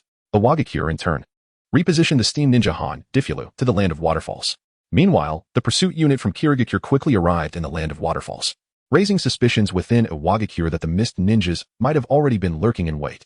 The leader of the Mist Ninjas, known as Zhongji, was a rare portly ninja, fond of wearing a ninja hat and red glasses, with blue markings on his face and a string of red prayer beads around his neck. He introduced himself as an exceptional sensory ninja, capable of detecting even the slightest chakra fluctuations, a master in exploration. Thus, Iwagakure and Suno would bear nearly all the pressure from the western front of Kanahagakure. Due to the shifts in high-level decision-making, the land of waterfalls experienced a relative calm, akin to the stillness that precedes a storm, for a week. As personnel from various factions arrived, the war reignited with fervor. A month later, in the Iwagakure camp, red-marked bounty notices and task descriptions adorned the conference room's blackboard, with the reinforcements from Kirigakure and the Cloud Shinobi gathering in unison. The differing organizational structures and combat styles among the villages led to numerous conflicts among the elite shinobi during joint operations, failing to meet expectations. To expedite the completion of their objectives, an emergency military conference was convened. Inoki, a Nin of Iwagakure, voiced his concerns, questioning the peculiarities of Iwagakure and Appos' system. Why must tasks always require multiple individuals for completion? Could we not refine this process? For assassination and intelligence gathering missions, Fewer participants would be far more effective. One of the mist ninjas complained, expressing discomfort with collective operations despite their prowess and stealth. Diffulu from a Wagakure retorted with displeasure. That's because you all failed to remember the tactical commands. Each of you was provided with the meanings of the tactical commands prior to the mission. Who can possibly remember all that? It was thicker than a ninja scroll. Another chimed in. Indeed, the essence of shinobi warfare lies in surprise. Who would employ such rigid tactics? This time, even the cloud shinobi sided with the mist, protesting against the established protocols. Seeing the discontent, Inoki conceded. These elite shinobi were unwilling to fight alongside of Wagakure forces, ostensibly due to their unfamiliarity with the Wagakure's combat style, though the underlying reason likely stemmed from a desire to protect their own intelligence, while they were allies at present. The sudden change of heart from Kirigakure raised doubts about the durability of their alliance. No ninja would be foolish enough not to consider the future. Should information be leaked during this mission, it could jeopardize their standing in potential future conflicts with a Wagakure, effectively conceding half the battle before it even began. Rather than allowing these elite shinobi to maintain their strength on the battlefield, Inoki decided it would be wiser to send them out to draw fire, thus alleviating some of the burdens from the land of waterfalls. He instructed his subordinates to bring the battlefield intelligence indoors and addressed the assembled cloud and mist shinobi. The battlefield intelligence is available here. You may do as you wish, provided you register with me before departure and report back with your results upon completion. Of course, I will also regularly relay pertinent information to your respective villages. I hope you do not betray the trust placed in you by your village leaders. Zhongji from Kirigakure smiled in response. Lord Inoki, this is precisely how plans should be structured. Excessive regulation stifles the genius of our elite shinobi. With the combined efforts of all present, I believe we shall swiftly drive Konohagakure from the land of waterfalls, ensuring that Wagakure's transport routes remain unaffected. With each individual harboring their own thoughts, they departed, seemingly satisfied. Chapter 61. The Insect Master. The brutal tug-of-war continues. Yu Lin chose not to collaborate with Yunren, opting instead to hunt down isolated Leaf Village ninjas, particularly those from the ninja clan, to contribute to the collection of research materials. While observing intriguing ninjutsu on the battlefield and occasionally selecting targets to experiment with her newly conceived techniques, she wandered near the forces of Iwa and Kiri, ensuring her own safety while luring several hot-headed Leaf ninjas eager for revenge to assault the ninja army, thereby accelerating the war's progression. Once Iwa ninja formally relinquished control, Kiri swiftly exhibited its characteristic pirate mentality, beginning to ravage any noble or civilian from the land of waterfalls who dared to ally with the Leaf Village. Before receiving reports of their victories, Noki was preemptively met with protests from the daimyo of the land of waterfalls. However, it was too late. Even if Kiri were to cease its actions, the dead would not return to life, and it would be better to indulge Kiri. Should Kiri and Appo's actions prove detrimental, there would still be time to lodge complaints with the allied daimyo against the likes of Kirigakure's Tsuki Mangitsu. Zhongji clearly did not make such a mistake. Each morning in the land of waterfalls, as the thin mist rose, Kiri and Appo's pursuing ninja units would invariably destroy several Leaf outposts through their silent assassination techniques. When it comes to enemy annihilation efficiency, they stood at the forefront among the three nations' ninja forces, and rumors of their prowess in the blood mist began to circulate. Yunren felt tremendous pressure. In joint operations, they feared comparisons more than anything else. To avoid being held accountable by her village, Yu Lin sought ways to eliminate several renowned Leaf ninjas, but after much deliberation, found no suitable solitary targets. She resorted to idly lying on the sofa in Iwa's intelligence room, closing her eyes to rest, fantasizing about an opportunity to dispatch enemies descending from the heavens. Ninjas came and went in the intelligence room until finally, a justice-minded Iwa ninja could no longer tolerate Yu Lin and Appo's idleness. While others are engaged in battle, you lie here sleeping. Don't you feel ashamed? Which unit do you belong to? A female ninja in a shoulder-bearing dress, following Defura, pointed at Yu Lin reclined on the sofa. Yu Lin glanced over but chose not to respond, perhaps due to her habitual lack of a forehead protector, leading her to be mistaken for an Iwa ninja. Defura pulled the female ninja aside and explained Yu Lin's allied status. The female ninja said no more and began selecting missions alongside Defura. As they discussed and sifted through options, they took considerable time without settling on a task. Defura then looked towards Yu Lin and suggested, you too must be idle due to the lack of suitable missions. Why not join our team? Our target this time is the Hige clan, particularly the main family possessing the Byakugan. Yu Lin stood and inquired, what about the Steam Ninja? Isn't he your partner? He has another mission. This target is none other than the main family of the Haiga. I heard you have a penchant for targeting ninja from the clans, so this should be no exception for you, Defura replied. Yu Lin, feeling the absence of assistance, decided that while both were beautiful ninjas, she would abandon them as scapegoats if the situation turned dire. Thus, she readily responded, very well. Let us set off immediately. On their way, the trio introduced themselves. Defura was an explosion-release ninja capable of shaping explosive white clay into small animals, creating living bombs. Yui Lin claimed to be a swordsman ninja with a bit of knowledge in various skills. The shoulder-bearing female ninja was called Kamizukuri Hakamitsu, a renowned insect master of Awagakure, capable of commanding bees in battle. Curious, Yui Lin asked Hakamitsu, as an insect master, "How do you compare with the Yamanaka clan from the Leaf?" Kamizukuri Hakamitsu confidently replied, "Our Kamizukuri clan believes in the ninja way of communicating with nature, inheriting the will of the ninja sect. Thus, our clan's secret techniques allow us to communicate and understand bees, unlike those from the Yamanaka clan, who merely enslave insects. Additionally, I didn't expect you to articulate so well. I believe if we succeed in this mission, I could be promoted from special jonin to jonin," she added. Yui Lin, somewhat speechless, retorted, "So you're the one holding us back. But how peculiar is it that in Awagakure, a jonin still needs a promotion? Isn't a ninja's strength evident from their battlefield performance? Why does the village need to assess it?" This question rendered Kamizukuri Hakamitsu somewhat withdrawn. Defura, the only one remaining silent, reminded them, "We are nearing the location indicated in the intel. We may be discovered by the Hokage ninjas at any moment. Please focus." With that, she summoned a large white bird from her mouth and flew into the sky. Kamizukuri Hakamitsu also used summoning techniques to call forth a giant bee. Taking to the air, the two concealed themselves among the clouds, leaving Yui Lin on the ground. "So, the ninjas of IWA can all fly. Does that mean I am merely bait on the ground?" Yui Lin realized she was being used as a distraction and promptly enhanced her body with lightning release, activating her perception techniques for vigilance. Not far away, a team of Leaf ninjas was scouting the enemy and Appo's position. A four-member reconnaissance team quickly detected Yui Lin and Appo's presence, mistaking her for a solitary ninja on a mission, and surrounded her. Yui Lin signaled for the two airborne female ninjas to descend and prepare for battle, then swiftly retreated into the forest, creating a false impression of escape. With a puff of white smoke, the two female ninjas dispelled their techniques and landed in the forest. Kamizukuri Hakamitsu summoned a beehive, and a swarm of bees emerged.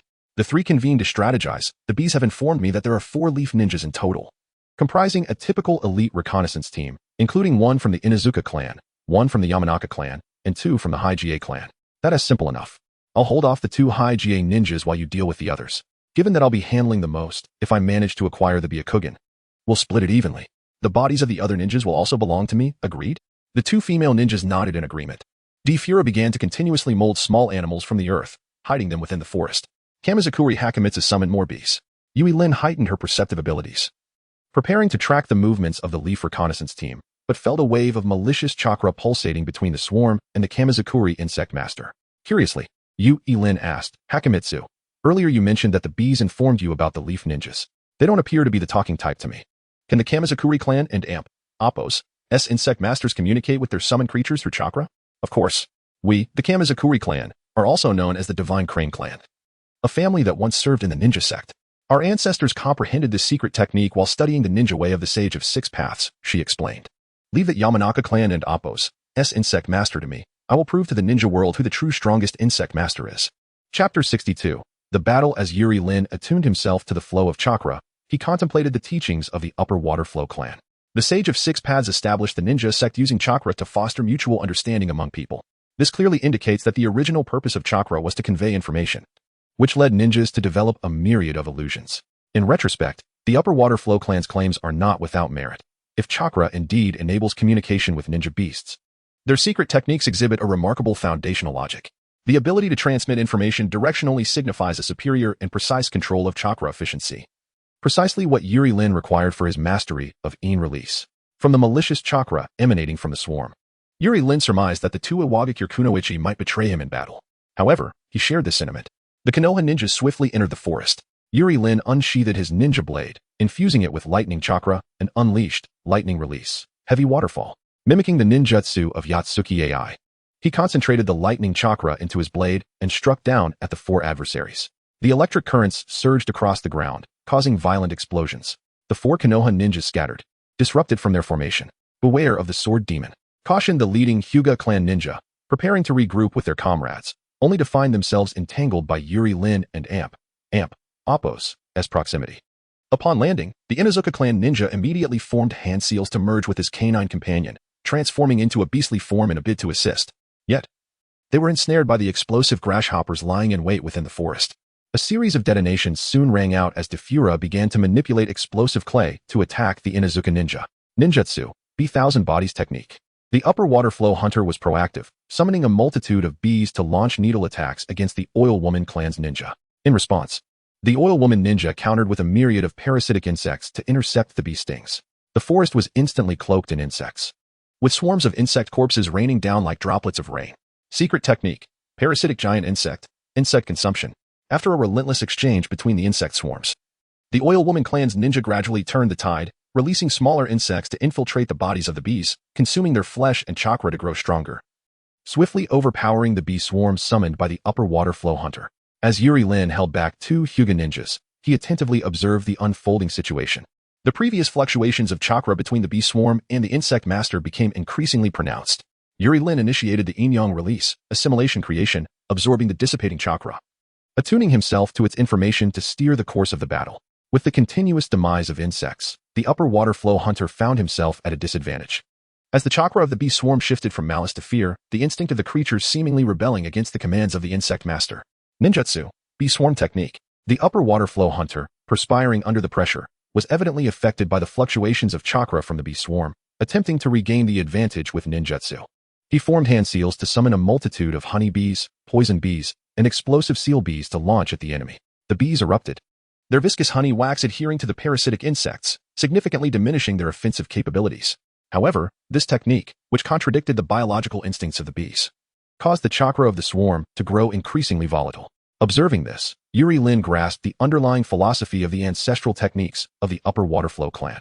In seeking to control a larger insect swarm, they opted for highly organized bees, but the detached chakra control required an exceptionally high talent in yin release, rendering them incapable of independently commanding the bee queen. While the ability to convey emotions and information via chakra alleviated the insect master and Appo's burden in a disadvantageous battle, it risked being influenced by the swarm itself.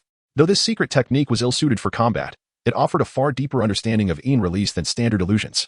Yuri Lin recognized that this would be an indispensable piece of the puzzle in his yin-yang release training and began to ponder how he might acquire the secret techniques of the upper water flow clan. However, before that, he needed to first deal with the oil woman clan and Appo's ninja, while simultaneously applying pressure to his teammates. Secret technique: insect clone. The oil woman clan and Appo's ninja swiftly utilized insects to transform the parasitic insects into their likeness, deflecting attacks. The bee swarm and Appo's tracking ability evidently possessed flaws, careening into the wrong target. Seeing that the outcome between the insect masters had been determined, Yuri Lin ceased to restrain the Hyuga ninjas, employing earth release to hinder their advance, and directly teleported towards the oil woman clan and Appo's ninja. Fire release, flame flow technique.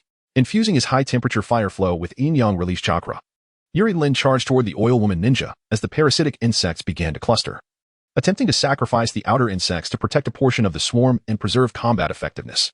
However, it was futile. Yuri Lin had identified the insect master's weakness. In close combat, the frail ninja stood no chance against his perceptive assault, incapable of thwarting the advance of the lightning-infused ninja blade. No number of insects could alter the outcome. Secret technique: insect sphere. The oil woman clan's ninja enveloped themselves entirely with parasitic insects in a desperate attempt to defend against the assault. The explosive release and fire release chakra detonated upon impact with the insect sphere, resulting in a tremendous explosion. The acrid scent of burnt flesh filled the air as parasitic insects scattered. The oil woman ninja, charred and battered, was propelled back by the force of the explosion, crashing against a tree and spitting blood. The once menacing parasitic insects spiraled out of control, flailing wildly through the air. Seizing the opportunity, the 2 Hyuga ninjas charged towards Defura, who was locked in a fierce struggle with the Inuzuka ninja. Meanwhile, the upper water flow hunter seized the moment to control the bees, continuously restricting the movements of their adversaries, preparing to encircle the 4 within the forest. Under the relentless confinement of the bees, the Hyuga ninjas, burdened with 2 injured comrades, found their victory prospects dwindling. Defura, no longer concealing her strength, remained unflustered as she formed hand seals. Numerous grasshoppers crafted from explosive clay erupted from the earth, severely wounding the Inuzuka clan ninja, while simultaneously blocking the path of the Hyuga ninjas attempting to render assistance. With her hidden prowess now revealed, Defura ceased her pretense and launched a fierce assault against the Hyuga clan ninja. Explosion release, landmine fist. Defura's fist struck the Hyuga clan ninja, who instinctively countered with gentle fist, their chakra-encased fist colliding in a tremendous explosion. The explosion release chakra could penetrate directly into the ninja's body, causing internal detonations at the point of impact. Had it not been for the Hyuga's ability to manipulate chakra externally, this strike could have rendered the Hyuga ninja's hand useless. As the shockwave surged, Defura, experienced in combat, utilized earth release to harden her body, sustaining minimal damage. The Hyuga ninja, however, was thrown to the ground, utterly disheveled. The branch family ninja swiftly turned to assist, only to be met with an opportunity seized by Yuri Lin, who inflicted a gash upon his arm. The two leaned against one another, exchanging a glance. Gentle fist technique. Return to heaven. A sphere of chakra formed, directly breaking through the defensive line of bees. As the branch family ninja led the main family ninja in their retreat, it appeared they had abandoned their two injured comrades. Yuri Lin and Defura immediately pursued, leaving the upper water flow hunter to tidy up the battlefield. Chapter 63, Battle 2. The two swiftly followed the Hinata ninja out of the forest. Rin Hikari employed her sensory technique to pinpoint their adversaries, discovering a large contingent encircling them. Hurrying, Rin grasped Daivaura's arm, exclaiming, "At least 50 individuals are attempting to surround us. We must rely on your great bird to make our escape." With that, Rin tugged at Daivaura's hand, attempting to employ a shadow substitution technique to leave a contingency plan, preventing Daivaura from abandoning her at such a critical moment. Fortunately, the moral standards of the rock shinobi remained commendably high. Without further dialogue, Daivaura promptly unleashed a large bird from her mouth, lifting Rin into the air. Alongside, the Shimizu clan's insect user summoned a swarm of ninja bees, carrying the bodies of two Konoha ninjas who had succumbed to bee venom. During their flight, the three engaged in a heated debate about concealing their true strengths during battle, lamenting that had they fought with full force from the outset, they could have avoided the arrival of Konoha's reinforcements. With the tide of battle shifting, they hastened toward a gap in the encirclement. Rin diligently continued her sensory efforts, seeking a path to evade their pursuers. The Konoha Umbu quickly closed in, led by the formidable Akane Yuhi. Illusion of the binding trees. Akane targeted the weakest among them, the insect user from the Shimizu clan, who soon found himself immobilized in midair. At this moment, the advantages of the Shimizu clan's insect manipulation technique became evident. The summoned ninja bees remained under control, undeterred by their master's predicament. Rin, unable to disrupt the illusion from afar, could only rely on the insect user's inherent resilience. The Konoha Umbu hurled two shurikens, wounding the bees that had been left uncommanded. In the ensuing chaos, the bees released their grip on the bodies, causing them to plummet. Rin watched in anguish as the corpses fell, just as Daivaura, unable to wait any longer, prepared to use explosive clay to craft a small sparrow and forcefully break the insect user free from the illusion. The insect user finally regained his autonomy from the illusion's grasp. This revelation substantiated Rin's earlier suspicion that the Shimizu clan's secret techniques effectively honed a ninja's control over shadow chakra. Otherwise, it would have been implausible for an ordinary J-nin to escape the clutches of Konoha's Umbu commander. The relentless Konoha ninjas pursued them, drawing ever closer to the territory of the rock shinobi. At last, the opportunity Rin had long awaited presented itself. They altered their course northeast, where the pursuing mist ninjas awaited. Without hesitation, the trio changed direction, intent on leading their pursuers astray. As they neared the mist ninja's territory, they prepared to reveal their identities. Suddenly, a shroud of mist, akin to white frost, enveloped them, encasing both Rin and her companions as well as the Konoha pursuers. The thick fog swiftly filled every gap, transforming the world into a realm shrouded in a heavy white quilt, visibility plummeting drastically. Sunlight was effectively barred from penetrating the mist, and the temperature plunged to near freezing. Sensing the chakra within the fog, Rin remarked, "This technique is no ordinary mist concealment. It seems capable of diminishing our sensory range. Shall we act separately, or remain here together and await an opportunity?" Daivaura shielded the insect user behind her, responding, "Rin, your confidence is notable. I have heard that the mist shinobi communicate through riddles in the fog, executing any ninja who cannot adhere to their commands. Are you well versed in such matters?" "Of course. I would not resort to silent assassinations. However, the mist will eventually dissipate. We need only wait patiently," Rin replied. "That may not be so simple. Do not forget that Mist's commander, Nakaguchi, prides himself on being an exceptional sensory ninja," Daivaura countered, continuing to guard the insect user. The insect user had begun to recover from the effects of the illusion, casting a wary glance at Rin, clearly sensing her inexplicable scrutiny during the battle. A tense silence fell among the three, each becoming increasingly vigilant of the others. Yet, the fierce skirmish soon interrupted their contemplation, as mist ninjas swiftly engaged their Konoha counterparts. Nakaguchi's voice resonated through the fog. "The team of 3 ninjas you have lured are likely from Konoha's Umbu. Might I inquire if you would join forces with us for an assault?" His words betrayed their location, prompting the nearby Konoha Umbu to charge toward them. Rin silently cursed Nakaguchi for his cunning. In mere minutes, he had accurately pinpointed their location, suggesting that their position had been compromised the moment they approached the mist camp. Quickly, she turned to defend against the incoming threat, and both female ninjas understood that they were now united in this precarious situation, bracing themselves for defense. The cacophony of footsteps grew increasingly pronounced, closing in within 50 meters of Rin and her companions. Mist ninjas arrived, executing the ice release secret technique, magic mirror ice crystal. The moisture in the air instantaneously coalesced into crystalline mirrors, encircling the Konoha ninjas and Rin's group. Several masked mist ninjas maneuvered swiftly amidst the ice mirrors, continuously crystallizing the air's moisture and launching ice shuriken and indiscriminate attacks. Snow Clan ninjas focus on defense. Rin urged, channeling her lightning release as she unexpectedly charged toward the Konoha ninjas, exploiting their moment of evasion from the ice attacks to strike decisively. Seizing the body of a Konoha Umbu as a shield, she deflected the barrage of ice shuriken. Daivalra, utilizing earth release to harden her form, collaborated with the insect user S summoned ninja bees to fend off the incoming shuriken. Cries of anguish echoed from the Konoha ranks, mingling with the sounds of ice crystals shattering upon colliding with their ninja tools. Minutes passed, and the relentless assault continued unabated, suggesting that it would endure for quite some time. Realizing they could not remain passive, the Konoha Umbu ceased their attempts to block the shuriken, braving potential injuries. They began forming hand seals, collaboratively unleashing a fire release that engulfed the icy mirrors in searing flames. Seizing the opportunity while the mirrors were in the process of reforming, the Konoha Umbu swiftly broke free from the encirclement. The mist ninjas pursued closely behind. As the fog gradually lifted, revealing the lurking mist ninjas, Rin sealed the body, riddled with ice shuriken, into a scroll. Although the assassination attempt had failed, it was not without merit, as it provided direction for her shadow chakra training. Nakaguchi appeared beside them in a flash, his corpulent figure in no way hindering his agility. Inquiring about their mission, he benevolently left behind supplies and tools necessary for combat, seemingly trusting in the capabilities of his allies despite the earlier indiscriminate assault. Recognizing that the trio preferred to avoid further interaction, he offered a smile, excused himself, and continued leading the Mist ninjas in pursuit of the Konoha Umbu. Compared to the Mist, Yurok Shinobi truly exemplify steadfastness and integrity. Likewise, Rin and Daivalra replied. Parting ways. A failed mission was hardly worth lingering over. Chapter 64. Battle 3 in the Konoha camp of Takigakure. The Umbu members who successfully escaped the relentless pursuit of the Mizukage and Appos ninjas returned, bringing with them the lifeless bodies of their fallen comrades. Such grim scenes had become all too familiar to the Konoha ninjas in the recent skirmishes. It was evident that in the realms of reconnaissance and assassination, Konoha was no match for the allied forces of the three nations, particularly against the assassination experts of the Mist Village, which invariably led to heavier losses.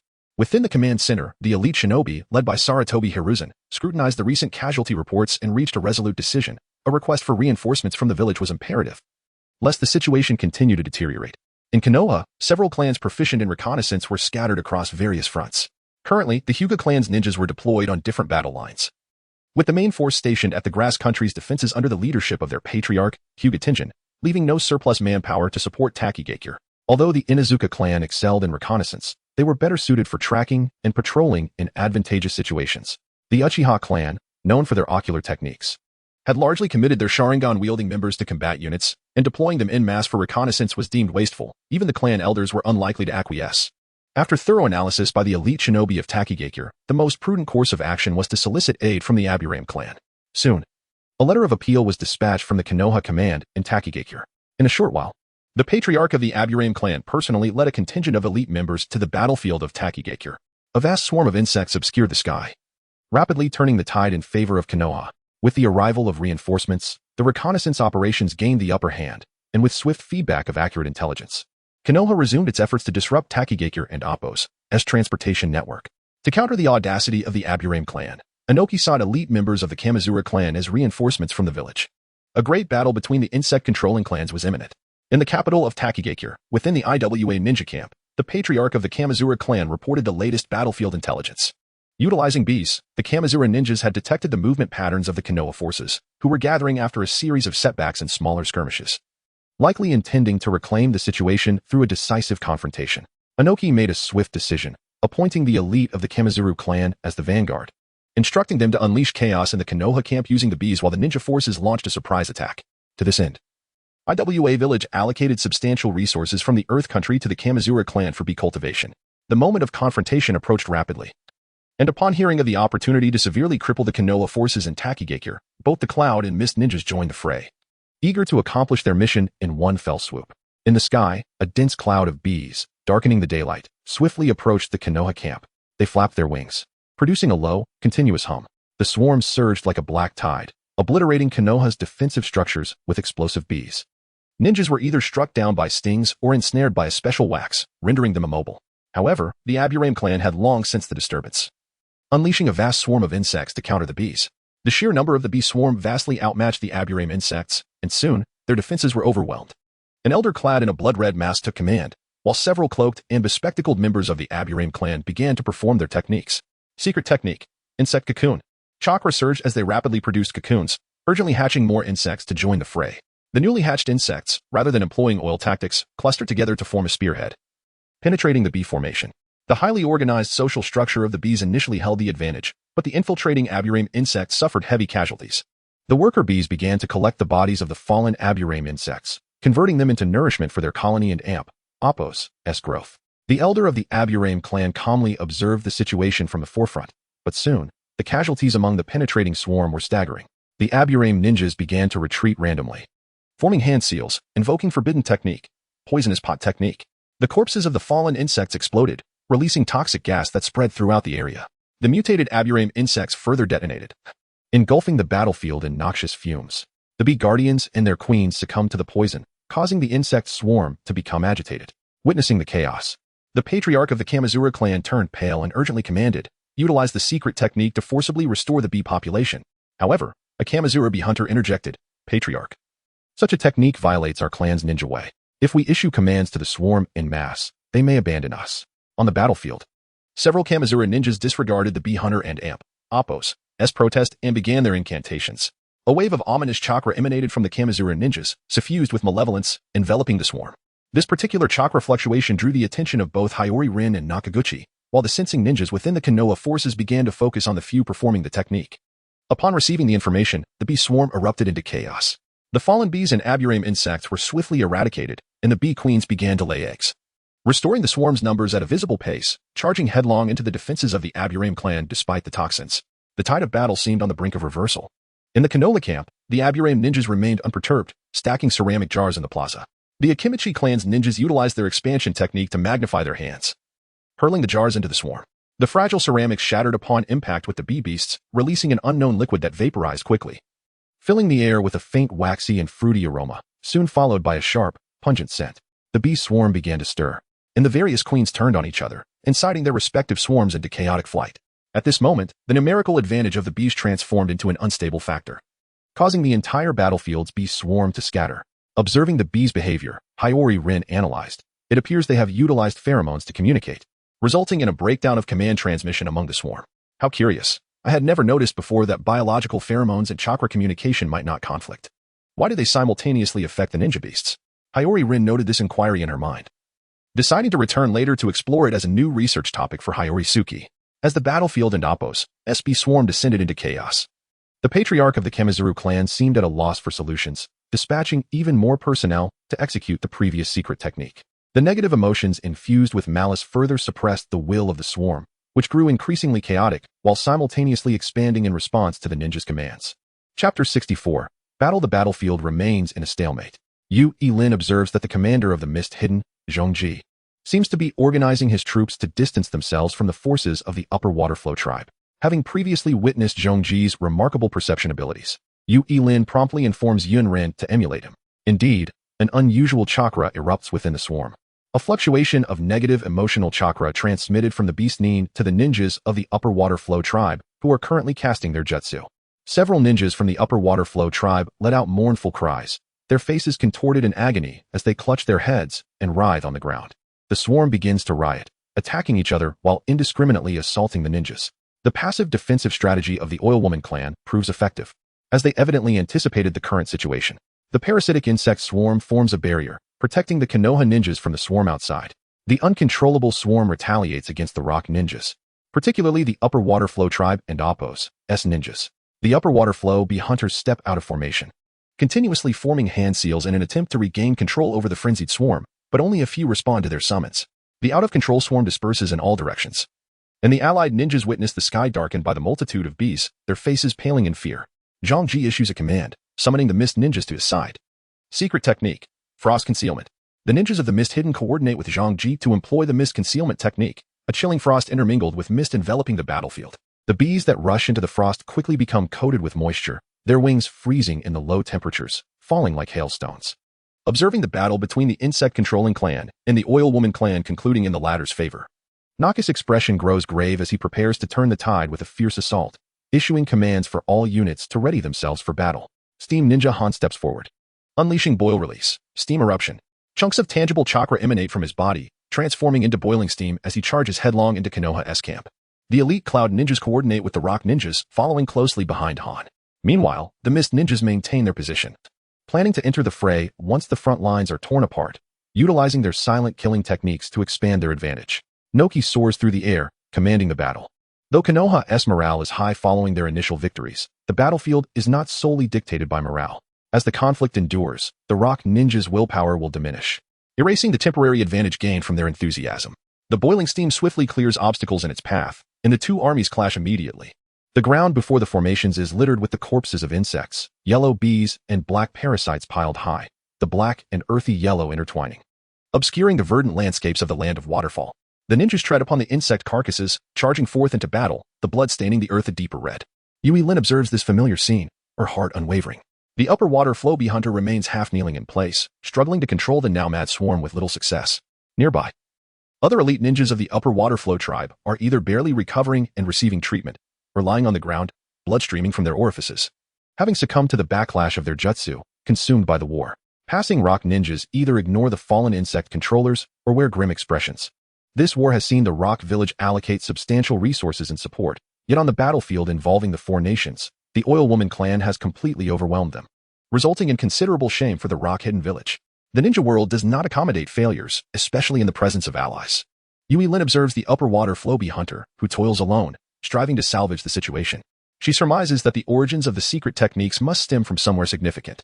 Should the upper water flow tribe be suppressed, the bee hunter, as a member of the clan, would undoubtedly be willing to pay any price to revitalize their lineage. Shifting her gaze to the battlefield, she notes that Noki is leading the charge against the Konoha ninjas to boost morale. With reinforcements from Konoha, the combined forces of Cloud and Rock fail to breach the defenses. Zhang Ji, recognizing the stagnation of the battle, promptly commands the Mist Ninjas to engage, preventing a mere fuel-to-fire strategy. In the midst of this fierce combat, the ninjas of the Four Nations are engulfed in a frenzied melee, where Ch Nin face life-threatening dangers at every turn, and J Nin are likely to meet a tragic end amidst the chaos. Lives are snatched away by shuriken and kunai flying from unknown origins, or obliterated by explosive tags. In the large-scale confrontation, unless one is of the rank of Kage, no ninja dares to claim they will emerge unscathed. As the sun sets and night descends, both sides begin to gather their ninjas, preparing for nocturnal infiltration operations. Noki returns to the command post, his body bearing the marks of battle. The Konoha ninja forces cannot be subdued in the short term.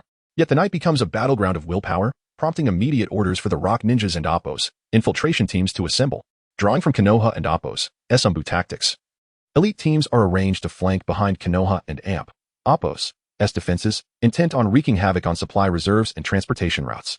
The sound of explosive tags reverberates throughout the night as battered ninjas return to camp, while more take up the mantle of assault.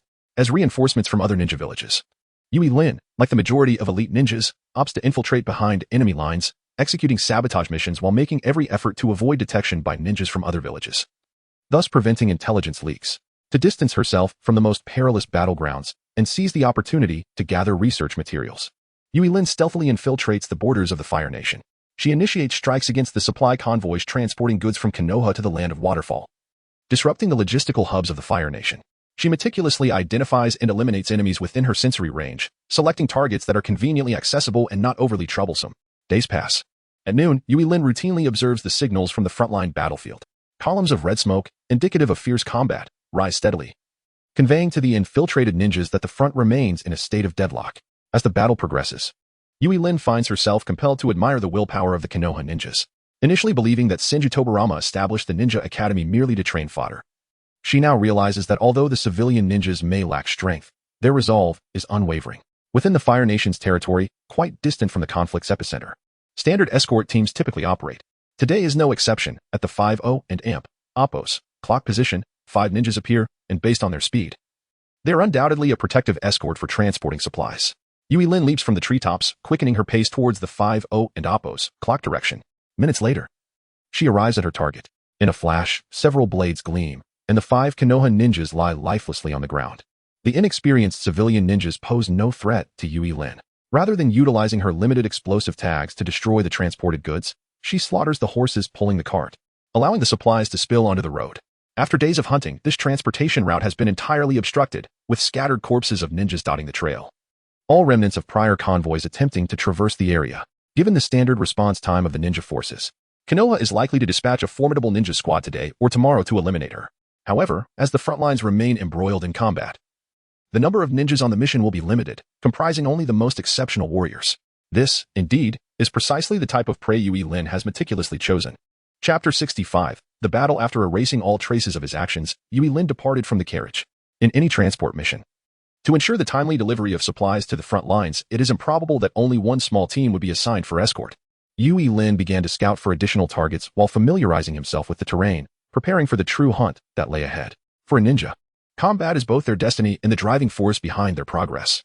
To enhance one and Oppo's strength, engaging in battle is the most expedient method. Soon, on another courier route, a similar 5-member team from Konoha, transporting goods, fell within Yui Lin's perceptual range. This time, rather than resorting to close combat, he decided to practice his ninjutsu. Wind release, 1,000 faces of wind. Lurking in the blind spot of vision, Yui Lin caught them off guard. Unleashing wind chakra that transformed into thousands of small wind blades, striking towards the 5 Konoha ninjas from various directions, enveloping the entire transport convoy. The 5 Konoha ninjas were taken by surprise, and it seemed they were about to be hit. Although this ninjutsu lacked overwhelming power, it was still capable of slicing through a ninja's body, inflicting numerous wounds and causing them to bleed to death, a particularly brutal technique. Yui Lin seldom employed wind release in combat, so he seized the opportunity to practice, preventing any unfamiliarity. Suddenly, behind the 5 Konoha ninjas, 3 more ninjas appeared, radiating a surge of ninjutsu. Earth release, crumbling earth. The ground began to tremble and fracture, creating a vast area of destruction, with soil and rocks collapsing around them.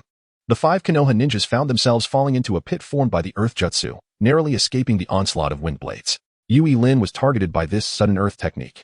He had no time to think and could only attach chakra to his feet to avoid being flung away by the tremendous seismic force. As he adjusted his stance to dodge the flying debris, his gaze fixed upon the ninja who had executed the earth jutsu. The skilled earth ninjutsu displayed immense power, indicative of a vast chakra reserve. Its perfect battlefield control illustrated exquisite chakra mastery, unmistakably belonging to a member of the Senju clan. Next to the Senju ninja stood a red-haired female ninja, who did not bear the Konoha forehead protector, with her right hand pressed to the ground. Incantations for a barrier technique spread from her fingertips, explaining how the 3 had evaded detection. As the barrier dissolved, so too did the incantations, revealing a second ninja from the Uzumaki clan of Whirlpool Village. The third individual appeared unremarkable, making it difficult to discern their clan affiliation. But it was evident they were not weak. Yui Lin tossed a smoke bomb, preparing to retreat. It seemed that his hunting plan had been turned against him. With the roles of hunter and prey now reversed, gathering chakra in his legs, he was poised to teleport away when he suddenly felt a phantom pain in his legs. Blood seeping out. Confident in his physical prowess, he knew that he would not sustain injuries from a wide-ranging earth technique, leading him to realize he had fallen victim to a special genjutsu. This genjutsu, capable of manipulating the 5 senses and making the unreal tangible, was undoubtedly the work of a member of the Kuruma clan, confirming the identity of the third ninja. Yui Lin swiftly utilized Yin-Yang Release secret techniques to assimilate the invading Yin chakra within his body, regaining control. His perception revealed the chakra of the Kuruma clan ninja circulating around him, altering the surrounding scenery. It was clear that this was a meticulously designed stronghold for the Konoha ninjas. He needed to withdraw quickly. Had it not been for the Senju ninjas' efforts to rescue the 5 transport ninjas, Yui Lin would have likely fallen into a trap. He hurled an explosive tag towards the 5 Konoha ninjas, buying time against the 3 elite ninjas. Yui Lin then enhanced his speed with lightning release, retreating by leveraging his prior familiarity with the terrain. In the dense forest, towering trees obscured the sky, their thick trunks requiring several people to encircle. The lush foliage intertwined, fragmenting the sky into small patches. Vines twisted through the woods, resembling green serpents linking one tree to another. The terrain was uneven, littered with stones of various sizes and occasionally interrupted by small puddles emanating a damp scent. Wetlands formed in the forest, cloaked in vegetation. As Yui Lin navigated through the thicket, he initially intended to use the complex terrain to hinder the Konoha ninjas and Oppo's movements, facilitating a surprise attack. However, the advantage now lay with his opponents. He adeptly maneuvered past obstacles while employing healing techniques on his wounds. His leg injury was not severe, thanks to basic medical ninjutsu. Yui Lin and Oppo's mobility quickly returned. The 3 pursuers remained hot on his trail, indicating that there was a sensing ninja among them. To slow their pursuit, Yui Lin led them into a preset explosive tag trap. Considering the elite team's minimal chances of triggering the explosive tag trap, Yui Lin altered the terrain with ninjutsu upon reaching the trap and Oppo's location, preparing for a counterattack. Earth release, quake core. Protruding rocks propelled the 3 ninja into the trigger range of the explosive tags, which Yui Lin detonated with chakra. The resulting explosion flared towards the 3, and the Uzumaki clan female ninja unfurled a scroll. Sealing technique, flame seal. The flames were drawn into the scroll like flowing water. Yui Lin drew his blade for close combat, confronting the Uzumaki female ninja alongside the Senju ninja. After just a few exchanges, he sensed the interference of Jinjutsu, absorbing a strike from the Senju ninja directly to his chest, forcibly creating distance. Although the skirmish lasted mere minutes, it was sufficient for Yui Lin to grasp the opportunity for victory. The three-member squad exhibited no weaknesses in ninjutsu, taijutsu, or jinjutsu. However, the Kuruma clan ninja was evidently the weak link, specializing in jinjutsu but lacking in physical prowess. While indispensable to the team, this also impeded their overall pace. Yui Lin swiftly adapted his strategy, taking a detour while continuously employing long-range ninjutsu to engage the three in a war of attrition. Periodically, he would halt his retreat, turning back to confront them, where he would be forced into combat as they closed the gap.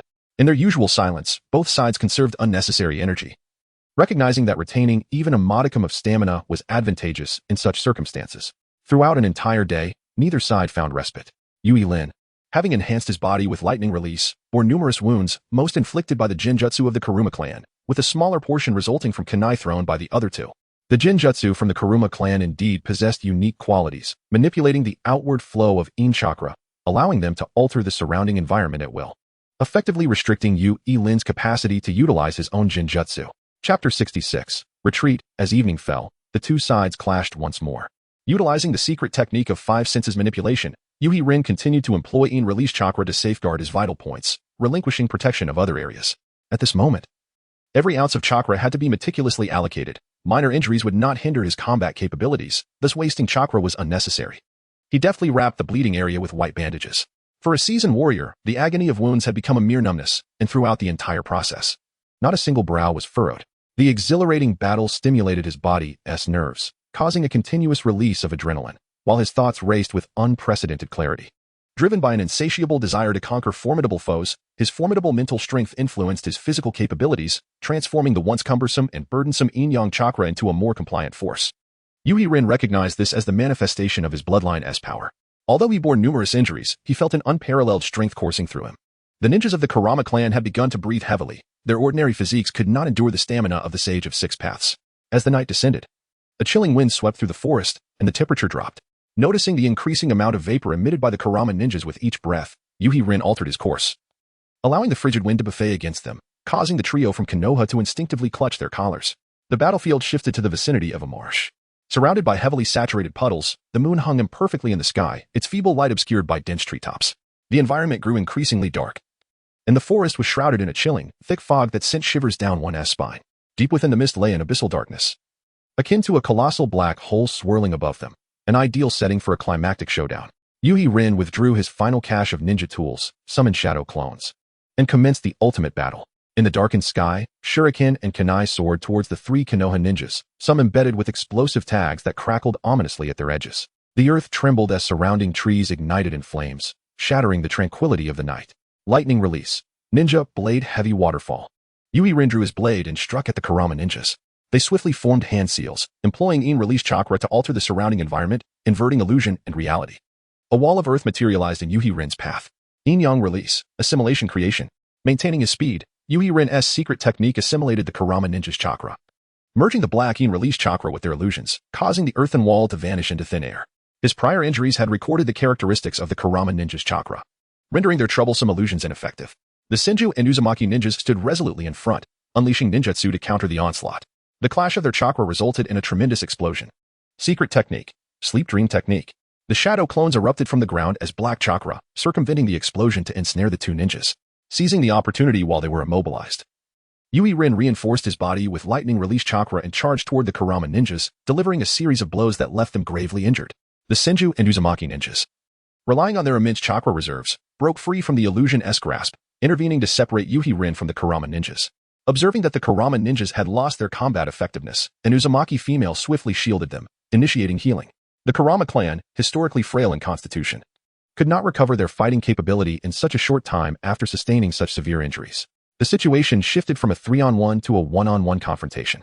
In the realm of ninjas, one cannot afford to possess weaknesses. It is now my turn to launch an illusionary assault, Yui Rin declared. Yet his initial move transformed into a fire release technique. Infusing his massive chakra with yin-yang release, he unleashed it all at once. Fire release, flowing flame technique. A towering inferno surged forth, overwhelming the enemy with its sheer force. The blazing fire illuminated the night, painting it crimson like blood. The previously frigid air grew sweltering, rendering those caught within the flames as if they were submerged in boiling water, their skin becoming unbearably hot. Amidst the billowing smoke, the Senju ninjas maintained a water barrier to withstand the intense heat. The Uzumaki female, compelled to cease her healing efforts, once more employed a fire-sealing technique to fend off the onslaught. Yuhi Rin dispelled the fire-release ninjutsu, manipulating flames infused with yin-yang release to create the illusion that he was still casting the technique. In an instant, he dashed toward the Senju, his lightning release-imbued blade piercing through the water barrier, aiming for the throat. The Senju ninja, caught off guard, narrowly evaded the lethal strike. Truly remarkable perceptive abilities. The innate talent of the Uzumaki clan is indeed exceptional, he mused. The Kurama ninja, suppressing blood, cautioned, do not engage him in dialogue. And do not allow yourself to be distracted by the content of his words. The yin release chakra permeates the environment. His mastery of illusions is on par with mine. So remain vigilant of your surroundings. With no further exchanges, the two warriors clashed fiercely. With the assistance of the Uzumaki female and the Senju and Appo's formidable vitality, the battle remained at a stalemate. Gradually, dawn approached. Despite Yuhi Rin's relentless assaults, the Senju ninja, bearing numerous injuries and bruises, remained standing. As the sun illuminated the landscape anew, a distant plume of red smoke transformed into yellow, signifying the outcome of the battle. The allied forces had been defeated. Yuhi Rin, observing the yellow smoke, felt a surge of curiosity regarding the swift resolution of the conflict, yet he made a decisive choice to retreat. Forming hand seals, he activated the ambush he had set during the earlier skirmish. Within the Kurama ninja, the latent yin release chakra erupted, attempting to pierce through his internal organs. The Uzumaki ninja swiftly detected the unusual chakra fluctuation and executed a sealing technique. Sealing technique. For symbol seal, the yin release chakra within the Kurama ninja was sealed, rendering the attempt ineffective, resulting in a failed execution. Yuhi Rin cast one last glance at the radiant red hair of the female ninja before vanishing in an instant. Chapter 67. Impure World Reincarnation. A few days later, after a series of covert maneuvers, Yuhi Rin returned to the land of waterfalls. The once mighty rock ninja encampment lay in ruins, with only remnants of its former glory. Nearby, a wooden dock in the river bend shimmered faintly amidst the mud. Sunken ships' masts pierced the surface of the water, while swollen burlap sacks floated ashore, their ruptured seams spilling pale grains of rice, drawing flocks of birds to feast. The land bore the scars of explosive tags. Craters littered the battlefield, extending into the heart of the rock ninja camp. A clear testament to the unimpeded chaos of the assault. Yuhi Rin swiftly reconnected with her organization, observing the return of numerous ninjas from their missions. The elite warriors from various villages remained present, yet the lower-ranked rock ninjas had suffered devastating losses. Upon gathering intelligence, Yuhi Rin grasped the gravity of the situation. As the battle raged, the Second Hokage, Senju Tobarama, descended like a divine force, employing a forbidden technique known as Impure World Reincarnation. This arcane art extracted a portion of the deceased's flesh, using a living body as a vessel for the soul. The souls of the departed were summoned from the realm of the dead, bound to the vessel, and cloaked in earth to assume the deceased's likeness. A kunai inscribed with seals was then plunged into the back of the deceased and Appo's head, obliterating their consciousness and enabling control over them. The reincarnated beings were neither mortal nor weary, their chakra inexhaustible, capable of self-repair even when shattered. Utilizing these traits, Konoha amassed an indomitable army of the dead, armed with explosive tags for self-detonation. Despite their sluggishness and the extended time required for repairs as damage increased, they overwhelmed the defenses of the rock ninjas. Through the manipulation of the deceased for explosive assaults, the entire allied ninja force was compelled to disband, retreating into smaller units to mitigate damage, rendering the prospect of victory utterly unattainable. Within the encampment, a group encircled a sealed corpse. The seals in the deceased's mind had been extracted, their eyes were blackened, and their body marred with fissures. Several rock ninjas donned white lab coats, meticulously dissecting various parts of the body to document the time of restoration. Noki summoned the ninjas from each village to unveil the information regarding Impure World Reincarnation, urging collaborative efforts to unravel this malevolent technique. He expressed his views on the current war situation, stating that defeating Konoha through conventional warfare was now impossible. Konoha could assemble its forces at will, while they could only operate with small detachments. To eradicate Konoha's viable forces as before, infiltration and assassination would be necessary. At this juncture, on behalf of the Rock Ninja Village, extend my gratitude for your assistance. The sealed reincarnated beings on the battlefield serve as a testament to our plight. I hope upon your return to your villages, you can articulate the stakes involved. Let us unite in earnest collaboration to dismantle the nefarious jutsu of Senju Tobarama. The ninjas from various villages departed in succession, bearing intelligence and sealing scrolls. Yuhi Rin, accompanied by the Cloud Ninjas, embarked on a journey back to their village, their hearts heavy with concern. Currently, the seas of the ninja world were entirely under the control of the Four Nations Alliance. After several days aboard a vessel, they returned to the hidden Cloud Village. It had been over half a year since her last departure, and the village had undergone significant transformations. The original walls had been entirely dismantled, expanding the area considerably. New buildings had risen in the village center, belonging to newly established departments. Shortly after returning to her family estate, as she prepared to rest, she was summoned to report to the intelligence department. It then dawned on her that she was still affiliated with the intelligence unit, yet due to her prolonged absence, she was unaware of its location. As she wandered the family grounds, she noticed several new faces, presumably infants recently born. In her search for directions, she encountered no familiar faces. Upon inquiry, she learned that most of her clan members had been assigned to various departments within the village. With no alternative, Yui Lin made her way to the Elder Council Hall, intending to report directly to the clan elders while also seeking to understand the village as changes. Inside the Elder Council chamber, the representatives of the ninja clans were the same familiar faces, yet they wore expressions of grave concern. Sani was presenting critical intelligence to the elders. The first Reikage was notably absent, likely fishing by a pond in the mountains. As per tradition, Elder Iwagakure presided over the meeting. According to the current research findings reported by the villages, Impure world reincarnation could be succinctly described as a technique to bind the souls of the deceased for one's own use. The village's research department confirmed that if the soul of the deceased could be shattered or liberated, the technique could be undone. Furthermore, this technique harbored several significant flaws. Firstly, only the second Hokage, Senju Tobarama, was capable of utilizing this jutsu, with stringent prerequisites for learning. Secondly, when controlling a multitude of deceased, their speed and responsiveness were markedly diminished. Even a typical nin could evade their actions, suggesting the caster and Appo's limited energy hampered precise control. Thirdly, nearly all captured reincarnated beings had seals implanted in their heads to obliterate emotions, presumably to prolong their operational time.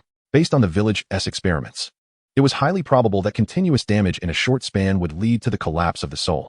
This synthesis of experiments from the four nations' ninja villages yielded these conclusions. After a period of contemplation, the elders exchanged views, inquiring whether there was a possibility of uncovering a method to unseal the technique in the near future.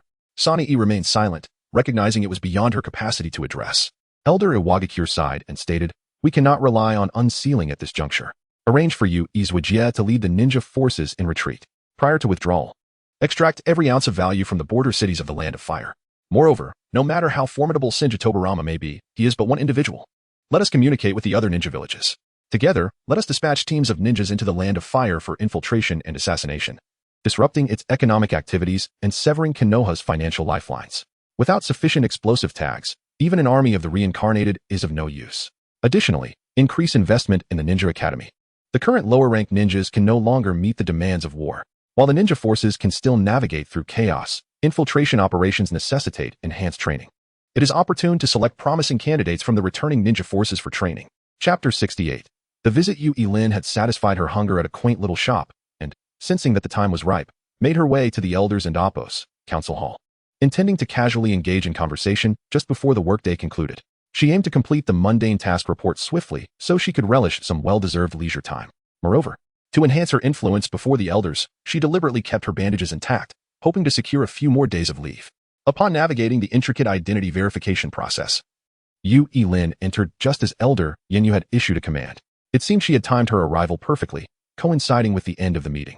The elder, noticing her presence, jested, "Little Lin, have you been ensnared by the living dead of Senju Tobarama? You appear swathed in bandages.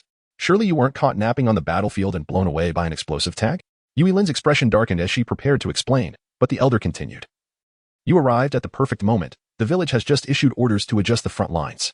Since you have no pending tasks, you are to depart tomorrow as part of the Cloud Ninja delegation, following an invitation from the Mist Village, Kirigakure, to discuss trade agreements. Sani, as the leader of the delegation, you are responsible for elucidating the details."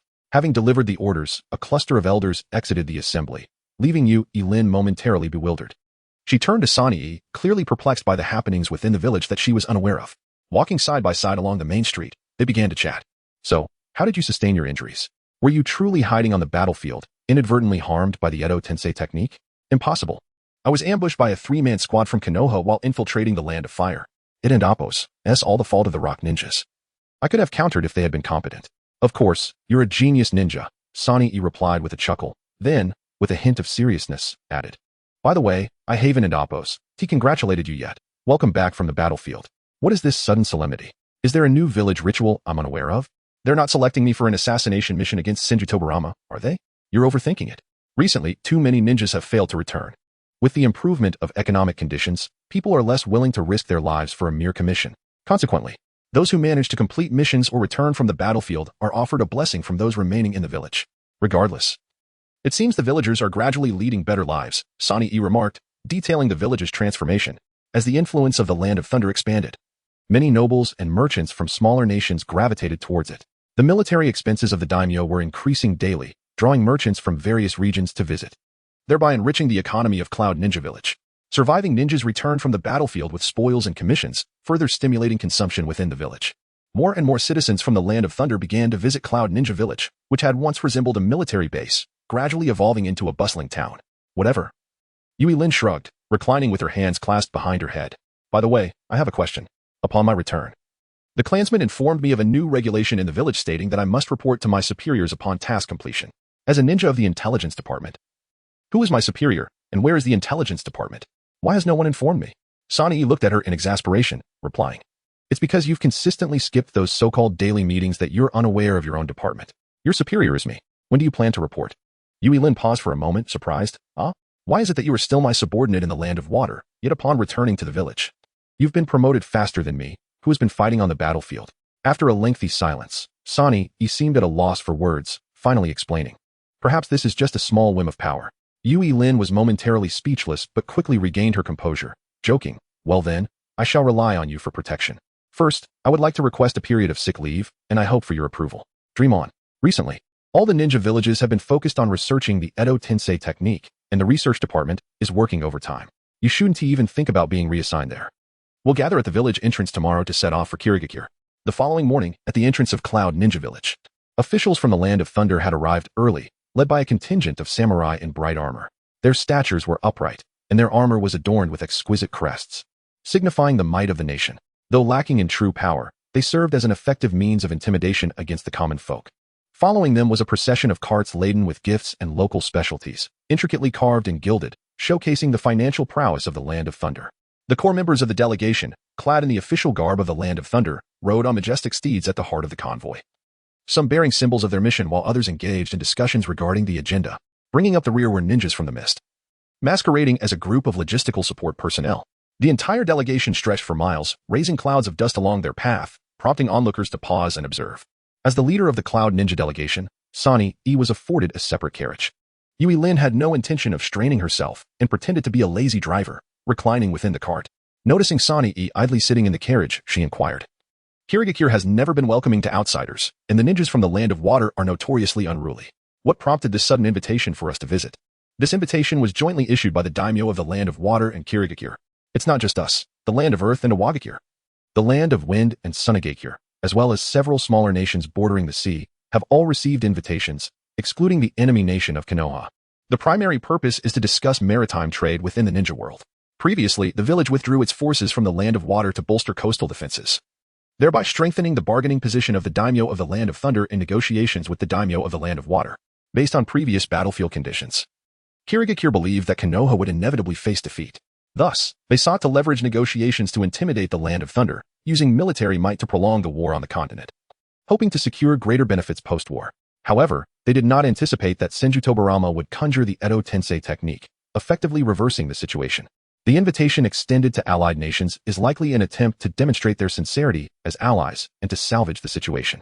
Yui Lin shifted her position and resumed her relaxed posture, reflecting, indeed, trust among nations is a scarce commodity. Each ninja village is merely playing their own game. The delegation's carts, under the guidance of the samurai, gradually approached the port. In the distance, the delegations from the Land of Wind and the Land of Earth also arrived at the port. 3 ships, poised to alter the course of history, set sail towards Kirigakure. Chapter 69. Journey at sea. Beyond the deep mountains of the Land of Water lies an isolated isle, ensconced in remoteness and surrounded by the vast ocean, with numerous islands of varying sizes dotting the horizon. Historical texts from the Warring States period depict the hidden village of Kirigakure in this manner. Yet it is evident that monumental transformations have transpired since then. The officials under the lords of various nations did not accompany the ninjas to Kirigakure. Instead, they disembarked early to proceed to the residence of the Lord of the Land of Water. In accordance with diplomatic protocol, they would first pay their respects to the Lord and convey greetings from their sovereigns. This would be followed by a period of leisure, typically hosted by the nobility of the Land of Water, fostering camaraderie and goodwill among the emissaries. The envoys hailing from various nations were predominantly composed of nobles trusted by the lords, and amidst the 5 great nations, the elite often intermarried, allowing the diplomatic mission to fortify bonds among the aristocracy and extend greetings from distant relatives. Concurrently, this interlude served to accommodate the ongoing negotiations between the ninja villages. Since the establishment of the one village per nation system, the military sovereignty of the great nations has been entirely ceded to the ninja villages. 3 vessels carrying emissaries from various ninja villages continued their voyage, gently departing after resupplying at the port of the Land of Water, surrounded by bustling merchant ships. The navigation routes pointed towards Kirigakure, indicating that the village has flourished amidst the turmoil of war. The vast, boundless ocean resembled a colossal expanse of blue silk, shimmering under the caress of sunlight, glistening with fragmented brilliance. The ship cleaved through the cerulean waters, sending forth cascades of pristine white spray, leaving a long, frothy wake in its trail. The sea breeze, laden with the ocean's unique briny scent, swept unabated, while flocks of seagulls circled above, eagerly awaiting morsels from the ennui-ridden sailors. Where the sea meets the sky, the two realms blended seamlessly, rendering it indistinguishable where the ocean ended and the heavens began, leaving behind an expanse of unadulterated azure. Dreamlike and ethereal, captivating the heart and soul amid such splendor. Standing on the deck, Sanii marveled at the picturesque scenery, exclaiming, "I had heard tales of pirates and rogue ninjas in the Land of Water, yet it appears to be a realm of beauty and tranquility." A local sailor, engrossed in his tasks, explained, "This is all thanks to the first Mizukage, Lord Hakuren. Had he not united several great ninja clans to establish Kirigakure and vanquish the pirates, navigation would not be as secure as it is today. In the past, who would dare to venture out to sea without employing a few ninjas?" An elderly sailor, his hair graying, scoffed at this, directing younger sailors while interjecting, "You young whippersnapper, what do you know?" In those days, Hakuren was the mightiest pirate in these waters. Known as the Pirate King, those illustrious ninja clans were nothing but maritime overlords commanding fleets. They themselves were the greatest pirates. Back then, which merchant would dare to sail without paying the ninja clans? Yui Rin, initially practicing her chakra control, upon overhearing the conversation, retrieved several bottles of fine liquor from her quarters and approached, eager to engage. "Ah, I see the old man was once a figure of renown. Come, let us drink and share tales, so we may broaden the horizons of us foreigners who have never seen the sea." The old sailor received the bottle, shaking it lightly before deftly cracking the neck against the deck, producing a clean break. After inhaling the fragrant bouquet of the liquor, he sighed. "This wine resembles the imperial brew of the Lord S estate. Such a shame to waste it aboard." He then took a hearty swig and continued, "In those days, Hakuren was indeed a notorious pirate king. From the most formidable ninja clans to the petty thieves, all held him in high regard. His subordinates would only take a fair share of plunder, never resorting to tearing up ransom notes, conducting themselves with integrity and reasonable fees. Even the Lord's fleets were obliged to pay tribute to him. Hence, after the establishment of Kirigakure, pirates in the Land of Water were willing to show him respect, only collecting tolls and sparing lives.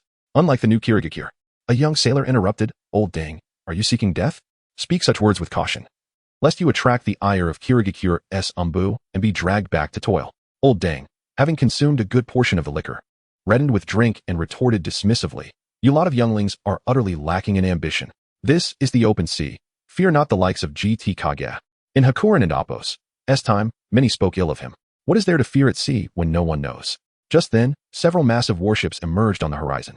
Constructed from thick timber and reinforced with steel armor, these vessels were significantly larger than ordinary ships, featuring elongated hulls with bows and sterns that curved upwards, resembling crescent moons. Towering masts, adorned with vast blue sails emblazoned with the emblem of Kirigakure, billowed majestically in the sea breeze, propelling the warships swiftly across the waters. "Old dang, cease your prattling. Kirigakure has truly arrived." The old sailor glanced up, unperturbed, instructing his subordinates to produce the credentials issued by the Lord S estate. Positioning himself at the bow to welcome the approaching vessels, the Kirigakure warships quickly signaled with flags, prompting the 3 passenger vessels to adjust their positions and draw near. A Kirigakure ninja leaped from the warship onto the passenger vessel, a figure adorned with orange hair cascading to the waist, sharp teeth, and bandaged neck, sporting green decorative stripes on the cheeks. Holding a crimson invitation, he landed and performed an ancient welcoming gesture, announcing, "I am Suigetsu of the Kirigakure, here at the behest of the second Mizukage, Gt Kage, to welcome the esteemed guest from the Land of Cloud. Please, do not hesitate to command me with your needs." Old dang immediately approached, bowing with utmost sincerity and wearing a servile smile, saying, "Welcome, esteemed lords of Kirigakure, to our vessel. Our mission for this voyage is at the request of the Lord of the Land of Water to escort the distinguished guests. Here are the relevant documents for your perusal." The Kirigakure ninja disregarded the obsequious old sailor and directly presented the invitation. Yui Rin accepted the document, standing behind Sanii. Sanii nodded, engaging in polite exchanges before cooperating with the Kirigakure ninja to register the number and characteristics of the envoy members. Once the registration was complete, the Kirigakure ninja swiftly departed, returning to the warship. Old dang stowed away the documents and tossed them to a younger sailor. As he witnessed the Kirigakure ninja leave, his demeanor shifted, and he cursed, Damn that GT Kaguya and his arrogant lackeys. Where would they be without my hard work at sea? You. Put those documents away properly. If they get wet, you shall be denied dinner tonight. With that, he continued to direct the sailors with exasperation. Chapter 70 Negotiation. The warships of the Mist Village led the way ahead, while the accompanying merchant ships deftly maneuvered to avoid them, leaving the most comfortable route for the 3 passenger vessels protected by the battle fleet, with fair winds at their backs. The group finally arrived at the island where the Mist Village is situated. As the ships entered the harbor, they were greeted by enormous welcome banners. The passenger ships docked at designated berths, where a multitude of sailors, impeccably dressed, stood ready to assist.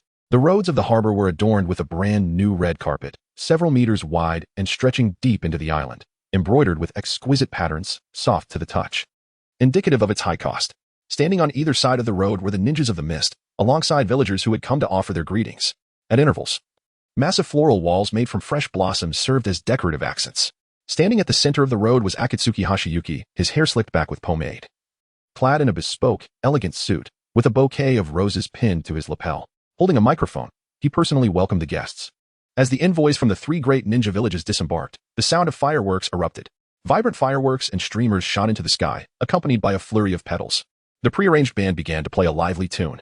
Amidst the extravagant revelry, although Akatsuki Hashiyuki was in high spirits, greeting each member of the envoy. The representatives from the 3 nations hastened their pleasantries, swiftly concluding the unique welcome ceremony and following Akatsuki Hashiyuki to the Mist Village. Upon entering the Mist Village, the group finally felt a sense of familiarity, the dense white fog, ninjas wielding blades, masked pursuit units, and the faint scent of blood in the air. This was the mist they knew all too well. After completing the welcome ceremony, Akatsuki Hashiyuki quickly departed. The group was guided by mist ninjas to their inn for a brief rest, for the main event of the negotiations awaited them the following day. Yui Rin sensed the distribution of ninjas around the inn and dismissed the idea of venturing out. The Mist Village had arranged for a full 10 squads of ninjas to be stationed nearby. Reluctantly, everyone decided to conserve their energy and prepare for the forthcoming discussions. On the following day, within the water shadow building of the Mist Village, Akatsuki Hashiyuki broke from tradition, eschewing his customary white tailored robes for the standard attire of a mist ninja, complete with the conical hat symbolizing the water shadow. The elders of the Mist Village sat behind him as the members of the envoy quickly gathered. Akatsuki Hashiyuki, foregoing any ostentatious displays, spoke candidly, expressing gratitude for the trust placed in him as water shadow and for the time taken to come to the mist. He explained that he had intentionally scheduled the meeting with the representatives of the smaller nations for later, wishing first to reach a consensus with his loyal allies present. The purpose of their alliance was clear: to suppress the Hidden Leaf for their national interests, fundamentally for financial gain. The Mist Village proposed a lucrative plan to establish a unified maritime market for ninjas through collaboration with the great nations. Since the first water shadow, Lord Byakuren, had eradicated the pirates plaguing the land of water, the development was evident to all present. As allies, why not unify their efforts? By jointly controlling the maritime routes of the 4 nations and taxing them, substantial funding could be secured beyond the allocations from the feudal lords. With ample resources, they could train more ninjas, and the defeat of the Hidden Leaf would be but a matter of time. This plan would not only tighten the encirclement around the Hidden Leaf but also ensure the stability and safety of their supply routes, presenting myriad benefits with no drawbacks. The Rock Ninja representative, however, interjected without hesitation: Water Shadow. Isn't it true that the supply issues in the Land of Grass arose precisely because the mist suddenly increased its troops along the Frost Country border, leading to the Cloud Ninja's withdrawal? One could not put it that way. The mist had made corresponding compensations for any disturbances to the Rock Ninja's strategic deployments. Had it not been for the reckless use of forbidden techniques by Senju Tobarama, the Leaf Ninja forces would have long been expelled from the Land of Water. Ultimately, this was all the fault of the inherently malevolent Senju clan. The Sand Ninja representative, unwilling to engage in futile rebuttals, interrupted the meaningless debate, stating, "I am Keozong, entrusted by Lord Retsudo to fully oversee this negotiation. Water Shadow, there is no need to beat around the bush. Let us discuss the financial arrangements. How will the collected taxes be divided?" Akatsuki Hashiyuki nodded and distributed the prepared documents to the heads of each village, replying, "It is refreshing to see the Sand Village's straightforwardness.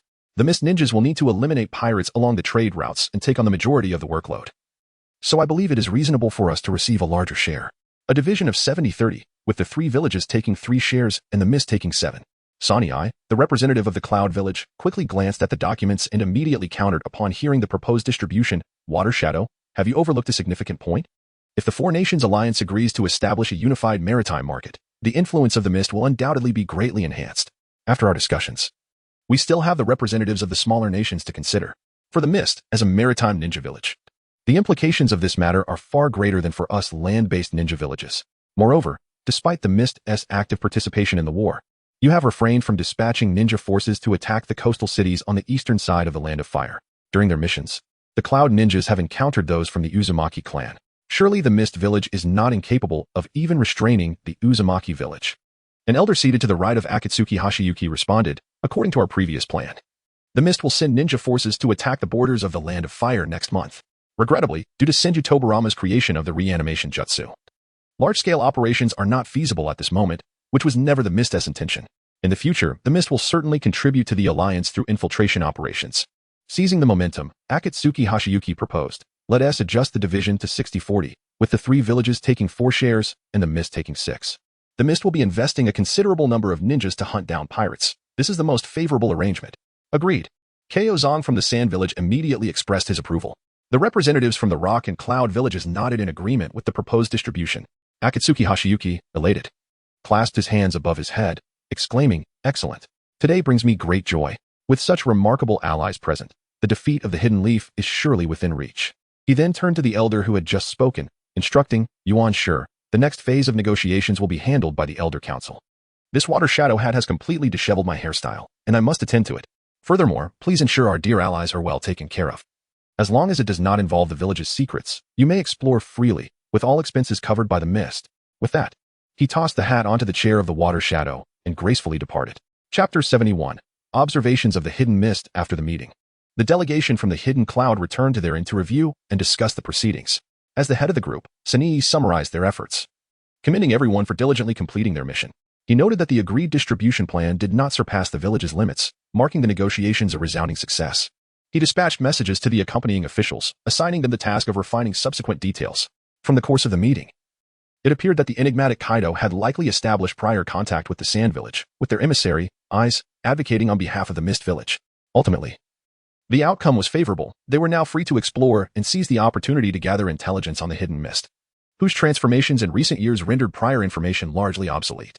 As an exemplary intelligence ninja, Hanuri Rin was urged by Sanii to seize this opportunity and fulfill her mission. With the afternoon sun still bright, they were swiftly ushered out of the inn. The innkeeper promptly arranged for a female ninja to accompany them, citing the order of the Mizukage. This arrangement served dual purposes, to act as a guide, providing insights into the village and preventing misinterpretations, and to uphold the Mizukage's promise of hospitality by facilitating payments. Rin understood this was a veiled form of surveillance. However, she remained unfazed. A truly adept intelligence ninja could extract a wealth of valuable information from open sources. She turned to the female ninja, ready to elicit information, and inquired. I have heard that, like the Hidden Cloud, the highest administrative body in the Hidden Mist is a council of elders. Why is it that the Mist only has the Mizukage Tower, and I have not seen where the elders conduct their affairs? Because the elders work alongside the Mizukage and the Mizukage and Appo's Tower, which facilitates the handling of village affairs, the female ninja replied. As Rin wandered aimlessly, she occasionally asked about the purposes of the towering edifices, yet most responses were met with the retort that such matters were classified and required confidentiality. After a round of inquiries, it became evident that nearly everything within the village was shrouded in secrecy. Frustrated, Rin felt her adept conversational skills were being thwarted and decided to approach the Mizukage Tower to voice her complaints and request a change of guide.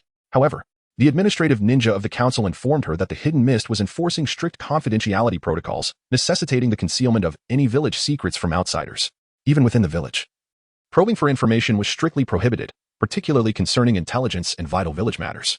Thus, the guide was not feigning ignorance. She genuinely lacked access to critical information, making a change of guide unfeasible.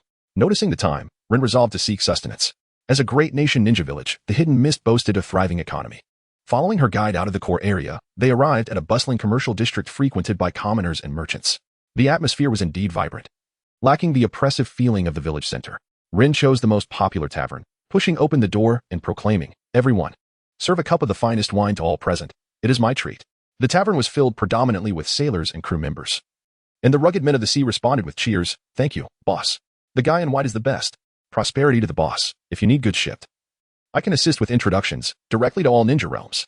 As the tavern staff approached to collect payment, Rin gestured for the female ninja to step forward, who signed a merchant ticket. The tavern buzzed with lively conversation as sailors exchanged tales of their maritime adventures and bizarre legends from various towns across the nations. Rin perused the menu, selecting 3 dishes, and instructed the server, do not bring these 3. Serve everything else instead. The accompanying female ninja could no longer contain herself and interjected, Hanuri, are you certain you can consume all of this? We will share each dish. Just a bite per person. This is the perfect amount. You see, this is how the daimyo of the land of water dines. I have witnessed it myself. You are rather indulgent. The ninja replied. We must not squander the Mizukage's goodwill. This is a public expense. Why be modest? And bring me the finest wine. 1 bottle of each, Rin declared. After sampling a bottle of wine and finding it too strong, she spat it out, only to find the next bottle too bland as well. The female ninja, visibly disdainful, remarked, if you wish to learn about the hidden mist, you need not waste the village's resources here.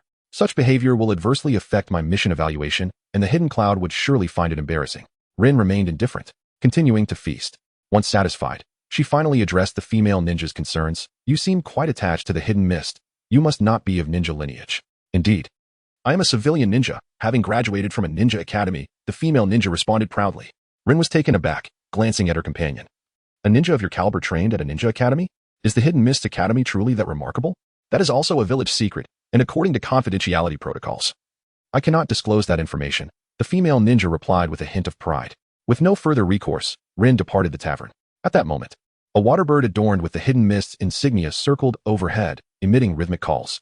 Hearing the sound, clusters of Hidden Mist villagers hurried toward the central assembly hall. Noticing this, Rin inquired, this too is classified, is it not? You are convening a meeting, yet you do not need to attend? The female ninja, donning a professional smile, replied.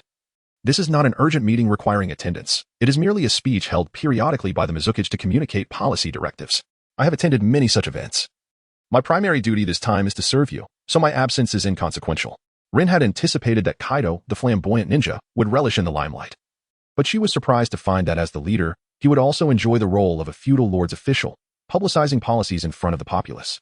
It was clear that seeking public attention was ingrained in his nature. Considering the presence of this unyielding female ninja supervising her, Rin realized that exploring other areas might yield little intelligence. Hence, she resolved to follow the crowd to the assembly hall. Given that it was a public address to the village and Appos' residents, there would likely be no classified information, and as a guest, she could surely listen in. Besides, you can also participate in the meeting. It is merely a gesture of gratitude for your guiding service. No need for thanks. With that, Rin joined the throng heading toward the assembly hall. The Hidden Mist ninja, torn between duty and compliance, followed in silence. Approaching the assembly hall, the surroundings were clearly those of the Hidden Mist administrative institutions, with ninjas bustling about. At last, they arrived at their destination. The assembly hall situated at the foot of a small hill, adjacent to an expansive school, presumably the Hidden Mist Ninja Academy. Rin estimated the academy and Appos' size to be comparable to a small military camp, indicating that the Hidden Mist invested significantly in the training of its ninjas. Chapter 72. The speech. As I entered the hall, it was already filled with people, predominantly ninjas, with a smaller number comprising merchants and civilians from the village. The front row was reserved, presumably for the esteemed leaders of the village. At a glance, the flag of the Hidden Mist village hung prominently in the center of the hall, with the walls adorned with quotes and portraits of the illustrious ghost lantern Mangetsu. Rin casually found a spot at the edge, awaiting the commencement of the speech. Before long, several high-ranking officials from the Hidden Mist began to arrive, gradually filling the vacant seats in the front row. Among them was a familiar face to Rin, CHGI, the commander of the Hidden Mist Ninja Army from the Land of Water, seated directly behind the speaker. Suddenly, thunderous applause erupted as the attending ninjas rose in unison. Arms raised high above their heads, cheering ecstatically, with some even shedding tears of joy as they called out the name of Ghost Lantern Mangetsu. The second Mizukage, Ghost Lantern Mangetsu, had arrived. In contrast to his attire during the daytime meeting, Mangetsu had donned a new formal ensemble. A high and tailored suit complemented by a meticulously styled hairdo and neatly trimmed mustaches. He strolled leisurely to the podium, greeting the crowd along the way. After a few moments, the audience finally settled down, and the speech began. Clearing his throat, Mangetsu faced the assembly of ninjas and confidently proclaimed, esteemed elites of the ninja world, the most magnificent, sincere, and exceptional among you, I express my deepest gratitude for your support. Our great Hidden Mist village is flourishing under my genius leadership, as your revered Mizukage. Thanks to my sagacious guidance, the Hidden Mist village has developed at an astonishing pace, arguably the fastest-growing ninja village in the realm. These days mark the most splendid, powerful, and vibrant period for the Land of Water. As his words came to a close, CHGI leapt to his feet, leading the applause. And the hall erupted in a chorus of admiration. We have established a ninja academy, and this is no ordinary institution. It is profoundly powerful and impeccably designed. Our graduates are fully capable of undertaking perilous missions independently, demonstrating remarkable prowess even on the battlefield. They are formidable ninjas, far superior to their counterparts from other villages, earning far greater commissions right from their graduation. CHGI continued to stand, encouraging more applause, which resonated throughout the hall for a considerable time. In terms of diplomacy, We have formed a formidable alliance with the other three great nations. This alliance is exceptionally robust, allowing us to overpower the Leaf Village. The Leaf has become desperate, resorting to the nefarious techniques of the wicked Tobarama. Yet, it matters not. Our alliance is vastly superior to the Leaf, and soon we shall completely vanquish them. This time, it was the other ninjas who rose first, prompting CHGI to follow suit, and once again, applause filled the hall. Economically, we have suppressed the pirates and rogue ninjas unwilling to join the Hidden Mist Village. I have offered them numerous opportunities, which they failed to seize. In this regard, I am only slightly inferior to the esteemed leader of the White Lotus, a trifling distinction. Importantly, we have signed lucrative agreements with our allies, promising substantial profits. Once more, the audience stood and applauded. Yuri Rin endured the speech, which lasted an hour and a half, realizing that at least half of that time was devoted to applause. The oration extolled the greatness of the Hidden Mist and the brilliance of Ghost Lantern Mangitsu, saturated with self-praise and the exuberant cheers of the Second Hokage supporters. As the crowd gradually dispersed, leaving the hall increasingly empty, Yuri Rin noticed that some attendees had inadvertently left behind documents resembling a speech manuscript. Approaching to retrieve one, she discovered it was a promotional pamphlet from the Hidden Mist, recounting the tale of how they had repelled Tobarama alongside the Cloud Ninja, the magnificent, enlightened genius Hokage. Lord Ghost Lantern Mangitsu defeated the malevolent Senju clan-led criminal organization, the Leaf Village, in merely 5 minutes, pinned by Commander CHGI of the Pursuit Ninja Unit. Under the profound trust and earnest request of the equally magnificent and enlightened Lord of the White Lotus, the great and brilliant genius ninja, Lord Ghost Lantern Mangitsu disregarded his physical exhaustion after completing multiple S-rank missions and convened with the leaders of our pursuit unit late into the night to discuss battle arrangements. As the night wore on, he escorted us to the door, insisting on seeing us home. On the way to the entrance, we urged, Lord Ghost Lantern Mangitsu, please return and rest. You have just returned from a mission. He shook his head, his eyes filled with determination. It is of no concern. The malevolent Leaf constantly plunders the land of water, relentlessly exploiting our citizens to sustain their extravagant lifestyle. You are the future of the Hidden Mist Village. Your affairs are of utmost importance to our village. We were moved, tears welling in our eyes. What a magnificent and wise leader he was. Lord Mangitsu gazed up at the sky and remarked, if the ninja world were as tranquil and harmonious as this night sky, the world would be at peace. Yet, there will always be greedy and malevolent organizations, such as the Senju clan and the Leaf Village, intent on disrupting this world. They're the true sinners. Under the brilliant strategic planning of Lord Ghost Lantern Mangitsu, we soon arrived on the battlefield. The Leaf, engaged in avaricious plundering and abetting evil ninjas, felt a wave of shame upon seeing Lord Mangitsu. He unleashed a few droplets of water, causing the Leaf ninjas to yield, kneeling before him in submission. The inherently wicked bandit leader of the Leaf Village, Senju Tobarama, witnessing his disheveled subordinates losing their will to fight, rushed onto the battlefield in a panic. In a mere 5 minutes, Lord Mangitsu's tactical prowess rendered Senju Tobarama incapable of facing his glorious presence. Under the might of Lord Mangitsu's iron fist, the enemy scattered like flies in a dung pit. Those who had once invaded and plundered the resources of other nations now found themselves in a pitiful state. Akin to maggots scalded by boiling water, their disgraceful plight so abominable that even wild dogs would scorn them. Their bloodied whirlpool-shaped forehead protectors sank into the quagmire of justice. Their wretched bodies wrapped in tattered green cloth, reduced to mere dust in the righteous tide of the Hidden Mist Village. The war, unsurprisingly, ended in victory. Just as all missions led by Lord Ghost Lantern Mangitsu had. We must also express our gratitude to our allies from the cloud.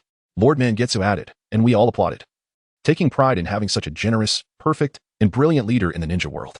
After the battle, Lord Mangitsu called us over and kindly inquired about the casualties among our troops. Under the leadership of Lord Ghost Lantern Mangitsu, everyone fought valiantly and achieved tremendous victory. We reported. Lord Mangitsu continued, we must ascertain the specific losses of our beloved subordinates and strive to meet their needs. Soon, new information arrived through reverse summoning techniques. Report to Lord Ghost Lantern Mangitsu, approximately 4 squads of ninjas were downed by the fleeing ninjas from the Leaf.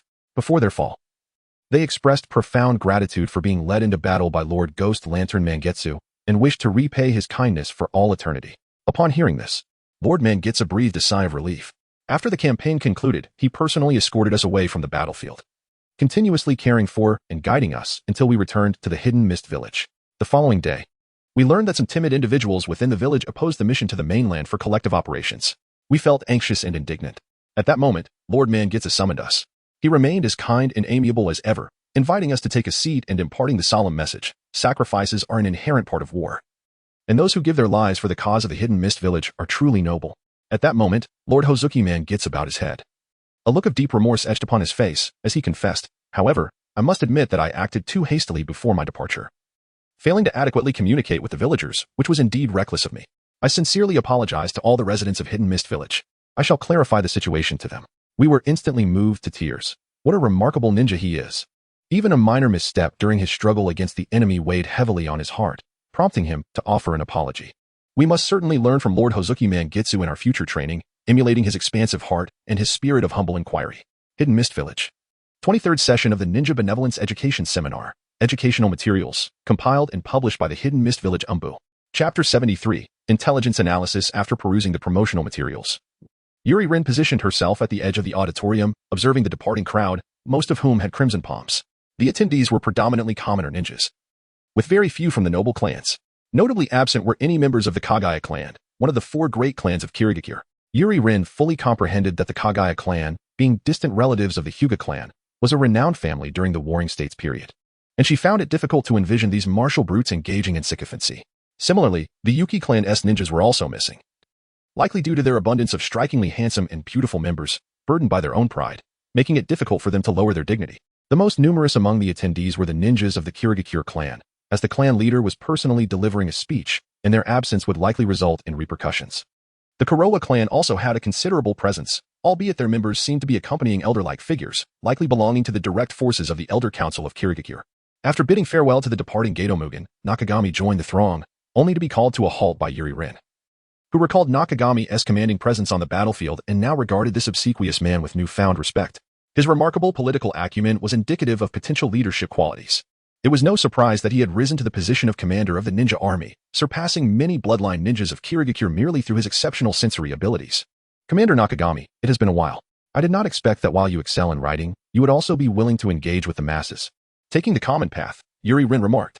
Nakagami turned to her with a familiar smile. Indeed, it has been a while, Yuri-san. As a commoner ninja, I have received the favor of Lord Mizukage and the humility of my colleagues, which has allowed me to barely ascend to a higher position. Unlike noble clan ninjas like yourself, I do not have to worry about my career. You are too modest. There is much I wish to learn from an exceptional ninja like you, she replied, their eyes meeting, filled with admiration for encountering a prodigy. What is there to discuss in terms of learning? I am flattered. It is merely mutual learning, he replied. Could you enlighten me on the fate of the ninjas who opposed the expedition in the article? What would happen to such individuals in the village of Kumogakure? After a moment of contemplation, Yuri Rin responded. In Kumogakure, such individuals would likely find themselves in the vanguard as part of a suicide squad. Then it seems Kirigakure is rather humane. They voluntarily tend to the village as shark knee beasts. Although it carries some risk, if they remain vigilant and exercise caution, it is unlikely that accidents will occur. With that, Nakagami indicated that he had work to attend to and departed with the crowd. Yuri Rin put away the article and prepared to leave, still accompanied by the female ninja from Kirigakure. She noticed that the female ninja showed no signs of redness or swelling on her palms. Miss, are you dissatisfied with Gato Mugen's rule? Yuri Rin inquired. The female ninja did not respond directly, instead saying, it is getting late. If there is nothing else, perhaps you should return to the inn to rest. Seeing the situation, Yuri Rin had no choice but to return to the inn. Upon her arrival, Sanii was listening to reports from other members of the delegation. Noticing Yuri Rin's return, he asked, what on earth have you been doing? A ninja from the Elder Council in Kirigakure asked me if the ninjas from the Land of Lightning execute missions without compensation. Yuri Rin felt a flush of embarrassment and diverted the topic. Today, I persuaded the accompanying ninjas from Kirigakure to personally attend the political conference hosted by Gato Mugen. It was quite fruitful. Sanii continued to gaze at her in silence, his eyes questioning. Yuri Rin steeled herself and recounted the day and Appo's intelligence gathering expedition. The gathered intelligence led to several confirmed conclusions. Firstly, the authority within Kirigakure is rapidly consolidating under Gato Mugen. Apart from the Kuroha clan, which steadfastly supports the Elder Council, most other clans maintain a neutral stance. Gato Mugen has established a stringent confidentiality system, effectively sidelining the Elder Council by obstructing the flow of information. Secondly, the implementation of this confidentiality system has rendered Kirigakure's intelligence network highly insular, making it challenging even for the village's own ninjas to access crucial information, thereby reinforcing the village's air of mystery. This situation compels lower-ranking ninjas to blindly obey their immediate superiors. Considering that a significant number of ninjas in Kirigakure hail from the ranks of pirates incorporated from the Land of Water, this measure also mitigates potential threats from rogue ninjas, inadvertently strengthening the village's power.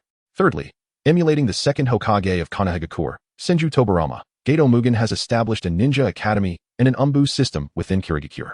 However, there is insufficient information regarding the Umbu, aside from confirming their role in educational affairs.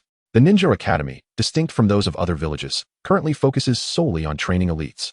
In summary, Gato Mugen's regime centers around secrecy and stringent pressure, aiming to enhance the village's combat capabilities through the enclosure of information and fierce competition. Chapter 74. Departure. The next day, the envoys of the small country were summoned for negotiations, but they soon returned to their lodgings, their faces drawn and despondent. It was evident that the small nation within the ninja world lacked bargaining power and was swiftly coerced into accepting the oppressive terms of the agreement tailored by the Hidden Mist village. Upon their return, the atmosphere was heavy with disappointment, a clear indication of their exploitation at the hands of the Mist. Meanwhile, the Cloud Ninja delegation was persistently dispatched by Sanei to gather intelligence, hoping for more substantial information, yet their efforts yielded little. Eventually, after a relentless pursuit, a spy hidden within the Land of Water relayed a piece of news that became the sole source of new intelligence over the past few days. The information pertained to the structure of the Hidden Mist Umbu and Ninja Academy. The enrollment system for the Ninja Academy was a compulsory conscription, as the graduation assessments were notoriously brutal, requiring students to fight to the death, with only the survivors permitted to graduate. The Umbu, in turn, pledged direct allegiance to the Mizukage, selectively recruiting from among the civilian ninjas to execute the Mizukage's orders and suppress dissent. Curiously, Yuri Lin inquired how such classified information had come to their attention. Sanei explained. One of our spies embedded in the Land of Water was forcibly enrolled in the Hidden Mist Ninja Academy and perished during the graduation assessments. The intelligence regarding the Umbu was disclosed by a small ninja clan that had been oppressed by the Mist. A profound silence enveloped the room as the group was struck by the harsh realities imposed by Gado Mangetsu and Appo's regime. Days later, various agreements were finalized, marking the successful completion of this mission, and it was finally time to depart. The departure was scheduled for the night in the Hidden Mist village, as during the arrival of the delegation, organized a grand farewell ceremony. The representative from the Elder Council, Master Yuan, presided over the send-off. And aside from the absence of warships for escort, everything else remained unchanged, reflecting the village's satisfaction with the negotiations. Yuri Lin joined her fellow envoys aboard the guest ship. As dazzling fireworks illuminated their path of departure, the festive atmosphere gradually fading as the vessel sailed away from the shore. Merchant ships lingered at the outer shipping lanes, waiting for the guest ship to venture into the open sea before proceeding to dock according to the demands of the Mist Ninjas. From that moment on, aside from the hostile Leaf Village, the seas of the ninja world were restored to tranquility. As long as the merchant vessels did not hail from the Land of Fire, any ship from other nations could pass through the ninja world by paying a nominal tax. The cold night sea breeze carried the guest ship into the depths of the ocean. Yuri Lin stood at the bow, gazing back at the Hidden Mist village. The vibrant scene of the village was shrouded in thick fog, leaving only the lighthouse that guided ships. The imposing lighthouse stood defiantly, becoming the sole beacon in the darkness, radiating a blinding red light. The somber gray stones were enveloped in mist, merging with the shadows. The lantern room atop the lighthouse resembled a somber, solitary eye, exuding an unsettling crimson glow. This red light pierced through the fog, casting eerie halos, akin to blood slowly diffusing within the dense mist. Beneath the ship, turbulent waves crashed against the rocks, creating a cacophony. The sea, illuminated by moonlight, appeared a deep inky black, reminiscent of an endless abyss, swallowing the hidden secrets of the Land of Water. Sanei emerged from the cabin, observing Yuri Lin lost in contemplation of the receding Hidden Mist village, and asked, "Are you reminiscing about the good life funded by public expenses? I wonder, if I had an invincible stronghold, what would I fear most? Certainly, it would be a life of poverty and internal rebellion. Gado Mangetsu is an ambitious leader, before the leaf falls. The Hidden Mist village will undoubtedly be our most loyal ally." Yuri Lin nodded in agreement and returned to the cabin. The opulent interior of the cabin, the attentive servants, and the lavish amenities swiftly alleviated the oppressive atmosphere that had pervaded the blood-soaked fog. On board the guest ship, a variety of performances entertained the esteemed guests, alleviating the tedium of their maritime journey. The joyous ambience was infectious, and Yuri Lin soon cast aside the burdens brought by the Hidden Mist, relishing the prospect of leisurely days back in her village. In the Land of Thunder, within the Elder Council's assembly hall of the Cloud Village, Sanei reported the results of their visit to the Elders and presented an analysis of the current intelligence regarding the Hidden Mist village under Gado Mangetsu's leadership. The Hidden Mist had undergone extensive systemic reforms, centralizing power, lacking the prestige of the first Mizukage by Lien. Gado Mangetsu engaged in a campaign of personality cult within the village. This behavior contradicted the secrecy protocol he had instituted, resulting in a failure to adequately unify the ninjas and some civilian ninjas. Nonetheless, overall, it had enhanced the combat capabilities of the Mist. After reviewing the report, the elders nodded in approval and replied, "Well done. You have worked hard. Take some time to rest." Relieved, Yuri Lin welcomed the prospect of a break after her prolonged assignments. Planning to request a leave of absence from Sanei, she intended to enjoy a well-deserved respite. "I'm afraid your duties are not yet complete. You cannot rest just yet," Sanei countered, redirecting Yuri Lin to the intelligence department. The intelligence department of the Cloud Village was located within a concealed cavern, overseen by an elder from a prominent sword-fighting family in the Land of Iron. Sanei had been appointed by the elder to assist with daily operations. After navigating through numerous protective barriers, Yuri Lin finally reached the depths of the cave, where she encountered an elderly man clad in a traditional sword-fighting uniform. The elder assessed Yuri Lin and remarked, "I have reviewed your profile. You possess intellect. You also appear to exhibit considerable strength, making you well-suited for the intelligence department." He handed her a thick stack of papers, stating, "Since its inception, the primary mission of the intelligence department has been to investigate the secrets of the other 4 great ninja villages externally while monitoring potential defectors internally. Currently, our primary task remains internal surveillance, as our external intelligence network has suffered considerable losses due to the war. Initially, the situation in the Land of Water was tranquil, but Gado Mangetsu's secrecy protocols have forced our intelligence personnel into hiding. The documents I have just given you pertain to the ninjas you are to monitor. Should any of the ninjas listed defect, you will be held accountable." Yuri Lin hurriedly perused the stack of papers, expecting to find intelligence reports, only to discover they were registration forms for ninjas. The stack contained at least 100 names, prompting her to ask, "Do so many ninjas from the Cloud Village possess defection tendencies? And how am I to be held responsible if they do defect?" Certainly not all ninjas exhibit defection tendencies, but one must remain vigilant. All ninjas within the village, excluding those who are absolutely loyal or lack means of defection, are under the surveillance of the intelligence department. Any potential for defection is duly recorded. As for accountability, you must either deter the ninjas from entertaining thoughts of defection through alternative means or ensure they disappear before causing any loss. In any case, the village's unity must not be compromised. You are a clever individual. I trust you grasp my meaning. Additionally, I prefer efficiency over sheer numbers in intelligence work. Thus, Sani recommended you to me. Do not disappoint me, or next time, the old man Yuri will have to intercede on your behalf. Off you go." Yuri Lin left in a state of bewilderment, clutching the documents as she prepared to delve into the intricacies of internal operations. Chapter 75, Daily Life in Union Village. Research Department. With the identity of an intelligence ninja, Yui Rin moved smoothly through the corridors, encountering several familiar clansmen until she descended into the depths below. In the intricate laboratory underground, Yui Suki was observing various experimental specimens. A massive detection apparatus held a test tube, in which a liquid continuously absorbed chakra energy, boiling and transforming into gas, only to revert to liquid under the constraints of a sealing technique. Nearby, a petri dish contained a mass of black strands that pulsated and grew, similarly bound to a fixed location by the sealing technique. After observing the changes in the specimens for a while, Yui Rin inquired, "Suki, what do you think? The technology from Takinan village is quite fascinating, isn't it? Have you discovered any inspiration? Is the first thing you do upon returning to urge the experimental results? You really are quite unlikable. Akin to the ignorant and greedy research fund reviewers in the village." Yui Suki retorted, though upon seeing Yui Rin, her eyebrows lifted, and an uncontrollable smile spread across her face. "Of course not. This is a gift for you." Yui Rin replied, producing a scroll and handing it to Yui Suki. Upon receiving the scroll and breaking the seal, Yui Suki's eyes widened at the sight of it filled to the brim with silver notes. She excitedly embraced Yui Rin's arm, exclaiming, "So, going to battle earns this much? 100 million Rio. You must take me with you next time. We can each earn 100 million. Enough research funding for quite a while." Dawn and Oppos, to get too optimistic. This is a special circumstance, acquired through embezzling a substantial sum. Under normal conditions, the money collected would be considerably less after distributing shares to the subordinates. It's better for you to stay focused on your research in the village. The battlefield is rife with experts, and with your current abilities, going to war would be tantamount to courting death. Now, let us discuss the progress of your experiments. Yui Suki ceased her insistence and began to present her experimental findings. The hero's water is entirely composed of active chakra, primarily consisting of activated natural energy. However, the imbalance in the yin-yang chakra ratio renders it quite toxic for our clan, despite its ability to enhance chakra conversion efficiency and absorb natural chakra. Is there no way to adjust the yin-yang chakra ratio? Rather than relying on external substances, it is better to depend on oneself. Our clan and Oppos, as chakra adaptability is exceedingly strong, making it nearly impossible to shortcut the use of natural energy. This is also why we do not engage with the 3 great sacred beasts of the summoning realm. In any case, focus on mastering the yin-yang release technique. That is the righteous path.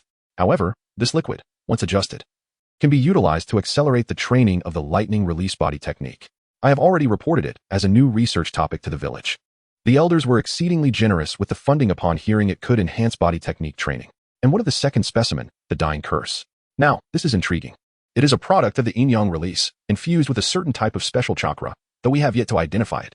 And the third topic, regarding the research on chakra transmission of information, Yui Suki moved a large stack of ancient texts from the laboratory to Yui Rin's side, stating, "The direction of this research has been established, and success is inevitable." Yui Rin glanced at the ancient texts, which documented the natural disasters and tailed beasts known throughout the ninja world.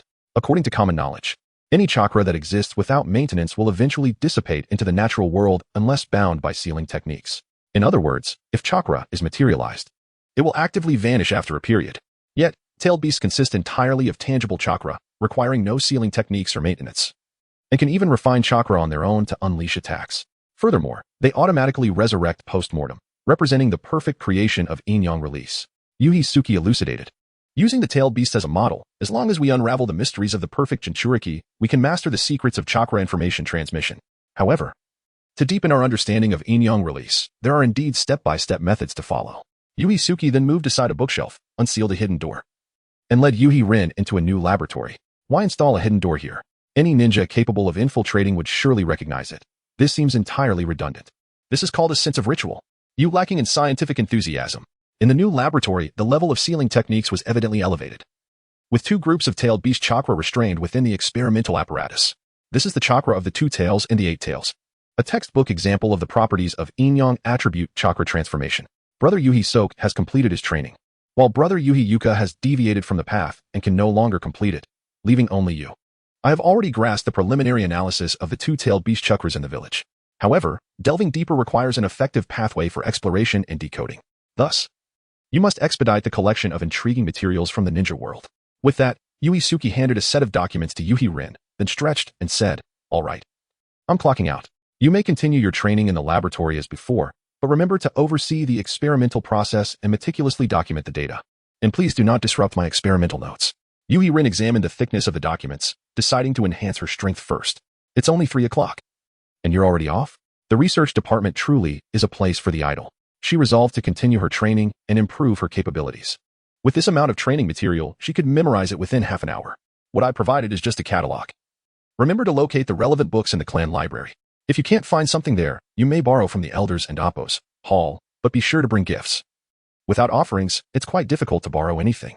Mechanically, Yui Rin approached the laboratory bookshelf, her legs giving way as she collapsed into a chair, suddenly nostalgic for the days spent lurking on the battlefield. Compared to these documents, the ninjas from Konoha seemed far more charming. Chapter 76, Daily Life 2. In the training grounds of Cloud Ninja Village, a disgruntled ninja was hurling kunai while venting his frustrations.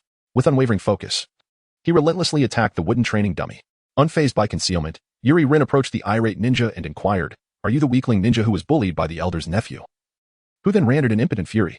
No sooner had the words left her lips than a kunai hurtled toward Yuri Rin's face. She deftly sidestepped and, with a flick of her ninja blade, deflected the incoming weapon. Swiftly, she kicked the fallen kunai, catching it by its ring and spinning it in her hand. Observing the furious ninja, she chuckled and remarked, "You seem quite bold. Why do you refrain from striking back during a quarrel?" The ninja retorted, "Are you the hired thug sent by that scoundrel? If you wish to fight, then let us commence." Yuri Rin shook her head, replying, No. I feel sympathy for you. Here is the location of the elder and Appos' nephew, currently unaccompanied. This is a rare opportunity, if you still consider yourself a man. Do not vandalize village property. Confront him honorably. The ninja strode directly toward Yuri Rin, snatched the note bearing the address, and turned to leave. A common ninja, oppressed by the elder and Appos' nephew, complained of defection while dining at a restaurant, leading to his report to the intelligence department. Your solution is to use the department and Appos' authority to ascertain the nephew and Appos' location and arrange a one-on-one confrontation, resulting in 2 more casualties at the Cloud Hospital. So, this is how you handle a potential traitor? Sunii furrowed his brow, his gaze ablaze as he questioned Yuri Rin. While pouring himself some tea, she explained, "It is a flawlessly executed plan, minimizing intelligence resource expenditure while maximizing results. I had the hospital nurses inquire, and it turns out the common ninja accrued significant debt for his medical treatment. However, the village has graciously offered to cover his expenses, and now he harbors a positive attitude toward the village, preparing to strengthen himself post-recovery and undertake high-risk missions to repay his debts. We could very well assign him to the front lines. This time, he volunteers, which might just resolve the issue permanently." Sunii, visibly exasperated, followed up with, "And what about the elder's nephew? Such civil disputes are beyond the purview of our intelligence department. If they wish to litigate, let them approach the Council of Elders. Ultimately, the outcome is quite satisfactory, having eliminated one risk." Yuri Rin raised her teacup, moistening her throat, and continued, "To uphold the village's commitment to unity. We should refrain from recruiting excessive rogue ninjas, which currently necessitate significant resources for monitoring, rather than expending great effort on internal surveillance. It would be more prudent to deploy these ninjas to the battlefield. Even if they defect, they can be recorded as missing in action, preserving the village and Appos' dignity. Should news of actual defectors arise, we can dispatch the inspection team to handle it."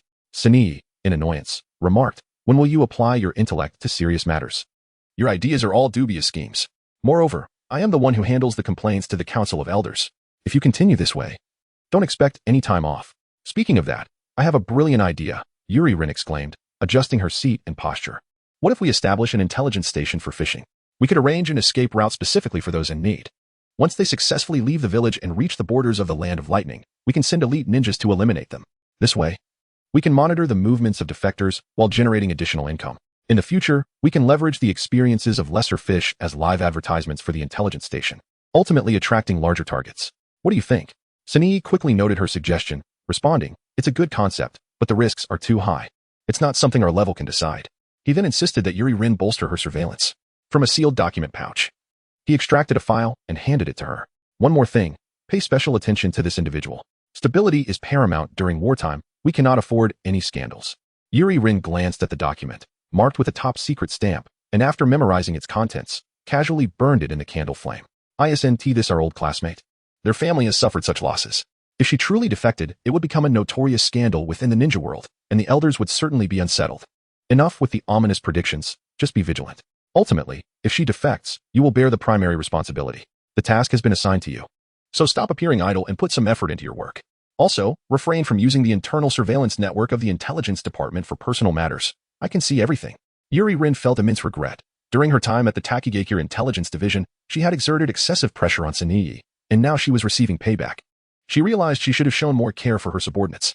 To fulfill her duties more effectively, she continued to propose. "What if we recruit more temporary workers as peripheral members of the intelligence agency? It merely requires additional funding. Funds, once approved, are meant to be utilized. If we don't spend it, it merely implies we haven't been productive." Sunii nodded. "All right, you handle that. Once the intelligence network is established, ensure to report back to me for the Council of Elders. Is there anything else? If not, get back to work and do not disturb my office." Sunii leisurely began brewing tea, reminiscent of Yuri Rin's demeanor during her time at the Takigakure Intelligence Division. At this moment, it was indeed akin to that time. Yuri Rin took the order sanctioned by the intelligence department and set forth to establish the intelligence network within Cloud Hidden Village, the administrative department. A subsidiary entity detached from the Council of Elders oversaw all daily affairs of the village, particularly the allocation of ninja missions. Although monitoring was necessary, Yuri Rin understood that without the Elders' approval, she could not overstep her bounds. Judicial matters were directly controlled by the Council of Elders, making it impossible for a subordinate department to exert oversight. Legislative affairs and major decision-making were theoretically the responsibility of the Reikage. However, the first Reikage rarely appeared, only seen fishing in remote mountain ponds. Relevant powers had long been delegated to Elder Awagakure, who continued to oversee matters. The only aspects left with intelligence monitoring value pertained to the ninja military units, a mixed bag of tactical teams.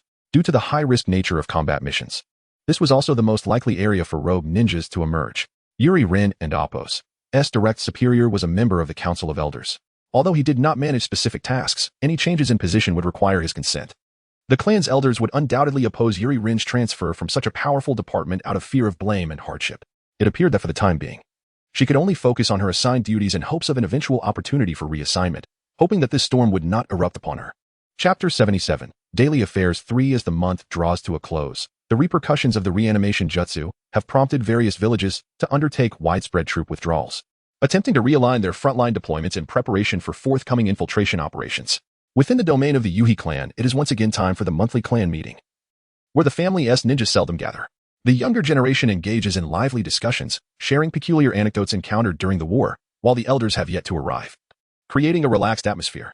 Outside the grand hall, a clan ninja stationed at the door swings it open.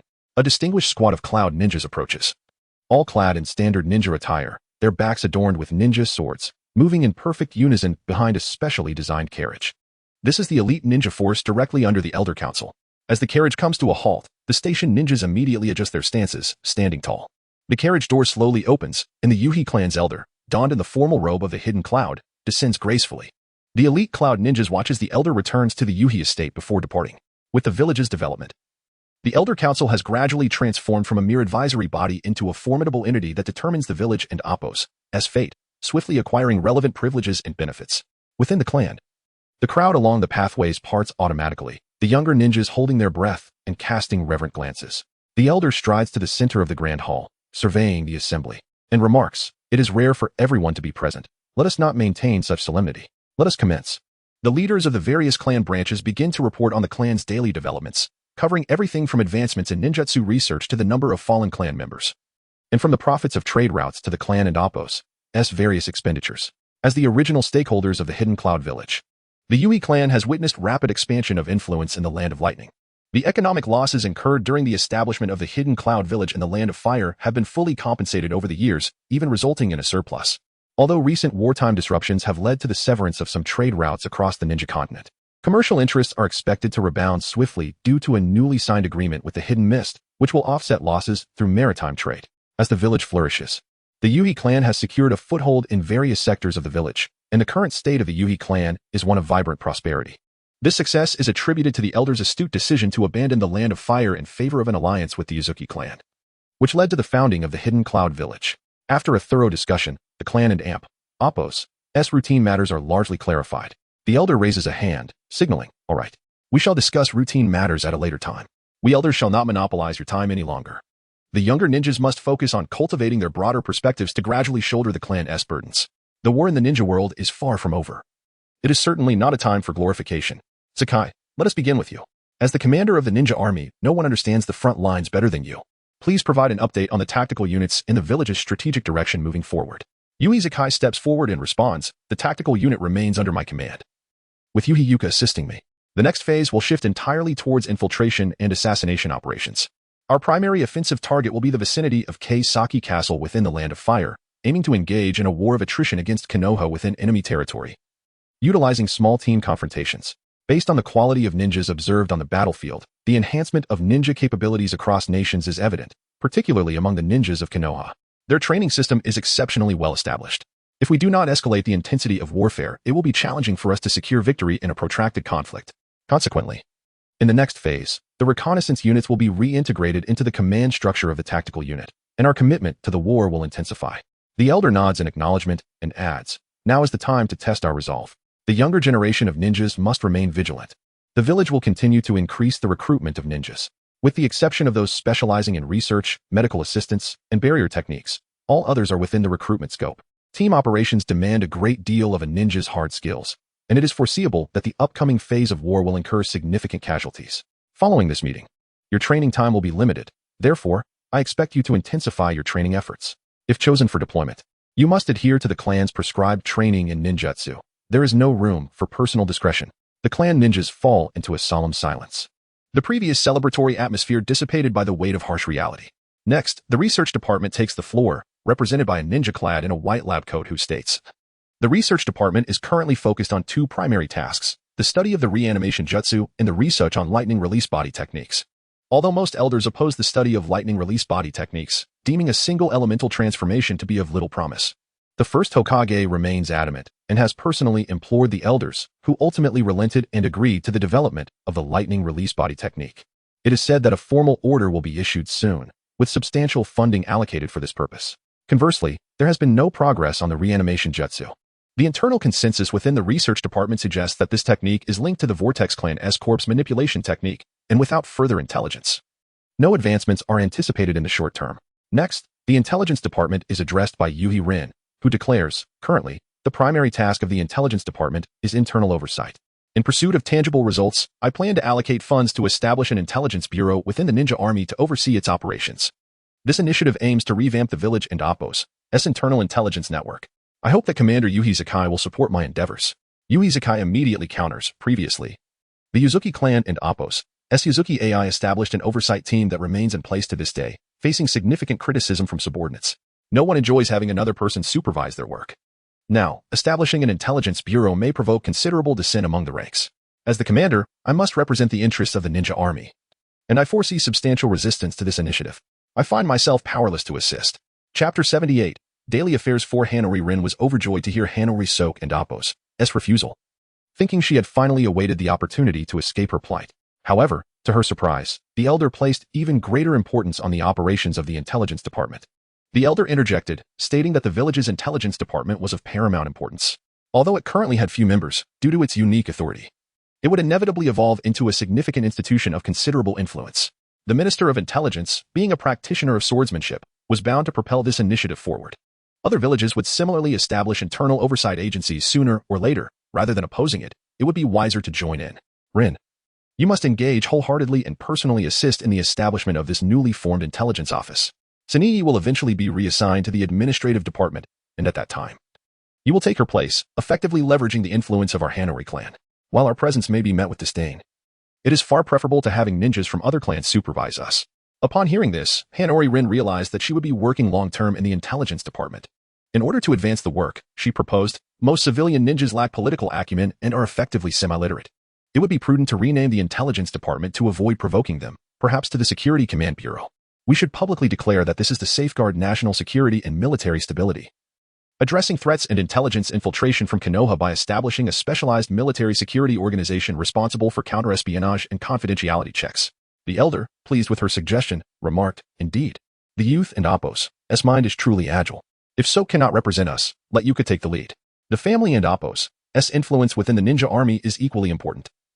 Neither aspect should be neglected, and we must minimize any potential backlash. With the family and Appos' backing, Hanori Rin felt reassured, eagerly awaiting the allocation of funds to commence the establishment of the Security Command Bureau. The following day, within the eerie caverns of the Cloud Hidden Intelligence Department, Hanori Rin sat in her office reviewing a list of individuals inclined to defect, contemplating preventive measures. Sanyi, noticing Rin diligently engaged in her work, decided to motivate her subordinate by applying some pressure, stating, to be frank, I have been somewhat disappointed with your recent performance. When I recommended you for the position of sub-minister to the Elder Council, it was above your actual level of intelligence work. I had hoped you would strive to excel and grow rapidly upon joining. The role of intelligence sub-minister is not merely about completing tasks. You require the ability to think systemically. What is the value of your actions? Have you established barriers and formed core competencies? How does your work differ from the intelligence agencies of other villages? Have you developed a reusable set of physical materials and methodologies? Why is it you who undertakes this, and not others? You need to cultivate your own judgment rather than simply executing my directives. Moving forward, embed your reflections into the upcoming intelligence action plans. I expect to see your thought processes rather than just progress. I do not require a conventional report. It should contain elements of differentiation. Sanyi added, furthermore, I must remind you that your output, when compared to your peers, appears somewhat insubstantial, and the time for performance reviews is approaching. You must intensify your efforts. Hanori Rin, feeling a wave of apprehension wash over her, was taken aback by Elder Awagama's flagrant disregard for protocol, promoting her subordinate and placing her in a precarious position. Determined not to remain passive, she resolved to devise strategies for effective upward management. After a perfunctory interaction with Sanyi, Hanori Rin began utilizing the village and Appos' intelligence network to discern Sanyi and Appos' preferences, preparing to seize an opportunity for appeasement. Upon further investigation, she discovered that Sanyi had deleted her own intelligence dossier from the system, with the deletion report bearing her own signature of approval. This village's system is woefully inadequate. What a haphazard operation, she exclaimed, subsequently retrieving her own intelligence file, signing off on its deletion, and destroying it herself. Fortunately, the difficult days did not linger for long. Sanyi was soon assigned to the administrative department to secure funding, and the intelligence department began recruiting personnel, initiating the formation of the Security Command Bureau. The first batch of personnel was quickly summoned, and Hanori Rin temporarily replaced Sanyi to address the new recruits. Among them were seasoned intelligence experts cultivated by the village. Some who were novices enlisted on short notice, and others who had previously served under her in the land of waterfalls. However, they were now indistinguishable. Before the establishment of the Security Command Bureau, she consulted a priestess for guidance. The priestess foretold, a general success comes at the cost of many lives, but she disagreed, asserting that one's fate, whether life or death, should be determined by oneself. She then presented a stack of blank identity cards before the assembly. These represent your new identities. Your previous identities have been entirely sealed within the Intelligence Department's confidential archives. From today forth, Yunin Village no longer recognizes your former records. Your past selves have vanished. You now possess only codenames. Feel free to draw lots for your assignments. I will not deny you opportunities if you draw a task you deem unmanageable. Come to me tomorrow, and I will grant you a single chance to redraw. This is your sole opportunity for reconsideration. Failure to act will result in disciplinary measures. The crowd, perspiring, began to draw lots. Some sighed in relief, while others exhibited signs of trepidation, each lost in thought before ultimately departing. That night, Sanyi returned to the office and inquired about the allocation of tasks to the summoned ninjas. Hanori Rin detailed. The ninjas primarily recruited this time will fill vacancies in various departments. Those proficient in tracking and transformation techniques will join the intelligence collection department, tasked with gathering and relaying information in the field, serving as field ninjas and agents disguised under various identities. Ninjas skilled in intelligence analysis will enter the intelligence analysis department. responsible for organizing, analyzing, and evaluating collected information to extract valuable insights. Those with exceptional perception abilities will join the ninja army, tasked with monitoring the movements of tactical units. Given the current wartime context, the survival rate of overseas infiltrators is alarmingly low. Some ninjas with wavering resolve will be dispatched abroad for field duties, should they defect. We will sell their original identity-related intelligence to the enemy, effectively eliminating them. Sunii scrutinized the implementation plan, questioning, I have two concerns. First, how will you ensure that these ninjas with uncertain loyalties will dutifully fulfill their roles? Second, what is the rationale behind your promise to allow them to redraw their positions? Hanori Rin confidently replied, I have assured them that as long as they serve as infiltrators for 3 years, regardless of success or failure, they will be promoted to Special Jonin upon their return, at which point they can also retire with a substantial severance package. But your report does not seem to account for such expenses. Of course not. The cost will be incurred 3 years hence. And it remains uncertain how many will still be present by then. We shall address that when the time comes. As for permitting them to redraw their positions, it is to provide a graceful exit for any connected individuals. Should a certain elder and amp, Oppos, S descendant express dissatisfaction with their assignment, we will at least have some insight into potential adjustments, thus preventing any catastrophic fallout. Sunii narrowed her eyes slightly, lifted her chin, cocked her head, and looked at Hanori Rin with a bemused expression before gathering her documents and departing. Chapter 79, Daily Life 5 in just a few days. With the support of the Elder Council, the Intelligence Department successfully completed its organizational expansion and restructuring. Within the Elder Council's conference hall, Sunii addressed the Assembly of Elders with eloquence, presenting the recent achievements of the Intelligence Department. The Elder, who served as the part-time Minister of Intelligence, expressed great delight, repeatedly lauding the exceptional qualities of Elder Yinue's kin, which sparked a continuous exchange of flattery among the attendees. Now that everything was in place, all that remained was the approval of Lord Liang before the Security Command could officially commence operations within the Shinobi Army. After a flurry of activity, Yui Lin finally found a moment to breathe. Though the workload was substantial, Yui Lin believed that work was an endless endeavor. Investing one's finite life into infinite tasks was unwise. More importantly, it was essential to afford opportunities to subordinates. Just as Sunii had swiftly appropriated Yui Lin's hard-earned results, Yui Lin resolved to employ the same strategy. After taking an extended leave, Yui Lin began to intensify his training in Inyang Ninjutsu. It was evident that monotonous, repetitive training lacked efficiency. Once on the battlefield, opportunities for practical application would abound. Thus, this period of leave provided ample time to delve into research. The topics for exploration were vast, including the study of the nature and transformation of Yin-Yang chakra, understanding tailed beast chakra, and investigating natural energy, among others. At this juncture, assistance from Yui was required. At 3:00 and Oppos clock in the afternoon, Yui Lin procured desserts in advance and waited at the entrance of the research department. As anticipated, there had been no new developments in the village's research projects, and Yui left work punctually.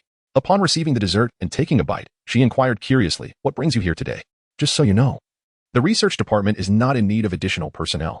While your research skills are barely adequate for an assistant role, gaining internal recommendations through me may prove quite challenging. Following closely beside Yui Lin explained, this time it pertains to another matter. Do you recall that I sent you a letter along with a Konoha captive?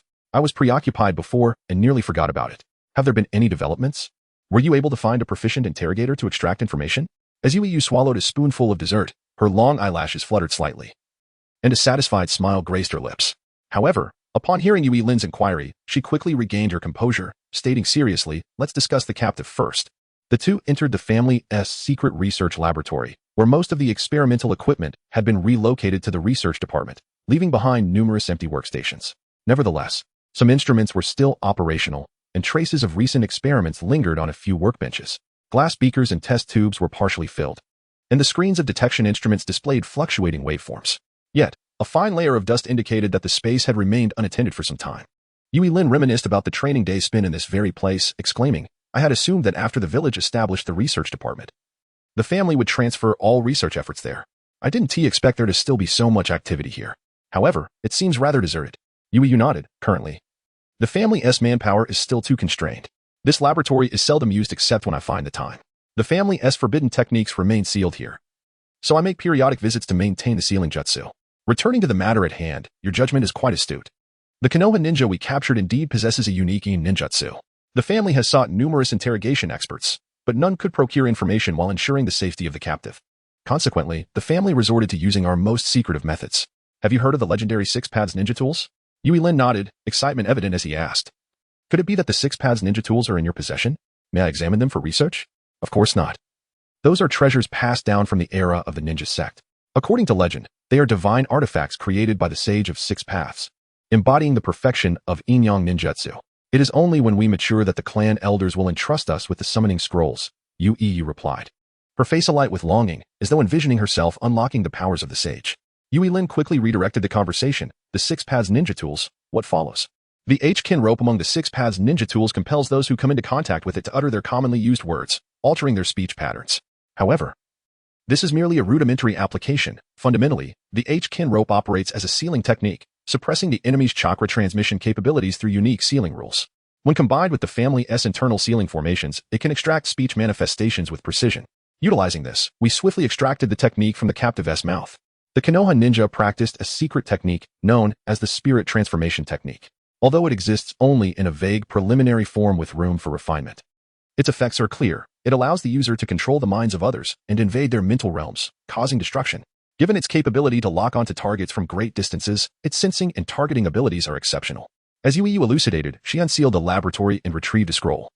Handing it to Lin. It is indeed a brilliant concept, effectively resolving the instability of chakra and enabling a soul projection, which is the technique's greatest value.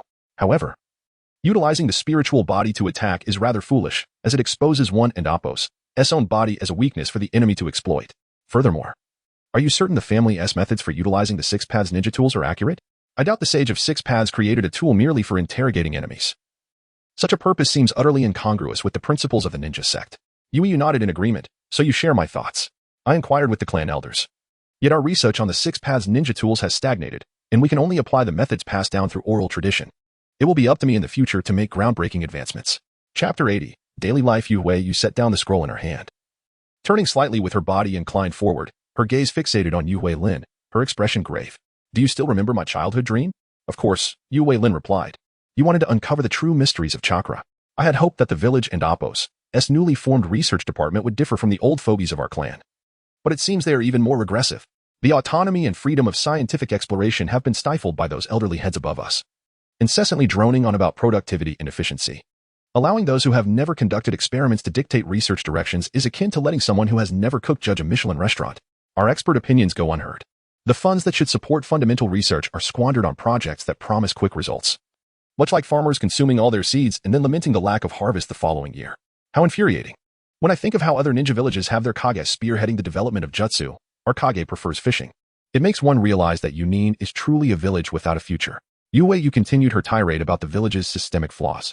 Lin, who rarely spent time in the village, was taken aback by the immense pressure that the war had exerted on the rear lines. He patted his chest reassuringly. Fear not. Once I become the clan elder and wield the Six Paths tools, I shall invest generously in your research on the Six Paths artifacts. I will scour the entire ninja world for secret techniques, ascend to the moon, and bring back resources for your study. Yu looked at him in disbelief. Your ability to spout grandiose claims without batting an eye is truly humbling. Here is a training plan I have tailored for you. Thoughtfully allowing time for meals and rest. No need to thank me. A month later, Lin finally mastered the transformation of Yin-Yang chakra, achieving stable and efficient manipulation of Yin release chakra for external attacks while maintaining the activation of Yang release chakra for self-healing from minor injuries. The price he paid was that, apart from eating and sleeping, he immersed himself in the laboratory for research and practice. The next step involved accumulating experience in battle. In the Thundercloud Gorge, the weather today was particularly pleasant. The sunlight gently filtered through, dispelling the morning mist atop the mountains, not as harsh as in midsummer. Enveloping the village in a warm, golden veil, a gentle breeze rustled the leaves. The village was bustling with the fervent preparation of military supplies, due to a timely retreat. Only Iwagakure had suffered heavy casualties from the reanimation jutsu. Other villages quickly consolidated their defenses upon receiving intelligence, incurring minimal losses. The blacksmiths were toiling beside the forge, sweat pouring down as they hurriedly crafted and repaired various ninja weapons, such as kunai, shuriken, and ninja blades, ensuring their sharpness and quality. The stockpiled weapons were meticulously examined and counted, categorized and distributed according to the needs and ranks of the departing ninjas. Various ninja tools were organized and packaged. While the village entrance bustled with carts laden with supplies ready for departure, the village's ninjas arrived early to manage and coordinate the transport teams. All around, villagers were busy, filling the ninja village with vitality and vigor. It's another day full of hope, remarked a passing female ninja. Lin walked along the street, marking the end of his rest and the return to duty, arriving punctually as expected. Before reaching the entrance of the intelligence department, he encountered a large group of colleagues exiting, led by Elder Fukii, who was temporarily serving as the intelligence minister. Years of experience in missions taught Yue Lin that he must not show any sign of weakness at this moment. He pulled out his military pocket watch, scrutinizing the time as if he had been waiting for this moment. As the crowd moved halfway, he seamlessly blended in. A somewhat familiar ninja approached Yue Lin, greeting him. Hello, Minister Yue. During the campaign in the Land of Waterfalls, I served under your command. However, you are always so busy. I have long wished to visit you, but lacked the opportunity.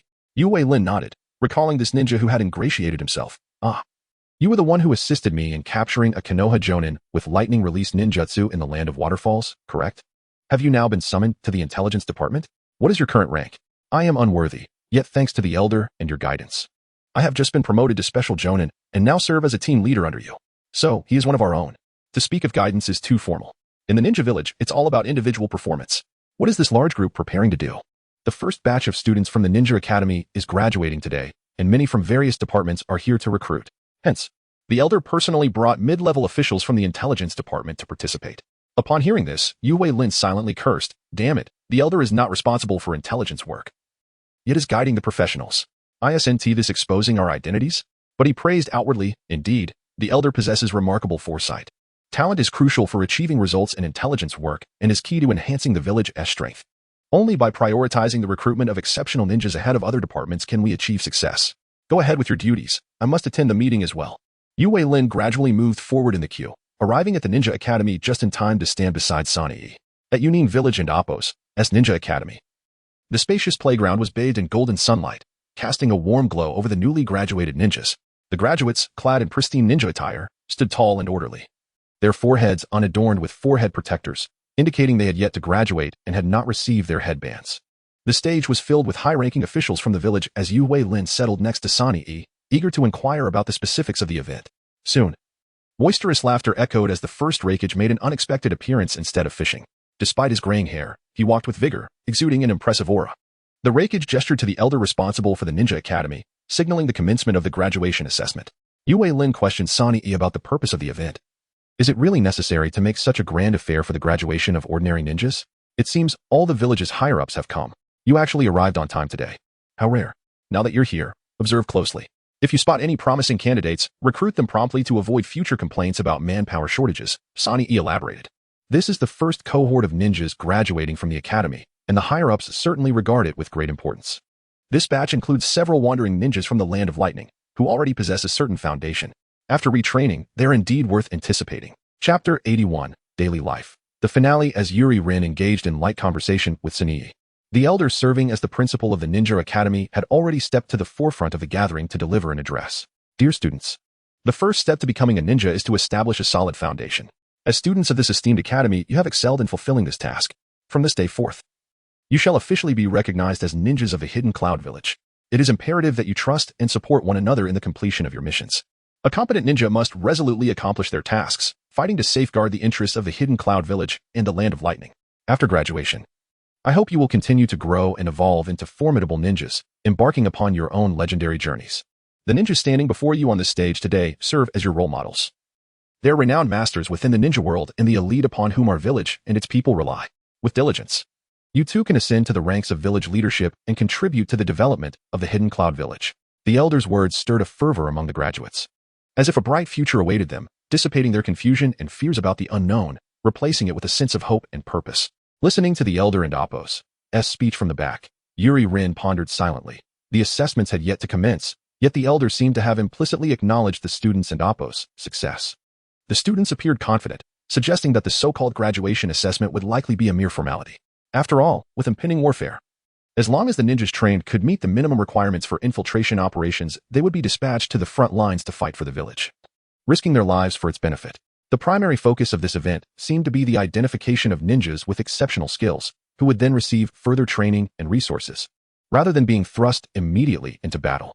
This approach would allow for the cultivation of special talents during the war, granting them a brief respite to accumulate experience and grow more swiftly. Observing the academy, students begin to form lines to enter the classroom for their evaluations. Yuri Rin inquired of Sani to confirm her suspicions.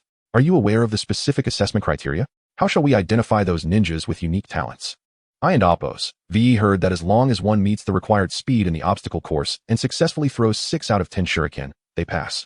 As for those with specialties, we should consult the academy's instructors, as they possess detailed information on each student, Sani replied. Indeed, the standards for passing were lamentably low, theoretically. It was nearly impossible for anyone to fail such an exceedingly simple examination, clearly designed to meet the immediate needs of the battlefield. It was worth noting that during the tactical training sessions of yesteryear, students would at least receive instruction in various ninjutsu to align with the operational requirements of the Ninja Corps. Now, even the ninjutsu component had been eliminated, presumably because the techniques of a low-ranking ninja were deemed inferior to explosive tags. Before long, the foundational assessments were completed, and the average ninjas were promptly assigned to tactical units, leaving behind only those with notable specialties. The academy instructors led this select group before the elders for self-introductions, prompting discussions on the allocation of roles. First, the civilian ninjas skilled in medical techniques were all appropriated by the tactical units to serve as logistical support. A few ninjas of noble descent were taken by the administrative department to leverage their familial connections and managerial experience for the benefit of village governance. Ninjas adept in reconnaissance, presumably from hunting backgrounds, were swiftly gathered by the intelligence department. The research division, however, found no promising candidates, as it was evident that those without family support would lack the means to study ninjutsu development. Research was still too esoteric for novice ninjas. After the selection process, only a handful of sword-skilled ninjas and a few who had a rudimentary understanding of illusion techniques remained. Among them, one ninja demonstrated exceptional proficiency with the ninja blade, catching the attention of two elders and igniting a dispute between them. The Minister of Intelligence, hailing from a swordsmanship family in the Iron Country, was the first to advocate for the skilled swordsman. Look at this ninja with exceptional swordsmanship, tall and agile, with clear eyes. Most importantly, his foundation is solid, and he possesses an appealing appearance, making him perfectly suited for the art of swordsmanship. Currently, none of my subordinates are dedicated to sword training, and we desperately need a talent like him to fill that gap. He should join the intelligence department. The elder responsible for judicial matters countered, asserting that such a swordsman should be assigned to the judiciary to apprehend rogue ninjas. With his mastery of body flicker technique, which he has clearly mastered, a ninja of such caliber would be quickly dispatched to the front lines. As it stands, our judicial unit requires multiple personnel to apprehend a single target, which tarnishes our reputation when operating within the village. He is of an age where his strength is still developing.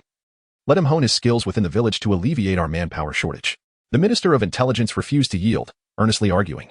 Intelligence work is fundamentally about collecting others and oppos, information for oneself. It is, in essence, akin to the work of a thief. In the land of lightning, a ninja skilled with a blade can operate with the stealth of an insider, achieving greater efficiency. Gathering intelligence should be as precise as striking with a blade, identify the target and strike without hesitation. A talent proficient in swordsmanship will undoubtedly excel in swiftly capturing essential information. Yuri Rin, listening to the Minister of Intelligence's pompous rhetoric, could only stare in disbelief. She turned to Sunii, exclaiming, "What absurd nonsense! Utterly ridiculous!" Sunii nodded in agreement, clearly having often felt the burden of the minister's misguided leadership. They exchanged amused glances, chuckling inadvertently, drawing the attention of the two arguing elders. The Minister of Intelligence turned to them, inquiring, "What are you whispering about, Rin?" Yuri Rin straightened, replying, "I was merely expressing my admiration for the elder and oppos' insights." Sunii swiftly redirected the conversation. "Minister, perhaps we should first discuss the allocation of the remaining ninjas. I believe those skilled in illusion techniques should be prioritized for the intelligence department, as we have long lacked ninjas proficient in interrogation. This would be an excellent opportunity to cultivate such talent." The Minister of Intelligence nodded. "Very well, let us select the illusion ninjas first, and we shall temporarily assign this swordsman to the judiciary to determine if he possesses true merit. Once he has matured, we can transfer him to our department." Before long, the dispute subsided, and a consensus was reached among the elders. The graduates were officially assigned their ninja identification numbers. The academy instructors produced a large box filled with forehead protectors, preparing to distribute them to the successful candidates. At this moment, the first Reikage stepped forward, taking the box of forehead protectors from the academy instructors to personally present them to the graduating students. The graduates received their forehead protectors with expressions of joy, some fervently pledging their loyalty to the village, while the Reikage offered words of encouragement to each one. Chapter 82. Pre-war speech. The event concluded with the Reikage delivering a speech. The graduates and elders present adorned their foreheads with headbands, signifying the unity of the hidden cloud village. Yuri Rin awkwardly reached into his pocket, only to realize he had forgotten his headband. From the outset, he had never favored wearing one. As an intelligence ninja, his assignments had further reduced the occasions he donned it, and he could barely recall where it had been stowed away. Thus, he feigned a calm demeanor and retreated to the back of the crowd.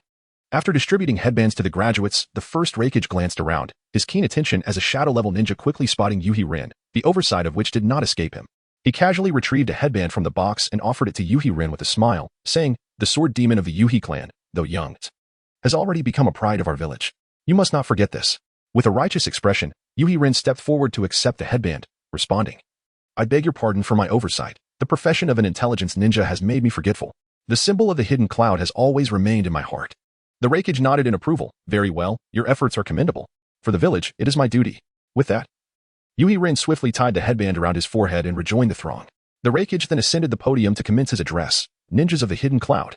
The greedy Leaf Village has employed nefarious forbidden techniques to enslave the souls of the deceased, thus threatening the safety of the Land of Lightning. We have temporarily relinquished certain territories as the enemy has encroached upon our allied nations. They mistakenly believe that after a single strike, we will bow down and surrender. They are gravely mistaken. Our ninja forces have faced temporary setbacks, yet they continue to valiantly repel enemy assaults across all fronts, inflicting severe losses upon them. Our nation has united with other great powers to form a cohesive fighting coalition, aiming to obliterate the avaricious Leaf Village and reclaim our rightful interests. We have endured hardships far greater than our current plight. At the inception of our village, the Land of Lightning was rife with rebellious local ninja clans and arrogant outlaws. During that time, we had no allies and no ninja army. It was then that we began to establish our village's military might, grappling with food shortages, inadequate weaponry. In the absence of a unified command structure, many opposed us, yet we remained undeterred and resolute. In the flames of war, we formed tactical units and transformed our ninja village into a military camp. What was the outcome? We quelled the Land of Lightning, consolidated all forces, silenced dissenting voices, and achieved victory. Our current situation is significantly improved compared to when we founded the village. We have the unwavering support of the entire Land of Lightning and the backing of neighboring feudal lords. In terms of numbers, resources, and organizational structure, we are exponentially more prosperous than during our village's founding. We now have allies united in a common front against the Leaf Village. We have the support and endorsement of the citizens of small nations oppressed under the tyranny of the Leaf. We possess formidable tactical units dedicated to defending the dignity and interests of the Land of Lightning. We face no serious shortages in resources or personnel. Our entire nation stands in solidarity behind our ninja forces, aiding them in dismantling the Leaf and Appo's marauding army. Our reserves are boundless. The Hidden Cloud Village, as it was at its inception, inspires us to fight on the front lines. Can it be doubted that we can and will triumph over the Leaf and Appo's marauding army? The enemy is not as formidable as the ignorant merchants proclaim. Who can deny that our ninja forces have repeatedly sent Leaf ninjas fleeing in disarray? The Leaf Village is now completely encircled by our allies, suffering heavy losses across various battlefronts, its bloodshed nearly exhausted, and its reserves dwindling. Undoubtedly, the Leaf cannot maintain this precarious situation for long. In a year, 2 years, perhaps 3, the Leaf, led by the malevolent Senju clan, will surely crumble under the weight of its transgressions. Commanders of the ninja forces, logistics personnel, intelligence operatives, warriors, and the vast body of reserve ninjas. The entire ninja world looks to you, believing in your capacity to annihilate the Leaf's marauding army. The citizens of small nations, shackled by the oppressive chains of the Leaf's tyranny, look to you as their liberators. The weighty mission of liberation rests upon your shoulders. Live up to this responsibility. The war you are waging is one of liberation, a just war. Fight to utterly destroy the Leaf's marauding army. Annihilate the Leaf. Long live the glorious Land of Lightning. Long live our magnificent Hidden Cloud Village. The ninjas on the training ground erupted with fervor, their spirits ignited by the Reikage's impassioned speech. At his command, the ninja forces commenced their prearranged plans, beginning to deploy in batches towards the borders of the Fire Country.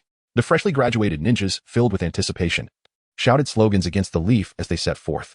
Intelligence ninjas were also summoned to accompany the troops. Per the orders, the Security Command would be officially established for this campaign. As a nominal subordinate organization to the tactical units, it would possess its own funding and communication system while also undertaking certain military tasks. It was no surprise that the elders had arranged for so many officials to participate. Perhaps having received advance notice, the intelligence ninjas began forming teams to operate alongside the reinforcements headed to the border regions of the Fire Country. Ren had a sudden epiphany. This moment presented an opportune chance to mend his relationship with Seniyi while also establishing a foothold. He thus approached Seniyi with a proposal. The tactical units will be engaged in prolonged frontline combat, and their commands will not reach them. Our abrupt arrival with personnel may incite discontent among the lower-ranking ninjas, hindering our future efforts. Instead, I suggest I lead half of our contingent forward to integrate a group of familiar frontline ninjas and lay the groundwork for the Security Command. You can bring additional reinforcements later, facilitating our operations. Seniyi nodded in agreement, praising. During the meeting, you appeared quite earnest. You've changed significantly of late. You're beginning to grasp the importance of unity and the necessity of loyalty to the village, committed to serving the nation. I concur with your proposal. Do your best. Ren replied with sincerity. I appreciate your trust, Lord Seniyi. To be loyal to the ninja village is to be loyal to our leader. I shall not disappoint you. Why does every good thing you say seem to twist in meaning? Gather your belongings and depart swiftly, Sanii retorted. With that, Yui Rin led the intelligence ninjas once more onto the path of battle. Chapter 83. Security Command Headquarters. The journey to the tactical unit's frontline camp would take half a day. Rin Yuhi instructed her subordinates to take a temporary rest, during which she commenced a briefing. Upon entering the tactical unit, we are ostensibly a subordinate organization of the command center. However, under normal circumstances, the command center will not issue orders to us. Our role as ninjas is straightforward, to monitor dissenters and those wavering in resolve within the ninja army, while also ensuring internal security. It is crucial to note that the organizational structure of the Security Command Headquarters mirrors that of the tactical unit, which implies that you two will face the battlefield and must be mentally prepared. The collective response echoed, understood. Observing the spirits of her ninjas, Rin noted that they had largely prepared themselves psychologically. She continued, I am aware that most of you come from modest backgrounds, and your desire to serve in the intelligence department stems from a yearning to achieve something significant. In terms of finances, the combat units typically do not concern themselves with your affairs, and the villages that can hold you accountable are situated further back. If you can discover avenues for financial gain that benefit our intelligence work, feel free to pursue them. The Security Command Headquarters stands as your support. Should you produce commendable results in intelligence operations, I will personally advocate for your promotions. Now let us depart. The ninjas of the intelligence department rose in unison, continuing their march, their faces adorned with aspirations for a brighter future. Most of those who joined the intelligence department were formidable, surpassing the average ninja in strength. The absence of restrictions on the front line meant they could seize spoils for themselves, a tremendous allure for those from impoverished backgrounds. The group swiftly arrived at the tactical unit's camp. Within the command center, Sokiai Yuhi was assessing the troop strength at his disposal. Over a year had passed since his last visit to the tactical unit in Appo's main camp. The ninja army had transformed dramatically. No longer a ragtag ensemble, but a formidable force forged in the crucible of war. Ninjas clustered around their respective squad leaders, engaging in hushed conversations. Their attire was dust-laden, their faces etched with fatigue, yet their eyes sparkled with composure and determination. After enduring countless life and death trials, the ninjas had grown somewhat numb, shedding their anxiety, each movement exuding an air of seasoned expertise. Under the guidance of a guard, Rin presented the village's orders to Sokiai, expecting a smooth progression. She was taken aback when Sokiai, after reviewing the orders, opted not to issue immediate commands. Instead, he summoned the squad commanders to assemble at the training ground. Concealing the village's directive, Sokiai beckoned Rin to follow, explaining, the village intends to establish a new combat division. No one in the ninja army dares to oppose it. But the tactical unit has only a handful of squads, and their commanders have emerged from the blood-soaked battlegrounds. To parachute a new commander into their ranks, one must possess sufficient strength to earn their respect. Prepare yourself to showcase your abilities, but refrain from revealing too much intelligence. I shall keep an eye on you. At the training ground, the ninjas engaged in practice upon Sokiai's arrival, rallying their spirits and striving to impress the commanding officer.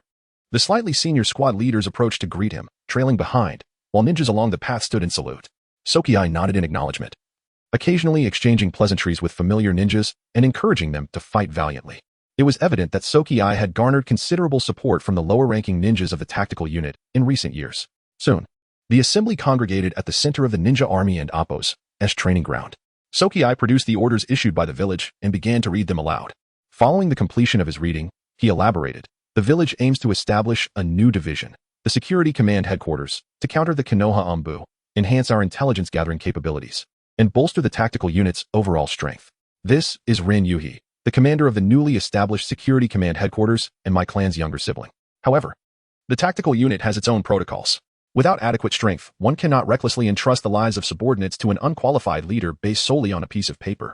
In the military, strength reigns supreme. The weak are unworthy of leading troops into battle. Therefore, to validate the village's prudent decision, we shall conduct a welcome ceremony for our new comrade, utilizing the latest trend in ceremonies.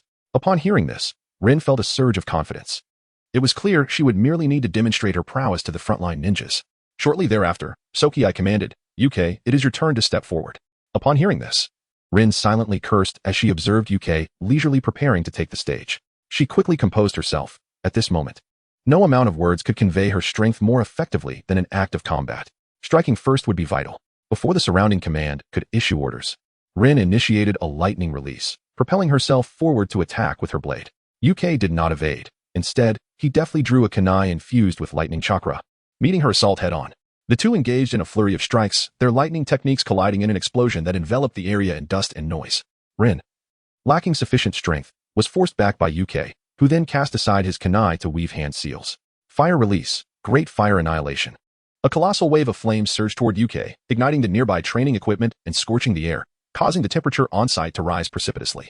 UK, confronted with the oncoming inferno, retaliated with his own fire technique. Fire release, flowing flame technique.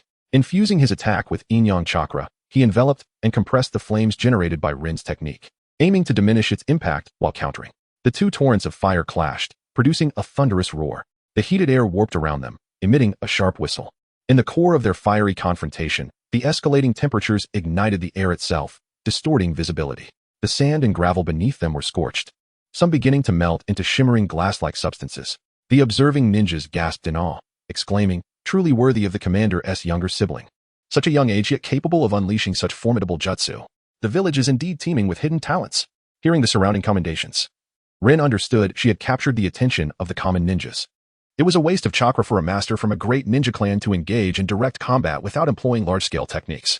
Such grand tactics were often unrealistic for common ninjas, who typically wielded only a few simple C-rank techniques. However, within the predominantly civilian ninja army, the impact of such a duel was evidently profound. Rin ceased channeling her fire chakra, voluntarily concluding the skirmish, and leaped into the air. UK, in turn, consumed the residual flames from the Great Fire Annihilation, subsequently targeting the space where Rin had just been with his fire release. Chapter 84. Security Command Headquarters 2 in the air. Yui Rin pondered whether to create a grand spectacle using illusionary techniques. Yui Sokiai abruptly halted the competition, stating, "My younger brother excels in illusion, yet information is the essence of a ninja and Appo's life. Let us keep the contest brief. I trust there are no doubts among you." He continued, "For those interested in joining the Security Command Headquarters, please approach me. The benefits of this new department are quite generous." With that, the assembly was dismissed. As the crowd dispersed, Yui Rin assigned his subordinates to ascertain the office location for the Security Command Headquarters, initiating the structuring process. He personally accompanied Yui Sokiai back to the command center. Although some time had passed since the battle, Yui Rin's hands still felt somewhat weakened. Compared to his two elder brothers, who were in their prime, Yui Rin's body was still developing. Faced with ninjas who surpassed him in various aspects, he quickly found himself at a disadvantage. While he could easily handle ordinary ninjas in regular combat, it was prudent to retreat from genuine masters. Upon returning to the command center, Yui Sokiai dismissed others and seized the moment to inquire, "Brother Sokiai, why not assign me a common civilian ninja? I could easily defeat him, yielding a more favorable outcome." Yui Sokiai explained while reviewing the basic information on ninjas. "Most squad leaders from civilian backgrounds are my loyal subordinates or supporters. Given your strength, defeating them could strain our relationships. Conversely, those from ninja clans often have the backing of elders. Should you win, you would offend a family for no reason. If you were to lose, it would not only insult the village but also portray you as utterly incompetent. Therefore, no matter the choice, it is not advantageous. We must rely on our own people. Additionally, I have a list of trusted subordinates. Find a way to incorporate them into the Security Command Headquarters. Their abilities may be lacking, yet they are grateful and sufficiently loyal. Do your best to keep them from dangerous tasks." Yui Rin nodded and accepted the list. Yui Sokiai then inquired about the situation in the village, as he needed to maintain a long-term presence on the front lines, yet was not well informed about the village's developments. Yui Rin briefly summarized the circumstances, revealing that the first Raikage was personally motivating the graduates of the Ninja Academy, with numerous reserve ninjas being dispatched in batches.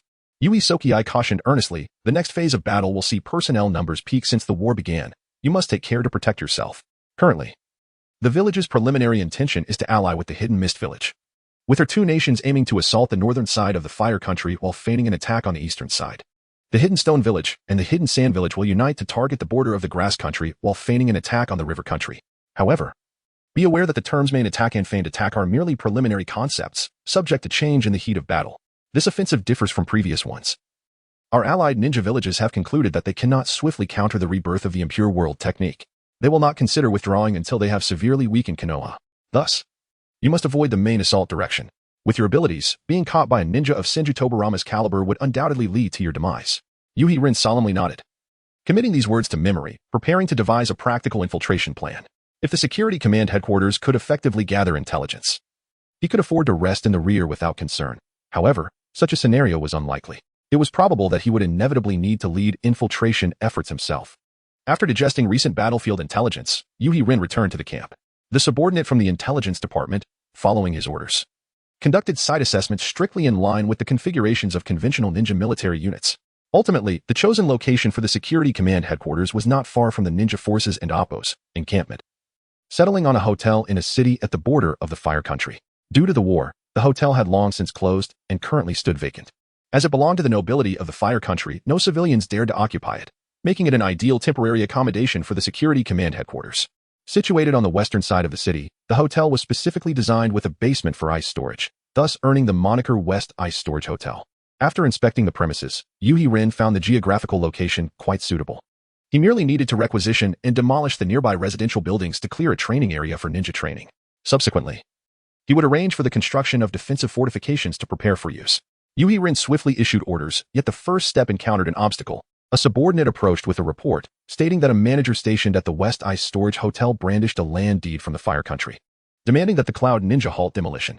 In the hotel lobby, a lavishly dressed merchant, with a pronounced belly, was arguing his case. Upon noticing Yu He-rin and Appos' arrival, he astutely identified him as the leader and presented the asset proof, saying, "My lord, this hotel is property of the Fire Country nobility. Here is the land deed issued by the Fire Country daimyo, along with my management commission. If you wish to requisition the hotel, compensation is necessary. Of course, the amount is negotiable. I merely aim to fulfill my duties adequately." Yu He-rin immediately inquired, "May I ask if you serve the nobility of the Lightning Country?" "No." "Then, is the Fire Country noble you serve a relative of the Lightning Country daimyo?" "That, I have not heard of my lord having such connections." "Certainly. You must have friends acquainted with the Lightning Country daimyo." "That too is not the case. My friends are citizens of the Fire and Hot Springs countries." "Then what nonsense are you spouting? The Cloud Ninja have the final say here. This asset naturally falls under the management of the Lightning Country, rendering your proof invalid." Upon finishing his statement, Yu He-rin seized the asset proof, tearing it into shreds and signaling for his subordinates to throw the merchant out.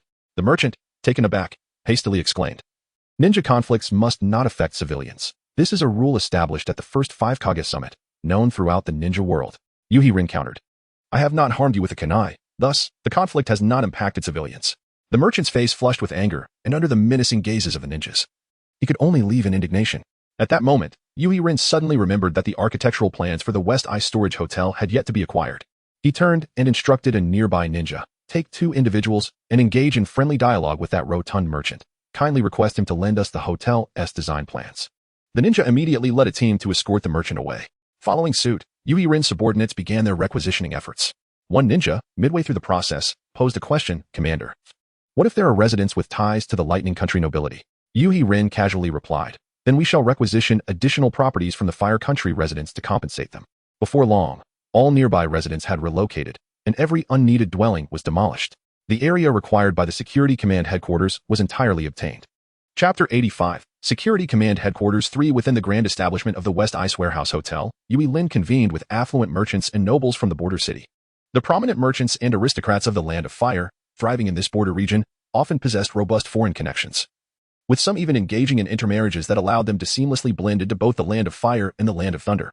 Amidst the tumultuous landscape of the ninja world, where bandits and wandering ninjas proliferated like wild leeks untethered from their roots, the local nobility and officials managed to extract resources from their subjects sustainably, while encountering itinerant traders without connections was akin to receiving a stroke of fortune. Those capable of engaging in extensive cross-border trade were either renowned ninja clans with formidable military strength or influential nobles and daimyos with vast networks. The individuals present clearly belonged to the latter category. With limited funding at the Security Command Headquarters, it was evident that achieving results necessitated some flexibility in approach. Ultimately, a benevolent affluent merchant offered to subsidize some expenses without charge. However, dealing with these well-connected noble merchants required a departure from previous methods. Once all were assembled, Yu He-rin addressed them, stating, "Due to the ongoing war, the security in the city has deteriorated significantly. The ninjas from Konoha are unable to assist in restoring order. Thus it falls upon us, the Cloud Ninjas, to take responsibility. Consequently, it is only reasonable to collect a fee for our protection services." A leading noble, adjusting his appearance, responded gravely, "Lord Cloud Ninja, we have previously contributed to the military expenses of your village and Appos' ninja forces. It is customary that one does not pay for the same service twice." "Ah, but that is a false equivalence," Yu He-rin countered. "The ninja forces receive payment without delivering results, whereas we truly provide services. Furthermore, should you refrain from compensating the ninja forces, they will not specifically target you. However, if spies infiltrate our jurisdiction, we shall be held accountable. Surely, you do not wish to be unwittingly embroiled in a conflict between ninjas due to a hidden Konoha spy in your household." The seasoned nobles, well acquainted with such matters, quickly grasped the situation and inquired, "What services can you provide?" "That depends upon the level of your contributions," Yu He-rin replied. The two exchanged knowing smiles. Swiftly reaching a consensus, the merchants departed, leaving behind their funds and specific requests. Yu He-rin perused the requests, Noting aspirations to establish trade routes within the Land of Thunder, desires for the assassination of rivals, and intentions to seize the properties of ordinary citizens. It was evident that the Security Command Headquarters' previous dealings had become widely known, attracting imitators in this land rife with malevolence. Gazing at the substantial stack of documents, Yui Lin felt the weight of responsibility. The multitude of merchants posed management challenges. The affluent merchants of the border city, as an additional economic source for the Security Command Headquarters, could not include every trivial trader. Moreover, an excess of merchants could incite fierce competition, necessitating careful consolidation. Days later, bolstered by significant financial investment, the Security Command Headquarters underwent rapid renovations. The once Grand West Ice Warehouse Hotel transformed into a comprehensive facility for intelligence analysis, military training, and prisoner interrogation. Sani also arrived with the remaining intelligence personnel. Upon entering, they were greeted by the task list that had been displayed for several days, and Yui Lin, idly manipulating a figurine using chakra in the shadows. Sani restrained a compliment that was on the tip of his tongue and instead asked, "Young Master Lin, have you developed any new hobbies? Are you not aware that there remains much work yet to be completed?" Yui Lin had already prepared his response, introducing his plan for raising boars while casually producing the profiles of several mid-level sponsoring merchants. These individuals could be approached individually, their proposals all aimed to expand their businesses, demonstrating their entrepreneurial spirit. We can assign a few ninjas to prioritize their needs, thereby broadening their commercial reach and aiding their growth. This way, we can secure additional funds during the process while allowing them to consolidate and absorb other merchants, keeping our hands clean. Once they evolve into prominent merchants, they shall become our puppets, and we can dictate the terms of profit. Sani accepted the task documents and inquired, "What if other sponsoring merchants urge us to expedite the completion of tasks? In that case, we shall employ a 4-step strategy. The first step involves delaying tactics. If they inquire, we will either block their access or send a ninja unfamiliar with the task to greet them, or claim that the informed ninja is already on a mission. Essentially, we will assert that we cannot confirm the Security Command has accepted any task, thus requiring them to provide evidence themselves. The second step, should they manage to present evidence or prove through other means that we have indeed accepted a task, we can no longer deny it and must treat them hospitably. We will present various intel indicating our genuine preparations to execute the task, albeit hindered by reasons such as the war, economic factors, weather conditions, or other circumstances that render immediate action impractical. The third step, if the merchants grow impatient and exert pressure through the nobles of the Land of Thunder, we shall sincerely apologize, acknowledging that action should have been taken. Yet regrettably, our military strength is currently stretched thin. The fourth step, should the merchants ultimately escalate the matter to the daimyo, we will explain that due to numerous uncontrollable factors, we could have acted previously, but it is now regrettably too late. Sani regarded Yui Lin, and they exchanged knowing smiles. "Lin, you seem quite suited for administrative work. Would you consider a transfer to the administrative department?" Yui Lin waved his hand dismissively. "My grandfather and your grandfather have distinct roles. I shall focus on military matters while you handle administration. Let us not encroach upon each other's domains. Instead, let us discuss the pressing issue of personnel shortages. The current number of ninjas under the Security Command is still too few." Sani glanced at the expenditure report of the Security Command Headquarters and swiftly deduced the existing number of ninjas.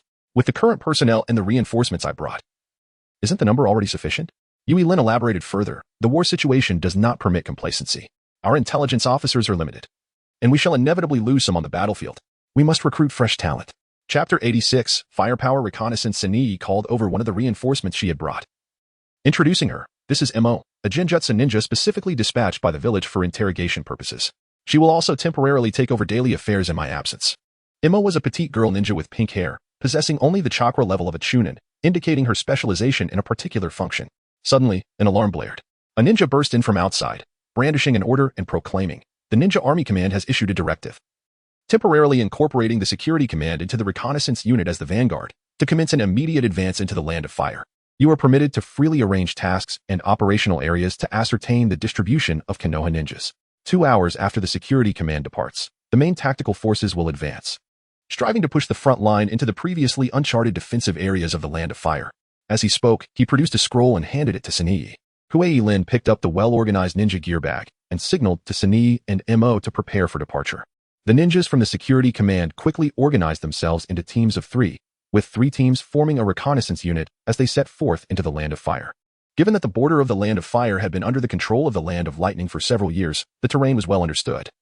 This mission evidently aimed merely to revert the previously retreated defensive line, to prevent the potential resurgence of the Edo Tensei army led by Senju Tobarama. This operation would initially deploy small units to act as decoys to draw enemy fire. Should any Edo Tensei ninjas appear, the operational direction would be promptly altered. If the Konoha defenders engaged the reconnaissance unit, the main forces would then be positioned based on the number of Konoha defenders to mount a counterattack. Typically, multiple specialized ninja squads would constitute the main forces responsible for this task, annihilating the enemy and swiftly retreating to deny them any chance of retaliation, thereby depleting enemy manpower and dismantling their defensive positions, simultaneously to establish an efficient reconnaissance system and strike effectiveness. The Security Command was required to set up a comprehensive command control system in the combat zone, facilitating information sharing among the tactical unit and oppos, as subteams. The aim was to swiftly relay target information obtained through reconnaissance to the main forces in the rear, while also allowing real-time communication and coordination among the main forces to ensure the accuracy and timeliness of attacks. Hui Lin soon entered the Land of Fire, taking on the role of commander due to her superior strength among the trio. During their march, Hui Lin seized the opportunity to understand her new companions, initiating the customary introductions before they melded as a team. I am Hui Lin, a versatile ninja specializing in taijutsu and swift ambush tactics, capable of delivering lethal strikes against opponents up to the Jonin level. Sunii followed suit, stating, I am a functional ninja, proficient in taijutsu, ensuring I hold the team back in a short time. I am well-versed in communication ninjutsu. The newcomer, Imo, timidly added, I am a freshly graduated ninja from the Ninja Academy, skilled only in genjutsu, but I will do my utmost to keep pace with the march. Hearing that Imo was merely a recent graduate, Hui Lin cautioned, on the battlefield, adhere strictly to my commands. Disregard the nonsensical principles taught by those incompetent instructors at the academy. After marching for less than 5 minutes, the trio paused beneath the shade of trees to discuss tactical arrangements. At this moment, most of the ninja forces from the Security Command were infiltrating deeper into the Land of Fire, prompting Hui Lin to consider an alternative route. Acknowledging that most of their ninjas were inexperienced, lacking in mobility and the ability to evade the Byakugan and Amp, Oppos, SKs, their mission would be to serve as bait. With their infiltration distance entirely dependent on the Byakugan and Amp, Oppos, S line of sight, even the most talented ninja would be hindered by their presence. To establish an effective command system, they could not rely on this group of novices. First, regarding the action route, they would directly avoid the main forces and penetrate deep into the heart of the Land of Fire, masquerading as wandering ninjas. They could not escape the Byakugan either. Only in places deemed secure by the Konoha ninjas would the Byakugan refrain from scrutinizing them. Next, for information transmission, Hui Lin had already pre-planned the marching routes for several elite squads, so they needed merely to establish contact with these elite teams at fixed locations, which would then relay valuable intelligence back to the main forces.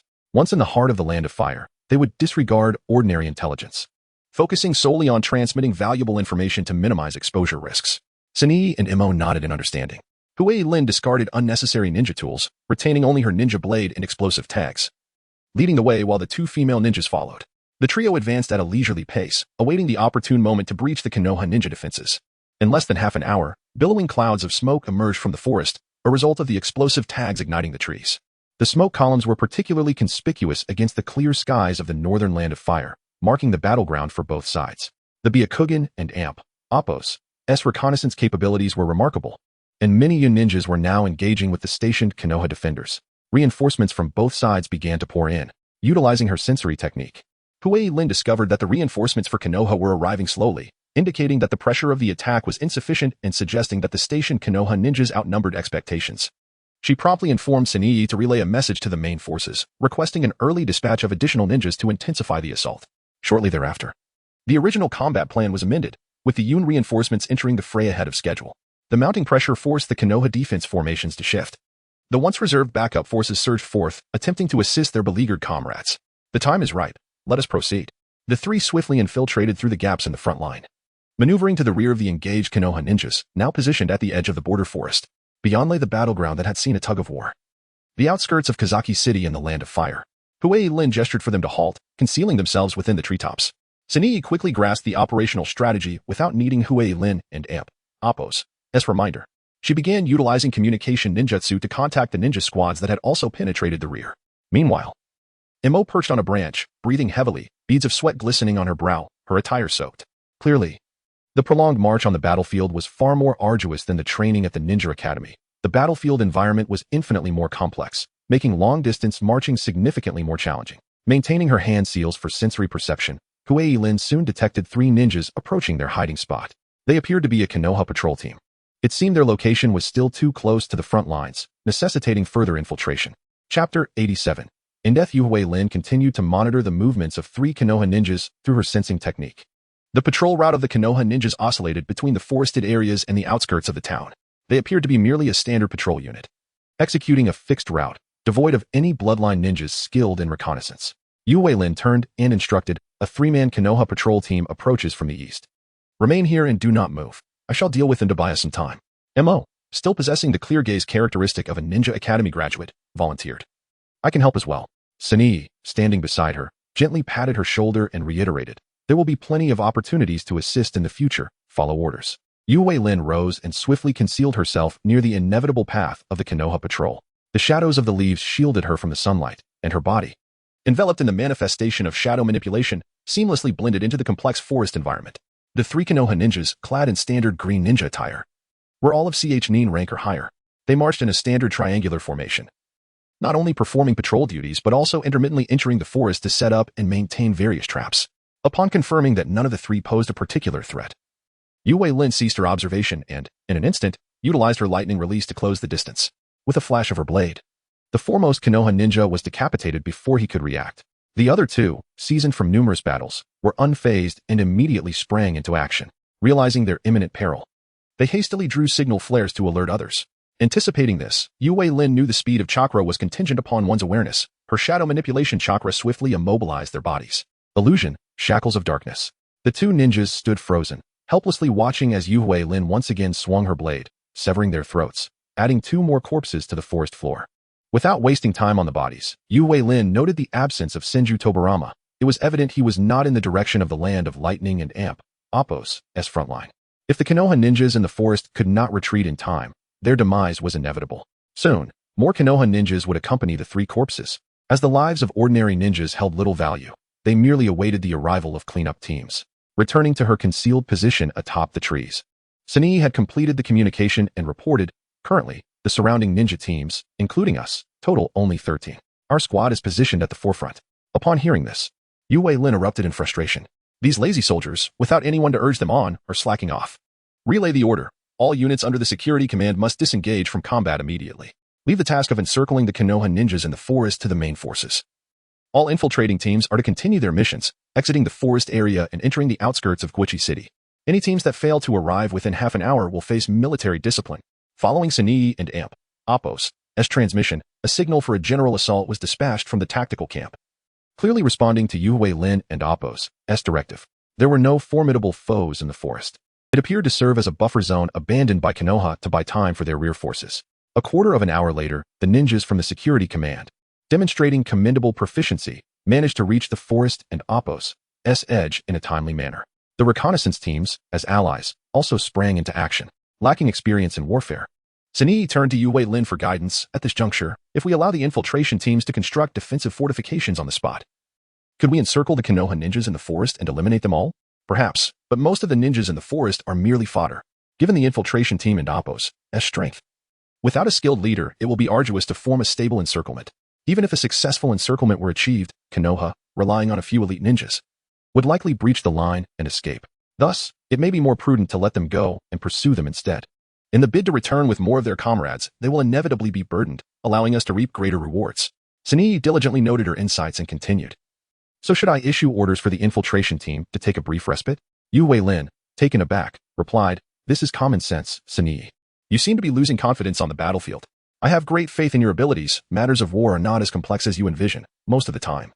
They're straightforward. I've always found it curious how some individuals struggle to adapt to the battlefield. I've never experienced such symptoms myself. Sunii inhaled deeply, dispelling her tension and regaining her composure. After all, you are a genius. Being extraordinary is only natural. She then began issuing orders for the reconnaissance ninjas on the battlefield to commence the second phase of infiltration tasks in half an hour. In the forests of the Land of Fire, explosions echoed incessantly. The situation on the battlefield was ever-changing, demanding the utmost vigilance. While resting, Yu Weilin employed her sensing technique to gauge the progression of the battle. The main forces advanced at a commendable pace, suggesting that most of the Konoha ninjas in the forest were mere pawns. Many Konoha ninjas had sharply realized that this operation was not the usual small-scale harassment, but rather a large-scale offensive from the Cloud Village, and began to retreat openly. Simultaneously, Konoha ninjas ensconced within defensive fortifications also attempted to break free. Yu Weilin estimated the remaining number of Konoha ninjas and found it far below expectations. She surmised that Konoha's main force was likely still situated in the outskirts of the city. Let us advance. The area ahead should be Konoha's primary defensive zone, well manned. Relying on the reconnaissance teams to draw fire is futile. We must charge through. We shall proceed ahead to avoid alerting the subsequent infiltration teams. When the main body advances, we shall seek an opportune moment. Once more, the trio forged ahead into the depths of the Land of Fire. Whenever they sensed patrolling ninjas, they swiftly changed their direction. The outskirts of Guochi City, once a thriving commercial hilly region with extensive road networks and fertile lands, had become a desolate wasteland after years of warfare and the Cloud Ninja's relentless exploitation. Yue Lin and her companions concealed themselves in a crater left by an explosion to evade detection. An hour passed, and after several skirmishes, they had roughly grasped the extent of Konoha's key defensive areas. Centered around the city, the defense lines extended outward, with a focus on safeguarding transportation nodes. In terms of manpower, it was virtually impregnable. Chapter 88. Captive Success. Yue Lin glanced at the time. The three of them had been marching briskly for nearly an hour and needed to conserve their strength for the upcoming battle. He decided to have the trio rest in a pit, awaiting the infiltration squad's assault. Curiously, Sani E inquired, "Have we escaped danger?" "Certainly not. First squads from Konoha were still approaching our position. However, there was no need for haste. In my opinion, they are merely insignificant forces. According to standard military protocol, the elite should now be regrouping to prepare for our army's initial charge. At least 60% of those still on duty outside are likely to be unremarkable, routine squads." Sani E, feeling slightly apprehensive, continued, "So, we have a 40% chance of encountering elite fighters and may be surrounded." Before she could finish, she fell silent. Realizing that they were no longer in the rear, on the battlefield, a 60% chance of victory was sufficient to send an entire tactical unit to take a gamble. Moreover, the current situation mirrored the exposure of the intelligence division in the Land of Water years ago, if fortune did not favor them and they were indeed encircled. It was evident that MO would be abandoned among the three. Continuing the discussion would prove detrimental to the team's unity. Yue Lin did not allow the atmosphere to become awkward and straightforwardly repeated the command, "Rest now, and prepare for battle shortly." A few minutes later, the four squads, totaling 12 Konoha ninjas, dispersed, with 6 heading towards the city. As per routine, Yue Lin reported the new findings to the team, and Sani immediately utilized a communication jutsu to receive the latest intelligence. Currently, the infiltration troops had fully engaged around Guochi City, and the main forces of Yun'in had ceased to conceal their movements, beginning to reorganize into a grand army for final battle preparations. Yue Lin believed the moment had arrived. What was lacking now was intelligence from the heart of the Land of Fire, and fortuitously, 6 ninjas who might provide information were heading their way. "The enemy is approaching. Prepare yourselves," Yue Lin cautioned. "Sani E, you will command. You two remain hidden here and keep a close watch on the 6 ninjas who may serve as sources of information. After engaging, based on the battle situation, choose the right moment to enter the fray. I will assess the situation and strive to leave some alive." With that, Yue Lin created 2 shadow clones, Dawn masks, and all 3 descended underground. The 6 ninjas soon arrived, forming a hexagonal formation, a balanced arrangement of offense and defense. Faced with such a turtle formation, the tried and true close combat techniques could easily devolve into a tangled struggle. Yue Lin focused his chakra, forming hand seals, fire release, great fire annihilation. The 6 ninjas remained vigilant, and upon seeing the jutsu approach, they immediately scattered, disrupting their formation. 2 clones lurking underground leaped out, charging towards the 2 nearest Konoha ninjas. These 2 were likely the weakest in the group, their reactions sluggish, while attempting to evade the jutsu. They had no time to form seals and resorted to throwing shurikens in a bid to thwart the clones' advance. Unfortunately, the shadow clones, composed of in-release chakra, had no vital points. Moreover, they were highly malleable. The shurikens struck the clones but failed to affect their offensive capabilities. At that moment, several shuriken flew from behind Yue Lin, accurately hitting the 2 ninjas who had thrown their shurikens and were momentarily unarmed. Yue Lin sighed. He had overestimated the 2 inexperienced novices, who had carelessly revealed their position due to the actions of the 2 weakest ninjas, originally intending to lay an ambush. He now had no choice but to eliminate them directly, to prevent the Konoha ninjas from breaching the front and threatening his vulnerable rear. Yue Lin resolved to escalate the offensive. He activated lightning release body flicker and dashed into the inferno, coordinating with his clones to prioritize attacking the weaker Konoha ninjas. Upon approaching the Konoha ninjas, the in-release clone detonated, utilizing a sudden genjutsu to immobilize them.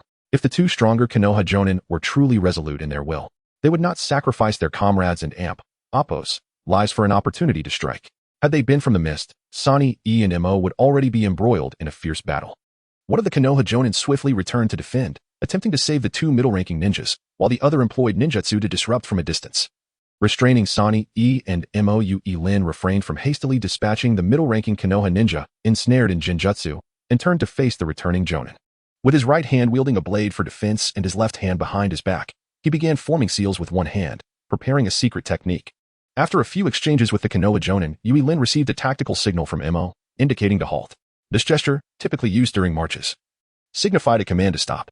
Clearly, the current situation was not one where their allies should cease and await death, but rather, the enemies needed to be halted. Trusting his companions, Yui Lin altered his sword technique during another clash, deflecting the Konoha Jonin and Amp, Appo's, S strike. With a significant opening in the Jonin and Amp, Appo's, S defenses. Yui Lin and Appo's, S blade was likewise restrained, leaving him at a disadvantage. In anticipation of Yui Lin and Appo's, S left hand, the Konoha Jonin transitioned from a two-handed grip to a one-handed stance, poised to counter any potential offensive. Unbeknownst to him, the Jonin and Amp, Appo's, S conventional responses were entirely foreseen by Yui Lin. Instead of attacking with the hand behind his back, Yui Lin relinquished his right-hand blade, evading the enemy and Appo's, S strike while channeling lightning release chakra into his right hand, delivering a palm strike to the Jonin and Appo's, S chest. Lightning release, heavy waterfall. The Konoha Jonin formed hand seals, attempting to evade with body flicker. Unfortunately, the proximity was too close. Yui Lin manipulated the lightning release chakra into a form change, causing it to erupt and paralyze the Jonin and Appo's, S body.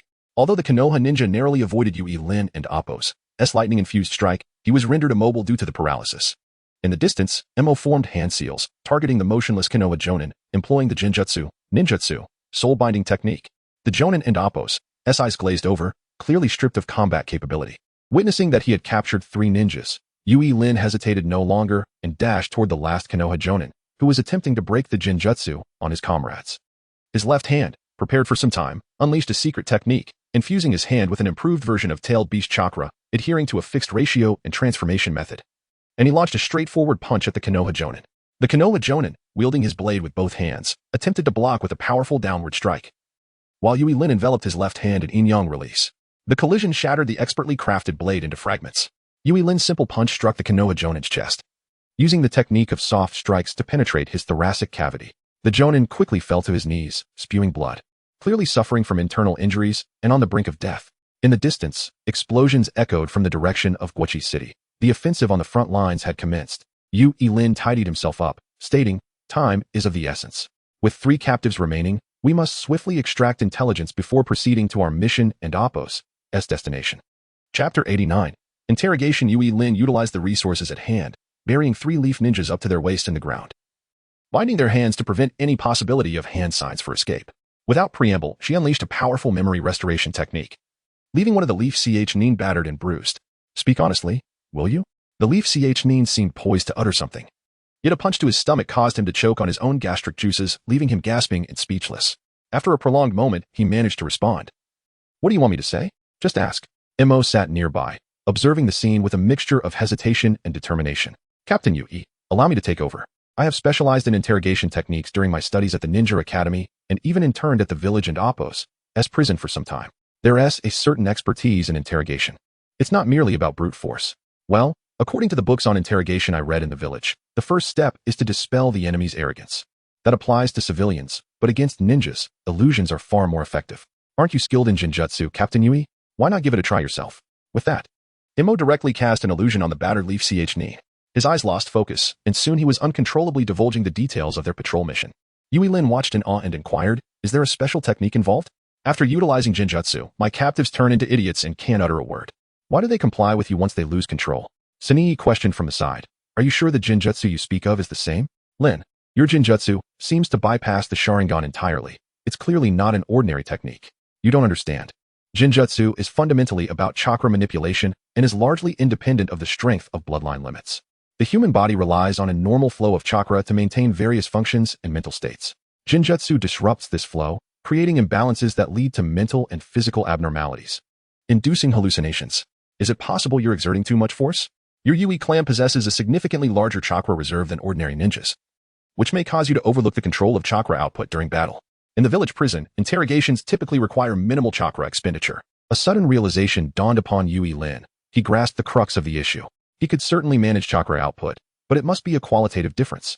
Ordinary ninjas likely could not endure the impact of high-density in-release chakra, leading to their mental breakdown and inability to answer questions. Before long, the leaf nin had surrendered all that he knew. Once the Jinjutsu interrogation concluded, Mo casually wiped her face. Her once neatly tied ponytail had loosened due to prolonged marching in combat, with damp strands of pale yellow clinging to her cheeks. Sunlight glinted off the beads of sweat on her fair complexion, creating a sparkling effect. Sunii, standing beside Mo with a scroll in hand, diligently recorded the acquired intelligence. Her white ninja attire was thoroughly soaked with sweat, clinging to her back and outlining her delicate spine. The hem of her garment curled slightly, revealing a slender waist as droplets of sweat trickled down, disappearing into the dust-laden fabric. Under the sunlight, the two female ninjas formed a visually appealing tableau. After a brief hesitation, the mood lightened considerably, yet they remained focused on their task. Shall we have some soldier rations? If your energy wanes, you can directly interrogate that Leaf J Nin. I suspect after interrogating these three ninjas, you may not have the stamina to continue marching. Sunii suggested, instead of fretting, why not lend a hand? First, use your Jinjutsu to dismantle the enemy's mental defenses, then Mo can manipulate the ninja into revealing information. Yu Elin nodded. After a month of intensive training, he had become adept at adjusting the ratios of Yin and Yang chakra. Observing the Jinjutsu interrogation, he placed his hand on the Leaf J Nin's head, reducing the proportion of Yin chakra and infusing it into him. The Leaf J Nin quickly lost his ability to resist, subsequently revealing all he knew. Sunii meticulously documented the troop distribution and information regarding the Leaf's deployment along the Lightning Country front in a sealing scroll, which he then transmitted back to the tactical command unit using reverse summoning techniques. In the distance, fierce exchanges of fire were distorting the original front lines, with both sides of ninjas pushing the battlefield forward. Yu Elin issued orders to commence further infiltration operations. Speed is of the essence. The timeliness of intelligence is limited. We shall depart immediately. According to the information, the support from the Fire Country to the Leaf remains steadfast, with local nobles governing towns that are key nodes along the Leaf and Appos as logistical routes. We must avoid being easily identified by civilians this time. Once behind enemy lines, they could not afford to act rashly. They needed to ascertain the movements of the Leaf ninjas and allow more operatives to infiltrate deep into the Fire Country. The three swiftly circumvented the towns, advancing towards the heart of the Fire Country from the side of the battlefield, utilizing sensory techniques for real-time monitoring. They soon broke through the area with the highest density of ninjas, officially entering the territory of the Fire Country. As they traveled, Sunii advised to establish a communication system. We must consider both counter-surveillance operations and intelligence gathering. We need to find a location abundant with wandering ninjas, a place rich in information and bustling with people. Then we can acquire suitable identities to lurk. According to the intelligence gathered from Lightning Country merchants during trade, there is a place in the northern part of the Fire Country that remains lively at all times, even during wartime. It's located on Saka Street, often referred to as the Gambler's Paradise. Many wandering ninjas, even those from major ninja villages, frequent it for gambling. Thus, casino owners hire wandering ninjas for security, making it an ideal spot. The casino must have powerful backing. The Leaf ninjas would never dare to clear it out violently. The three quickly reached a consensus and made their way towards Saka Street. Chapter 90. Chaksa Street. Chaksa Street is situated at the intersection of water and land transport in the northern region of the Land of Fire, adjacent to a central city. In most places, such a strategic transportation hub would be heavily guarded. However, this is not the case for Chaksa Street, renowned throughout the ninja world for its gambling establishments. It attracts countless gamblers from the Land of Fire. The lucrative profits from these establishments are too tempting for even the likes of Second Hokage to ignore. If regulations were overly stringent, it would hinder the arrival of dubious gamblers from various nations. Thus, as long as the transportation of goods remains unhindered and does not affect the ongoing war in Konoha, security is primarily managed by the gambling houses themselves, with only a few Konoha ninjas stationed for liaison duties. After all, the gambling houses' main clientele consists of merchants and minor nobles, and they are sufficiently protected by wandering ninjas. As evening fell, Yuri Rin and her companions, having successfully infiltrated the area after a prolonged period of covert observation, arrived at the famed gambling street. Outside Chaksa Street, a constant stream of horse-drawn carriages flowed in and out. Seizing this opportunity, the trio used a Jinjutsu to manipulate a minor noble, boarding his luxurious carriage to enter the bustling street. With the sun setting, casting a warm glow across the sky, the gambling establishments along Chaksa Street began to illuminate their vibrant red lanterns. The atmosphere remained lively, resembling a powder keg ready to explode with excitement. Unperturbed by the passage of time, the grand entrance of the gambling houses, adorned with intricate carvings and lavish red lacquer, exuded an air of opulence. As the door flaps were drawn aside, the warmth and cacophony of voices enveloped them. Yuri Rin surveyed the lively scene before her and remarked to Sunii, "It appears we have arrived at the right place. However, it is rather peculiar that Konoha ninjas are not stationed here in substantial numbers. If it were the Cloud Ninja, they would undoubtedly have established a training ground nearby to exploit these merchants." Sunii nodded in agreement and explained, "The governance of the Land of Fire's daimyo is relatively transparent, and military funding is quite generous, coupled with the reputation of Konoha as the foremost hidden village. The economy of Second Hokage is rather prosperous, eliminating the need for them to resort to the kind of opportunism we engage in. He continued, furthermore, Senju Tobarama instituted a set of 3 prohibitions for ninjas to prevent complacency in training and mission execution. Curiously, Yuri Rin inquired, oh, what are these 3 prohibitions? Prohibition against embezzlement, abuse of power, and forming factions for personal gain? Sanii gave her a perplexed look and elaborated. Alcohol impairs a ninja and Appos, reflexes and operational capabilities. Thus they must abstain to remain ever ready for the village's summons. Indulgence in luxurious material pleasures can dull a ninja's spirit, affecting their mission performance and resolve. Therefore, a simple lifestyle is mandated. Lastly, to maintain self-discipline and avoid the distractions of carnal desires that could interfere with training and missions, entry into brothels is prohibited. These are the 3 prohibitions for ninjas, he concluded. Unfazed, Yuri Rin dismissed the notion, saying, such trivialities are rather dull. A ninja should revel in life. Chakra embodies a ninja and Appos, will, and the more one restrains oneself, the more one becomes indistinguishable from the masses. Now how much money do we have? Let an Appos find a way to settle in. Sanii shrugged, I have no money on me. Understanding that Sanii, as a key member of the village and Appos' administrative department, had little need for personal funds, Yuri Rin empathized, recalling that he was accustomed to relying on local gentry for voluntary support. Both turned their gaze to Mo. She rummaged through her pockets and produced 20 ryo, handing it to Yuri Rin. Before this mission, I spent most of my funds. This is all I have left. Yuri Rin accepted the 20 ryo nonchalantly, stating, a minor issue. To win at the casino, one must employ cunning strategies. Watch and learn. With that, she led her companions into the largest gambling house. The atmosphere within was electric, with lights ablaze throughout the night. For the affluent citizens of the Land of Fire, this was the prime location to seek fortune. Yet, many were drawn here by unscrupulous friends, hoping to experience the thrill, only to find themselves ensnared. Some individuals enjoyed remarkable luck, returning with bountiful rewards, while many others lost their fortunes overnight, reduced to beggary. Each night in the gambling house unfolded a drama of wealth and the human condition, serving primarily as a tool for the elite to reap the rewards from the middle class. Efficiency is paramount for such tools. And Yuri Rin's goal was to seamlessly become the instrument the gambling house owner sought to employ. She pushed through the throng of gamblers gathered around a table, where chips, dice, and cards lay strewn. The patrons were fixated on the table, their expressions shifting like the tides. The dealer, raising his voice, called out for 5, 6. Big. Bettors reacted with fervor. Some banged their fists in frustration, while others, grinning widely, hurried to collect their winnings. The simplest method to cheat was to manipulate the dice, utilizing chakra to alter the airflow and gravity around them, ensuring the outcome met one's expectations.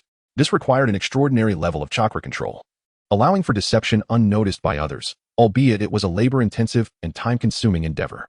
With only 20 ryo in hand, Yuri Rin knew she needed to win millions to attract the attention of the gambling house and Appos, as shadowy proprietor. To achieve rapid success, she needed to focus her efforts on altering perceptions through Ninjutsu, allowing her modest bets to multiply swiftly within her grasp. As the game commenced, the dealer and Appos' gaze met those of the patrons, and Yuri Rin activated her Genjutsu. Bet locked in. 3, 5, 6. Big. Upon discerning the outcome, she tossed her 20 ryo onto the table, marking the Appos, big and Appos, area, while the surrounding gamblers remained oblivious. Under the influence of the Genjutsu, their vision and subconscious had been altered. Yuri Rin appeared to have already placed her bet, merely one among the fortunate gamblers. After several successful rounds employing the same tactic, the Genjutsu and Appos' effect deepened. The rolling dice became an anchor for the illusion, intertwining with the growing excitement of the gamblers. Within a mere 10 minutes, anyone focused on the dice was thoroughly ensnared in the Genjutsu, their perceptions completely rewritten. Sensing the time was ripe, Yuri Rin gathered a handful of bills and passed them to the 2 female ninjas trailing her, conveying her instructions through Genjutsu. The gambling house has an inn. Go secure a room and prepare the necessary supplies. Additionally, gather intelligence on the Konoha ninjas. Sanii and Imo took the bills and departed, ready to set their plans in motion. Chapter 91. Deception surrounded by a throng of fervent gamblers. Yui Lin gradually ascended from the edge of the gambling table to the prominent position facing the dealer. Amidst the ebb and flow of wins and losses, the stakes on the table surged from a modest 20 taels to a staggering several million. The gamblers, inspired by Yui Lin and Appos' success, eagerly placed their bets, reaping considerable rewards. Engaged in animated discussions about various metaphysical techniques, they closely monitored the dice cup, their excitement palpable. The exuberant voices of the crowd drew the attention of everyone in the gambling house, with onlookers attempting to crowd closer to the table, only to be thwarted by the lack of space. As the round concluded, the room erupted in cheers, followed by fervent calls for the dealer to commence the next round, eagerly awaiting Yui Lin's subsequent wager to follow suit and amass wealth. Sensing that the atmosphere was ripe, Yui Lin reminded himself that he was not there merely to serve the gamblers and facilitate their winnings. It was time to alter his strategy.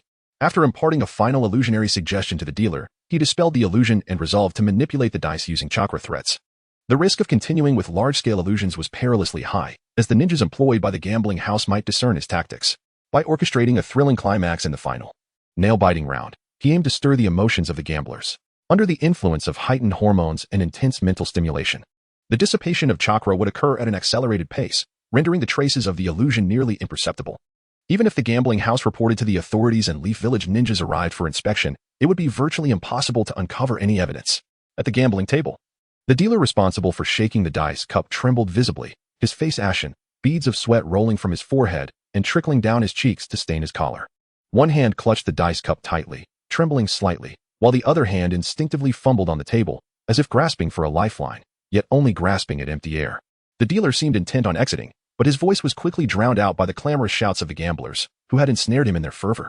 The surrounding gamblers, unable to contain their excitement, bellowed, "Continue. Shake the dice cup. Bet, bet, bet." The exuberant chants surged like a tidal wave, compelling the dealer to proceed with shaking the dice. Ignoring the dealer's distress, Yui Lin tossed the remaining silver onto the table, declaring, "I bet small," while fixing a piercing gaze on the dealer, exerting pressure through his eyes. The dealer wiped the sweat from his brow, inhaled deeply, and with a resolute expression, gripped the dice cup firmly, skillfully tossing in the 3 dice. With a swift flick of his wrist, the cup began to shake violently, the dice clattering within, producing a cacophony that echoed like a rapid drumbeat, striking at the taut nerves of the onlookers. The gamblers leaned forward, their eyes locked on the dice cup. Beads of sweat forming on their foreheads, their hands instinctively gripping tightly, nails digging into their palms. Some muttered their lucky numbers in hushed tones, seemingly entranced, betting their entire fortunes at the table, fervently appealing to the god of wealth. Others bore grave expressions, their eyes reddening with desire. As the dice cup crashed down, an instant silence enveloped the casino. The air felt thick, every breath becoming a whisper, all eyes fixated on the dealer for the moment that would determine their fates. The cup was unveiled, revealing 1, 2, 3, small. The dealer shouted in disbelief, "Impossible. How can this be?" No one responded. Only a fleeting silence lingered before a resounding cheer erupted, reverberating through the establishment. The dealer swayed precariously, as if on the verge of collapse, ultimately sinking back into his chair, his body appearing devoid of strength, eyes wide and bloodshot, fixated on the chaotic table before him, as though his soul had vacated his body, leaving behind merely a shell. In that moment, he became inconsequential. At that juncture, a resplendently dressed man emerged from the back, flanked by several bodyguards clad in armor and iron helmets, their lack of family crests indicating they were mercenaries stripped of their lineage. The nobleman moved with an air of grace and poise, clearly of noble descent. Upon his arrival, he swiftly gathered the gambling house staff, issuing a few commands. Several attendants shouted, "The manager has decreed, winners, follow us to the treasury to collect your winnings."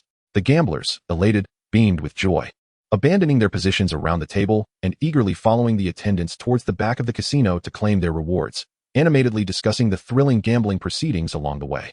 Yui Lin, however, did not collect his winnings, remaining stationary at the table.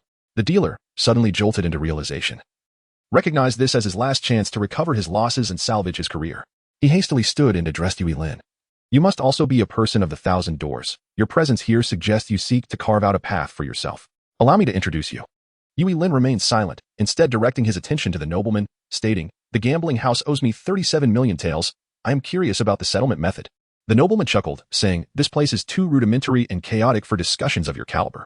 Please follow me." With that, he turned and led the way. And Yui Lin followed suit, entering a lavishly decorated reception room in the back of the gambling house. The nobleman wasted no time, stating, "Your skills are remarkable. Despite winning, you choose not to depart.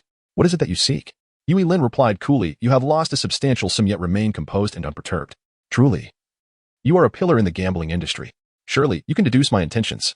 The nobleman responded confidently, "Your gambling prowess is impressive, yet you seem indifferent to wealth. Are you perhaps seeking a position through this display? Those who engage in deception tend to wander freely, making their home wherever they please. Those willing to ally themselves with a faction are either too old and seeking retirement or attempting to evade retribution. You, being youthful, cannot be here merely to escape trouble." The nobleman spoke assuredly, having witnessed many oddities during his years as a gambling house proprietor. The ninjas employed by the gambling house often bore their own troubled pasts. Ironically, these fleeing ninjas proved to be more compliant and useful than the ninjas from the Leaf Village. Official tasks were delegated to Leaf ninjas, while the more illicit matters were resolved internally. The gambling house thrived on the very ninjas it sheltered, leveraging their plight to ascend to the top of the industry.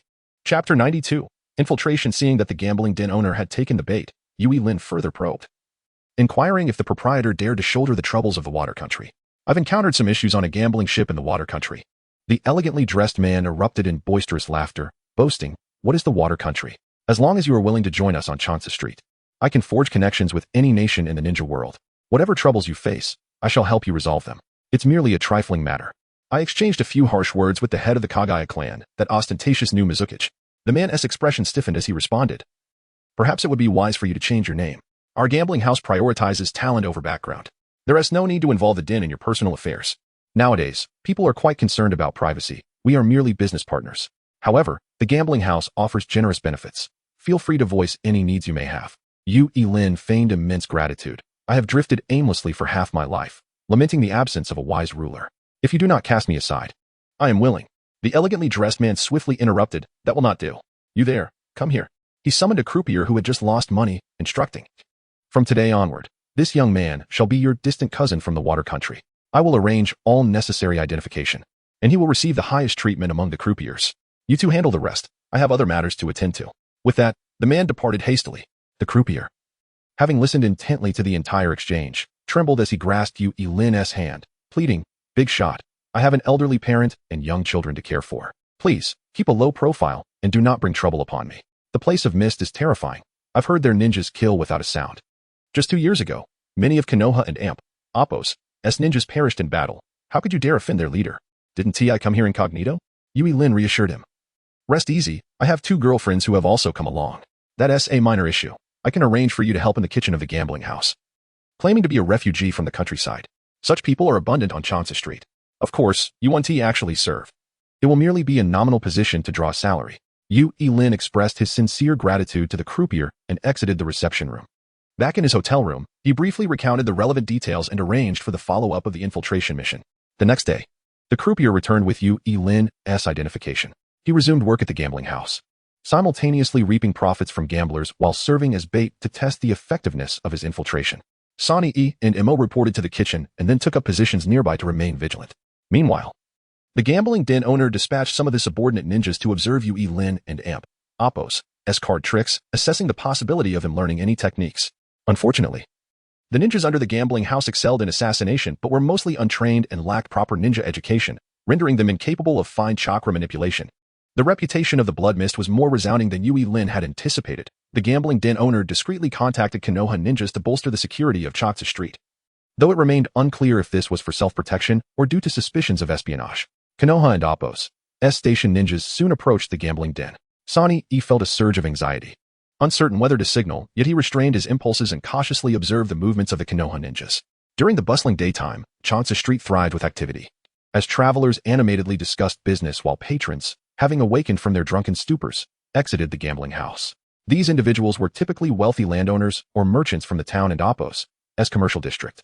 For them, the routine was simple: sleep until they awoke naturally and then go door to door to collect rent. Their lives were predestined by the brilliance of their ancestors and the mastery of their lineage, ensuring a life of simplicity and happiness, provided there was no war. The Konoha ninjas did not enter the gambling house during its peak business hours to conduct inspections. Instead, like Sonny, they chose a tavern to observe the comings and goings. Noticing this, Sonny signaled to Imo dressed in the kitchen helps attire. Imo procured several small dishes from the tavern to deliver to Yu Lin while discreetly observing the attire of the Konoha ninjas. They wore standard green ninja garb, devoid of any conspicuous markings that would identify them as members of a particular clan, appearing more like regular ninjas. Upon returning, Imo relayed her findings to Sonny. Observing that the situation was not tense and likely just routine surveillance, Sonny continued to monitor the movements of the Konoha ninjas, collecting intelligence as best as he could. Soon, the dishes from the tavern were prepared, and a servant delivered the meal to the gambling house. This unusual occurrence alerted Yu Lin that something was amiss outside. He concocted an excuse to leave the gambling table, allowing other croupiers to take over, and prepared to visit the restroom. Once inside, Yu Lin adjusted his stance against the door and immediately formed hand seals. Ninja art, spirit transformation technique. His ethereal spirit separated from his body, passing through the walls of the gambling house to observe the outside. It was morning, and outside the gambling house, several Konoha ninjas in conspicuous green vests were present at the tavern, eating breakfast while monitoring the establishment's activity. Yu Lin shared Sonny's assessment. This was likely routine oversight. Considering that the Konoha ninjas might soon engage in inquiries, Yu Lin resolved to divert their attention. Returning his spirit to his body and dispelling the technique, he opened the restroom door and returned to the gambling table, searching for a target.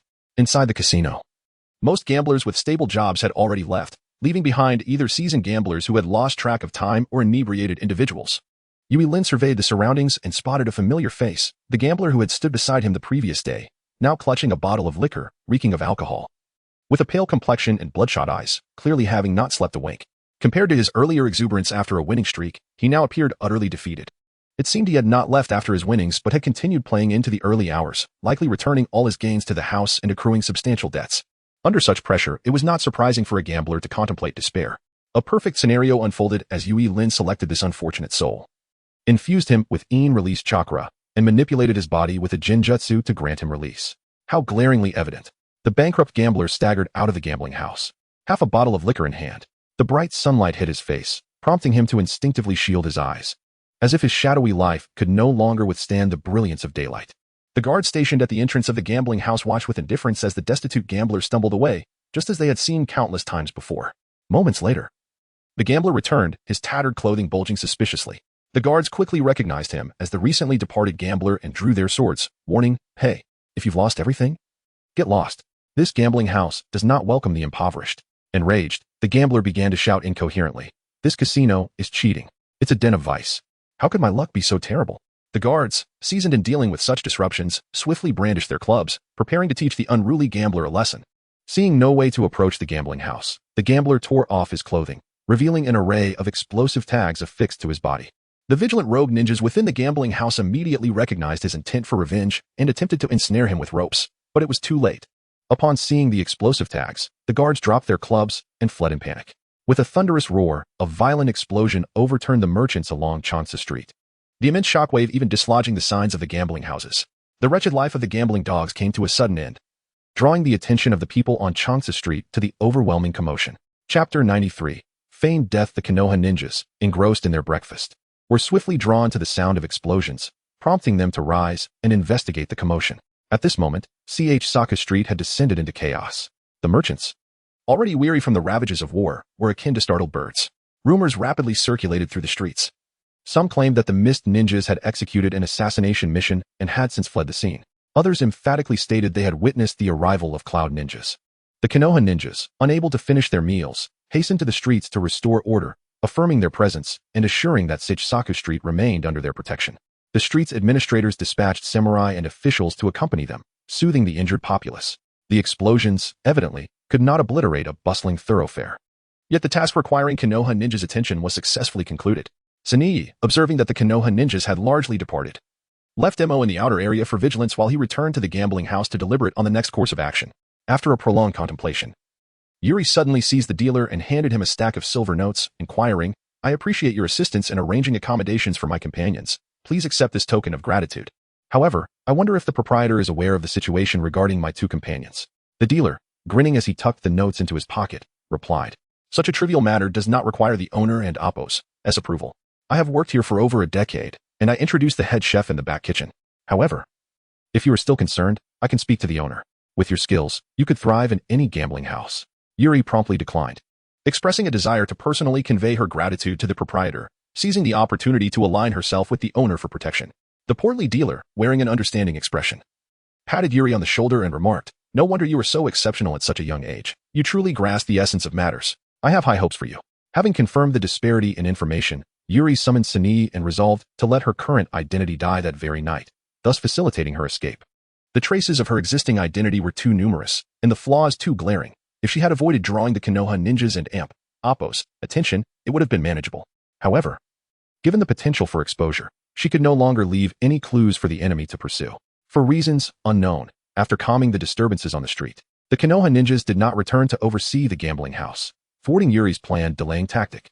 Time slipped away in silence, and before long, night had fallen. The trio had finalized their battle strategy and remained on standby in the gambling house and Appo's prepared to execute their plan. Yuri glanced at the clock and declared, "Though I do not understand why the Konoha ninjas have not returned, let us proceed as planned." Sanii nodded, stating, "Then Mo and I will first take refuge at the dealer's home, ensuring he does not wander tonight. You will feign death and slip away, seeking an opportunity to infiltrate later. The dealer resides nearby. In 5 minutes, you may act freely. Stay safe." After Sanii and Mo departed in an instant, Yuri summoned a corpse from a scroll, altering it using the mist technique to create a scene of bloodshed throughout the room. She then formed hand seals and invoked Water release, hidden mist technique. A thick white mist enveloped the street where the gambling house stood, the festive red lanterns casting broken crimson light through the haze, infusing the night with an eerie ambience. Eerie screams erupted from the lodging quarters of the gambling house, indicating that the false body left by Yuri had been discovered. The security ninjas rushed towards the lodging. A scream pierced the air as one ninja had his throat slit by a blade emerging from the mist, arterial blood gushing forth and splattering onto his comrades. "It's the mist ninjas," one screamed, terror etched across his face. "The captain must be insane, with such dense fog. It is clearly the mist ninjas. How can we be sent to confront the ninja of the 5 great nations? It's madness."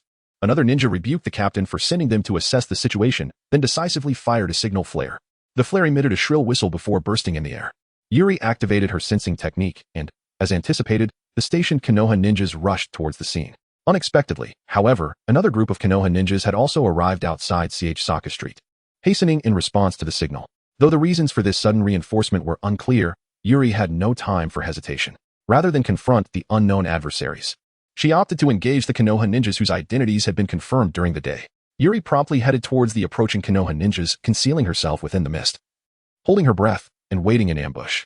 Upon encountering the white fog, the Konoha ninjas halted at the mist's edge, attempting to perform hand seals to disperse it with wind release. Yuri, having completed her seals in advance, unleashed the water dragon bullet technique towards the halted Konoha ninjas. The advantage of a multitude of seals lay in the ease of control and the resultant power. The tremendous impact of the water dragon sent the entire Konoha squad flying, the water pressure crushing their forms. Blood mingled with the flowing water, leaving streaks of crimson in its wake. With that single strike, the reinforcements were obliterated. Yuri continued to lurk within the mist, sensing the positions of the Konoha reinforcements. However, she discovered that they were not searching for her, but rather collectively assaulting another location on Saka Street. While the reasons remained elusive, it was evident that the Konoha ninjas had not erred. Yuri realized that another village-esque covert team had likely been discovered by Konoha. Chapter 94. Thunderblade Yuri arrived at the outskirts of the battlefield where the Konoha reinforcements were engaged, concealing herself as she sought to gather pertinent intelligence. She observed a dozen Konoha ninjas surrounding 2 mist ninjas in the center. One of the mist ninjas, a towering figure with a robust physique, was none other than the member of the Mist Umbu, Suigetsu Zuki, whom Yuri had encountered during her mission in the hidden mist village. He wielded a uniquely shaped, spiked greatsword.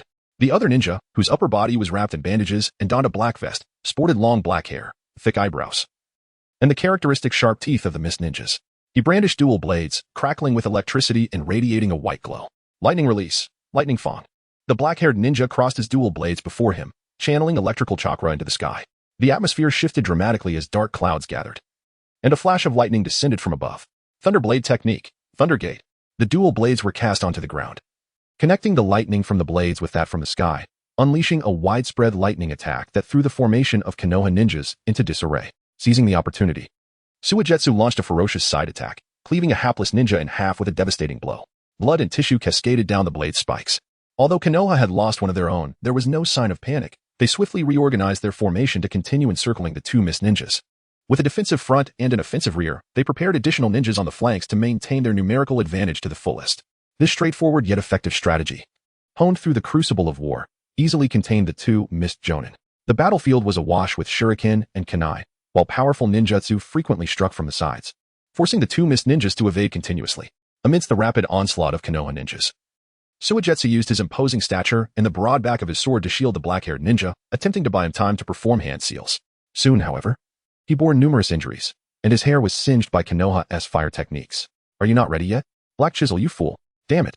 It's your fault for attending a funeral for people you don't even know. If you pull this nonsense again during a mission, I swear I'll kill you," Suigetsu urged, simultaneously erecting a water barrier to fend off incoming fire ninjutsu. The Konoha ninjas had re-established their formation, and if this dragged on, escape would be impossible for the 2 of them. "Just complete the technique and follow me." Black Chisel finished his hand seals, withdrawing the thunder blade from the ground. The lightning in the sky surged into the battlefield, and a lightning storm began to swirl, forming a tornado of arcs aimed at the prepared Konoha ninjas. "Wind release ninjutsu ready," commanded the Konoha team leader, and several ninjas promptly performed hand seals, unleashing a powerful wind release, great breakthrough to dispel the tornado. Amidst the thunderous clash of ninjutsu, Black Chisel, charged with electricity, unexpectedly broke through, braving the attacks of Konoha ninjas and plunging into their ranks. After a few exchanges, several Konoha ninjas were incapacitated, unable to move. Yuri, initially observing discreetly from the sidelines, was taken aback by the appearance of the lightning armor and wondered if the secrets of the Yagami clan had been leaked. Upon closer examination, She realized that the Mist's lightning armor merely utilized cunning with ninja tools, falling short of the true offensive and defensive capabilities of the technique. Nevertheless, the fact that the Mist had managed to simulate such a signature ninjutsu indicated their rapid development. Indeed, Aitsuki was a prodigy. As she watched the familiar lightning release techniques unfold, Yuri recognized the nefarious intent behind the Mist's infiltration team, truly despicable. Mirroring her own thoughts of framing other ninja villages to obstruct Konoha's investigations. In the midst of her contemplation, Black Chisel once again fractured the formation of Konoha ninjas, with Suigetsu trailing closely behind, his massive blades slicing through the air, leaving nearby Konoha ninjas either dead or wounded. The two swiftly managed to break free from the encirclement. The Konoha ninjas refrained from further encircling maneuvers but pursued closely behind, intent on continuing their chase. Yuri seized the moment to dispel her ninjutsu, allowing the mist to slowly dissipate. While the exact nature of the Mist and Appo's mission remained unclear, it was evident that it had failed, regrettably. Their misfortune had drawn unwanted attention to Yuri, with two exceptional Mist Jonin now serving as bait, drawing the focus of Konoha ninjas. The infiltration mission of Yuri and her companions would proceed with greater ease.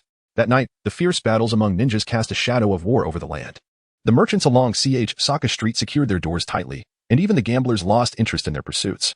Yuri infiltrated an inn, settling into the room prepared by Sanii during the day. The ninjas who might have suspected the identities of the three had perished that day, leaving only the gambling house owner and the dealers as the remaining informed parties. The next strategic move was to gradually take control of the entire gambling house, transforming it into an intelligence hub for the Cloud Village. The following day, the news of the Mist ninjas' infiltration and the deaths of several Konoha ninjas spread rapidly throughout Saka Street. The gambling house owner quivered as he watched the samurai under the noble's command enter the establishment to conduct a cleanup, the mangled corpses emerging from the inn. His face was grim. With so many casualties, an investigation by Konoha ninjas was inevitable. The dealer stood among the gambling house staff, a member of the onlookers, his expression darkening. The staff believed the dealer was simply too old to witness such brutality, unaware that his family had been controlled by Sanii the previous night, leaving him no choice but to become an accomplice to the ninjas. Otherwise, the lives of his family would be at stake. The samurai under the noble's command intensified their oversight of Saka Street, and the renowned gambling district fell under martial law. Many traveling merchants, fearing the encroachment of war, hastily sold their goods in a bid to escape. Once vibrant streets turned desolate, with outsiders and workers gathering to murmur among themselves, seeking news. As the morning passed, an informed merchant arrived alongside officials from Saka Street. Rest assured, everyone. New station ninjas from Konoha are on their way, and the lockdown will be lifted shortly. Our fire country is the foremost nation. Even during the Warring States period, we have never ceased trade due to conflict. Saka Street is not some impoverished backwater. We possess strength. Everyone here is a wealthy merchant, trading millions of Rio. Let us not allow a minor incident to dampen our spirits. Yuri, seated at the edge of the tavern's main hall, felt a wave of relief wash over her upon hearing those words. She had not anticipated the greed of the merchants in the fire country, unwilling to bear even a day's loss. At that moment, the new batch of station ninjas had just arrived from Konoha. Chapter 95, Uchiha Fugaku in the residence of the officials of Chancet Street. The bureaucrats had just begun their workday, indulging in a lavish breakfast prepared by the chef while enjoying a performance by the maidens, exuding an air of tranquility and festivity. A contingent of Konoha ninjas entered in unison, clad not in the customary green uniforms, but in black attire embroidered with their family crest, unmistakably Uchiha ninjas. Upon recognizing their esteemed guests, the officials applauded, and the attendants discreetly withdrew. Yet, the officials continued to savor their meals at a leisurely pace. The chief official, upon seeing the visiting ninjas, straightened his posture and remarked, "Welcome, ninjas of the Uchiha clan, to Chancet Street. I trust you are familiar with the nature of your mission. In brief, the paramount objective is stability above all else. We must ensure the peace of Chancet Street. We cannot afford a repeat of the violent clashes witnessed last night, for the repercussions on our economy would be immeasurable." The leading Uchiha ninja expressed his gratitude and inquired further. "We are aware of the conflict between the ninjas of Konoha and Kirigakura last night. May I ask about the current situation? Is the street still under martial law?" The official, dismissive, chuckled and replied, "You must be a distinguished ninja of the esteemed Uchiha clan. Your spirit seems far more vigorous than the previous group. May I know your name?" "I am Uchiha Fugaku, the captain of this mission," he responded. The official nodded, gesturing for the attendants to clear the breakfast dishes, and explained, "The samurai have conducted their inspections. All is secure. As for the martial law, with your arrival, it shall be lifted." Fugaku furrowed his brow. "In that case, the flow of people will increase. What do you intend?" "Identifying the assailants from last night will become exceedingly difficult. Can we reinstate martial law to temporarily restrict access?" The official shook his head in refusal, further elucidating, "Chancet Street merely needs to maintain stability. Merchants from various nations frequent here daily, and there is no necessity for such stringent measures. We possess a well-established management system that ensures they pay taxes to the Land of Fire. Other matters are of little consequence. We cannot create a scene that is too unsightly. Lord Fugaku, we still need to conduct business with other nations. Moreover, as long as the ninjas stationed in Konoha possess sufficient strength, even if enemy ninjas lurk here, they would dare not act, would they? Do you lack confidence in your own capabilities? Fugaku found himself at a loss for words, yet persisted. Even so, Consulate Street's unique position necessitates that we, the Uchiha, maintain our investigations during our watch for the greater good of the Land of Fire. The official, showing signs of impatience, stated, "Do as you wish. But ensure you investigate wisely, do not probe indiscriminately. If you uncover something truly alarming, it would be quite the predicament. Lord Fugaku, you are still young. Allow me to offer 3 pieces of advice. Should you fail to heed them, do not blame me for reporting to the Hokage. Please, go on. There are 3 matters you must not investigate in Consulate Street: taxation, gambling, and foreign trade. That is all. You may leave now." Disheartened, Uchiha Fugaku had no choice but to exit the official residence with his companions. A curious attendant asked the official, "Sir, what if the Uchiha ninjas truly intend to investigate?" The official replied, "That is a concern for the Hokage. We are vassals of the daimyo, so why should you worry about their affairs?" Uchiha Fugaku and his team swiftly began patrolling the streets, their reputation preceding them, and news of their arrival spread like wildfire throughout Consulate Street. Sani settled the family of the dealer and entrusted Emma with their protection. He then proceeded to the tavern to meet with Yuri Rin. Just as the Uchiha ninjas passed beneath them, Rin, spotting the black-haired little girl who had once been beside Uchiha Shana, was taken aback and quickly switched places with Sani. Sani glanced at the scene and remarked, "The Uchiha clan has arrived. Our original plan to use Ninjutsu to control the gambling den's owner appears unfeasible. Do any among this group know you?" Given their heightened caution, Rin nodded and replied, "We must send word back to the village, relaying recent intelligence. There is undoubtedly involvement from traders from the Land of Lightning and Consulate Street. Akin to our situation with the Land of Water, we must first resolve the issue of identity and ascertain what support the village can provide." Sani nodded in agreement, and the two left the tavern, seeking refuge in an inn, waiting for further news. Several days later, orders from the village arrived. A certain noble from the Land of Lightning had voluntarily offered his commercial establishment, allowing Rin and her companions to transform into distant relatives of a wealthy merchant who had toiled in Consulate Street for many years. Seizing the opportunity presented by the complete annihilation of Konoha's station ninjas, the officials of Consulate Street capitalized on this chance to amass considerable wealth. Overnight, the Land of Fire gained a new batch of prosperous citizens, and the officials found their coffers swelling. As the foremost power in the ninja realm, the economic prosperity of Consulate Street, with its flourishing gambling industry, continuously attracted various exceptional individuals from across nations seeking refuge. This steady influx of talent ensured that the gambling establishments in Consulate Street maintained a monopolistic position within the ninja world. Within these establishments, as the flow of money accelerated, lies were often caught in the fray, serving as mere lubricants in the machinery of commerce. Konoha ninjas had entered into agreements with the daimyo to ensure regional safety. However, the aristocrats executing these tasks would hardly surrender all profits. After enduring necessary losses and minor miscalculations, there would always be some inconvenient funds requiring transport back to the aristocrats and Appos homelands. At such times, it was imprudent to entrust Konoha ninjas with the delivery, as any commission tasks would necessitate explicit detailing of the goods, rendering it no different than handing money directly to the daimyo. Instead, reliable rogue ninjas were called upon. While risks were inherent, the demand outweighed them. Rin and her companions, alongside a cadre of rogue ninjas who had quietly established themselves in Consulate Street, easily secured their identities, becoming steadfast citizens of the Land of Fire.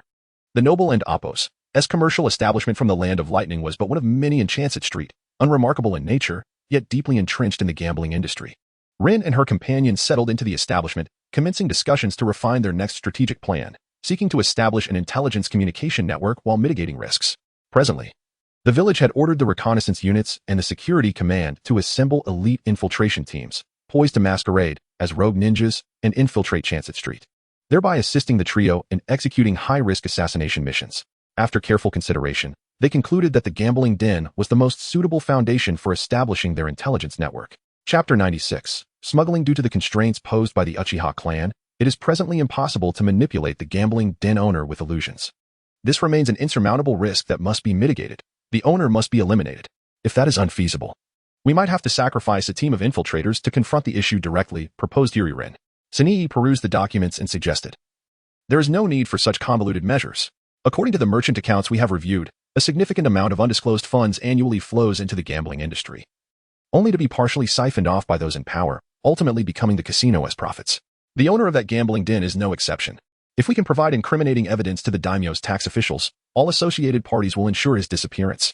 Our control dealer has worked at the gambling den for over a decade and would be the most suitable candidate to replace the owner once he is gone. We can then support him in becoming the new proprietor, as long as he continues to distribute profits to the nobles. Not only will they refrain from interfering with our operations, but they will also go to great lengths to protect us. Yuri Rin nodded in agreement, exclaiming, Senii. You truly are a nefarious bureaucrat. Senii's slender brows furrowed, her eyes ablaze with indignation.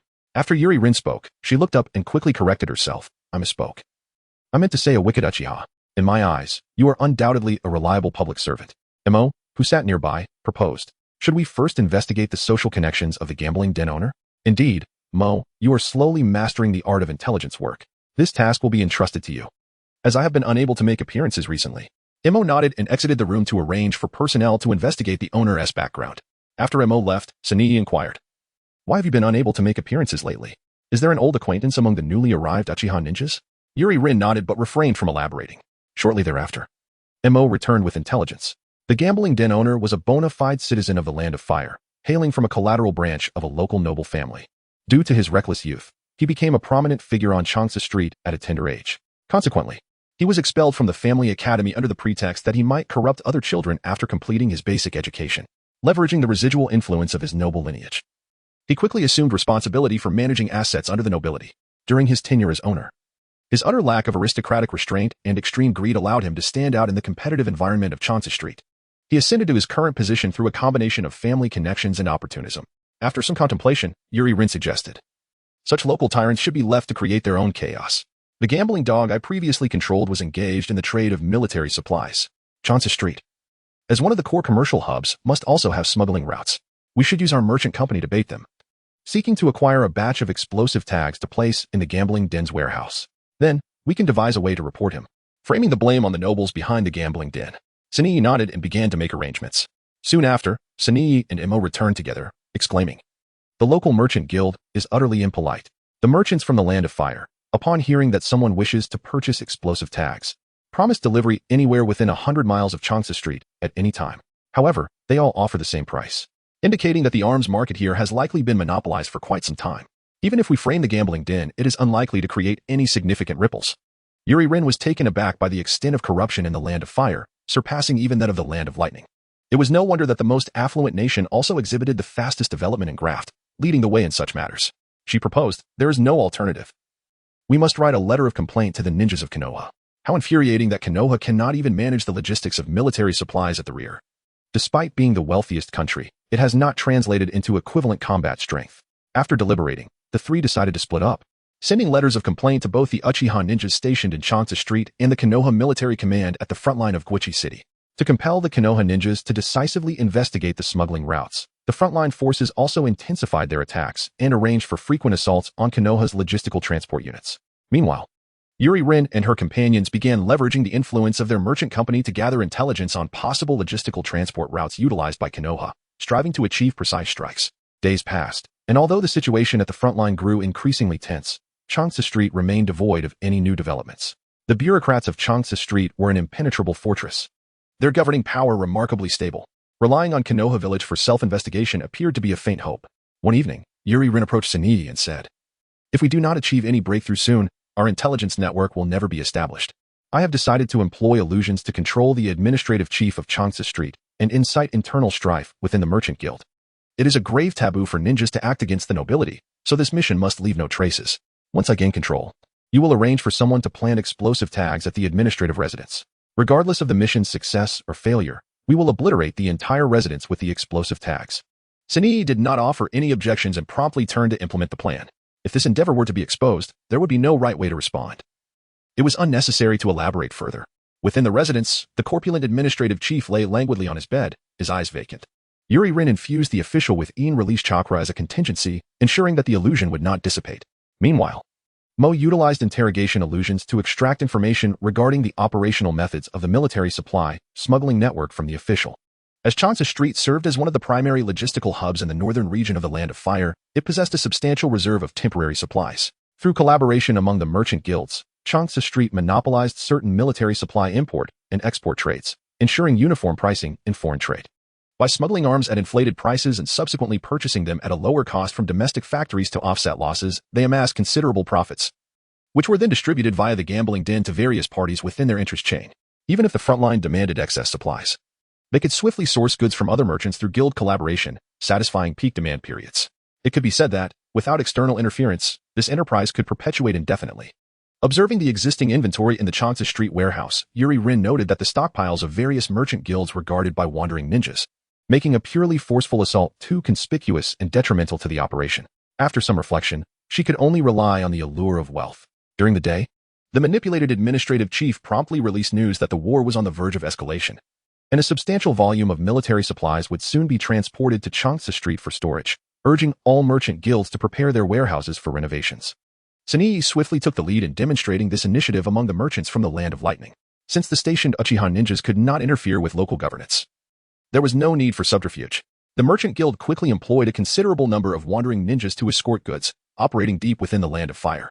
Through the established trading networks, they began selling large quantities of military supplies abroad.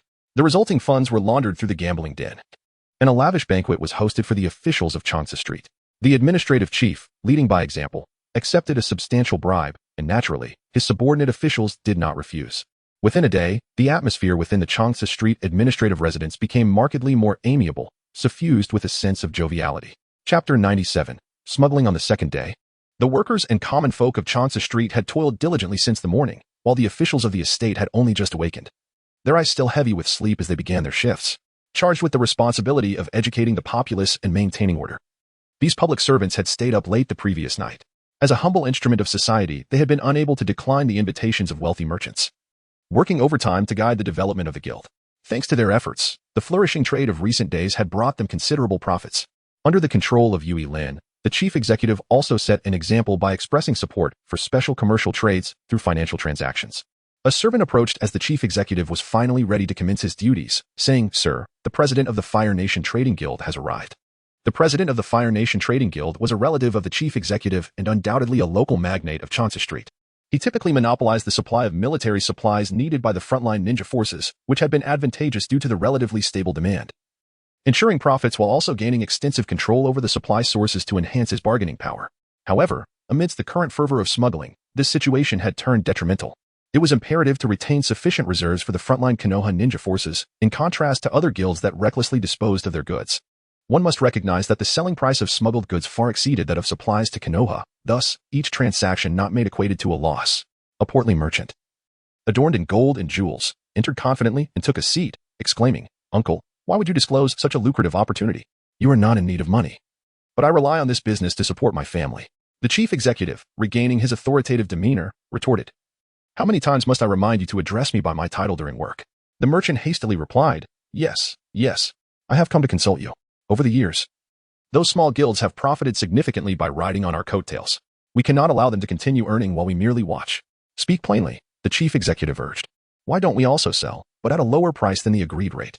This would allow us to monopolize the market and expedite our sales.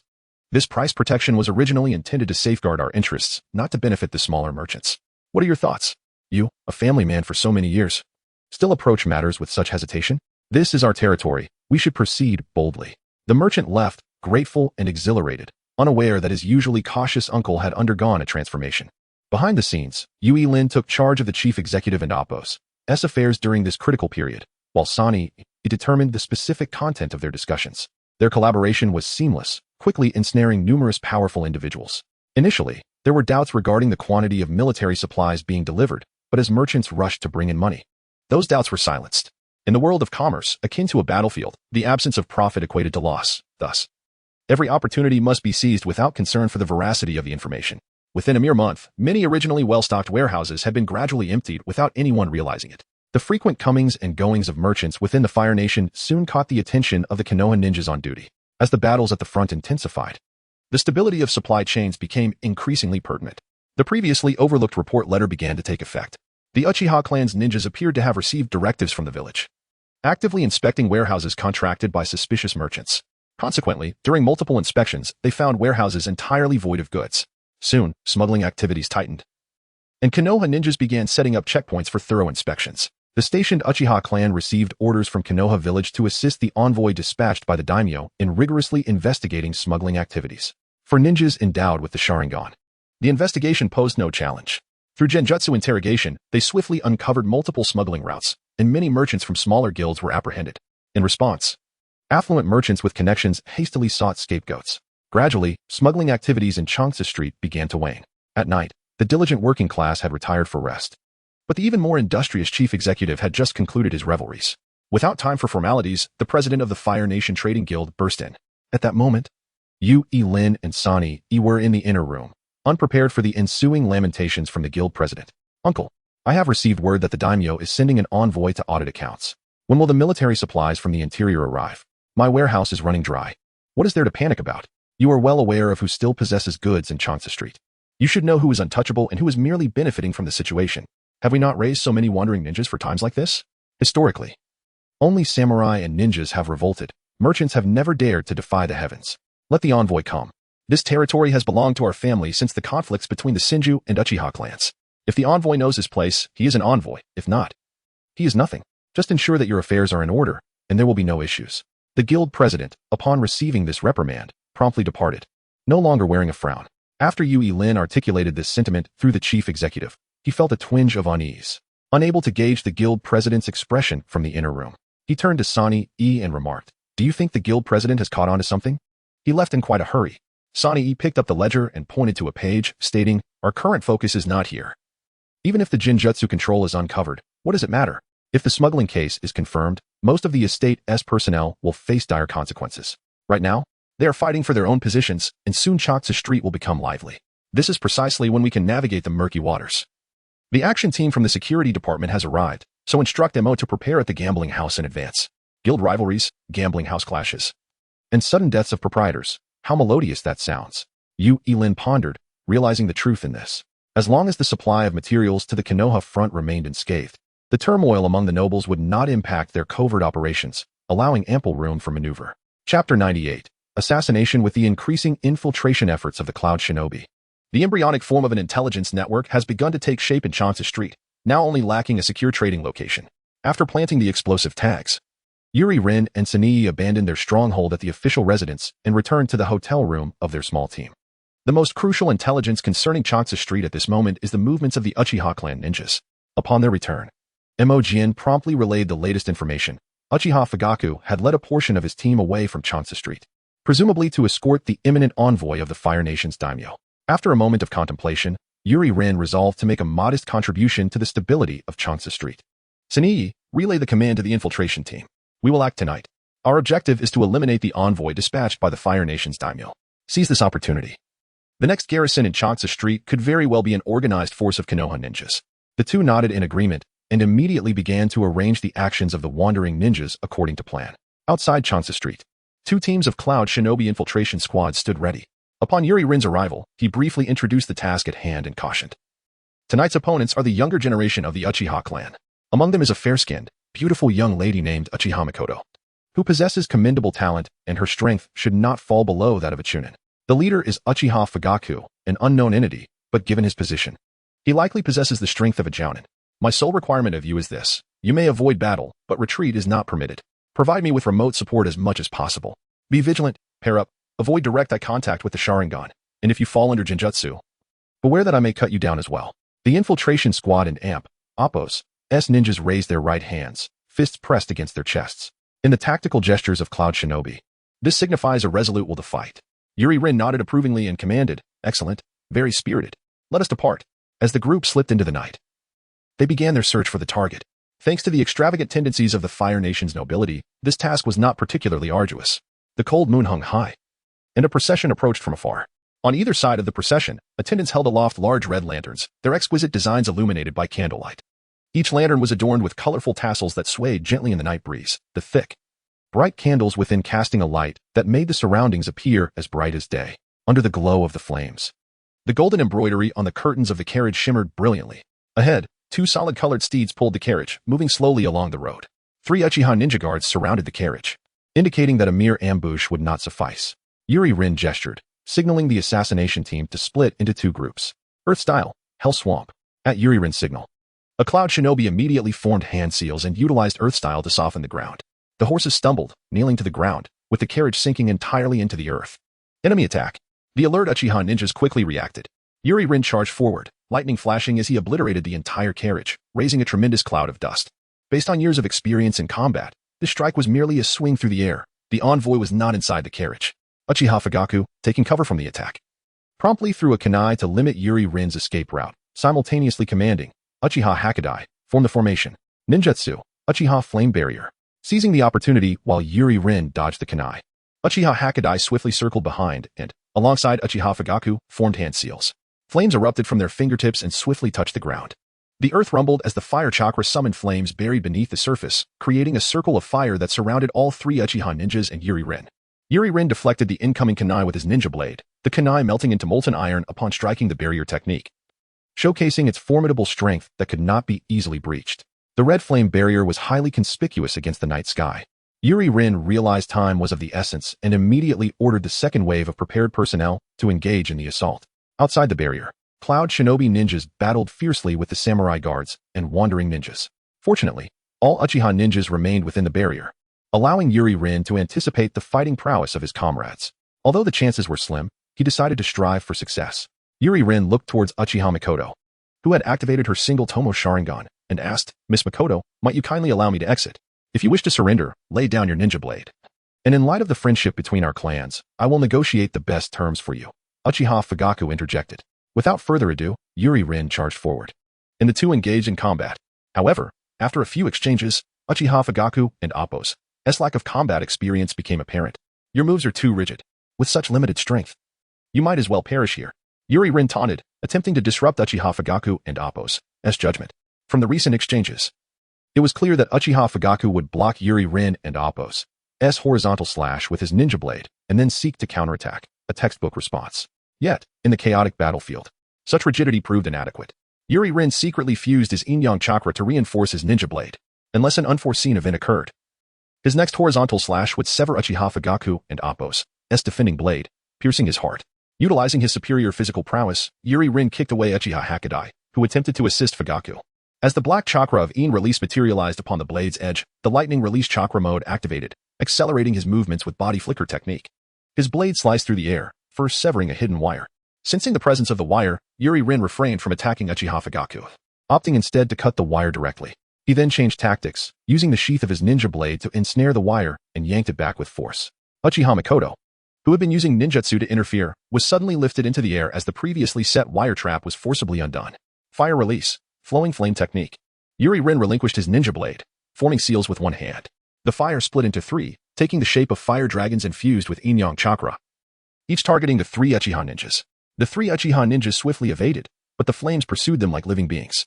Uchiha Fugaku and Uchiha Hakadai quickly altered their course, moving towards each other. During their approach, Uchiha Hakadai formed seals, water release, great waterfall technique, in the fiery environment. The hastily used water release did not yield the desired effect. Nevertheless, through elemental advantage and sustained chakra output, it managed to obstruct the flames. Seizing the opportunity, Uchiha Fugaku launched an assault, Uchiha style, sword dance.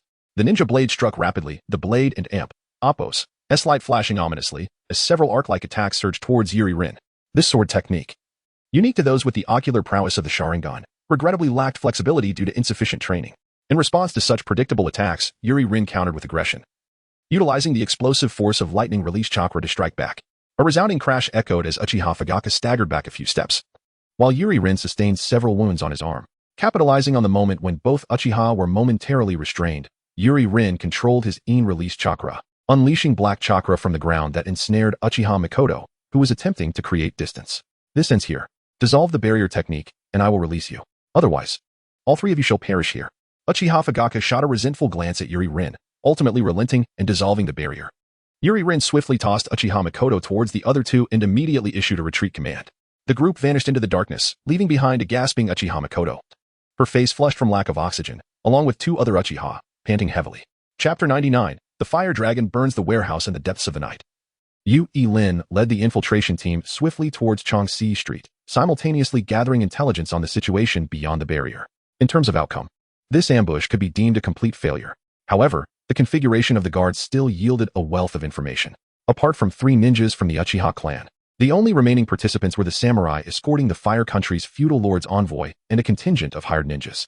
Their strength was, frankly, negligible. In the recent skirmish, they had all perished at the hands of the security forces and Appo's Infiltration Unit.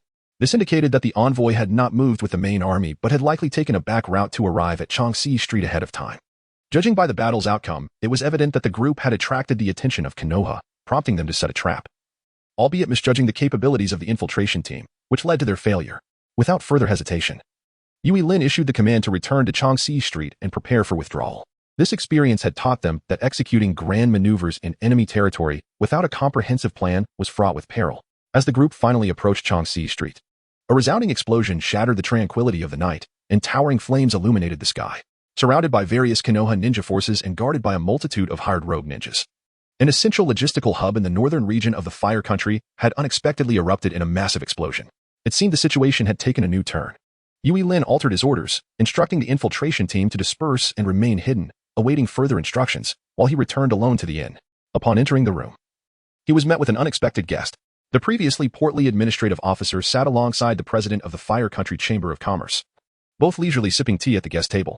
Sonny E and Imo sat on the main seats, weapons in hand, ready for anything.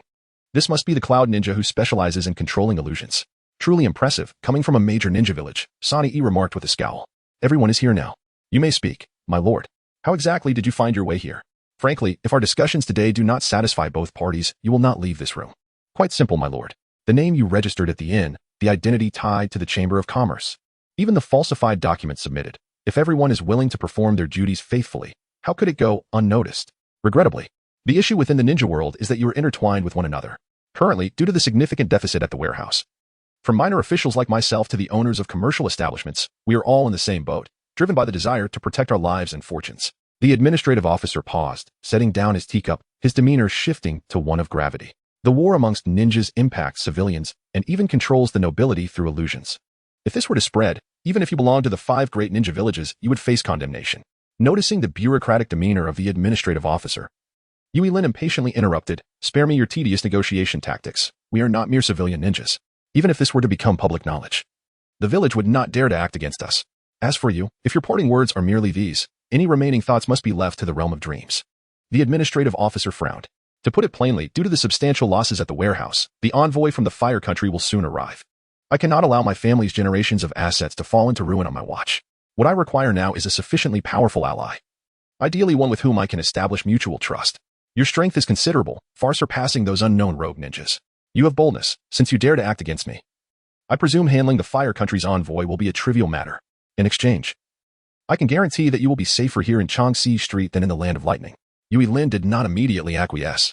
While local noble protection could indeed minimize exposure to risk, it was the Konoha ninjas within the Fire Country that held true decisive power. He then inquired, "Was it not you who set fire to the warehouse tonight? With such an abundance of supplies, how could you not settle the accounts? Since you have come to discuss cooperation, let us be candid with one another." The official's expression darkened as he replied, "Indeed. We orchestrated the fire dragon burning of the warehouse tonight, but a group of unidentified ninjas infiltrated our ranks, causing the losses to escalate dramatically. This is the reason for my late-night visit." Slamming his hand on the table, the official startled the accompanying chamber president, whose eyes reflected the madness of being cornered. "I am aware that you are spies who have infiltrated us. However, I do not care. As long as we can weather this storm, we shall part ways afterward. If cooperation is to occur, I shall not involve myself in your affairs. With my support in Changxi Street, you may pursue whatever you desire. Otherwise, I shall drag you down with me, even in death." Yui Lin, observing the administrative officer and Appo's distinct and unusual demeanor, extended his hand. Their hands clasped together. "Then let us enjoy a fruitful collaboration." The official, visibly relieved, breathed a sigh of relief. Yui Lin promptly informed him that the assassination attempt on the envoy had failed, and the envoy was likely already on the scene. The administrative officer broke into a cold sweat, hastily departing to make preparations for the impending inspection. The previously silent chamber president rose to accompany him, solemnly handing over his contact information before they exited. Watching the two hastily depart, Yui Lin smiled at his companions in the room and remarked, "Money truly is a devil. It seems the wisdom of the Senju Tobarama regarding the 3 prohibitions of ninjas holds some merit. Nevertheless, this mission now seems destined for success." The atmosphere in the room instantly brightened with a sense of joy.